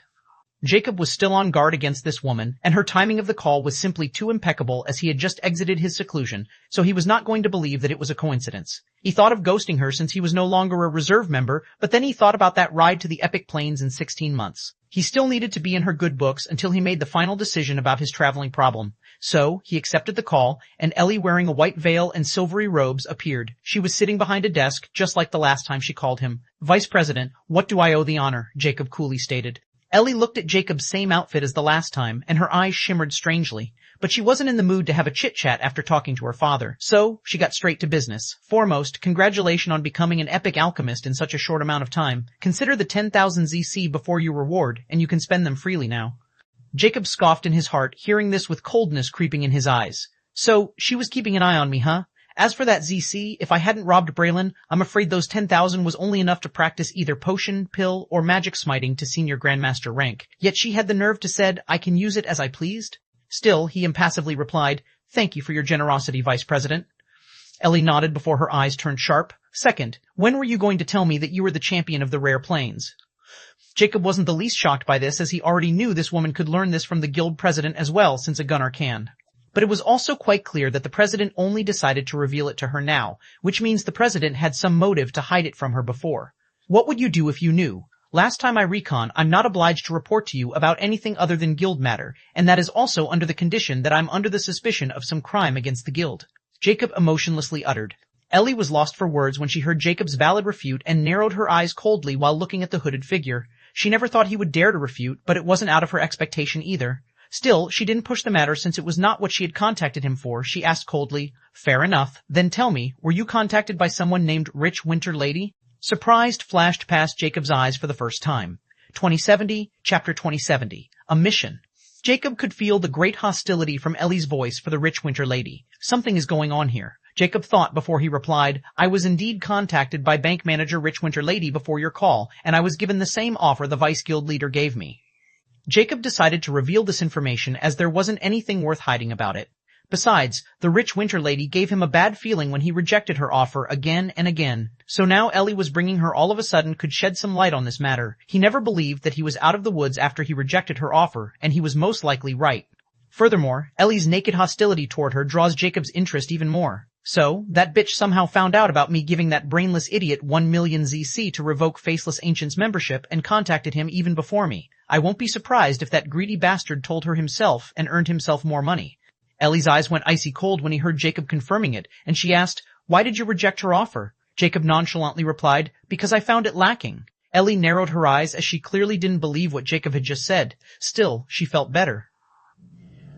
Because if he had accepted Lucy's offer, she would have wasted 1 million ZC on her arch-enemy, and she most likely has flown into madness. Since you decided to join the Alchemy Guild, I can assure you that it was the best decision of your life. However, you have offended Lucy in the process, and I can assure you that she is the prettiest person in existence. From my sources, I have discovered the Universal Mercenaries were snooping around the Alchemy Guild in the inner circle. From what I know about Lucy, it's most likely her who wanted you dead, Ellie revealed. Jacob's eyes narrowed behind his mask as he suddenly remembered those watchful eyes he felt when he was coming to the inner circle. So, those guys were the reserve members of the bank commissioned by that woman. She must have put a lavish reward on my head to compel so many people to take risks in the Dark City. He thought, but he wasn't worried about it as well. Right now, he was afraid of no one in the rare plains, and only epic tier beings could pose a threat to him or the Star Ocean. If he wanted to massacre in the Dark City and then leave, he knew no one was capable of stopping him. But he won't be going to tell Ellie about it because he could tell she had something else in mind, as she won't be contacting him just to warn him out of the kindness of her heart. He said, "What should I do then? I'm sure Vice Leader has some good suggestions for me." Ellie was somewhat surprised when she heard Jacob's voice contain no anxiety despite knowing he was being targeted by the bank manager of the Epic Plains. Dad was right. Someone who can pass a plain trial alone can indeed not be so simple, and I need to be more careful when dealing with him, she thought gravely. Ellie then finally spoke. If it were someone else, I would have suggested they remain in the guild building, but you are someone who can complete a plain trial, so I have a different suggestion for you. No, this is not a suggestion, but consider it a personal mission from me. If you choose to accept it, you will get half of your reward first, but if you reject it, I won't hold it against you. Here it comes. Jacob's eyes shimmered in derision, but his voice was impassive when he asked, I would like to hear about the mission and the rewards before making my decision. Ellie nodded in understanding before she stated, It's quite simple. I want you to kill as many reserve or official universal members as possible. With each head, I will reward you with 1000 ZC. You just need to send me the video to claim the reward. As for the other half of the reward, which I will give you if you decide to accept the mission, it is a basic Type 2 magic rifle blueprint. The choice is yours now. Ellie was full of confidence when she offered the blueprint of a basic Type 2 magic rifle because she thought Jacob wouldn't be able to resist it since he was an alchemist. However, Jacob's words made her confident expression clouded as he coldly said, I can't use basic Type 2 magic rifle blueprint since the rare planes lack materials, so it would be useless to me. I'm a very practical person, Vice Leader, so how about you send me the map of Star Ocean, which has the routes to rare planes and epic planes, as well as the map of the epic planes, and I'll accept this mission. Ellie squinted her eyes as she instantly understood what Jacob was after. Do you want to travel in toward the epic planes alone? No, I just want to have such an option. Because if I start killing mercenaries, especially the permanent members, Bank Manager Lucy might not take it kindly if she found out it was me. Besides, I need to leave the protection of Dark City if I want to kill those mercenaries, and I can't leave rare planes instantly either. In contrast, your voyage is still 16 months far. I just want to have another way out, and I don't think these maps would cost you anything at all, Jacob said matter-of-factly. Now that he got the chance to exploit the vendetta between Ellie and Lucy, he won't hesitate to ask for what he really needs. If he could get the map of Star Ocean routes that lead to the epic planes as he got in the common planes, he doesn't have to wait for anyone or rush things or even collect any information at all. He can leave whenever he wants to leave. Now the question was, if Ellie's vendetta was deep enough with Lucy that she could allow this to happen or not. Ellie was quite astute, so she also guessed Jacob's motives, but she knew she was still in control as long as she had a bronze invitation in place, so Jacob couldn't escape her grasp as long as he didn't want to get kicked out of the guild. But she won't tell him that yet and hold this trump card hidden for as long as she can. Right now, she wanted to make Lucy indignant, and Jacob could really achieve it, so she nodded in agreement. All right, I'll give you both maps. C-271, Chapter 271, Black Sea Company. Jacob looked at the map in front of him with shining eyes and a faint smile. Who would have thought I would get this map so easily? Now, I don't have to worry about my traveling problem, but now I have to kill those guys since that woman still has some use, he muttered with derision. Although this mission seemed quite deadly, killing a mercenary who could become a permanent member of the bank won't be someone easy to kill, but for Jacob, he just needed to lure them outside the Dark City before turning them into ZC. Not only he profited from this, but he also got 2 important maps from a reliable source. Now the question is, when should I get rid of those guys? Killing intent flashed past his eyes. Since Lucy wanted to kill him, he won't show mercy as well. The next day, Jacob left the Alchemy Guild after 20 months and headed toward the market of the Inner Circle for a stroll. The moment he started walking on the street, Jacob instantly felt multiple eyes on him, but he didn't react and pretended to be ignorant. Jacob was heading toward a special building with a black sailboat logo on its front, and written under the logo was Black Sea Company. The reason he came to this place was naturally to buy a ship, and another reason being he was quite familiar with their product as well. Because he used the black ship of their company to travel in the rare planes as well, but it was stolen goods, so he had to return it back. Furthermore, since this company can open in the inner circle of the Dark City, then it couldn't be normal at all. That's why after asking around, he found this place, and he must say it was only inferior to 3 Hegemony's buildings. Without hesitation, he walked within the building and entered a large expansion, lavishly decorated with different ship statues. An elvish woman approached Jacob with a smile as she greeted him. Welcome, gentlemen. How may I help you today? I want a treasure ship. Jacob impassively answered. Do you have any rank preferences? Asked the elf without hiding her elation. She knew the treasure ship Jacob was referring to were ranked ships that were made of treasure materials. Anyone who could buy a treasure ship in this place had to be a big shot, so she could get a large commission if she managed to sell a high-quality, expensive product. I want at least an advanced Type 1 treasure ship, but I want it small, around the range of 10 meters. Money is not a problem, Jacob stated as he had already thought about what kind of ship he wanted. The biggest requirement was that the ship should be able to fit in his pendant. The elf woman's eyes lit up as she instantly knew it was going to be her lucky day. Please follow me. I'll inform the manager. Jacob nodded and followed her into a private room. He didn't have to wait before a demi-human with foxy features entered the room wearing a white suit, followed by the same elf woman who brought him here. My name is Reuben, and I'm the manager of this branch. How may I address esteem, sir? Reuben politely introduced himself to Jacob. Jack, Jacob plainly answered. Reuben wasn't bothered by Jacob's lack of response since everyone in this place was mostly eccentrics. My associate here told me you want a treasure ship with at least advanced Type 1 rank, he asked with a big smile. And when Jacob nodded in affirmation, he quickly said, in that case, I would like to confirm one thing. Which type of payment are you going to use? I must inform you, sir, advanced Type 1 ships only sell using a special type of currency, and without it, I'm afraid I can't sell you intermediate or advanced Type 1 ships. It's Star Network's policy. I hope you won't take offense. Reuben was telling the truth. In fact, any treasure above basic Type 1 could not be bought by using only gold coins, no matter how much someone had. This rule was implanted because these treasures were too powerful, not to mention very difficult to make, so the Star Network created this policy so only someone with ZC could buy them, not just any random Tom, Dick, or Harry. Jacob also knew what this guy was asking by not speaking the name out loud, so he coolly replied, Zodiac credit. Reuben's smile widened. In that case, I have 3 ships that suit your demand, sir. Please have a look. He quickly activated his Star Watch before 3 ships' projections materialized in the air. He pointed at the white ship and said, this white ship, size 96 meters, is an advanced Type 1 treasure ship, and its speed is 500 mph, with an advanced Type 1 magic barrier function, autopilot, Star Watch controller, navigation, and advanced Type 1 sea scanner. Its price is 900 ZC. Then he pointed at the golden ship, which had silver markings on it. This golden ship, size 10 to 2 meters, not only has all the white ship functions, but it also has advanced Type 1 magic scanner as well, and a magic cannon which could be controlled manually by Star Watch controller. Its price is 1500 ZC. Lastly, he pointed at the dark blue ship with black markings, but this ship looked like a flat triangle, not a ship. This stealth triangle, size 59 meters, is 2 passengers, ship, and it has every function of the aforementioned ships except the magic cannon. But it was done because this ship's true specialty lies within its stealth function and speed. The stealth function can make it hide under the detection of extraordinary creatures and any advanced Type 1 scanners. At the same time, its speed is Mach 1. The price of the stealth triangle is 3000 ZC, Reuben stated as he looked at Jacob, who was silently listening to his introduction. Jacob looked at all 3 ships before his eyes stopped at the stealth triangle eventually. Not only was the ship small, but its size was also quite to his liking. Furthermore, he didn't need any cannons as long as he could remain hidden. The Star Ocean was too dangerous, so having stealth was more important than having firepower. So, he impassively stated, I will take this stealth triangle and make it black if you could. 272. Chapter 272, Earth Great Miner and Dark Moon of Beast Forest. Jacob left the Black Sea Company with a content look in his eyes, and Reuben even walked him to the gates with a very respectful expression. Afterward, Jacob started to stroll the market while looking at materials available from different vendors. He was just trying his luck to see if he found any materials for the array. In the end, Jacob didn't find anything, and he wasn't surprised since even the Alchemy Guild, which was the biggest dealership of materials, didn't have them. The chances of others having them were even less. However, Jacob also had another purpose for doing this. He was making his presence known to his watchers and wanted to draw as many as possible. In the evening, Jacob returned to the Alchemy Guild and opened his inbox to see the messages he received when he was out in the market but didn't bother to reply. He even received a few calls, which he also ignored, and he had some idea who they were from. Just as he suspected, the calls were from Great Earth Miner. With a cold smile, he opened the reply of Great Earth Miner. Great Earth Miner, reply. So, you finally decided to show your face?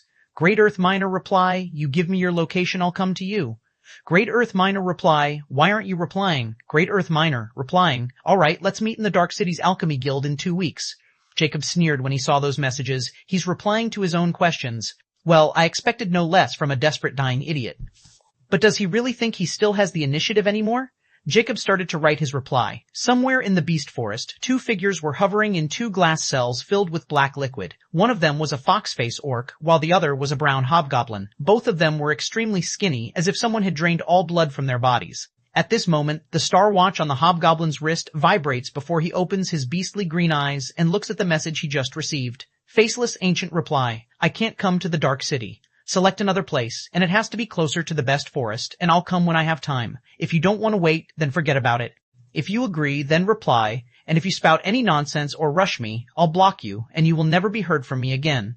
Don't even think of a second that I need you. You need me, so get your mind straight before you reply to me. This is your last chance. Killing intent started to rage in the hobgoblin's eyes, but he suppressed his urge to write a curse back and press a button within the glass cell before the black liquid started to sink. The fox-face orc also sensed something and opened its foxy eyes, and when he saw the hobgoblin was about to come out, he also pressed the button to exit the glass cell. After getting a clear look at the hobgoblin's ugly yet pale expression, the orc seemed to guess the reason behind it as he asked, "Mason, did that prick reply?" Mason, who was none other than Earthgreat Miner, didn't reply and only pressed his star watch a few times before a projection of Jacob's message materialized in front of the orc. When the orc saw this, his expression also turned nasty like Mason, and he spat in an extremely eerie voice, "What an arrogant bastard. What should we do?" Mason hoarsely refuted, "Lucas, you motherfucker, you still dare to call others arrogant and ask me what to do, when I'm in this damnable state because of you." Lucas, who was none other than Dark Moon of Beast Forest, couldn't help but smile bitterly because he knew Mason was right.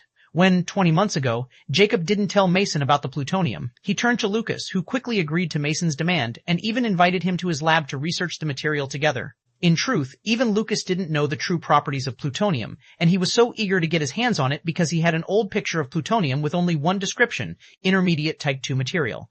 This picture was something he found in an abandoned lab in the south of Rare Plains, and not only this picture, but the entire research data of an explosive expert. And with that exact data, Lucas became what he was today.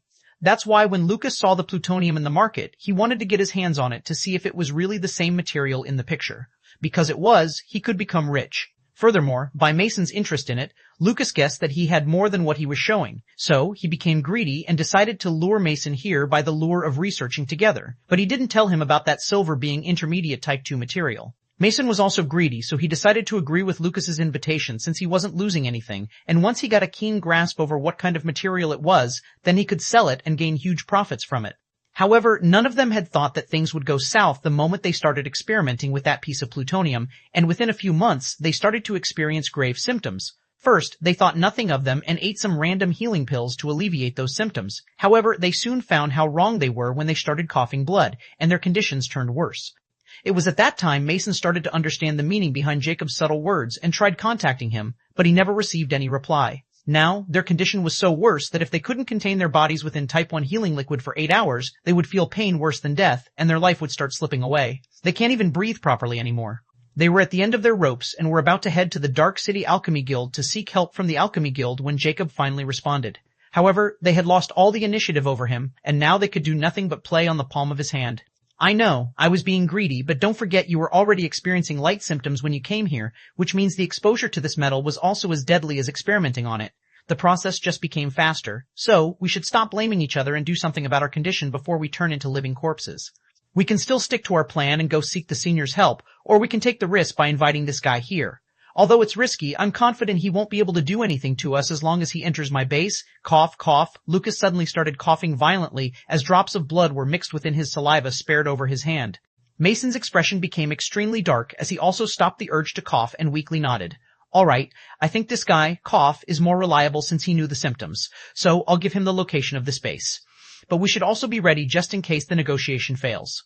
Lucas smiled coldly. "Don't worry. Although we get this mysterious illness, we still managed to create a weapon out of that deadly material. If he knew how dangerous this material is, I'm sure he won't try anything funny." Mason nodded with a grim expression as he started typing.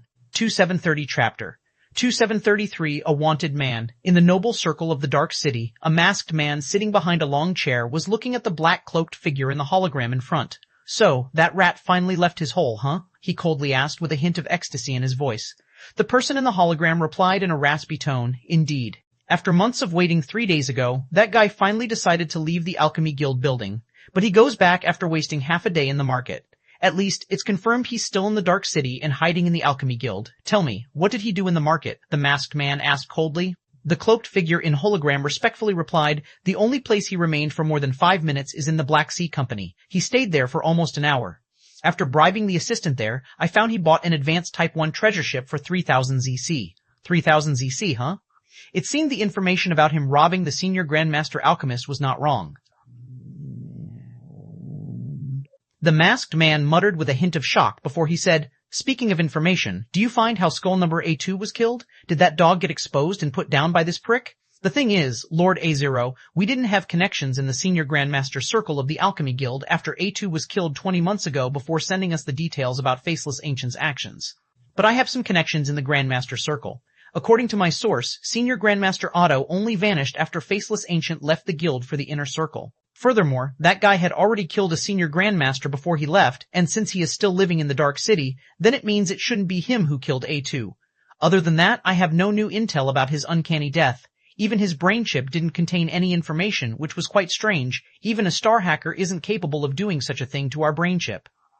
The cloaked figure replied with uncertainty. The masked man, or skull number A0, sighed ruefully at this moment. "After our hasty retreat from the Freedom Plains while leaving our investment behind, the death of a single-digit A-rank skull has made the higher-ups in the Epic Plains furious. We are not allowed to enter the Epic Plains without getting our hands on the research data from that hateful rat. So, I don't need to tell you just how important this mission is for both of our futures, right, A1? Asked A0 meaningfully. A1 nodded his cloaked head and gravely said, "Don't worry, Lord A0, I have put all the 2-digit agents in the Dark City in this mission. The moment we get the chance, I, as well as the other 9, will personally take action and get the data back." "No." A0 nodded his head in acknowledgement. "Very well, I will wait for your good news. Just don't underestimate that rat. He's too strange and always manages to surprise us. I don't want any mishap this time, or you and I both won't be able to handle the consequences." "Understood," A1 solemnly uttered before his figure vanished from the projection. A0 then connected another call, and a dark projection materialized, and a melodious yet icy voice rang. "You better be calling me to tell me that you have recovered the data." "Madam, please rest assured, everything is under control now. As long as that Faceless Ancient leaves the Dark City, he will not be able to escape." A0 no longer appeared arrogant as he spoke with this, "Madam. I'd been hearing this excuse for about 2 years now," the woman tonelessly remarked. "But madam, this time, I think he's going to leave the Dark City. We just discovered that Target had bought a treasure ship from the Black Sea Company, so this could only mean he was going to the Great Star River or Star Ocean. As long as he leaves the Dark City, it doesn't matter where he goes." "He won't escape our grasp," he quickly assured. The woman remained silent for a moment before she coldly spoke. "For what you've done in the Freedom Plains, I will give you 2 more years to retrieve the date. If you fail, then you have to return with all the acquired assets. But you won't be rewarded as handsomely as it was originally planned, and someone else might not let off this chance to take your position as Zero's." Done stating her piece, she disconnected the call without waiting for A0's reply. A0 was momentarily stunned. An extremely sinister aura flashed over his person before it vanished. His hands were clenched so tightly that his bloodlessness was on the verge of exploding. Sigh. Taking a deep, sharp breath, he calmed himself and unclenched his hands, leaving bloody imprints of his sharp nails on his palms. "This damn bitch wanted to claim all my achievements for herself while using me as a scapegoat. If she really thinks I will let that happen without fighting back, then she got another thing coming for her. As long as I get my hands on that slippery rat, I'll let her know I'm no longer just a pawn." His eyes turned extremely malicious and glowed with a tint of crimson. "I need to oversee this entire operation myself. There's no room for messing up." A day later, in a lavishly designed hall, a few figures were sitting around a round table. All of them have terrifying murderous auras like beasts. Right in the center of the round table was a hologram of a man wearing a long black windbreaker with a hood, and his face was covered with a faceless mask. It was none other than Jacob. "Did you hear in 3 days there is going to be a competition in the Alchemy Guild which is held by none other than our target? Not only that, but there is a rumor going in the Alchemy Guild that the new guild leader will leave right after this competition." A bullface orc uttered, "I heard about the former news. It is confirmed. But how reliable is this rumor?" A demi-human woman with lion-like features questioned with a growl.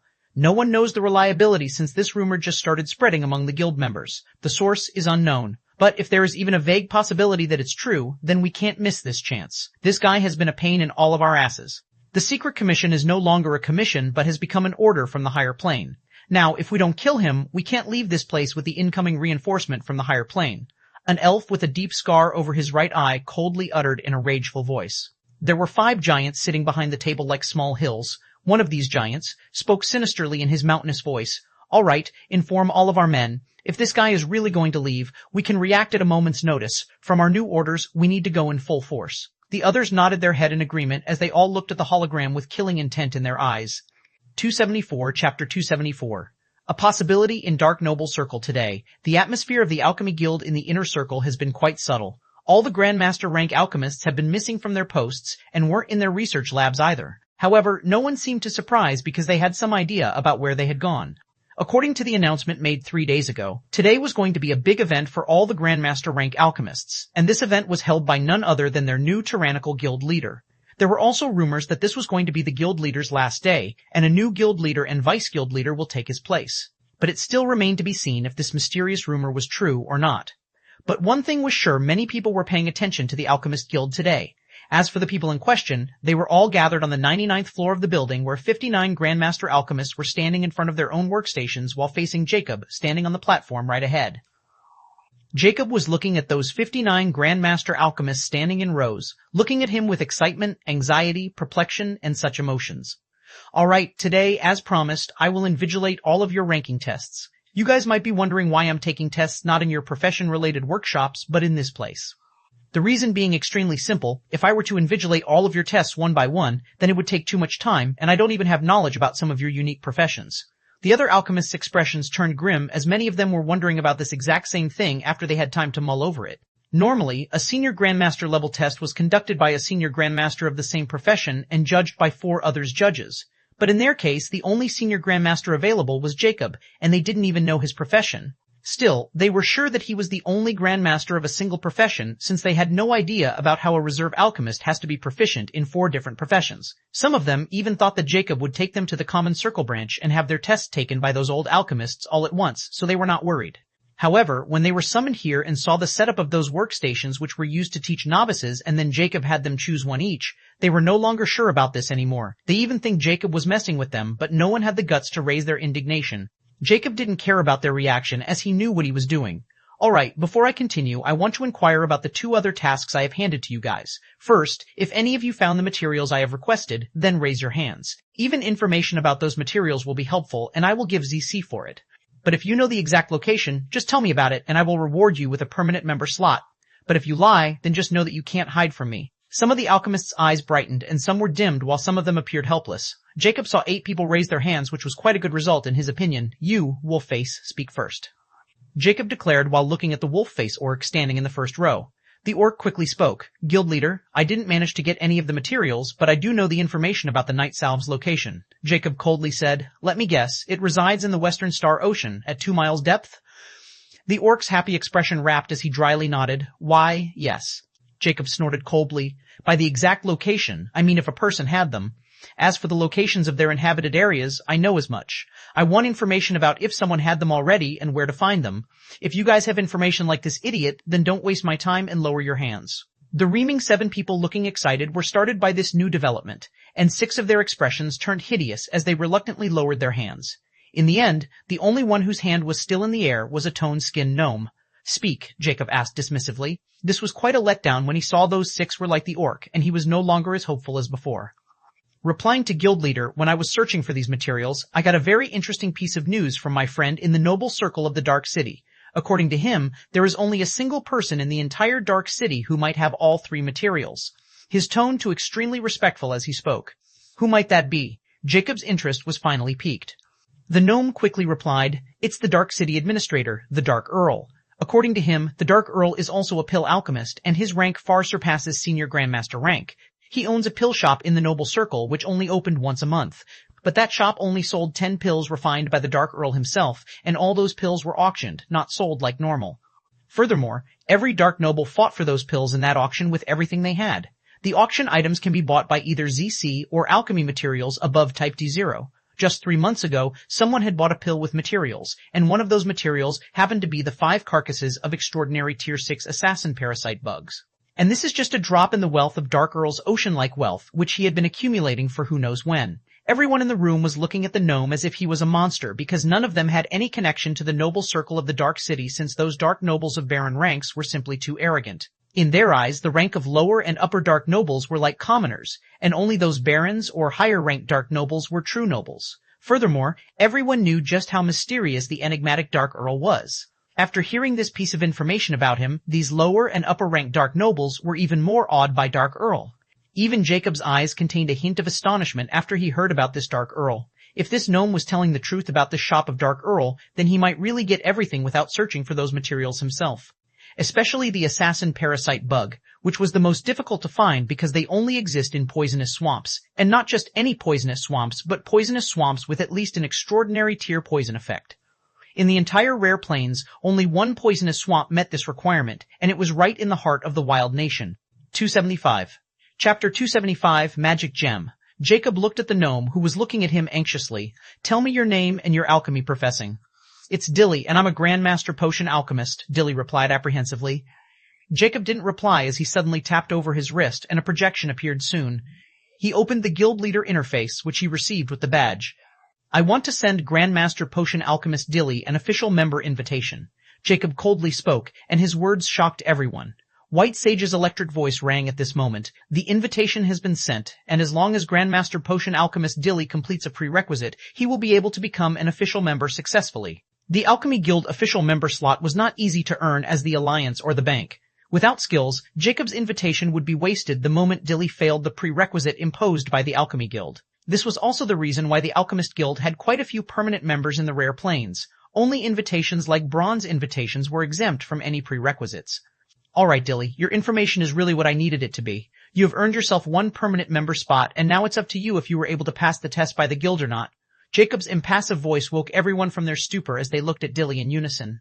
Dilly was also standing in a daze as if he was in a dream, and when the star watch on his wrist vibrated, he was snapped out of his stupor and quickly opened the mail in front of everyone. They all saw Dilly really received a chance to become a permanent member as long as he completed the prerequisite, and he could take this test within 1 year before this invitation expired. Thank you, guild leader. Dilly quickly bowed in gratitude. He never thought Jacob would really give away a precious slot for a small piece of information. This was also proof that Jacob wasn't lying, and he was a man of his word and really wasn't a selfish prick like Braylon. No need, you've earned it. Jacob coolly stated, Now, I'm giving you another chance to earn yourself another invitation, which means even if you failed your test once, you could try again. Tell me if your contact can arrange a meeting with Dark Earl or his star ID, or at least contact him to deliver my message. Naturally, I won't ask him to do it for free, 5,000 ZC if he can arrange a meeting or give me his star ID, and 500 ZC if he can really deliver my message. Jacob declared tonelessly. Jacob knew he needed to get hold of that enigmatic Dark Earl first if he wanted to inquire about the materials. He knew he couldn't enter the Noble Circle without being a Dark Baron, which would take too much time. He starts completely the dark missions, so using Dilly's contact was the easy way, but it would be quite difficult even if the other party really accepted it. He might outright take his money in the sham of delivering his message and then just pretend to deliver his message. He won't even know if he was telling the truth, since afterward it would be upon the Dark Earl to contact him, not the other way around. Jacob won't be able to blame the other party at all. Still, he was just fishing, and if there wasn't any way, Jacob didn't mind trying some other method. Everyone looked at Dilly enviously. When Jacob offered him another slot, Dilly was so happy he almost jumped. Still, he suppressed the urge in front of Jacob and quickly replied, I will make contact with him today and report to you as soon as I get the answer. Jacob nodded and said, All right, it seems I need to stay for more days now. Many alchemists' expressions changed when they heard his words, and it finally dawned upon them. If Jacob wanted to contact Dark Earl, he needed to be in the Dark City, so why the hell would he leave and hand over his position before he gets what he wants? Many glanced at Dilly with unkind hidden gazes, but they knew it was now inevitable. If they were in his shoes, they would have done the same. Alright, you guys didn't need to be so disappointed. I'm staying didn't mean I'm going to stay indefinitely. I'll select a guild leader and vice guild leader in this test as promised, and they will hold the command after I'm done with the Dark City. Jacob coolly declared as he could easily sense some guy's apprehensive heartbeats, but he couldn't care less about those hidden snakes. Now, on the second task, Jacob changed the topic, which brought joy to many eyes as they were motivated to try their luck. Since Dilly can get a slot, they can as well. Furthermore, the matters of the Star Ocean couldn't be confirmed, so Jacob won't have to know about the authority of their information. However, Jacob's next words threw those guys from the sky to the shit pool. Let's forget about the information on Star Ocean. I've acquired what I need, and I'm pretty sure you guys' information won't outmatch mine. So, let's start the test, shall we? Jacob dismissively declared. Despite wanting to question Jacob's integrity, they knew they would only make him unhappy or even offend him, and they didn't want to do it, especially since this test was more important. Jacob then suddenly took something out of his pocket. It was a small diamond-shaped white gemstone. You guys should be familiar with this gemstone, am I right? He questioned. Everyone nodded without hesitation. Still, for the records, I'll explain briefly. This gem in my hand is a 1-star magic gem which contains unrefined mana equivalent to a 1-star mage basic mage. But to refine one 1-star magic gem, 10 1-star magic cores are required, and most importantly, an alchemist needed to have very keen mastery over their refinement skills. Only master rank or above alchemists could refine a magic gem of 1-star rank, And the method to refine a magic gem is not a secret either, since they could be used in numerous weapons, or some mages can even absorb the magic powers contained in them to recover their magic power. But as an alchemist, we all know that there is a certain purity level of these magic gems, which showed by their transparency, and we also have a device to measure it. This pure white magic gem in my hand is refined by me, and its purity is 94%. However, I can only achieve this much purity on a 1-star magic gem, and as I try to refine a higher ranked magic gem, the purity would plummet greatly. And we should all know that an over 90% pure 1-star magic gem contains more potent mana than a 1% pure 9-star magic gem. So, my test is simple. It is the test of your refinement skills since we all need them at our current levels, especially at the senior grandmaster rank. If you can refine a 1-star magic gem with over 90% purity, you are qualified to become a senior grandmaster. Jacob declared while scanning the dumbfounded crowd. This task was easy, but as well as difficult if it wasn't properly done, and it all comes down to their focus and refinement skills. Jacob then stated coldly, since it's a ranking test of a grandmaster rank alchemist, you guys will only get 1 try, and you have 3 hours to complete it. The materials are under our workstations. Don't try anything funny since this test is being recorded by me, and the moment I spot something, I will be free to impose any punishment on you as your invigilator, even torture. His icy cold words sent chills down everyone's spines. Now start. 2076. Chapter 2076. End of the test. 3 hours passed in a flash, and all those grandmasters were sweating profusely. They could refine a 1-star magic gem within 15 minutes if it were any other time. However, today, they all took 3 entire hours to carefully combine the magic cores and then purify them while refining the final product. To refine a high-quality magic gem, it was an essential step to eliminate all the impurities within magic cores, which were mostly collected from magic beasts or some wild races living in the wilderness. Those impurities include the element of a magic core because if the element were left alone, the magic gem would remain the same as a magic core, non-absorbable, meaning the element mana within a magic core couldn't be absorbed by someone else with another element. Even if someone had the same magic element, the mana they could absorb from a raw magic core is 10% before the magic core would turn into dust, and remaining 90% will go to waste. Furthermore, the mana contained within a raw magic core usually is tyrannical, and it would do more harm than good to recover 1 mana with it. That's why the magic gem was invented. Not only the magic gem's mana was gentle and could absorb by anyone, but it could also be used on a magic weapon as a mana battery, so even those without magic could also use a magic weapon. The biggest benefits were the higher the purity rate, the faster the mana absorption and potency. However, just a 1-star magic gem was sold for 50 million gold coins, and their purity rate is also between 40% to 49% low quality. A magic gem with 50% to 70% purity, mid quality, was worth 100 million, while a magic gem over 70% purity rate, high quality, never sold in the common market, much less a magic gem over 90% purity rate, flawless quality, because it was simply too time-consuming. But these flawless quality magic gems were only used as a precious recovery mana source in very grave situations. No one uses a flawless quality mana gem as a power source on their weapon. However, if they all knew that Jacob had been using flawless quality mana gems on magic weapon crafting to create finished products, everyone would go insane from his wastefulness. Because a magic crafter would normally use their own mana to craft a weapon, and those without magic didn't dare to choose this profession because they needed magic gems to complement their lack of mana. Jacob was also doing the same, and he knew he was being too wasteful. But did he care? The answer was no. Because Jacob didn't care about money when he could make more, he only cared about the result he would obtain from spending that money. Furthermore, he has developed a habit of using the finest materials for his research or experiments, especially when he can afford them. Although this habit of his has cost much, even in his past life, he always ends up obtaining far more than he lost. It was the same here. He had become an Elder Grandmaster rank magic smith in 18 months, and even developed his own unique insight on the path of a magic smith. It could also be the result of the unique traits he got with Cursed Immortality, but his own personality played the biggest part in it as well. Right now, Jacob was testing, looking at those alchemists holding magic gems, and with a glance he could tell just what kind of quality they had, because he, himself, had spent 3 whole months to achieve over 95% purity rate in 1-star magic gems. Although it was only a 1-star magic gem, he knew this gem was far better than any trash quality, less than 40% purity, 9-star magic gem. Even if the mana within them was limited, he could always use more to fulfill the demand for mana. Alright, let's start with the first row. You guys can come one by one, and I'll examine the quality rate of your magic gem.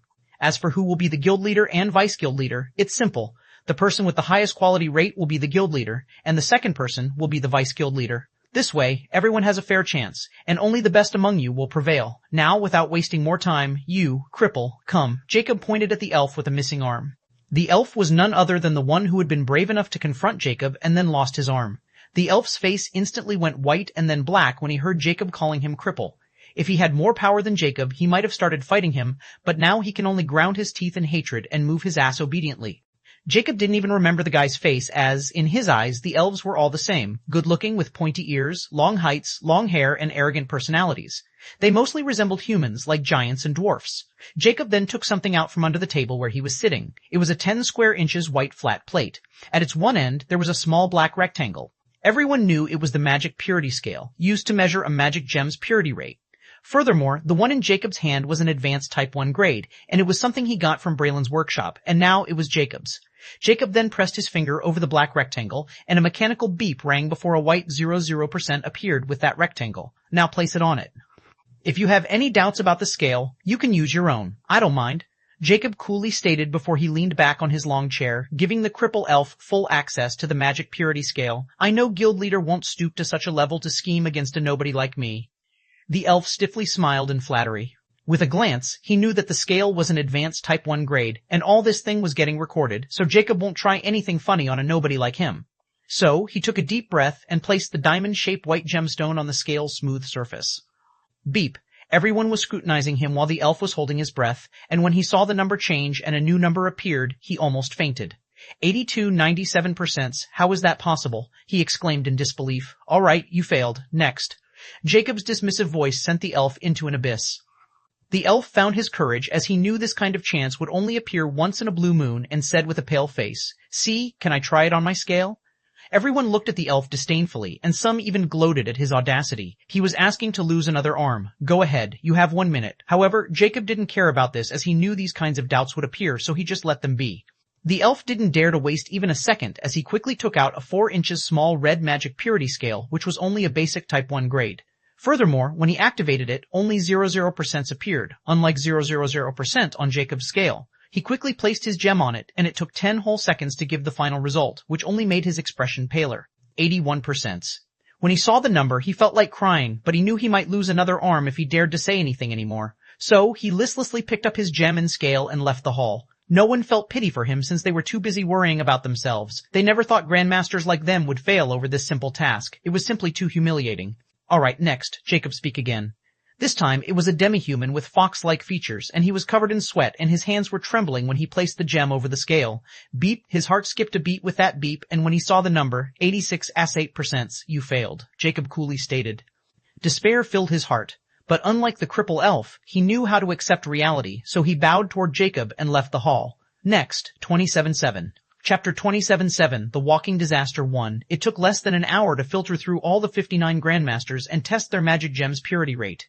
Now, only 13 alchemists were present in the hall, which makes them the past contestants, and they were all ecstatic about their future prospects. Especially the violent scale kobold named Clayton and a tigress face orc female named Audrey. They were smiling ear to ear as if they had won some huge lottery. Jacob spoke dismissively at this moment.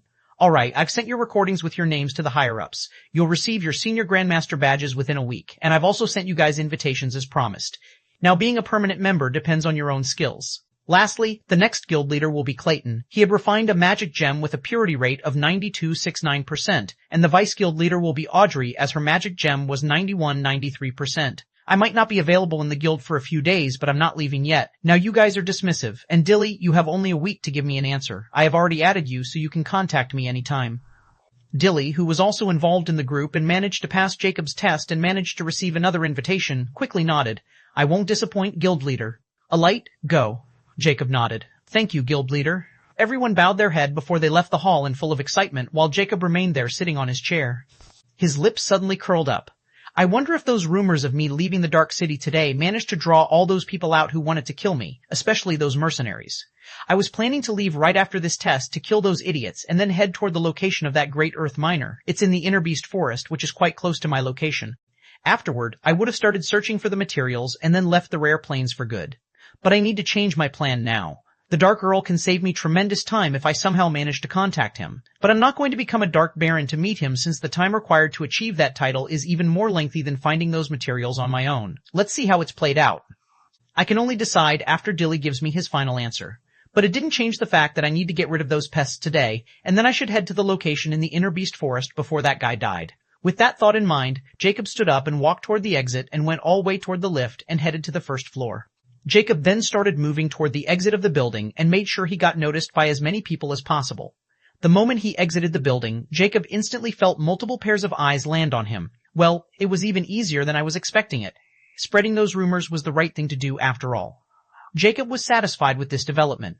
Jacob then hails a taxi and directly heads toward the exit station, which would lead him to the common circle, and from there, he would leave the Dark City from the same gate he had entered. That was the only known entry and exit of the Dark City to the common public. The moment Jacob entered the taxi and started heading toward the exit station, those pairs of eyes hidden all around the Alchemy Guild building quickly started sending messages to report about Jacob's movement. Within the Star Mercenary Agency in the inner circle of the Dark City, a hobgoblin looked at his wrist and his lips curled up in a cruel smile. He's really leaving the Dark City. What an idiot.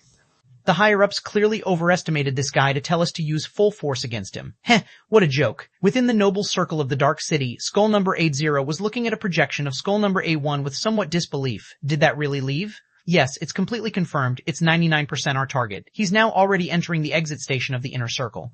Those rumors spreading in the inner circle of the Alchemy Guild might not be baseless after all.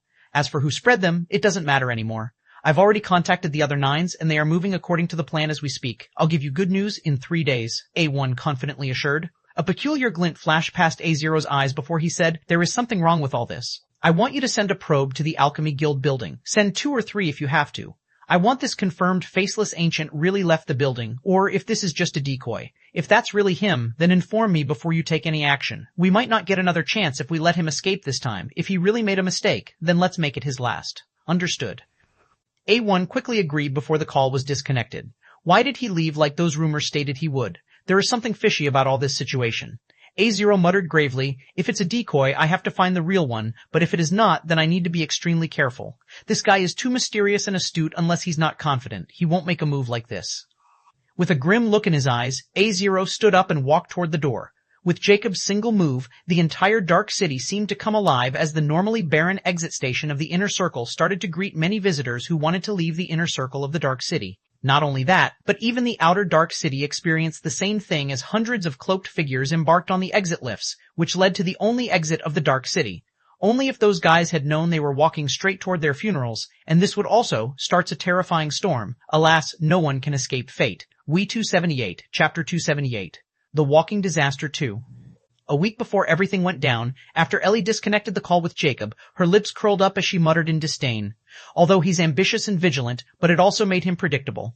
Dad already predicted that he might want something like a route map toward the epic planes or an epic rank magic evolution manual, or even knowledge about the rank epic alchemist tiers.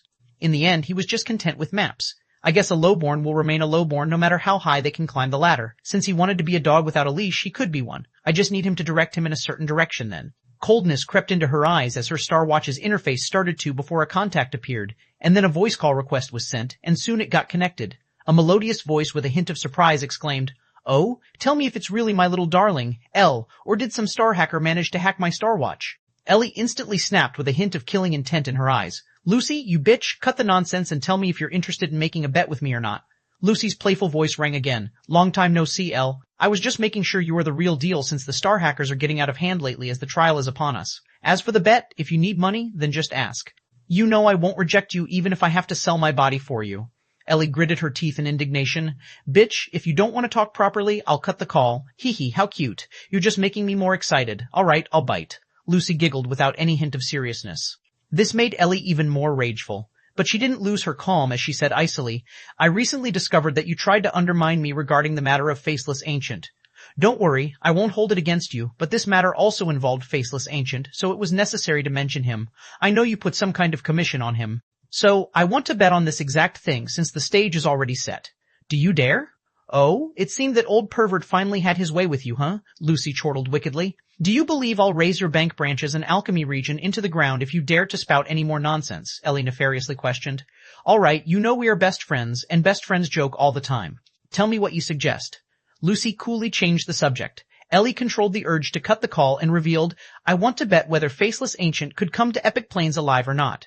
Lucy remained silent for a moment before her intrigued voice rang again. "Are you betting on he can?"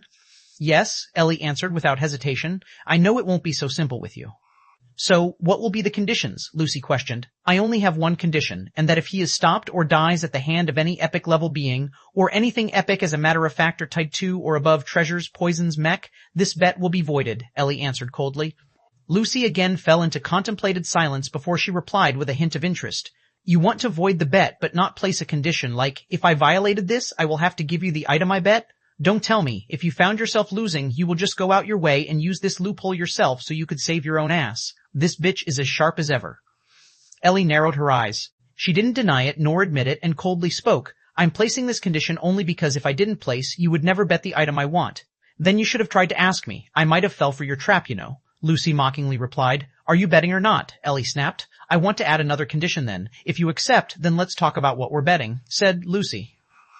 Here it's come. Ellie took a deep breath. Tell me. I want to confirm two things first. The first one, this journey will be made by Faceless Ancient alone, right? Second, if he dies in the Star Ocean by some epic level beast or gets poisoned by a Type 2 rank poison or some pirate ship, even some epic stray dog, before stepping on the soil of the epic plains, this bet would be voided, right? She questioned.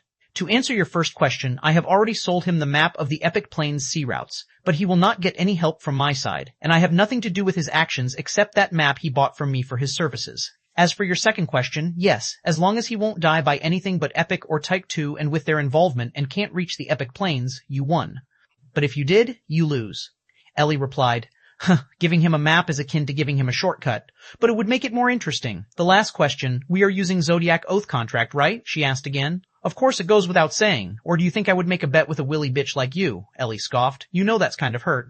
Lucy sighed sadly, which was clearly just to tease Ellie more before she said, all right then my condition is simple. Before this bet, if anyone, this included all the beings in existence, including you and me, so if anyone had made any prior arrangements, expect that map part. The bet shall be won by the person who didn't win the bet the moment his Zodiac Oath was established. If you agree to this, then let's talk about the items. Ellie wasn't got flustered by this condition at all. On the contrary, her lips curled slightly. The old man was again right. All right, I agree to this condition as well. Ellie agreed without hesitation. Oh? It seemed you didn't sleep with him after all. Lucy's voice contained a rare surprise. Ellie's expression instantly went dark, but before she could curse, Lucy continued, Then tell me, what are we betting? Ellie suppressed her murderous urge as she knew it was now a critical point, and she couldn't miss this chance or she won't get another. You know damn well what I want, Ellie coldly declared. The scripture of blank? All right. But you should know how precious it is, so unless you bring out that old pervert's null space mirror, I won't bet it. Lucy stated her own condition as if she had expected this much. Ellie, on the other hand, was also expecting this type of demand from Lucy. Old man, you better be right about this, or it's not my fault. After taking a deep, cold breath, she solemnly declared, Let's seal the deal then. 279, Chapter 279, The Walking Disaster, 3 present, nighttime, under the starry sky, between the canyon, around a massive waterfall. The 50 cubic meter, glistering black block, which was the entrance of the dark city, revealed an opening on its one side, and a tall hooded figure clad in black walked out. Jacob saw the night sky filled with stars, and down below was the raging water stream from the massive waterfall. Goodbye, Sir Faceless Ancient. The Dark City hopes your stay here was pleasant, and Dark City will always welcome you any time. Dark Rose's electric voice rang at this moment. Glad to hear that. Jacob impassively commented with a chuck before he glanced back at the closing door, and an icy smile appeared on his face. Without wasting more time, he walked to the edge of the platform, and without hesitation, he dived into the water stream. Just 5 minutes passed after Jacob exited the Dark City. The small opening appeared again, and this time there were many figures appearing one after another. Some of them used their star watches before they also dived, and this kind of scene was being played for almost an hour as today many people were leaving the Dark City, which hadn't happened for a long time. At this moment, Jacob was calmly running into the dense magic beast forest, slowly making his way toward the inner region.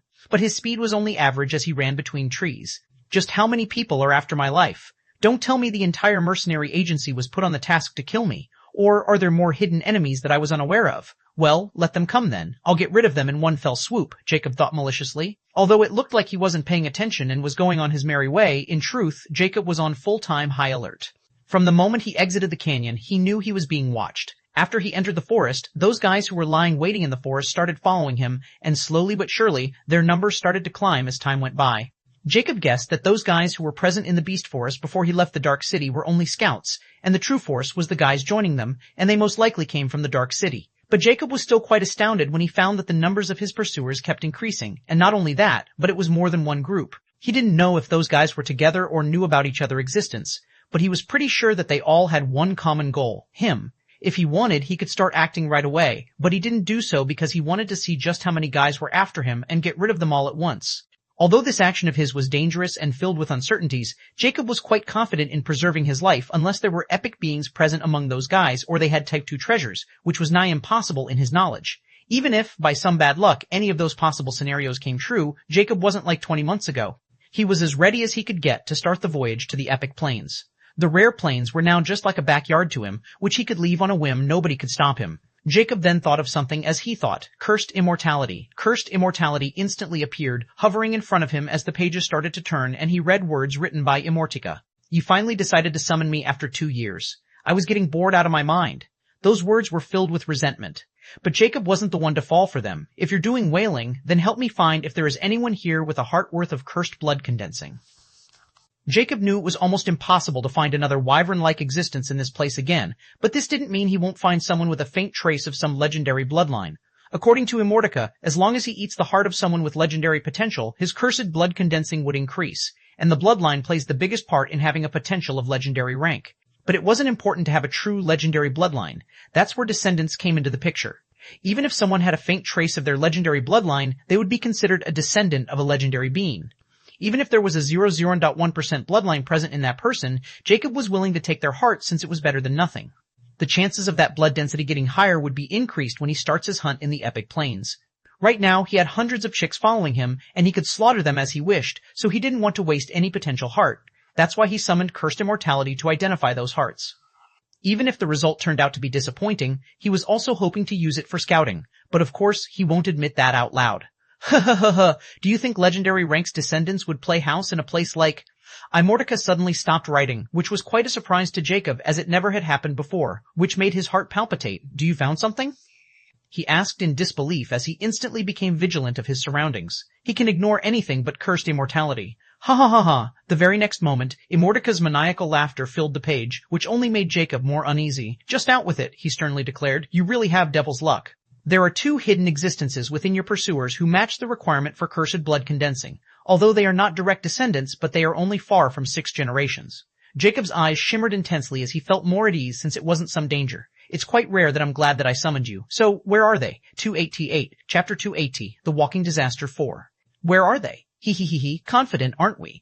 But I guess you are qualified to be confident in the rare plains now. Do you want to take action now, or before you end this game of yours? Immortica didn't answer, but questioned instead. Jacob answered without hesitation. No, I'll take them out as soon as possible. They might run away if they witness my prowess. So, just tell me. I'll deal with them first before getting rid of these jokers. Completing the cursed blood condensing is more important than anything. Alright, you better put on a good show for me. I'll guide you to their locations as they are too well hidden. Only if you accelerate your heart at 15x will you be able to find them. Immortica revealed a terrifying fact that made Jacob feel alarmed. How could a descent of a legendary being would be so easy to hunt? Jacob thought, as he no longer dared to take the cursed blood condensing lightly. He was basically dealing with high-caliber monsters like the infant wyvern. At this moment, Jacob's figure, which was under every watchful eye's vision, suddenly vanished. Where did he go? A black-clad figure jumping between trees without making any sounds exclaimed. Target is out of sight. These kinds of exclaims started to flow around the forest as all the people started to search madly for Jacob, creating a chaotic situation. While Jacob was now moving like lightning in the west direction without making any sounds, he was so fast even those Tier 6 extraordinary couldn't see his shadow anymore. Jacob took full advantage of the darkness and his superior physique to charge in the direction that Immortica was leading him. He didn't want to make his targets run and finish them off in one fell swoop. 200 meters away from Jacob, 2 figures were standing on top of some kind of small round discs as they hovered 10 meters apart from each other above the forest. But for some reason, they were invisible in hindsight. Furthermore, they were both holding 2 cubes in their hands, and they were both showing the exact place where Jacob had vanished a few moments ago on the cube's black surface, like a live video feed. Moreover, these figures were wearing tight white robes, and there was black hourglass embroidered over their chests while their entire heads were tightly wrapped under black gauze. Even their eyes were not visible. Under the dim moonlight, they looked like creepy mummified ghosts. Suddenly, they turned their heads toward each other as eerie silence remained between them while they kept their head in each other's direction. Jacob appeared only 20 meters away from them behind a tree and looked at Immortica with uncertainty. Why did you tell me to stop? Because those 2 are standing 10 meters above the sky wearing white robes like clowns. Can't you see them from here? Immortica wrote. Jacob was bewildered as he looked at the sky and even made a turnaround, but he didn't see a thing and frowned. What are you talking about? There's nothing there. Oh, ha ha ha ha, it seemed they were using some kind of magic or a magic item to hide from the naked eye. No, even if they are hiding, I should have heard their heart rate or breathing at least, but there is nothing, especially if they are between the range of 100 meters. Unless they are dark beings, I'm confident that no living being in the rare planes could hide in my hindsight, Jacob retorted. That's where you're wrong. There are myriad ways to hide one's breathing and heart rate, like the dark beings. Furthermore, you have yet to come in contact with true magic.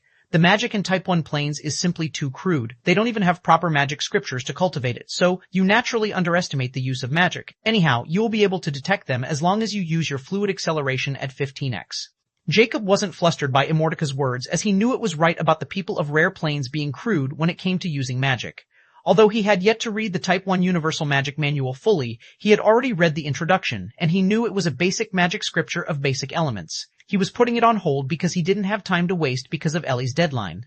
But now, he didn't have to worry about time, so he might as well be done with it after making this trip. So, in roundabout ways, you mean to tell me that those two probably have access to magic scriptures. I won't be surprised if they are some high-ranking members of the Killer Skull Society or some high-ranking member of the bank. Jacob coldly stated as his heart rate suddenly started to increase at a terrifying speed. When his heart rate crossed the 10x threshold, faint smoke started to rise from Jacob's person as his senses started to enhance. Even his vision became so clear in the night as he was looking at everything in plain daylight. His hearing also increased as it rang, instantly breaking the 1-mile radius barrier, and now he could hear all those people who were now searching for him high and low. Even their heartbeats and bloodstream were clear as day. Not even those tiny crawling insects were hidden from his hearing. However, to his surprise, he still didn't find those two standing right above the sky, according to Immortal. Jacob's fluid acceleration with his epic body was not like what it used to be when he merely had a rare rank physique. He knew his strength too well. If he wasn't wrong, then with every 5x acceleration he could fight a higher tier being than him without breaking a sweat, not to mention his senses were even stronger than some epic being who didn't have connate high physique senses. So, Immortal probably wasn't joking when it said he could not find them without using 15x acceleration, because once he enters that state, he can hear and see the invisible electromagnetic waves in the human eye. 1281, Chapter 281, The Walking Disaster, 5. The two ghostly figures standing on top of the discs were still looking at each other while the cubes in their hands were blinking as they showed images of different areas in the beast forest at terrifying speed. However, it was at this moment they suddenly jolted as they both twisted their head in one peculiar direction. The discs under their feet suddenly shimmered before they started to move. But right at this moment, something terrifying happened when, out of the blue, splash, one of the figure's heads, suddenly blew like watermelon before the disc under his feet could even pick up speed to evade. Boom. It was at this moment, a sonic boom rang in the silent vicinity of the beast forest, and the reaming white robes person was completely caught off guard by his companion's uncanny death. Before he knew it, the disc and the headless corpse were already falling down the sky while his disc was still picking up speed. He was only snapped out of his stupor when he heard the thunderous sonic boom. The disc under his feet suddenly shimmered in purple light as it started to descend. He clearly wanted to use the trees to disrupt the attacker's vision, but he was too slow as by the time he managed to process what happened, bang, his head also blasted apart like a balloon. Boom. Another sonic boom rang at this moment in the vicinity, and two bodies started to fall from the sky. This entire scene only took about 5 seconds before the two ghostly figures were dead without even knowing how. Jacob stood holding a 2-meter black sniper rifle which was filled with gray stripes, and smoke was rising from its muzzle. Furthermore, those gray strips were shimmering in garish light, and the magic gem embedded in its grip was shining brightly. But the very next moment, the magic gem suddenly cracked before it turned into dust. Jacob wasn't fazed by it, as his eyes at this moment were shining in rainbow color before they slowly returned to being amber again, and the smoke rising from his figure also cooled down. Jacob looked at the black sniper rifle with a content look. As he turned his hand, a magic gem appeared, and he clicked it in the empty chamber where the old gem was embedded a moment ago. These enhanced shock absorber magic patterns are really what I needed to control the recoil of my new Iron Titan sniper, but the magic gem is only enough to sustain 2 bullets recoils. Sigh, it's too costly. If only I could use magic. If I want to recreate the quantum sniper and then use it without losing a limb, then I need at least top-tier epic magic patterns and epic-tier magic gems. Jacob lamented as he didn't care about the fact that he had managed to kill 2 terrifying existents like it wasn't news to him. Jacob knew the moment he took out the Iron Titan sniper, which was the name he had given it after turning it into a magic weapon. Those guys won't stand a chance against him. Now, he can use Iron Titan sniper without worrying about suffering a recoil from it. He didn't dare to use it even with his epic physique because he knew his arm would be shattered, just like he ended up in that almost dead state when he used it against the White Minister. Although he won't be left in that dead state, it was a wound he wanted to avoid at all costs. That's why he was so hell-bent on learning the magic smithing to find a way to avoid such a situation, and he did. The magic patterns were something only a magic smith could create with unique magic smiting techniques. Different magic smiting techniques result in different magic patterns. Like the enhanced shock absorber, magic patterns were Jacob's favorite, and he got the technique for them in the manual bought from the champion's space. Even the Alchemy Guild's shop didn't have them. In Jacob's understanding, this technique was probably for Elder Grandmaster rank magic smiths, since it was the technique written in the Elder Grandmaster section of the manual. So, it was only natural that the Alchemy Guild shop of Rare Planes didn't have them. Anyhow, Jacob's new guns were all powerful, and they were magic with this technique. Although they were not truly magic guns since they couldn't be used with magic bullets, he didn't need magic bullets when he could create even more powerful bullets than magic bullets as long as he put his mind to it. One could say that Jacob now can put many of the ideas which seemed impossible in his old life into theories, and he would only grow as long as he continued to acquire more knowledge of this world's technology, especially magic technology. Jacob then put his new gun back and quickly headed in the direction where the bodies fell.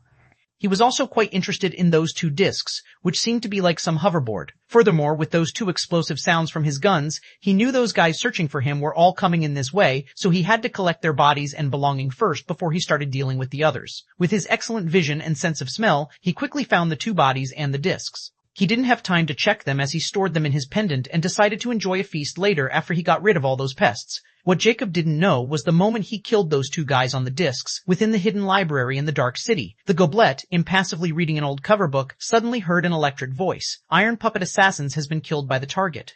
Ironclass kill order has entered the second stage. 5 Iron Puppet Assassins have been dispatched. The Goblet merely glanced at the reverse black hourglass, which was still working in reverse, before she returned to reading as if nothing had happened. Su 2A2, Chapter 2A2, The Walking Disaster, 6. After collecting the two bodies and discs, Jacob was in a good mood. He looked in the direction of the commotion, and his lips rose in an icy smile as he told Immortality, "Let's start the operation. Just tell me if I missed someone." The next moment, Doom Assassin short swords appeared in his hand. The dark gray blades were the same, but the skulls from the sword hilts were now replaced with 2 palm-sized black bearings. Jacob felt the Doom Assassin short sword's weight, which was 1 ton each, and then started to spin them agilely like they were nothing but feathers, and the next moment, he vanished, leaving behind a blur. "Captain, we are only 100 meters away from the explosion area."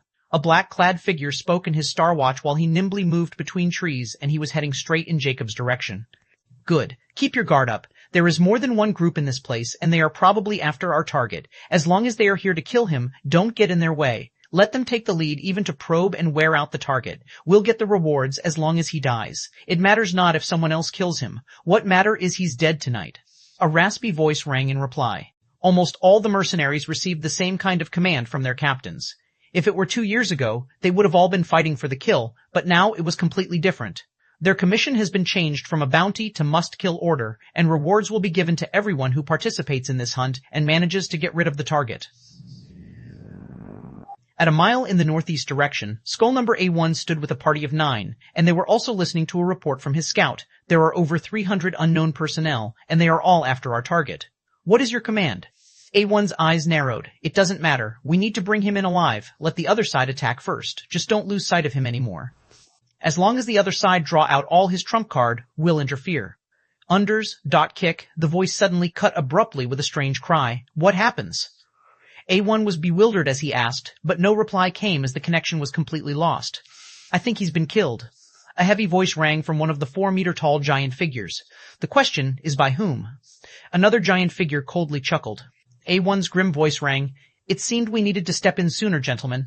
We can't let the target get away today, or we'll never get a chance to go into higher planes. So I need everyone to use your full power today." Boom. His voice was disrupted by a huge explosion over 600 meters away from their position, and a huge fire could be raised.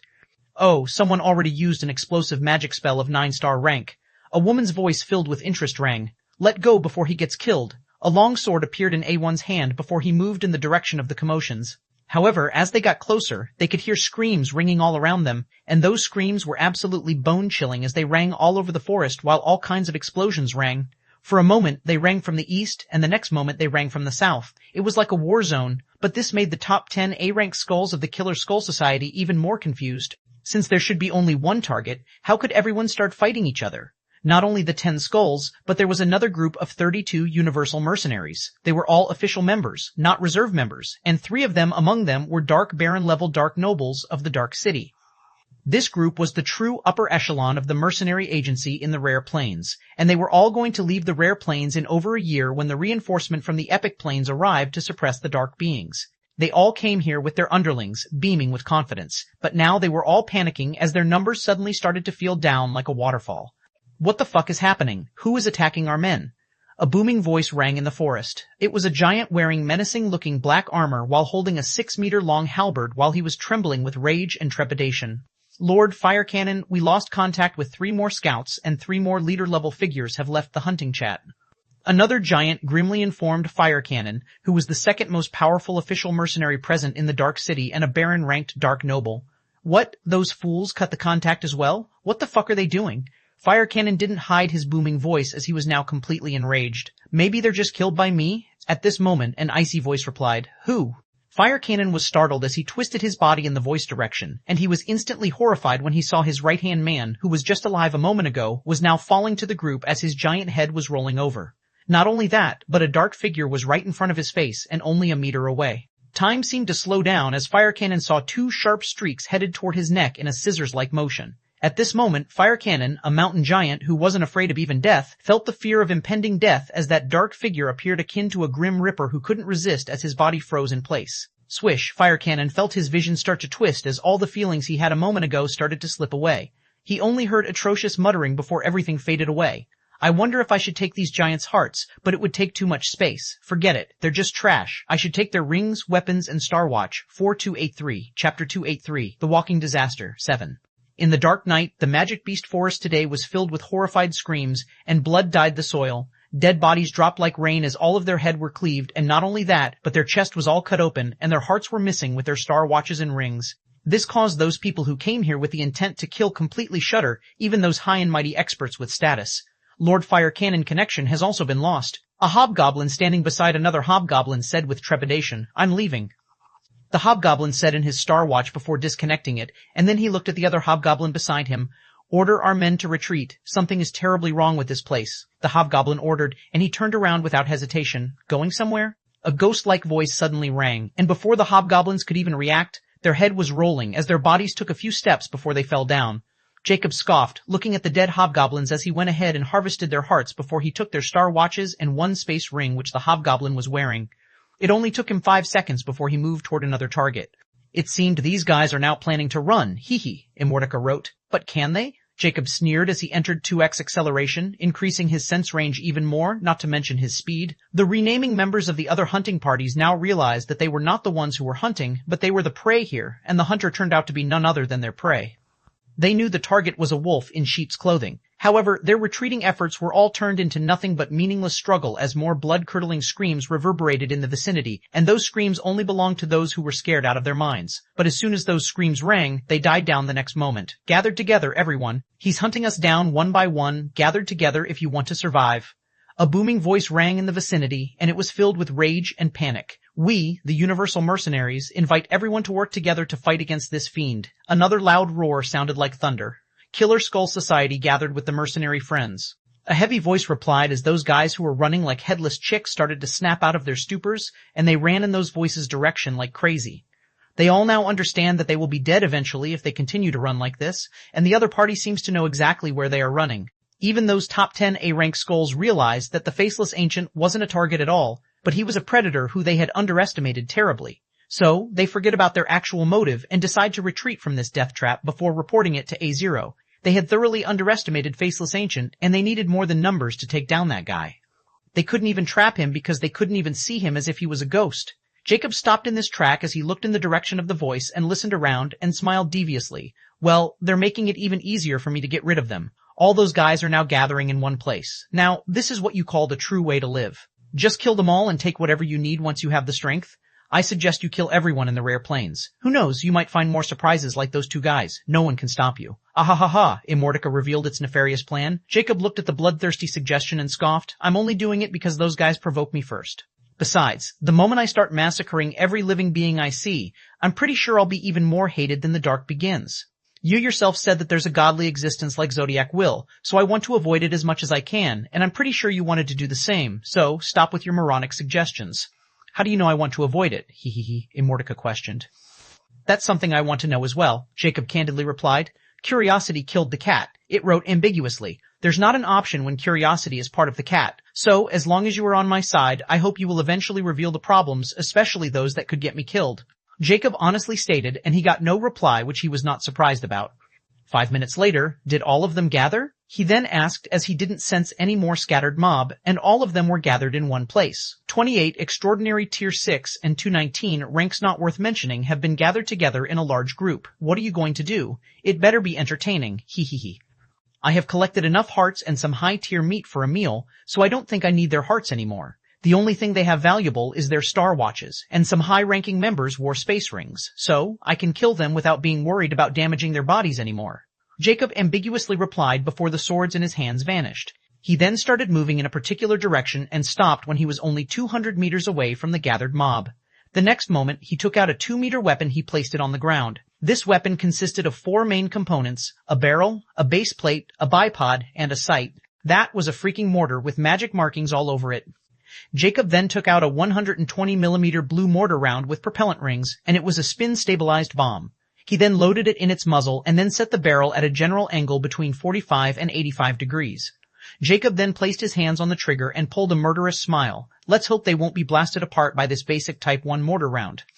4T284, Chapter 284, The Walking Disaster 8. The remnant of the Killer Skull Society and the Universal Mercenaries were all gathered together, forming a huge group. The top 10 A-rank skulls also managed to keep themselves alive because the moment they sensed the situation turning worse, they also decided to retreat. But alas, leaving was easier said than done as their numbers continued to decrease even faster. Hence, they had no choice but to team up with the Universal Mercenaries, who were not in any better position than them, if not worse. Bastard, come out if you dare. A Universal Mercenary giant who was also the number 1 ranked among the agency roared out loud furiously. Fire Cannon was like a brother to him, and now he was probably dead, so he was quite eager to have a go at Jacob. But he was rational enough not to go out alone, since even he, as a giant, could tell the other party was not any less strong than a giant like him. Vis, a strange voice suddenly rang in the vicinity, drawing everyone's attention, and in unison, they all looked in the direction of this voice. They only saw an object like a shooting star, and the next moment, that shooting star suddenly started to descend right in their direction with terrifying speed. What is? Run. Someone roared. But alas, the shooting star was simply too fast, and no one was able to react fast enough as it landed right in the middle of their gathering point, and the next moment, boom! A terrifying explosion occurred, making the ground shake as if a terrifying earthquake just came out of nowhere. A mushroom cloud rose within the vicinity. Everyone in the vicinity of 100 meters rises to the ground, and a terrifying shockwave blows away all the trees. Jacob, who had already collected the mortar, stood while leaning with a thick tree without having any intention to move despite the incoming shockwave with a dust cloud. Swish! A terrifying wind blew past his position, mixed with dust and heat from the explosion, but it wasn't able to move the thick tree or Jacob, who just stood there. He looked at the book and asked dismissively, how many managed to survive? Those 108 Extraordinary Tier 6 are still breathing, but barely, I guess. While those 219 small fries are raised down to 18, and they are all giants, as expected from those big logs. Jacob nodded. I suspected as much. I never intended to kill 128 Extraordinary Tier 6s since they are the richest of the bunch. Let's collect. However, before Jacob could speak, he saw the writing on the book suddenly change. Someone is coming in this way, and that person's heart matches what you need. I never thought so many guys would be wasting their potential in this shitty place. Well, you can make their life worth it. Ha ha ha, Immortica suddenly wrote. Jacob's eyes flashed with brilliance, and he only asked one word before the Iron Titan sniper appeared in his hand. Where? What the hell is going on in this place? A0, clad in black body armor while his face was hidden under a mantle, looked in the direction of the dust cloud with a grim expression. He exited the Dark City and wanted to oversee the entire operation himself, but for some reason he lost contact with A1 a couple of minutes ago. Not only he, but even everyone involved in the mission couldn't be contacted. However, he got the general location from A1 before the contact was lost, so he was rushing in this direction when he heard that terrifying explosion and started to feel something was amiss. Don't tell me they can't even apprehend one fucking rat, he muttered in indignation. However, when A0 was only over a mile away from the explosion focal point, he suddenly felt his heart palpitate, and the fine hair on his body stood with goosebumps. His unique racial danger sense roared in alarm. This ability was something that he depended on most, and he knew it couldn't be wrong as it had saved him thousands of times from life-threatening dangers. Without hesitation, he gave in to his instincts and twisted his body and lunged with a sidestep and smacked into a 3. But the moment he just sidestepped, an object at a terrifying speed suddenly brushed past his mantle and barely missed his head and landed on the trees behind and blew it away like it was a water balloon and only just one tree. Anything that came in that object way blew like that for hundreds of meters. A0 finally stabilized himself and looked at the damage behind him with a horrified expression, and his heart sank to rock bottom. However, his heart skipped a beat again, and his legs moved on their own. But, this time, he wasn't as lucky as before. Even though he managed to dodge the bullet from blowing his head, it still managed to graze his left cheekbone and even blow away his left ear. At this moment, the mantle and mask on his face crumbled, revealing A0's ghastly face. He had a lion-like face, but his skin was pale yellow. But the most eye-catching feature was his chameleon-like eyes. He looked extremely pale, as half of his face was almost blown just now as blood was gushing from the wound, dyeing his face and neck crimson, giving him a ghostly appearance. In his entire life, A0 probably had never come this close to dying, nor did he dream that someone was capable of pushing him to this kind of state, especially in this place, not by a long shot. He never thought the small chore would turn out to be a deadly mistake. But the impossible had happened, and now he was facing the threat of dying, and he was stunned because his head was ringing from the last brush of the deadly bullet. However, his survival instincts kicked in, and he ran on pure grit to live while trying to regain his senses and calm his nerves. Nothing made sense anymore to him as he just wanted to live. Chapter 285. The Walking Disaster, 9. Lunging on trees, Jacob, holding the black sniper rifle, was looking at A0, who was wobbling around the trees while running, and there was a hint of shock in his eyes. He managed to dodge 2 bullets from my Iron Titan sniper. Just what kind of species he belonged to, Jacob asked. He's a mix between a high orc and a stealth chameleon. You can say he's a demi-high orc, and high orc is a proactive war legendary race, so it's only natural he had their survival instincts. He had the potential to be unique, Immortality revealed. Jacob was astonished as he looked at A0, who was slowly regaining his senses and wasn't giving Jacob's chance to take a shot at him anymore as he moved in a zigzag pattern. His speed was not any slower than his when he wasn't using fluid acceleration, but Jacob was already using 5x acceleration, and he was quickly closing in. He no longer planned to waste more bullets since he could get rid of that wounded prick himself now. However, when Jacob was only less than 50 meters away from catching up, he noticed A0 take out something from his space ring, and it was a white scroll. It seemed he regained enough focus to remember he had a space ring, and that white scroll is a magic scroll. Jacob's guard was instantly raised as he knew those magic scrolls were like bombs, and he didn't want to be at the receiving end. So, Jacob threw the notion of saving some bullets, as that guy was probably more dangerous if he didn't kill him as quickly as possible. But A0 had already crushed the white scroll and beat Jacob by a hair before he could take aim. A brilliant light suddenly shone from the point where the white scroll was crushed, hindering Jacob's sight greatly, almost blinding it. Now, it was Jacob's turn to feel impending danger coming his way, and for someone with his current level to feel danger, it was not a joke. So, without hesitation, his acceleration increased to 10x, and he ran in the opposite direction to the incoming whiteness before it could envelop him. When Jacob was 50 meters away from that whiteness, it didn't expand anymore, and when he turned around to see what kind of magic scroll it was, he was shocked because a white doom covered 50 meters radius. A magic barrier? Jacob instantly guessed. Furthermore, he was feeling danger from that barrier, so he knew it would not bode well for him to come in physical contact with it. Is he hiding there? He asked Immortality. Because if it turned out to be the case, then he didn't know just how long that barrier would last, so he needed to take some drastic measures to break that barrier without touching it. Ha ha ha ha, what a cunning fellow. That barrier is just a decoy which can fool your senses, and he's already 200 meters away from using. If you can't feel him, then it might be the result of him using another black scroll.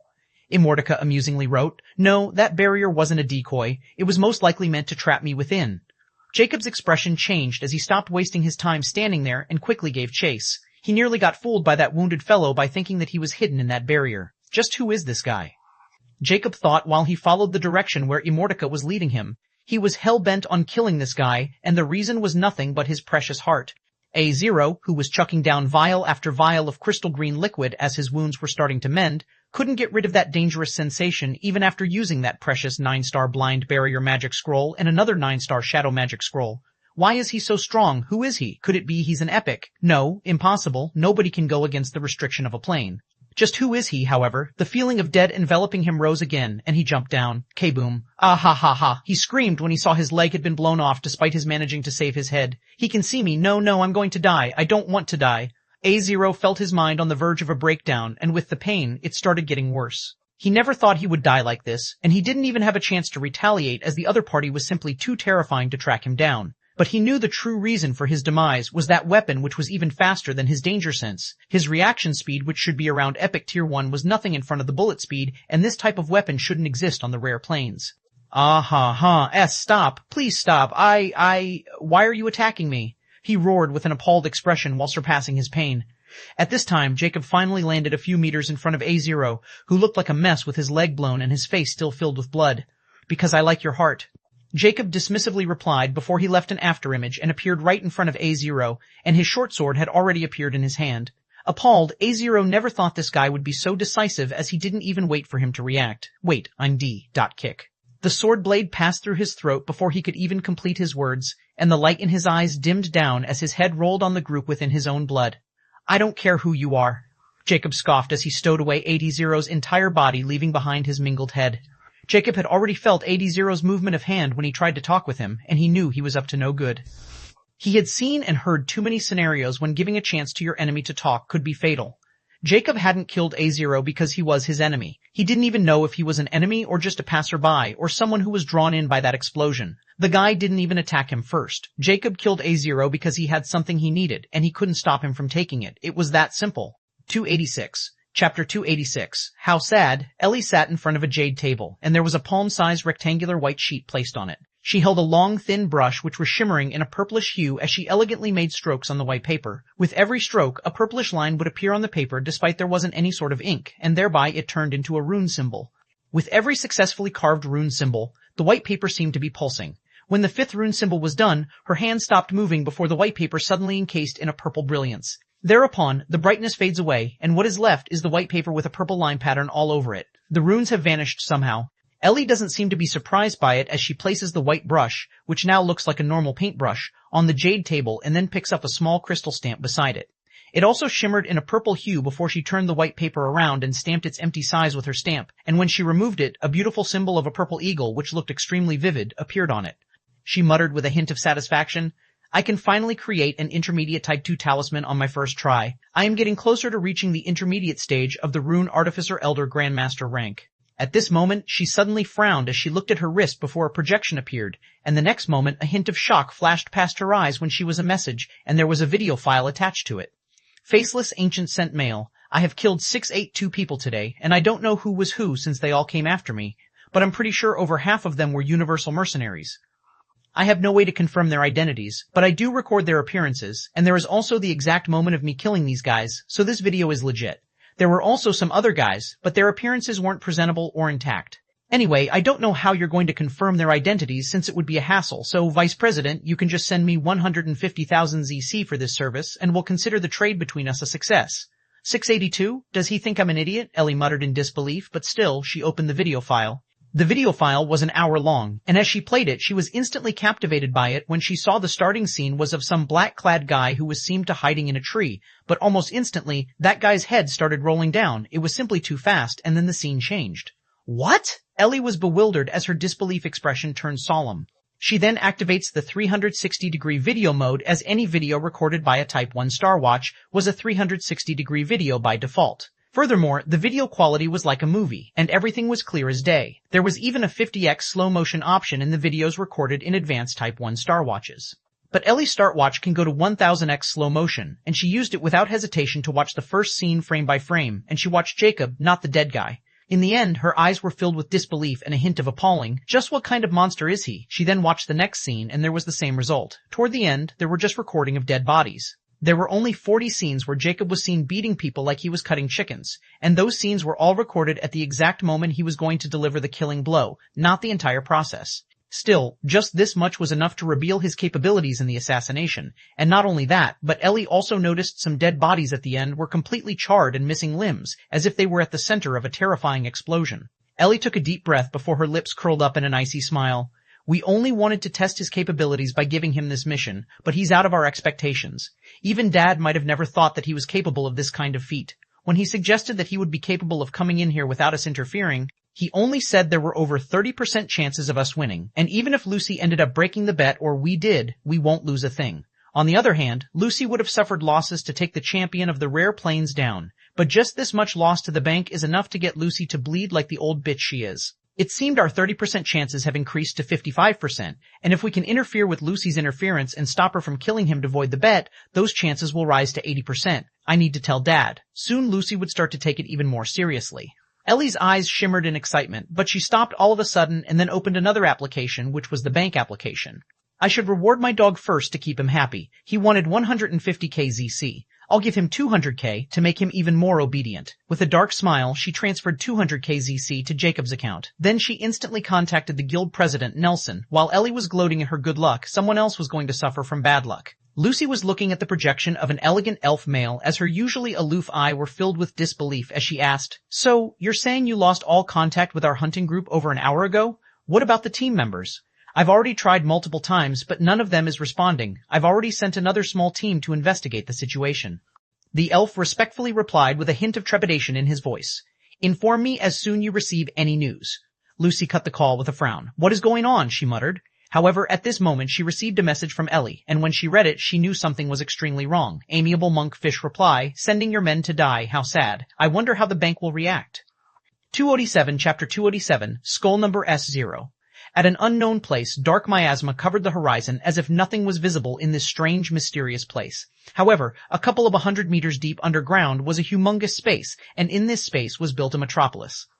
In a towering building, a masked woman in a lab coat was standing in front of a glass cell and recording something in a hologram in her hand. At this moment, an electric voice rang in the lab. "Lord S0, you have an utmost important call." S0 focus was broken with that abrupt notification, and she knew only a single person was capable of triggering this kind of notification. So, she quickly changed the projection on her wrist and opened the call interface, and when she saw the name, she knew she was right about the identity of the caller. So, she quickly accepted the audio call. "My lord, A0 is dead, and so does the top 100 of A ranks with him." A ghastly voice rang, cutting S0 between her sentence. S0's eyes instantly widened when she heard the news, and her body trembled as she blurted, "How is that possible?"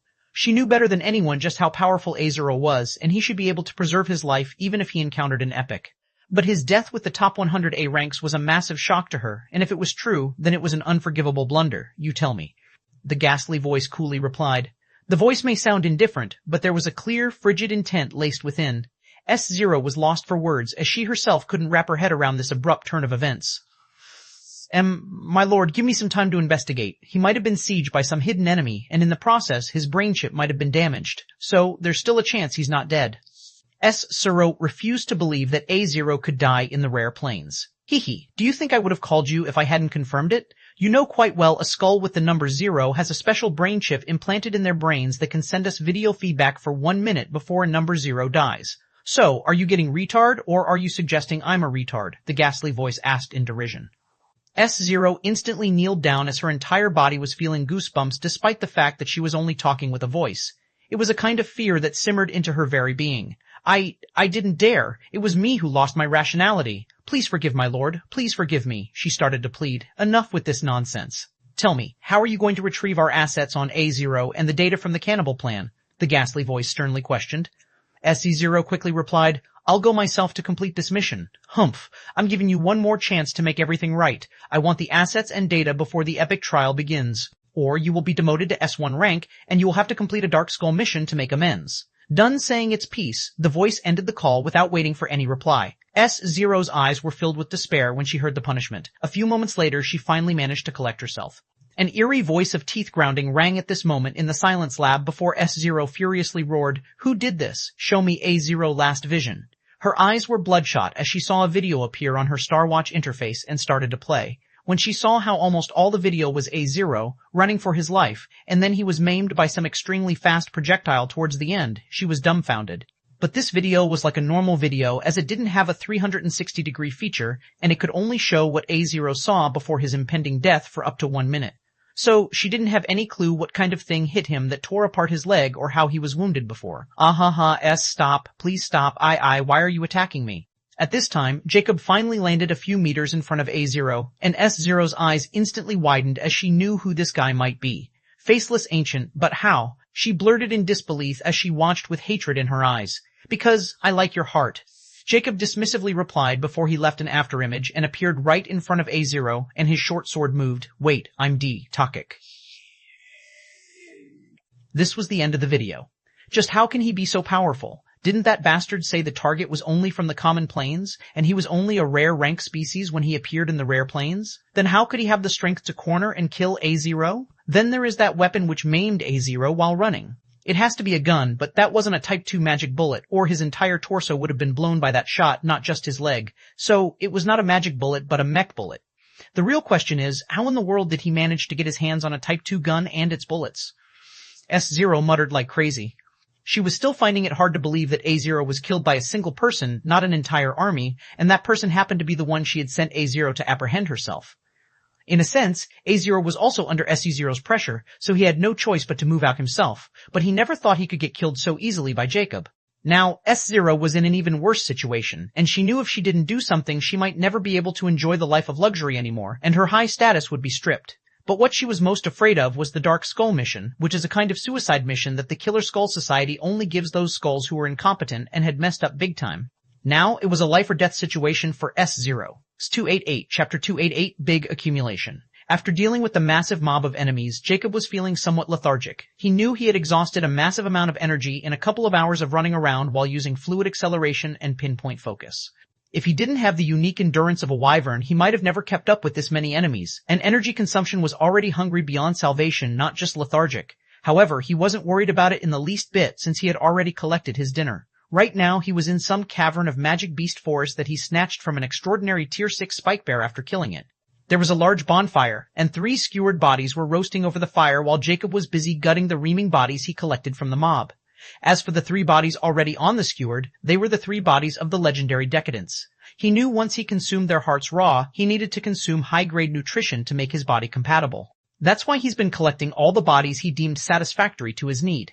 However, deep down, he knew these extraordinary beings were no longer enough for his epic body. If his cursed blood condensing percentage increased by a large amount, all this meat, including those 3 legendary descendants, won't be enough to quench his hunger. Still, he knew it was likely to be impossible for his cursed blood condensing percentage to increase by a large margin. Even a direct legendary bloodline, the Fire Wyvern, only provides him with 4 to 9%. So, these 3, who were not even the 2nd or 3rd generation, would likely only provide him with 1% or even less. That's why he wasn't worried about not being able to quench his hunger. In any blue moon chance, even if that happened, it wasn't like he wasn't ready. Jacob then skewered 10 more bodies around the bonfire before he sat down on the corner, leaning against the wall. Well, Immortica's time for today has ended, so I won't be able to keep track of my cursed blood condensing percentage. Anyhow, I have collected 3 optimal hearts for cursed blood condensing, while I have 389 hearts of extraordinary tier 6s. Although they are not optimal for cursed blood condensing, if I eat them all, they might leave me 0-1, or if not, they will be my nutrition. Jacob chuckled before he flipped his hand, and a warm heart appeared, which was actually black. This heart belongs to one of the 2 guys he killed at the start, and strangely their hearts were black. Furthermore, when Jacob unwrapped those black clothes from their bodies, he was shocked when he saw they didn't have faces nor eye sockets or mouths, meaning their face were completely made with skin, and there were only 2 holes for nostrils in the middle of their face and 2 small ear holes.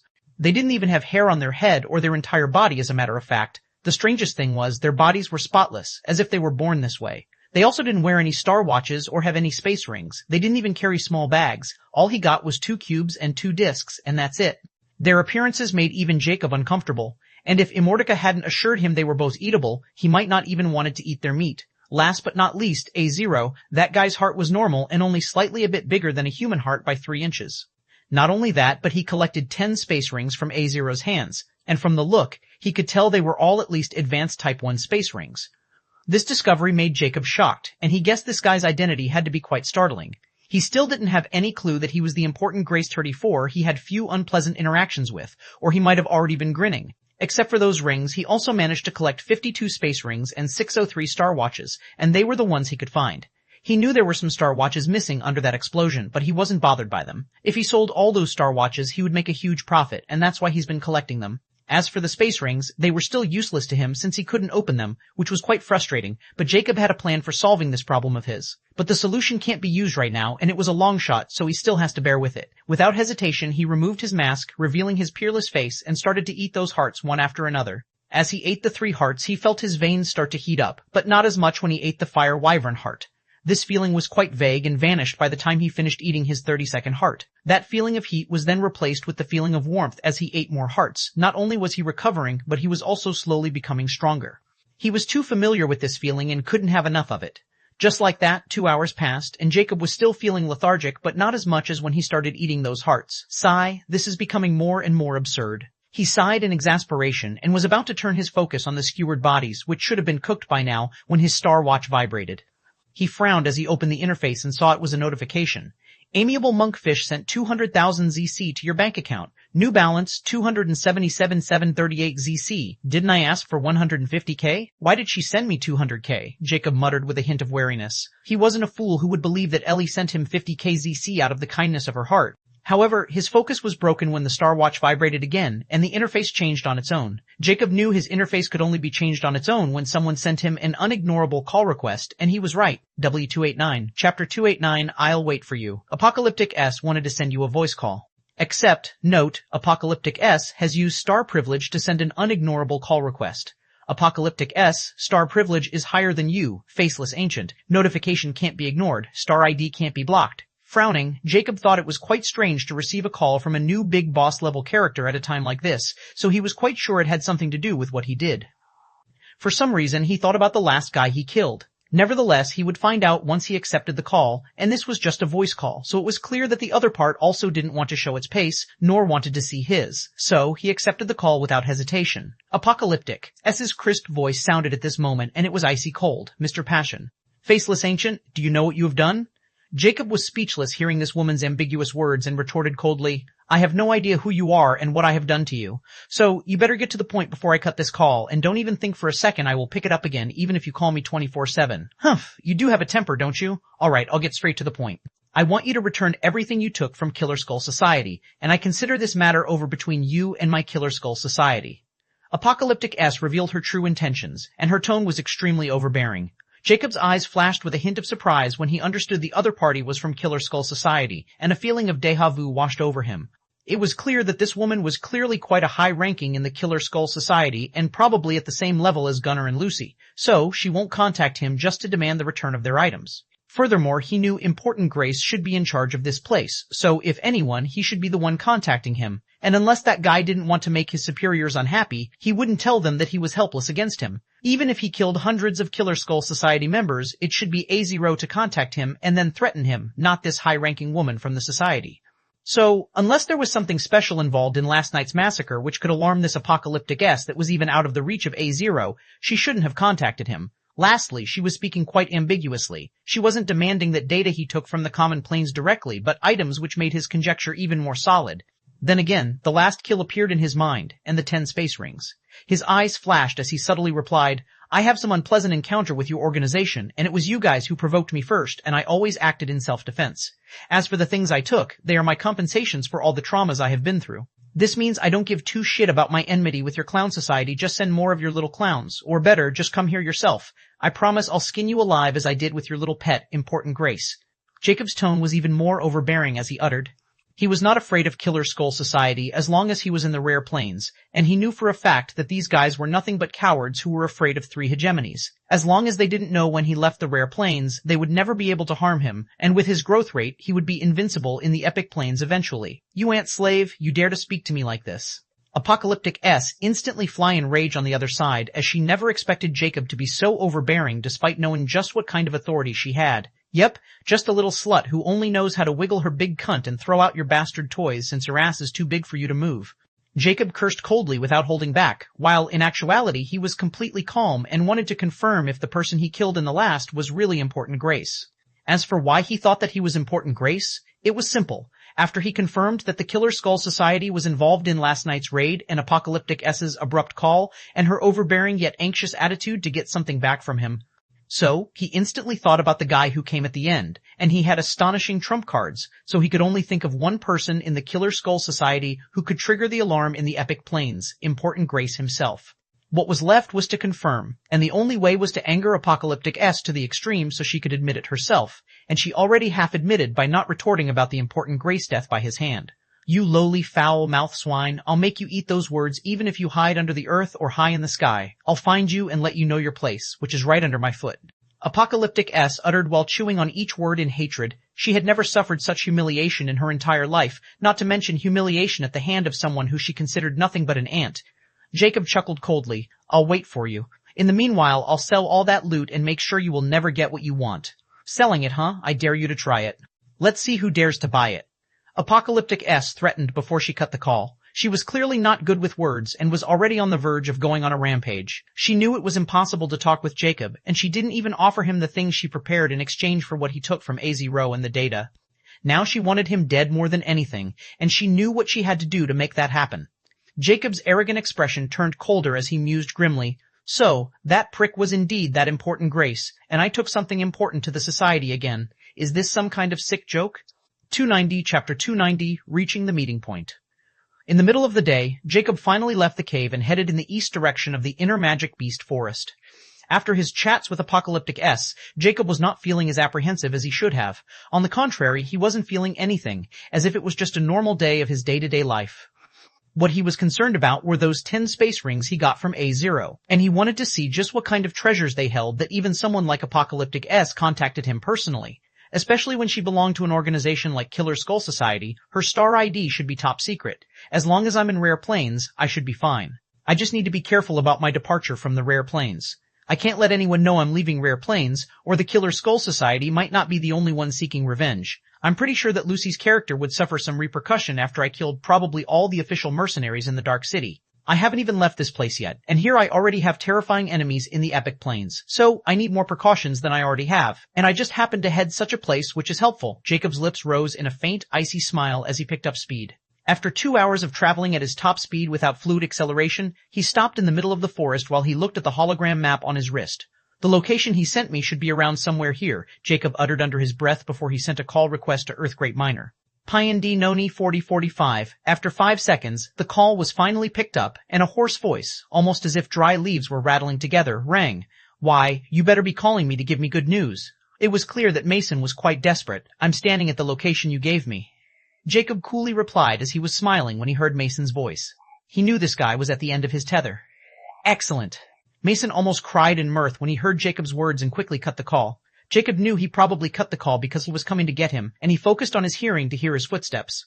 But to his surprise, he suddenly felt a faint tremor under his feet before he saw that just 10 meters left from his standing position, the trees suddenly started to shift left and right as if they were sliding. Under Jacob's astonished eyes, the trees slide over 5 meters, revealing an underground pathway. Impressive. He thought, as he could clearly tell, this hideout was much more high-tech than the hideouts he had seen in the common plains. Occasionally missing content, please report errors in time. H291, Chapter 291, I will relieve you under Jacob's eyes. 2 dry corpses like men walked toward him and looked extremely sick, like they were on the verge of collapsing. Jacob looked at the hobgoblin and fox-face orc without much surprise since he already knew there were 2 men present in this place and they were both dying. Who is Great Earth Miner between you two? Jacob questioned. Mason opened his mouth but no words came out and he started coughing violently. Lucas spoke in his dry, raspy voice. Cut the crap and tell us how to treat this disease cough. He also started coughing the next moment. Jacob found the pair quite amusing as they were clearly on the verge of dying, yet they were still moving around and acting all high and mighty. Still, he was not here to get amused, so he stated his condition. I want all that silver metal you had as well as the location where you found it. Only after then will I relieve you from your current situation. Mason was finally able to control his coughing as there was clear blood on his lips, and his condition was turning worse the more he remained outside the healing liquid cell. So, he also didn't have the energy to negotiate with Jacob. He hoarsely replied, Gee, give us the cure, and I'll give you all the mineral on me. As for the location where I found it, I have to disappoint you, cough, because I took it all. Jacob looked deeply at the hobgoblin, who seemed to be sincere beyond belief, and scoffed, It seemed you still cherish wealth over your life.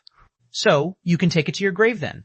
Jacob turned around, which shocked the 2 men, and before they could speak, something unimaginable happened. Jacob threw a casual punch in the reinforced door, which was made even to block E-Tier 6 physical attacks, blasted back like it was made out of a thin sheet of wood. Lucas almost had a heart attack and nearly choked on his own blood when he saw his pride and joy. The lab he was absolutely confident in being impenetrable in the entire rare plains was nothing but a toy house in front of this mysterious man. Mason was also stunned silly as he looked at Jacob, who was walking toward the staircase without even looking at them anymore. He never thought that the person he wanted to threaten was strong beyond his expectation. The notion came into his mind that Lucas had been tricked with all those guarantees and wanted to drag him down to hell with himself, but Lucas's reaction told him otherwise. Nevertheless, it wasn't time to mull over their mistakes, as Mason was now really afraid of dying. No, he was going to die if he remained stubborn. So, he quickly called out, wait.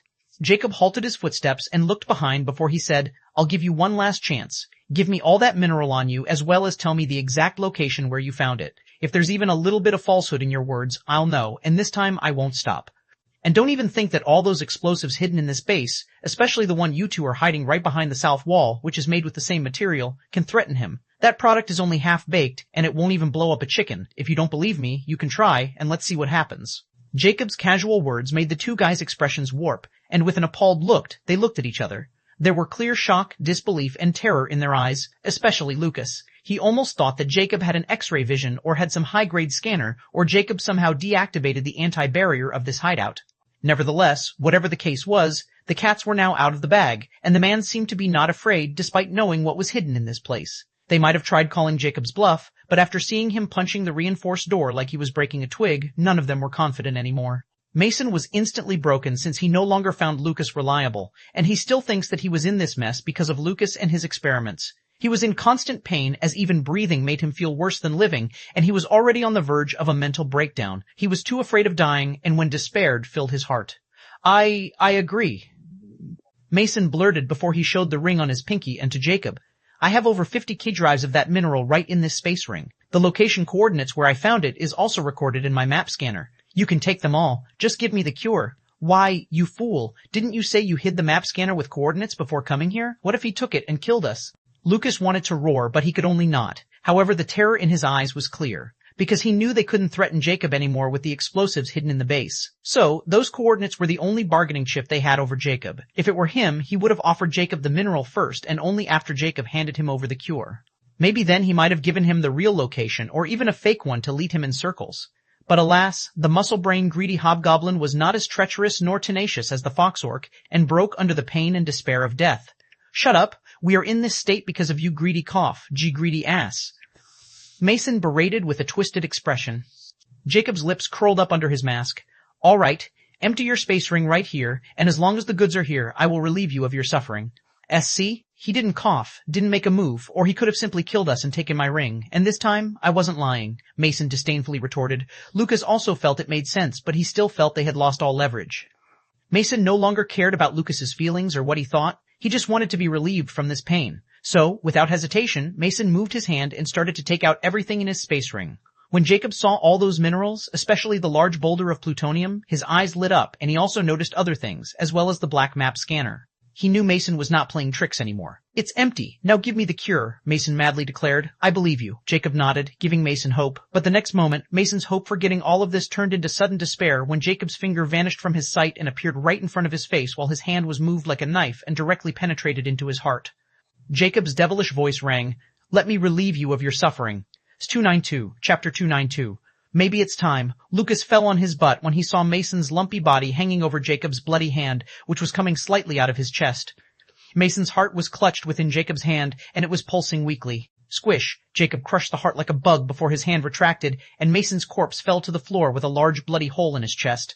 Lucas was filled with despair as he looked at Jacob, who was now probably looking at him since he couldn't tell anything because of Jacob's concealed face and eyes. But he does know it is now his turn. "WWW?" His words were caught in his throat as he started to cough violently, and this time he was literally vomiting blood with every cough. "As I said, I'll relieve you guys, and I didn't lie. The thing is, your condition is terminal, and in my knowledge there's no cure, no, in this plane at least. There might be one in higher planes where the medical field is at a much higher level than this place. My deceased wife also suffered from such condition in the distant past, and she was in too much pain both physically and mentally." Jacob's voice suddenly contains a hint of melancholy. "Oh, forgive me, I derailed from the topic all of a sudden. Anyhow, death is the only solution, and it will come eventually. At least I can put you out of your misery painlessly since you provide me with this wonderful lab that will serve my needs for a while." Jacob chuckled coldly before he moved. Lucas was still coughing like crazy, his vision was already cloudy, and his mind was filled with despair and misery. The last thing he remembered was feeling a sharp pain in his chest before all that pain and misery faded away. He was really revealed. Jacob looked at corpses with 2 holes in their chests without any hint of remorse and then averted his eyes, and they fell on the things Mason left. He walked over and picked up the map scanner and stored it away since it wasn't of any use to him yet. Except for that map scanner, he found 2 other things which drew his attention. They were 2 jars of glowing liquid, one was green, and it was over half filled, and one was sky blue, and it hadn't been used before. Advanced Type 1 healing and magic recovery potions. He even had over 1 liter of healing liquid and 3 liters of magic recovery potion. Just one drop of these liquids dilated in 1 liter spring water could heal any outer wounds and 20% mana below extraordinary rank. Don't tell me one of them was a potion alchemist. Well, that explains how these guys were alive all this time. Jacob thought while putting those potions in his pendant. Now, he was also a potion alchemist of senior grandmaster rank, so he knew just how precious these potions were, not to mention their creation process was tedious. Except for those potions, Jacob didn't find anything worth talking, as all of those remaining materials were junk to him. Mason probably used all the precious materials to create those 2 potions. Nevertheless, Jacob's true prize on this trip was that big boulder of plutonium. His eyes shimmered as he mused, let's see how I can compress this huge lump. I should be done in a week or 2 before I get the reply from the Dark City. Only then can I decide my next course of action. Without wasting more time, he got to work. 3 days later, in the Dark City Noble Circle, Hallberg was looking at the hologram report with wide-opened eyes as if he was reading something horrifying. How is this even possible? Can one person really do all this? He muttered with disbelief and a hint of terror. How accurate is this report? He asked Dark Rose. 80%. Dark Viscount Waterwave examined the battlefield herself, and she found over 500 corpses, and almost all of them were killed by beheading with a single sword slash. Through her connections in the Star Mercenary Agency, she found that all those official mercenaries were on a secret commission to hunt Faceless Ancient. Even her friend Dark Baron Firecannon and 2 other Dark Nobles were involved in this, and their Dark badges are now voided, which likely means they are dead. Not only them, but there was another group involved in that attack since those extra over 200 bodies didn't belong to any official mercenary. Still, this incident has caused huge losses to the agency, and right now, Bank Manager Leroy has summoned a meeting between 3 hegemony's upper echelons in the Dark City. Dark Rose statically reported. Hallberg found it amusing as he asked, did he know the alchemy guild leader of the Dark City is probably the one who is behind this massacre, and they were the ones who were targeting him first? Is that idiot finally gone off his rails? I don't know. But Leroy didn't invite guild leader Faceless Ancient. Instead, he invited the former guild leader Braylon. He might have done this after knowing that the guild leader Faceless Ancient is currently unavailable in the Dark City, Dark Rose replied. Hallberg chuckled coldly. Dark Rose, you're still just an AI, so you don't know the matter of men. That Leroy is an old schemer and Braylon, and he is very tight. Since Braylon was forced to give away his position, he naturally considered Faceless Ancient his enemy. Now that the bank has suffered huge losses, Leroy would be the one who got blamed for this blunder, not the one behind that secret commission. If I'm not wrong, this secret commission has come from Epic Plains and from a very high-ranking member of the bank at that. Now, that person behind is using Leroy as a scapegoat, and that poor fellow had no choice but to become one. But what I don't understand is what that guy is now trying to do by summoning this meeting between 3 hegemonies. I never thought my last days in the Dark City would be so entertaining, and all this revolves around one person. Hallberg's eyes shimmered with great interest. Maybe it's time for me to have a chat with this Faceless Ancient. C293, Chapter 293, Chapter 293 Contact. Jacob was busy looking at the numbers on a screen display connected with a molding machine with scrutiny when he felt his Star Watch vibrates. He knew only a few people could contact him in rare planes, so whoever it was, it had to be someone with at least 1 star privilege, or someone he sent a message or call to or added as a friend. After giving those complex numbers a last glance and finding nothing wrong, he opened his Star Watch interface and saw it was an audio call from Dilly, which he was expecting in the first place. So, he accepted it without any delay as he was hoping to hear good news. Greeting Guild Leader. Dilly's somewhat apprehensive voice rang. Get to the point. Jacob coldly commanded as he didn't have much time to waste. Right away. Dilly quickly stated, I contacted my connection in the Noble Circle, and according to him, it's impossible to send a message or even approach the Dark Earl's manor. Only if Dark Earl invited someone himself, only then can someone approach that place. His voice sounded depressed and fearful. Jacob frowned as he didn't blame Dilly since he knew just how high status Dark Nobles held in the Dark City, so how could the Lord of the City be approached so easily? At least that guy didn't try to cheat him out of his ZC by providing false information. So, he knew he had to search for those reaming materials himself. The only problem was that Blackrobe Alchemist still hadn't replied to his message, and he didn't know any places which matched the inhabitant environment for Nightmare Lily in the Rare Plains. So, it might pose some problems. Anyhow, he would worry about that bridge when it was time to cross it. He was still busy dealing with the plutonium, and he had to be very careful not to blow himself up. All right, you did well, said Jacob, and he was about to end the call when Dilly promptly said, Wait, there's something else, Guild Leader. Jacob frowned. What is it? Bank Manager Leroy called 3 hegemonies collective meeting today and invited the upper echelon of the 3 powers in the Dark City. He even invited Dark Earl. Dilly quickly reviled. Jacob's dismissive look at the end turned sharp. Something like that happened? I don't care about this meeting. Just tell me, how did Dark Earl respond? The Dark Earl had never bothered himself with matters of 3 hegemonies as long as they were not related to the Dark City itself. So, this time wasn't any different. What I want to talk about is that bank manager Leroy didn't send an invitation to you, the active guild leader, but Senior Braylon in the common circle. He even changed the meeting place to the common circle so he could easily attend it. He didn't even bother to invite anyone from the inner circle. This is blunt disrespect towards you, guild leader, and everyone is unhappy, Dilly angrily stated. Jacob cocked an eyebrow since this matter was really fishy, and he guessed it was likely related to the massacre 3 days ago. Because this bank manager was the one who called this meeting, and the Star Mercenary Agency was affiliation organizing of the bank. Whichever the case was, Jacob didn't care about those small character schemes anymore. As long as he is in the rare planes, he'll just kill anyone who wants to die early. He dismissively asked, "Is that it?" Dilly was speechless on the other side, as he didn't expect this kind of response from the tyrant guild leader. "That's what I think so. I'll be back in a week, so don't disturb me unless you have a way to contact Dark Earl," or he appeared outside the noble circle. Jacob scoffed before he cut the call without waiting for a reply. This matter wasn't even worth remembering for him. He was just about to go back to whatever he was doing when his star watch vibrated again, making him scowl. When he looked at the interface, astonishment flashed past his eyes because it was an unfamiliar caller ID. Great Hallberg wanted to send you a projection call. Accept, reject projection setting. Hallberg, someone from the Killer Skull Society or from the bank. Jacob's frown deepened as he clearly had no idea just who this fellow was, and his ID was at least 1 star, so he guessed it was another character from the Epic Planes. And he only offended 2 sides in that place, so those 2 names came to mind. Nevertheless, he still picked up the call with a blurry projection setting since this guy could be from the guild for all he knew. The moment he accepted the call, Hallberg's dark yellow blurry figure materialized. He also didn't want to show his true appearance to Jacob, not yet. "Who are you?" Jacob asked coldly, looking at the blurry figure. He never got the point of a projection call. If you still want to hide your face, you can directly send an audio call. But these bigwigs like to put the fa-a-ad of mystery. "Heh, aren't you been looking for me? I'm the Dark Earl of Rare Plains Dark City," Hallberg revealed imposingly in a deep tone. He had no intention of hiding his identity. Jacob's eyes widened as he felt like it was some kind of trick. He was looking for this guy and to no avail, but now he was contacting him on his own, so no one could blame him for thinking that it was some kind of joke. Still, only a few alchemists knew he was looking for Dark Earl, and this guy seemed to know he's been looking for the Dark Earl. Not only that, but his star ID was also at least 1 star, and if he was really the real Dark Earl, then this meant he wasn't the only one present in the Rare Plains who had a 1-star privilege star ID. The enigmatic Dark Earl was also a 1-star privilege star ID holder, and the reason was enough for Jacob to take this guy seriously if it turned out to be the real deal. 294. Chapter 294, I'm glad that. Jacob regained his calm as he spoke impassively. How do you know I was looking for you? Besides, even if I were looking for the enigmatic Dark Earl, I don't think you would be so kind as to approach me just because of this reason. Everything aside, I don't believe you are the Dark Earl. Although Jacob was really looking for Dark Earl, and it would have been alright if he had approached the other party. But the thing was, the Dark Earl approached him, which changed everything. First, he needed to confirm if this was the real deal or not, and second, he needed to know why he even bothered to contact him. Hallberg guffawed all of a sudden on the other side, which made Jacob's eyes narrow. He finally spoke in an amusing tone. "You're really careful and mistrustful, huh? Well, a person of your caliber should be like this. Since you don't believe I'm the real deal, how about you pay me a visit to the noble circle?" Jacob's eyes glimmered sharply before he replied, "I'm not a dark noble." "Heh, do you think I don't know? But I can arrange that for you.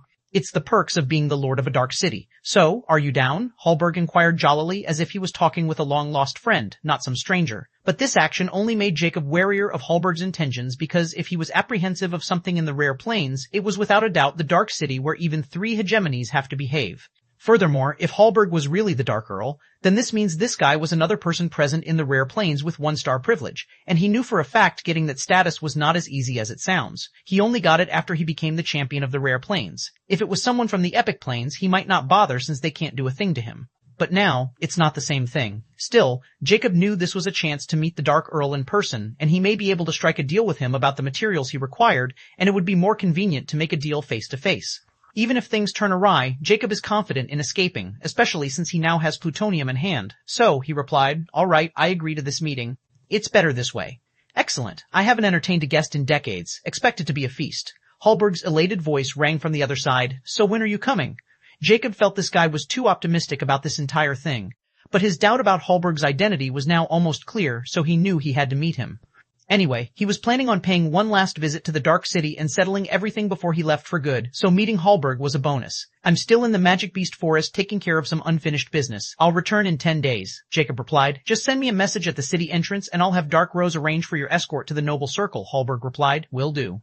Afterward, the call ended, and Jacob received a friend request from Hallberg almost instantly. After some consideration, he accepted it since this guy was quite resourceful, but he still has to see if he is trustworthy or not. He would only know after this meeting. It would be a lie to say that Jacob wasn't looking forward to it as well. He wanted to see just what kind of person the Dark Earl was and why he took an interest in him. 3 days later, in the common circle of Dark City, 3 figures sat around a round table. One of them was an elf wearing scholarly white robes. He was none other than the former Alchemy Guild leader, Braylon. However, from his past amiable aura, he was giving off a cold, distant feeling. Then there was a 3-meter-tall giant with a burly build and bronze skin. He was the current Nightmare Knight commander of the Nightmare Knight Legion of the Dark City, Tomas, also known as Bronze Giant. Lastly, an average-sized man wearing a black suit and his face concealed by a purple mask was sitting straight between the two. Only his astute snake eyes were visible behind that purple mask. He was the bank manager of Dark City's Zodiac Taurus Bank, Leroy, and also the person who called this meeting. "So, why do you bring us here from the actual meeting room?" Tomas coldly questioned in his heavy mountain-like voice. Leroy's husky voice rang. "Tomas, don't pretend you didn't know about any of this. On the contrary, I'm pretty sure you know too well and are part of this now." Braylon clearly had no idea what the meaning of those ambiguous words was, so he decided to seek it coldly. "What are you two talking about? You do know that I have no power in the Alchemy Guild now. If you're scheming something against the current guild leader, then you better leave me out of this." Braylon wasn't a fool, as he could easily guess Leroy's intent by not inviting Jacob here, which was an act of blunt provocation. Furthermore, he didn't want to cross that madman after his short encounter with him. He lost everything without even doing anything, and so he didn't want to find out what would happen if he did something. He was only here because of the good relationship with Leroy, and he even planned to tell Jacob all about this meeting to enter his good books. However, after coming here, he found that things were not as simple as they seemed. "That guild leader of yours is really something, I must say," Tomas suddenly declared, and there was a hint of deep respect in his voice. He then looked at Leroy and coldly replied, "I know what you're thinking, but sorry to say, the chairman told us not to interfere with your side this time. And for once, I'm glad that we are not fighting that monster.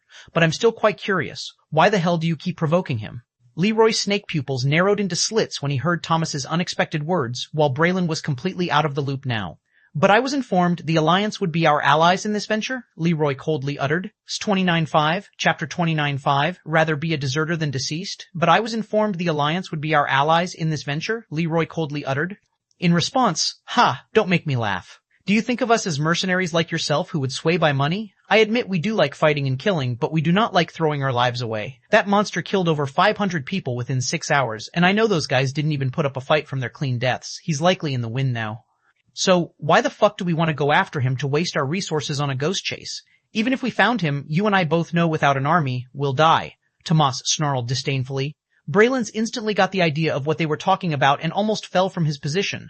Sweat started to bead over his forehead, and his heart raced as he thought, kill 500? He never thought of that terrifying guy, but this terrifying, not by a long shot. He even starts to feel as if he is sitting on thorns now because he accepted this invitation despite knowing it was disrespectful towards Jacob. Although he had no intention of going against him and even wanted to act as a double agent, would Jacob believe him? Just what the hell is going on here? He blurted with a pale face as he stood up from his seat. Tomas gave Braylon a snickering glance before he said, "It seemed you really didn't know anything about the incident a week ago. Don't worry, your friend will tell you all about it. I'm sure he summoned you here to discuss exactly that." Leroy's expression was ugly at this moment, as he clearly wasn't expecting this turn of events. This entire incident had nothing to do with him. He only found out like everyone else. But just his bad luck, he was contacted by someone who he couldn't disobey and had to take full responsibility for this entire incident. In return, he was promised something he couldn't refuse, wealth and a ticket to higher planes.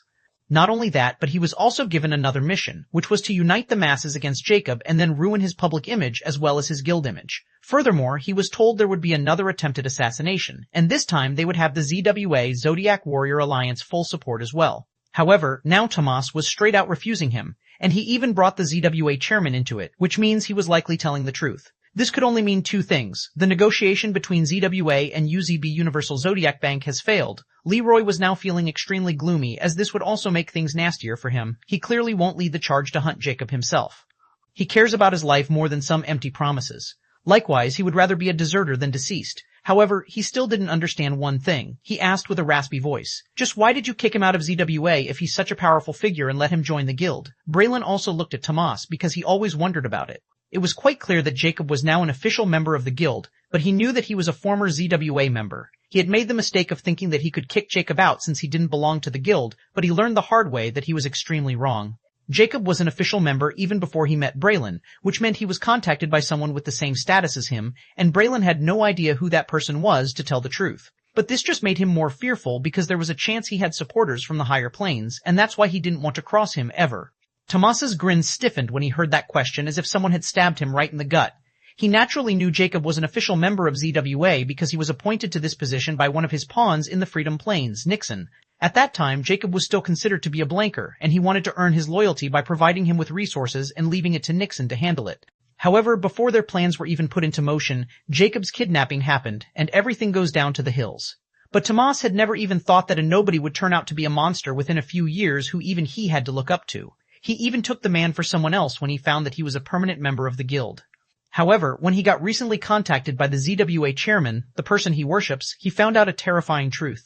The Faceless Ancient of the Alchemy Guild was the same Faceless Ancient he once wanted to take as his subordinate. Not only that, Gunnar even admitted that he made a mistake by kicking that guy out because of his own misgivings about Jacob. If he had known that guy was really capable of such a feat, he wouldn't have made that deal. Alas, there was no medicine for regret in this world, and now that terrifying fellow was almost untouchable in the rare plains. The ZWA could have been the strongest by his side, but now they weren't even dared to face the guy. Anyhow, Gunnar didn't take the offer Lucy wanted to give him as he didn't want to send his men on this suicidal mission. As a fighter himself, he knew way better just how much manpower it would take to take Jacob down. So, now the agency was helpless without the Legion's help. As for the answer to Leroy's question, Tomas only said 4 ambiguous yet ugly words: I have no idea. Leroy almost flew in rage upon hearing this but controlled himself. Why are you chickening out? He might be gravely wounded right now, for all we know. Just help me out, and I'll make it worth your while. I have some very good deals with you in the past, Leroy, but this time I'm not going to take this one. Tomas coldly rejected. At this moment, a knock rang on the door. What is it? Leroy angrily asked, as he was in a very bad mood right now. Sorry to intrude, but we received an important report right now. A panicked voice rang. Leroy frowned, hearing this unfamiliar voice, and before he could reply, Tomas said, It's one of my men. Come in. A burly troll entered the room, and with panic-stricken eyes, he blurted without even greeting the three. It also reflected just how panicked he was by this report. The Wild Nation. It's the Wild Nation. The Mad Lich King has declared his intention of whipping every living being on the Rare Plains after his full victory over the Freedom Plains. The Dark Armies are marching toward the Magic Beast Forest as we speak, and not only that, but the Lich King specifically called out the Dark City. 296, Chapter 296. When it rains, it pours one today. The sky was covered in black rainy clouds as thunder rumbled, making the beasts in the Magic Beast Forest restless. At this moment, in a particular area of the inner Magic Beast Forest, the ground suddenly started to shake. The booming sounds reverberated in the vicinity, as if someone was trying to tear apart the earth. Bomb. A piece of ground blasted in the air with some trees, revealing an underground passage. Jacob walked out of this passage looking the same as usual. This door took 3 punches for me to break it. Not bad, Jacob muttered, looking at the broken, hidden doors of Lucas's hidden base. In the end, he shook his head. He can't remain here any longer, and this place will likely become someone else's property or some magic beast will occupy it. Anyway, he took anything worth taking, so he didn't care much about this place anymore, and he had already achieved what he wanted to by coming here. I managed to process all the plutonium 2 days prior to my estimate. Well, I hope the Dark Earl won't mind if I come to visit 2 days earlier. Jacob thought before he moved, turning into a blur in the direction of the Dark City. This time, Jacob's journey was quite smooth as no one was there to obstruct his way, and he guessed those corpses probably spooked those annoying guys away. Tip, tip, raindrops suddenly started to fall at this moment, and within a few seconds, they started to pour. Although Jacob wasn't bothered by the rain, it still obstructed his hearing sense. But for him, this was just like a casual rain, so he continued making his way toward the Dark City, which was now over 10 miles away. However, when Jacob was only 2 miles away from reaching the Waterfall Canyon, Jacob suddenly felt a strange unease for no reason. With a deep frown, Jacob slowed down and focused on his surroundings, but except for that rain, everything was perfectly normal. However, that strange, uneasy feeling got intensified the closer he got to the canyon and just won't go away. Cursed Immortality. Jacob decided to summon Cursed Immortality instead of taking more risks. He was saving this summons when he entered the Dark City's noble circle. However, he had never felt like this before, so he just wanted to confirm if this feeling was just a false alarm, or if there was some sort of danger hidden near the Dark City. It was better to be careful than sorry. However, just when he summoned Cursed Immortality, all the surrounding rain stopped, which made Jacob bewildered since it was simply too sudden, and when he looked up, his heart sank. Because he saw the rain wasn't stopped, instead it was obstructed by invisible doom, and this doom was 50-meter high and probably 500 meters wide. Not only that, but Jacob felt he was deaf as all sounds were cut off.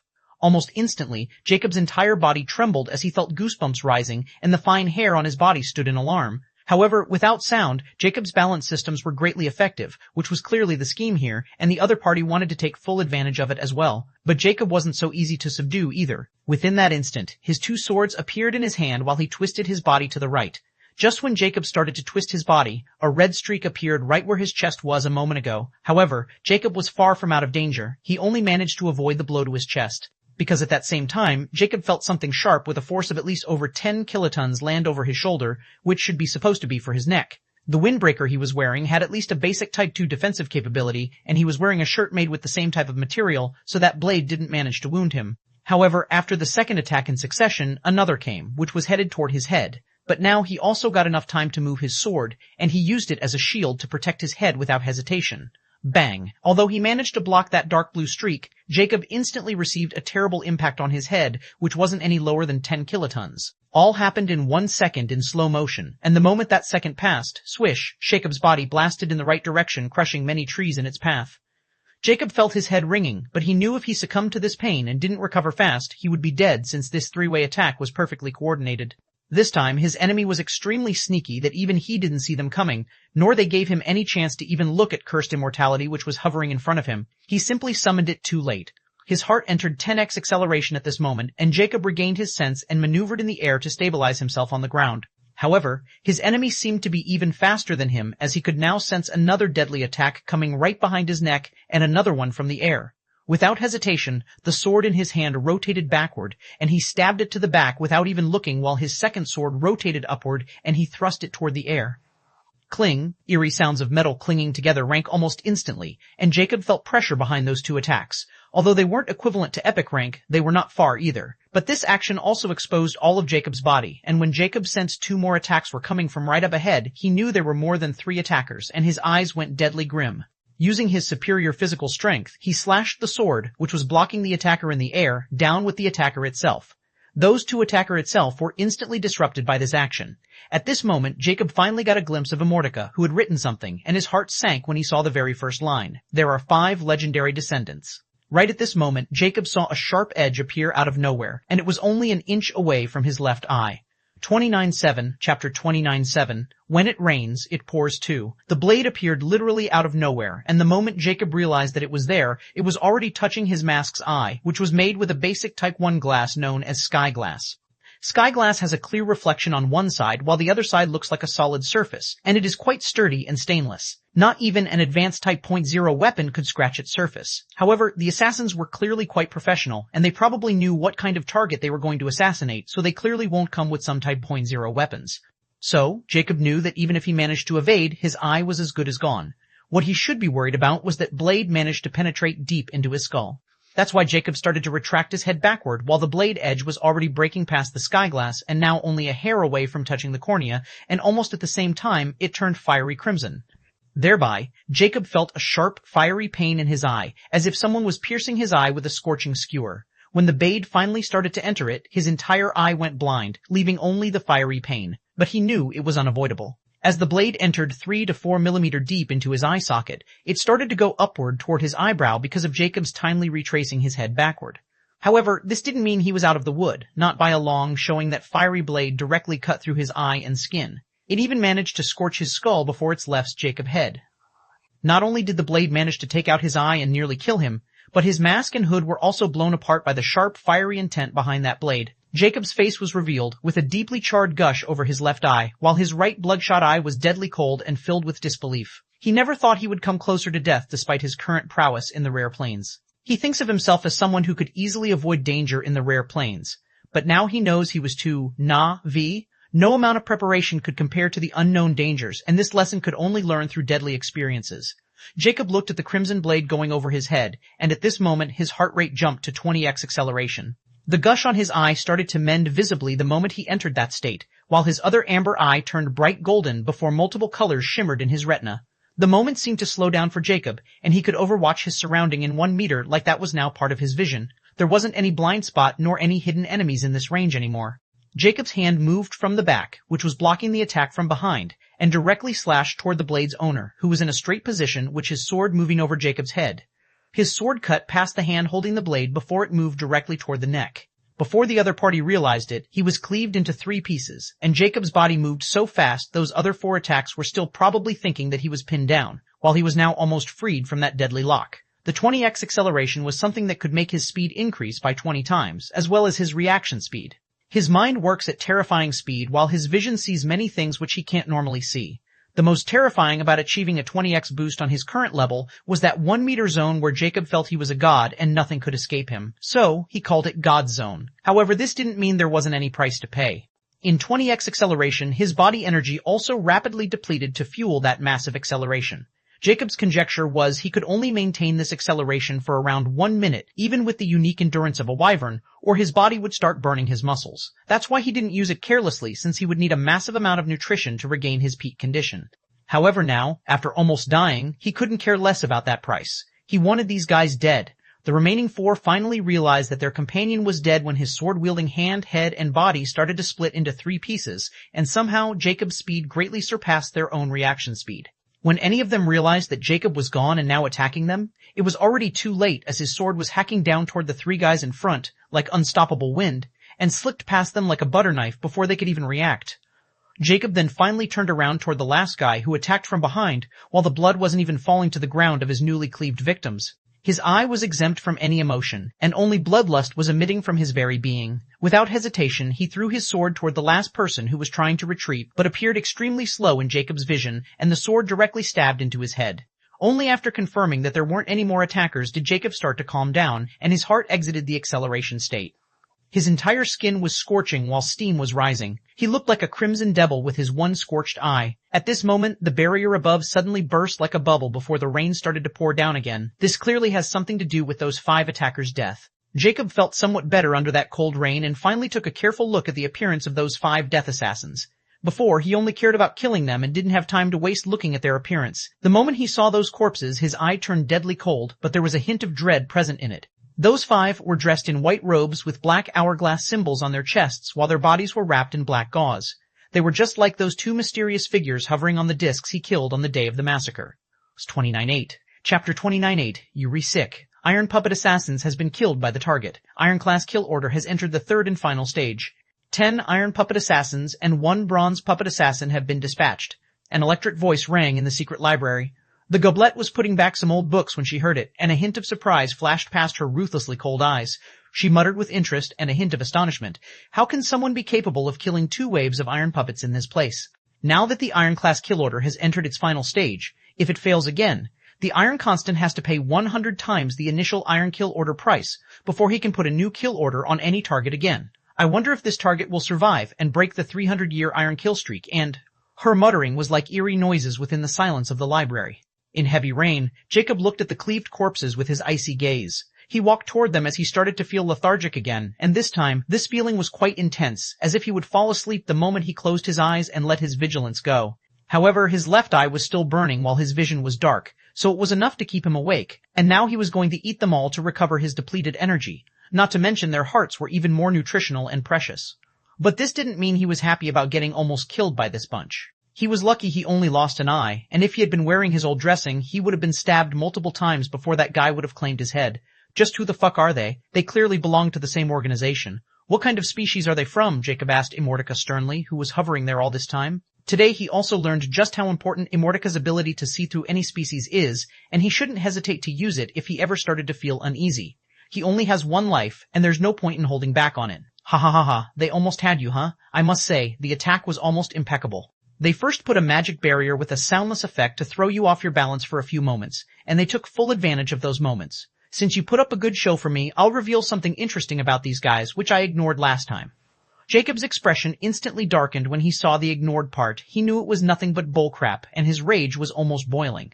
Hey, why do you look so mad? I didn't lie to you about them being legendary descendants or anything. I just forgot to mention that they were not naturally born, and were some sort of mutants who seemed to didn't have a will of their own, Immortica revealed. Jacob's eyes narrowed. Mutants? Like the cannibals of the Killer Skull Society? So, they're the ones behind it? Jacob felt it was most likely the case as he instantly remembered the Apocalyptic S's threat, and his heart went cold. He didn't think she was still hiding those mutants somewhere, and they were so terrifying. But this also raised another question in his mind. If they can produce such mutants, then why did they want the data from Common Plains, Cannibal Plan? Is there something I'm missing? I should check that data thoroughly. How did I know who's behind it? All I can say is these mutants are millions of times superior to the ones you encountered in the Type 0 planes. Not only are they made with legendary descendants as a core, but they even surpass the limits of what they can do without turning into those mutants. Like the one who almost blew off your face was a true dark elf who was born a rare and might have become unique, but you could have seen him coming a few feet away despite his assassin-like characteristics, but you sensed him when he was a few inches away from you. And you know the fascinating part? This guy can use fire magic with his shadow magic simultaneously, which should be only possible with the Epic Star magic core. Now, this is what we called a mutant, and somehow you seem to be their target, ahahaha. Jacob's expression turned darker the more he read as his heart became heavier toward the end, even though he didn't mind the endless supply of mutant hearts, which were a good thing for his cursed blood condensing stage. But these guys' strange abilities to keep themselves hidden until the very last moment were very dangerous for him, as he only sensed them when he was in the 15x acceleration state. Now, he discovered that they could even use something that only an epic rank can. I shouldn't have put the Type 1 Universal Magic Manual to hold. I need to find a way to use magic as well, or at least know more about it to counterattack. Knowledge about alchemy is not enough when it comes to fighting, and I can get rid of their invisibility with special glasses since they emit thermomagnetic waves. They can forget about sneaking up on me like this unless they turn really invincible. So, do you have any suggestion for me on this? He looked at Immortality while he unwrapped the faces of those corpses, and they were the same as the last ones, faceless. You have your own solution to this problem, and this is the true way to become stronger. As for your eye, it will recover as long as you eat high-quality meals or herbs because of your cursed heart, so you already got all the help from my side. I'm just a book after all, hee. Yep, a book that withheld important information and nearly got its owner killed. Jacob sneered coldly as he cut open the corpse's chest and took out its heart and started eating it as he was feeling tired. It's part of your training, and it will be too boring for me if you already know everything. This way, it would be more interesting. Immortality replied matter-of-factly. It clearly didn't care if Jacob doubted it or not, as it only wanted a kick out of everything. Jacob coldly commented before he ignored it. You're sick, and I'm even more who is following you. 299. Chapter 299, The Incoming Danger. An hour later, after the attempted assassination of Jacob, he was now standing outside the Dark City entrance. He looks the same as he did an hour ago. Despite his masked breaking, he got a spare, so it didn't affect him much. The only difference was he was blinded on his left side, although Immortality told him the eye would be recovered as long as he consumed high-quality materials. But even after eating those 5 guys whole in their hearts, only a deep scar over his left eye was recovered while his charred socket and the eye were still the same. After his inquiring with Immortality, he found that his eye was destroyed by the magic, and he had to regrow it, which meant he needed far more nutrition than just 5 extraordinary rank beings with legendary descendant states. If he needed to regrow his eye, he needed advanced Type 2 herbs or high-tier epic ranked beings, which was clearly impossible to achieve in rare planes. So, he thought of another solution, the Type 2 Titan tiers.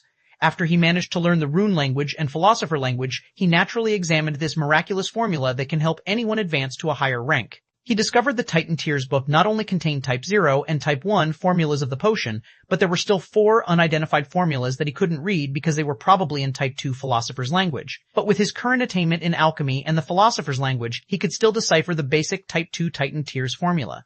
As for the remaining formulas in the book, he knew they were probably above Type 2 or even Type 3 rank. He never thought this book discovered in the common planes would be so terrifying, and he almost traded it for a map. Anyhow, he knew as long as he created Type 2 Titan Tiers, his eye would be recovered. As for the advanced Type 1 Titan Tiers, which he already had in his pendant, he knew it was not enough, and he would only waste it, and he has other use for it, so he didn't want to use it as all the Titan iron he bought from the champion space was already used up. The advanced Type 1 ranked Titan iron was quite rare. Even in the guild, he only found around 800 grams, and he took it all. To make the basic Type 2 Titan Tiers, he naturally needs basic Type 2 Titan Iron, and in the rare planes, he could only think of one person who might have it or at least knew where to find it, and he was currently headed to meet him right now.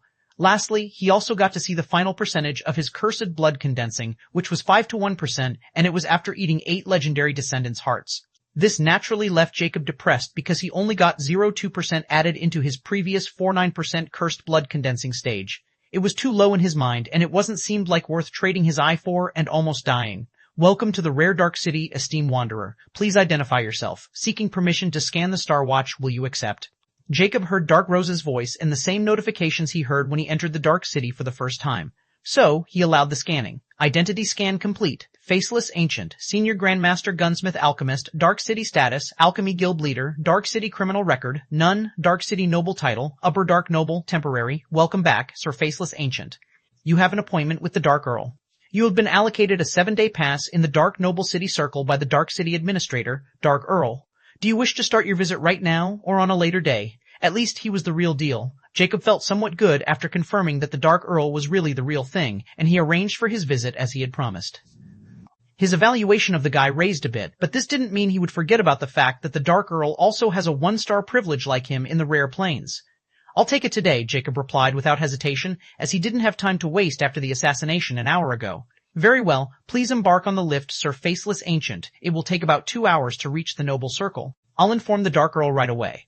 With Dark Rose's fading voice, the entrance slide opened for Jacob, and he entered without hesitation. If Jacob had known he had dodged a lethal bullet by deciding to enter the Noble Circle of the Dark City without wasting more time, he would appreciate Hallberg even more. Within the dark castle of the Dark Earl, Hallberg, wearing a dark mask, sat on a dark throne like a king, while there were 9 figures sitting on the chairs 2 steps below his throne.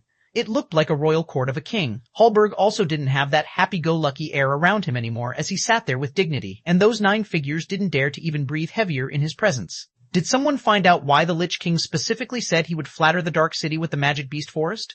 Who offend him from the Dark City? His voice was extremely gloomy. A giant with a masculine build and deep scars over his face answered with a heavy tone. My men approached him and tried asking the same thing, but he killed them. It's clear he had gone mad after his defeat in the Dark Ruins. He knew his days are numbered, as we all know. With the incoming reinforcement, the Dark Beings will probably send his replacement.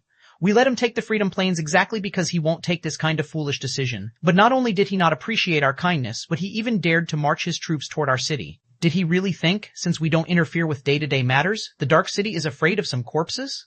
A tall orc woman with a white lion head roared furiously. Whichever the case is, I'm pretty sure many people in the Dark City will try to run away as they are all here since they are cowards in the first place. I have already noticed people exiting the Dark City silently, and those are probably the guys who know what is coming. Even some of our lower and upper dark nobles have shown signs of uneasiness, and some leave outright. Even some dark nobles in the Noble Circle are suggesting to evacuate the city post hastily as this fight is a lost cause.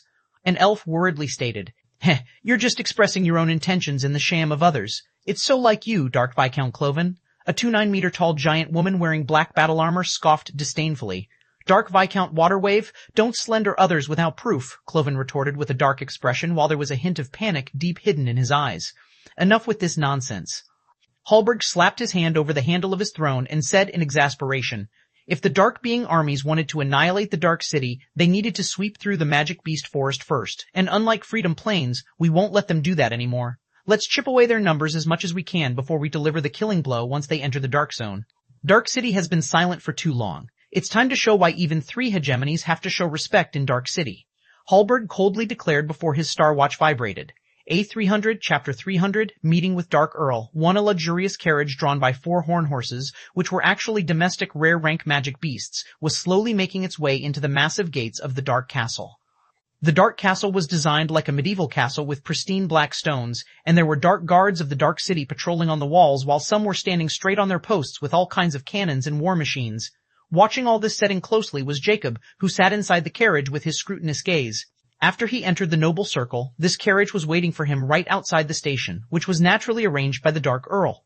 Jacob as a guest can't reject this gesture if he doesn't want to appear rude toward the Dark Earl. If he didn't have a personal motive for meeting with Hallberg, he might have considered it. Furthermore, Jacob found the Noble Circle like the capital of some kingdom as it was completely different from the common and inner circles of the Dark City. There weren't many people on the streets, and those who were present were wearing the armor of the Dark City. The buildings here were made with high-quality materials, and the architectural designs were marvelous. Anyone who had never experienced the Circle of Nobles would feel apprehensive pressure from this place. However, Jacob has many deals with nobles in his old life. Even some countries' kings were his business partners, so he wasn't pressured at all. On the contrary, he felt somewhat nostalgic while entering the Dark Castle. A very deep memory surfaced in his mind when he had just started making waves in the weaponry industry. A middle-aged man with scholarly air stood in front of Jacob, who was in his late 20s, saying meaningfully, "Mr. Steve, I heard you have a promising proposal for our noble household, and I'm grateful that you chose us first over all other organizations." Jacob replied with a hint of apprehension while looking at his middle-aged man, "Your Highness, I'm also grateful for this meeting. About the project, I would like to change my mind on this. I'm not willing to hand over the full rights of my invention, but I want to enter a cooperating partnership with your company." He sounds even respectful as well as unsettled. The middle-aged man's eyes turned somewhat cold as he said, "Is our offer not to your liking, Mr. Steve?" "No, it's not like this. I'm extremely flattered by your Highness's offer." Jacob sheepishly said, But I don't want to stop here. I think I can do more, and your company is one of the paramount companies in the weaponry industry. If you give me this chance, I can assure you that I can make it the only paramount in the world." The middle-aged man was startled by Jacob's words, and a chuckle escaped his mouth. Mr. Steve, I like your ambition, but trust me, I like where my company is right now. As for you entering a partnership with my company, although your friction killer is a groundbreaking invention, it's not at the level where you enter a partnership with our company. I'm pretty sure anyone in my position would tell you the same. You see, Mr. Steve, in the weapon business, what matters is who has more firepower. Unless you discovered a way to make atomic bullets or a gun that can rapidly fire your friction killer bullets, no one would take a risk at our level. Of course, if you want a job, I can offer you one as one of our chief science executives. We'll talk about partnership when you have someone more practical to offer, not a dream. Dreams do not make money, Mr. Steve. Jacob's hopeful eyes visibly dimmed before they turned cold. He looked at the middle-aged man, who now had clear disdain in his eyes. He nodded. It was indeed a mistake on my part to propose such an absurd notion. I beg your pardon, Your Highness Victor. I'll take my leave now. Victor took at Jacob, who stood up, and he had no intention of stopping him. He said at this moment, about your friction killer bullets, although they are astonishing, they can be reverse engineered. This is the main reason you can't make an impact on the weapon industry. Jacob's figure trembled ever so slightly, but he didn't turn around and merely nodded and walked away before saying, I'll keep that in mind, Your Highness. Heh, heh. Jacob snapped out of that memory with a scoff as the carriage was stopped. A dark guard opened the door before he solemnly stated, Esteemed guest, we are here. Jacob nodded before he disembarked the carriage and found himself standing in front of a grand entrance. His eyes landed on a 4'2" masked person with a burly build. However, his long, thick bear was still quite visible, which made it quite clear he was a man. He was wearing blue attire while standing on both sides were two giants. One was 3 to 7 meters tall with a masculine build and deep scars over his face, and big fiery eyes exempt from any emotion. He wore a fully gray battle armor. While the other was a 2 to 9 meter tall giant woman wearing black battle armor, she had an oval face, long black hair, and blue eyes, which were filled with scrutiny as she looked at Jacob's hooded figure. Jacob's eyes fell over the giant male, and he thought, he must be the Dark Earl. However, he was astonished when the little man started walking toward him, and those giants followed behind. He completely ignored him because he didn't give him any sense of danger despite his noble demeanor. Ha ha ha, I didn't think you would come earlier than you told me to. Hallberg laughed heartedly as he greeted Jacob. So, he is the Dark Earl, a dwarf? Jacob recognized Hallberg's voice and found it quite strange that a dwarf was the most powerful person in the Dark City. It was quite an eye-opener for him. Still, his eyes were hidden, so those three didn't notice any of his expressions. Jacob then nodded in acknowledgement. I hope I didn't intrude on His Excellency's peace. Are you kidding? I'm glad you've decided to come early. Hallberg candidly said, Let me introduce you to these two nobles and also my good friends. This buff guy is Dark Viscount Stonehammer, and this lovely lady here is Dark Viscount Waterwave. These two would be the strongest duo of our Dark City, of course, if I didn't include Sir Faceless Ancient. I hope you don't mind if they join us for a meal today. Jacob nodded in acknowledgement toward the two giants, but only met with their cold gazes, especially Waterwave, as if she was holding some kind of grudge against him. But Jacob didn't give a damn about their feelings and was only giving Hallberg a face. He had killed many giants, and their physical appearance now had little effect on him. If your Excellency's territory, anything goes as long as you're okay with it, Jacob coolly stated. Hallberg also noticed the giant's lack of response. A hint of unhappiness flashed past his eyes, but he couldn't embarrass the dark nobles in front of outsiders, so he pretended not to see it. He kept him here for a reason, and as long as they won't cross a certain line, he'll let them be. So, he replied to Jacob in an amicable manner, just call me Hallberg, and I hope to call you Jack as well. I don't like pleasantries, as long as it's fine with you, that is. I don't mind. Jacob nodded as he found Hallberg's attitude genuine, not like Otto, who gave him a strange, alarming feeling as if he was watched by a snake. Hallberg then beckoned Jacob inside while saying enthusiastically, Let's go, I have arranged a feast.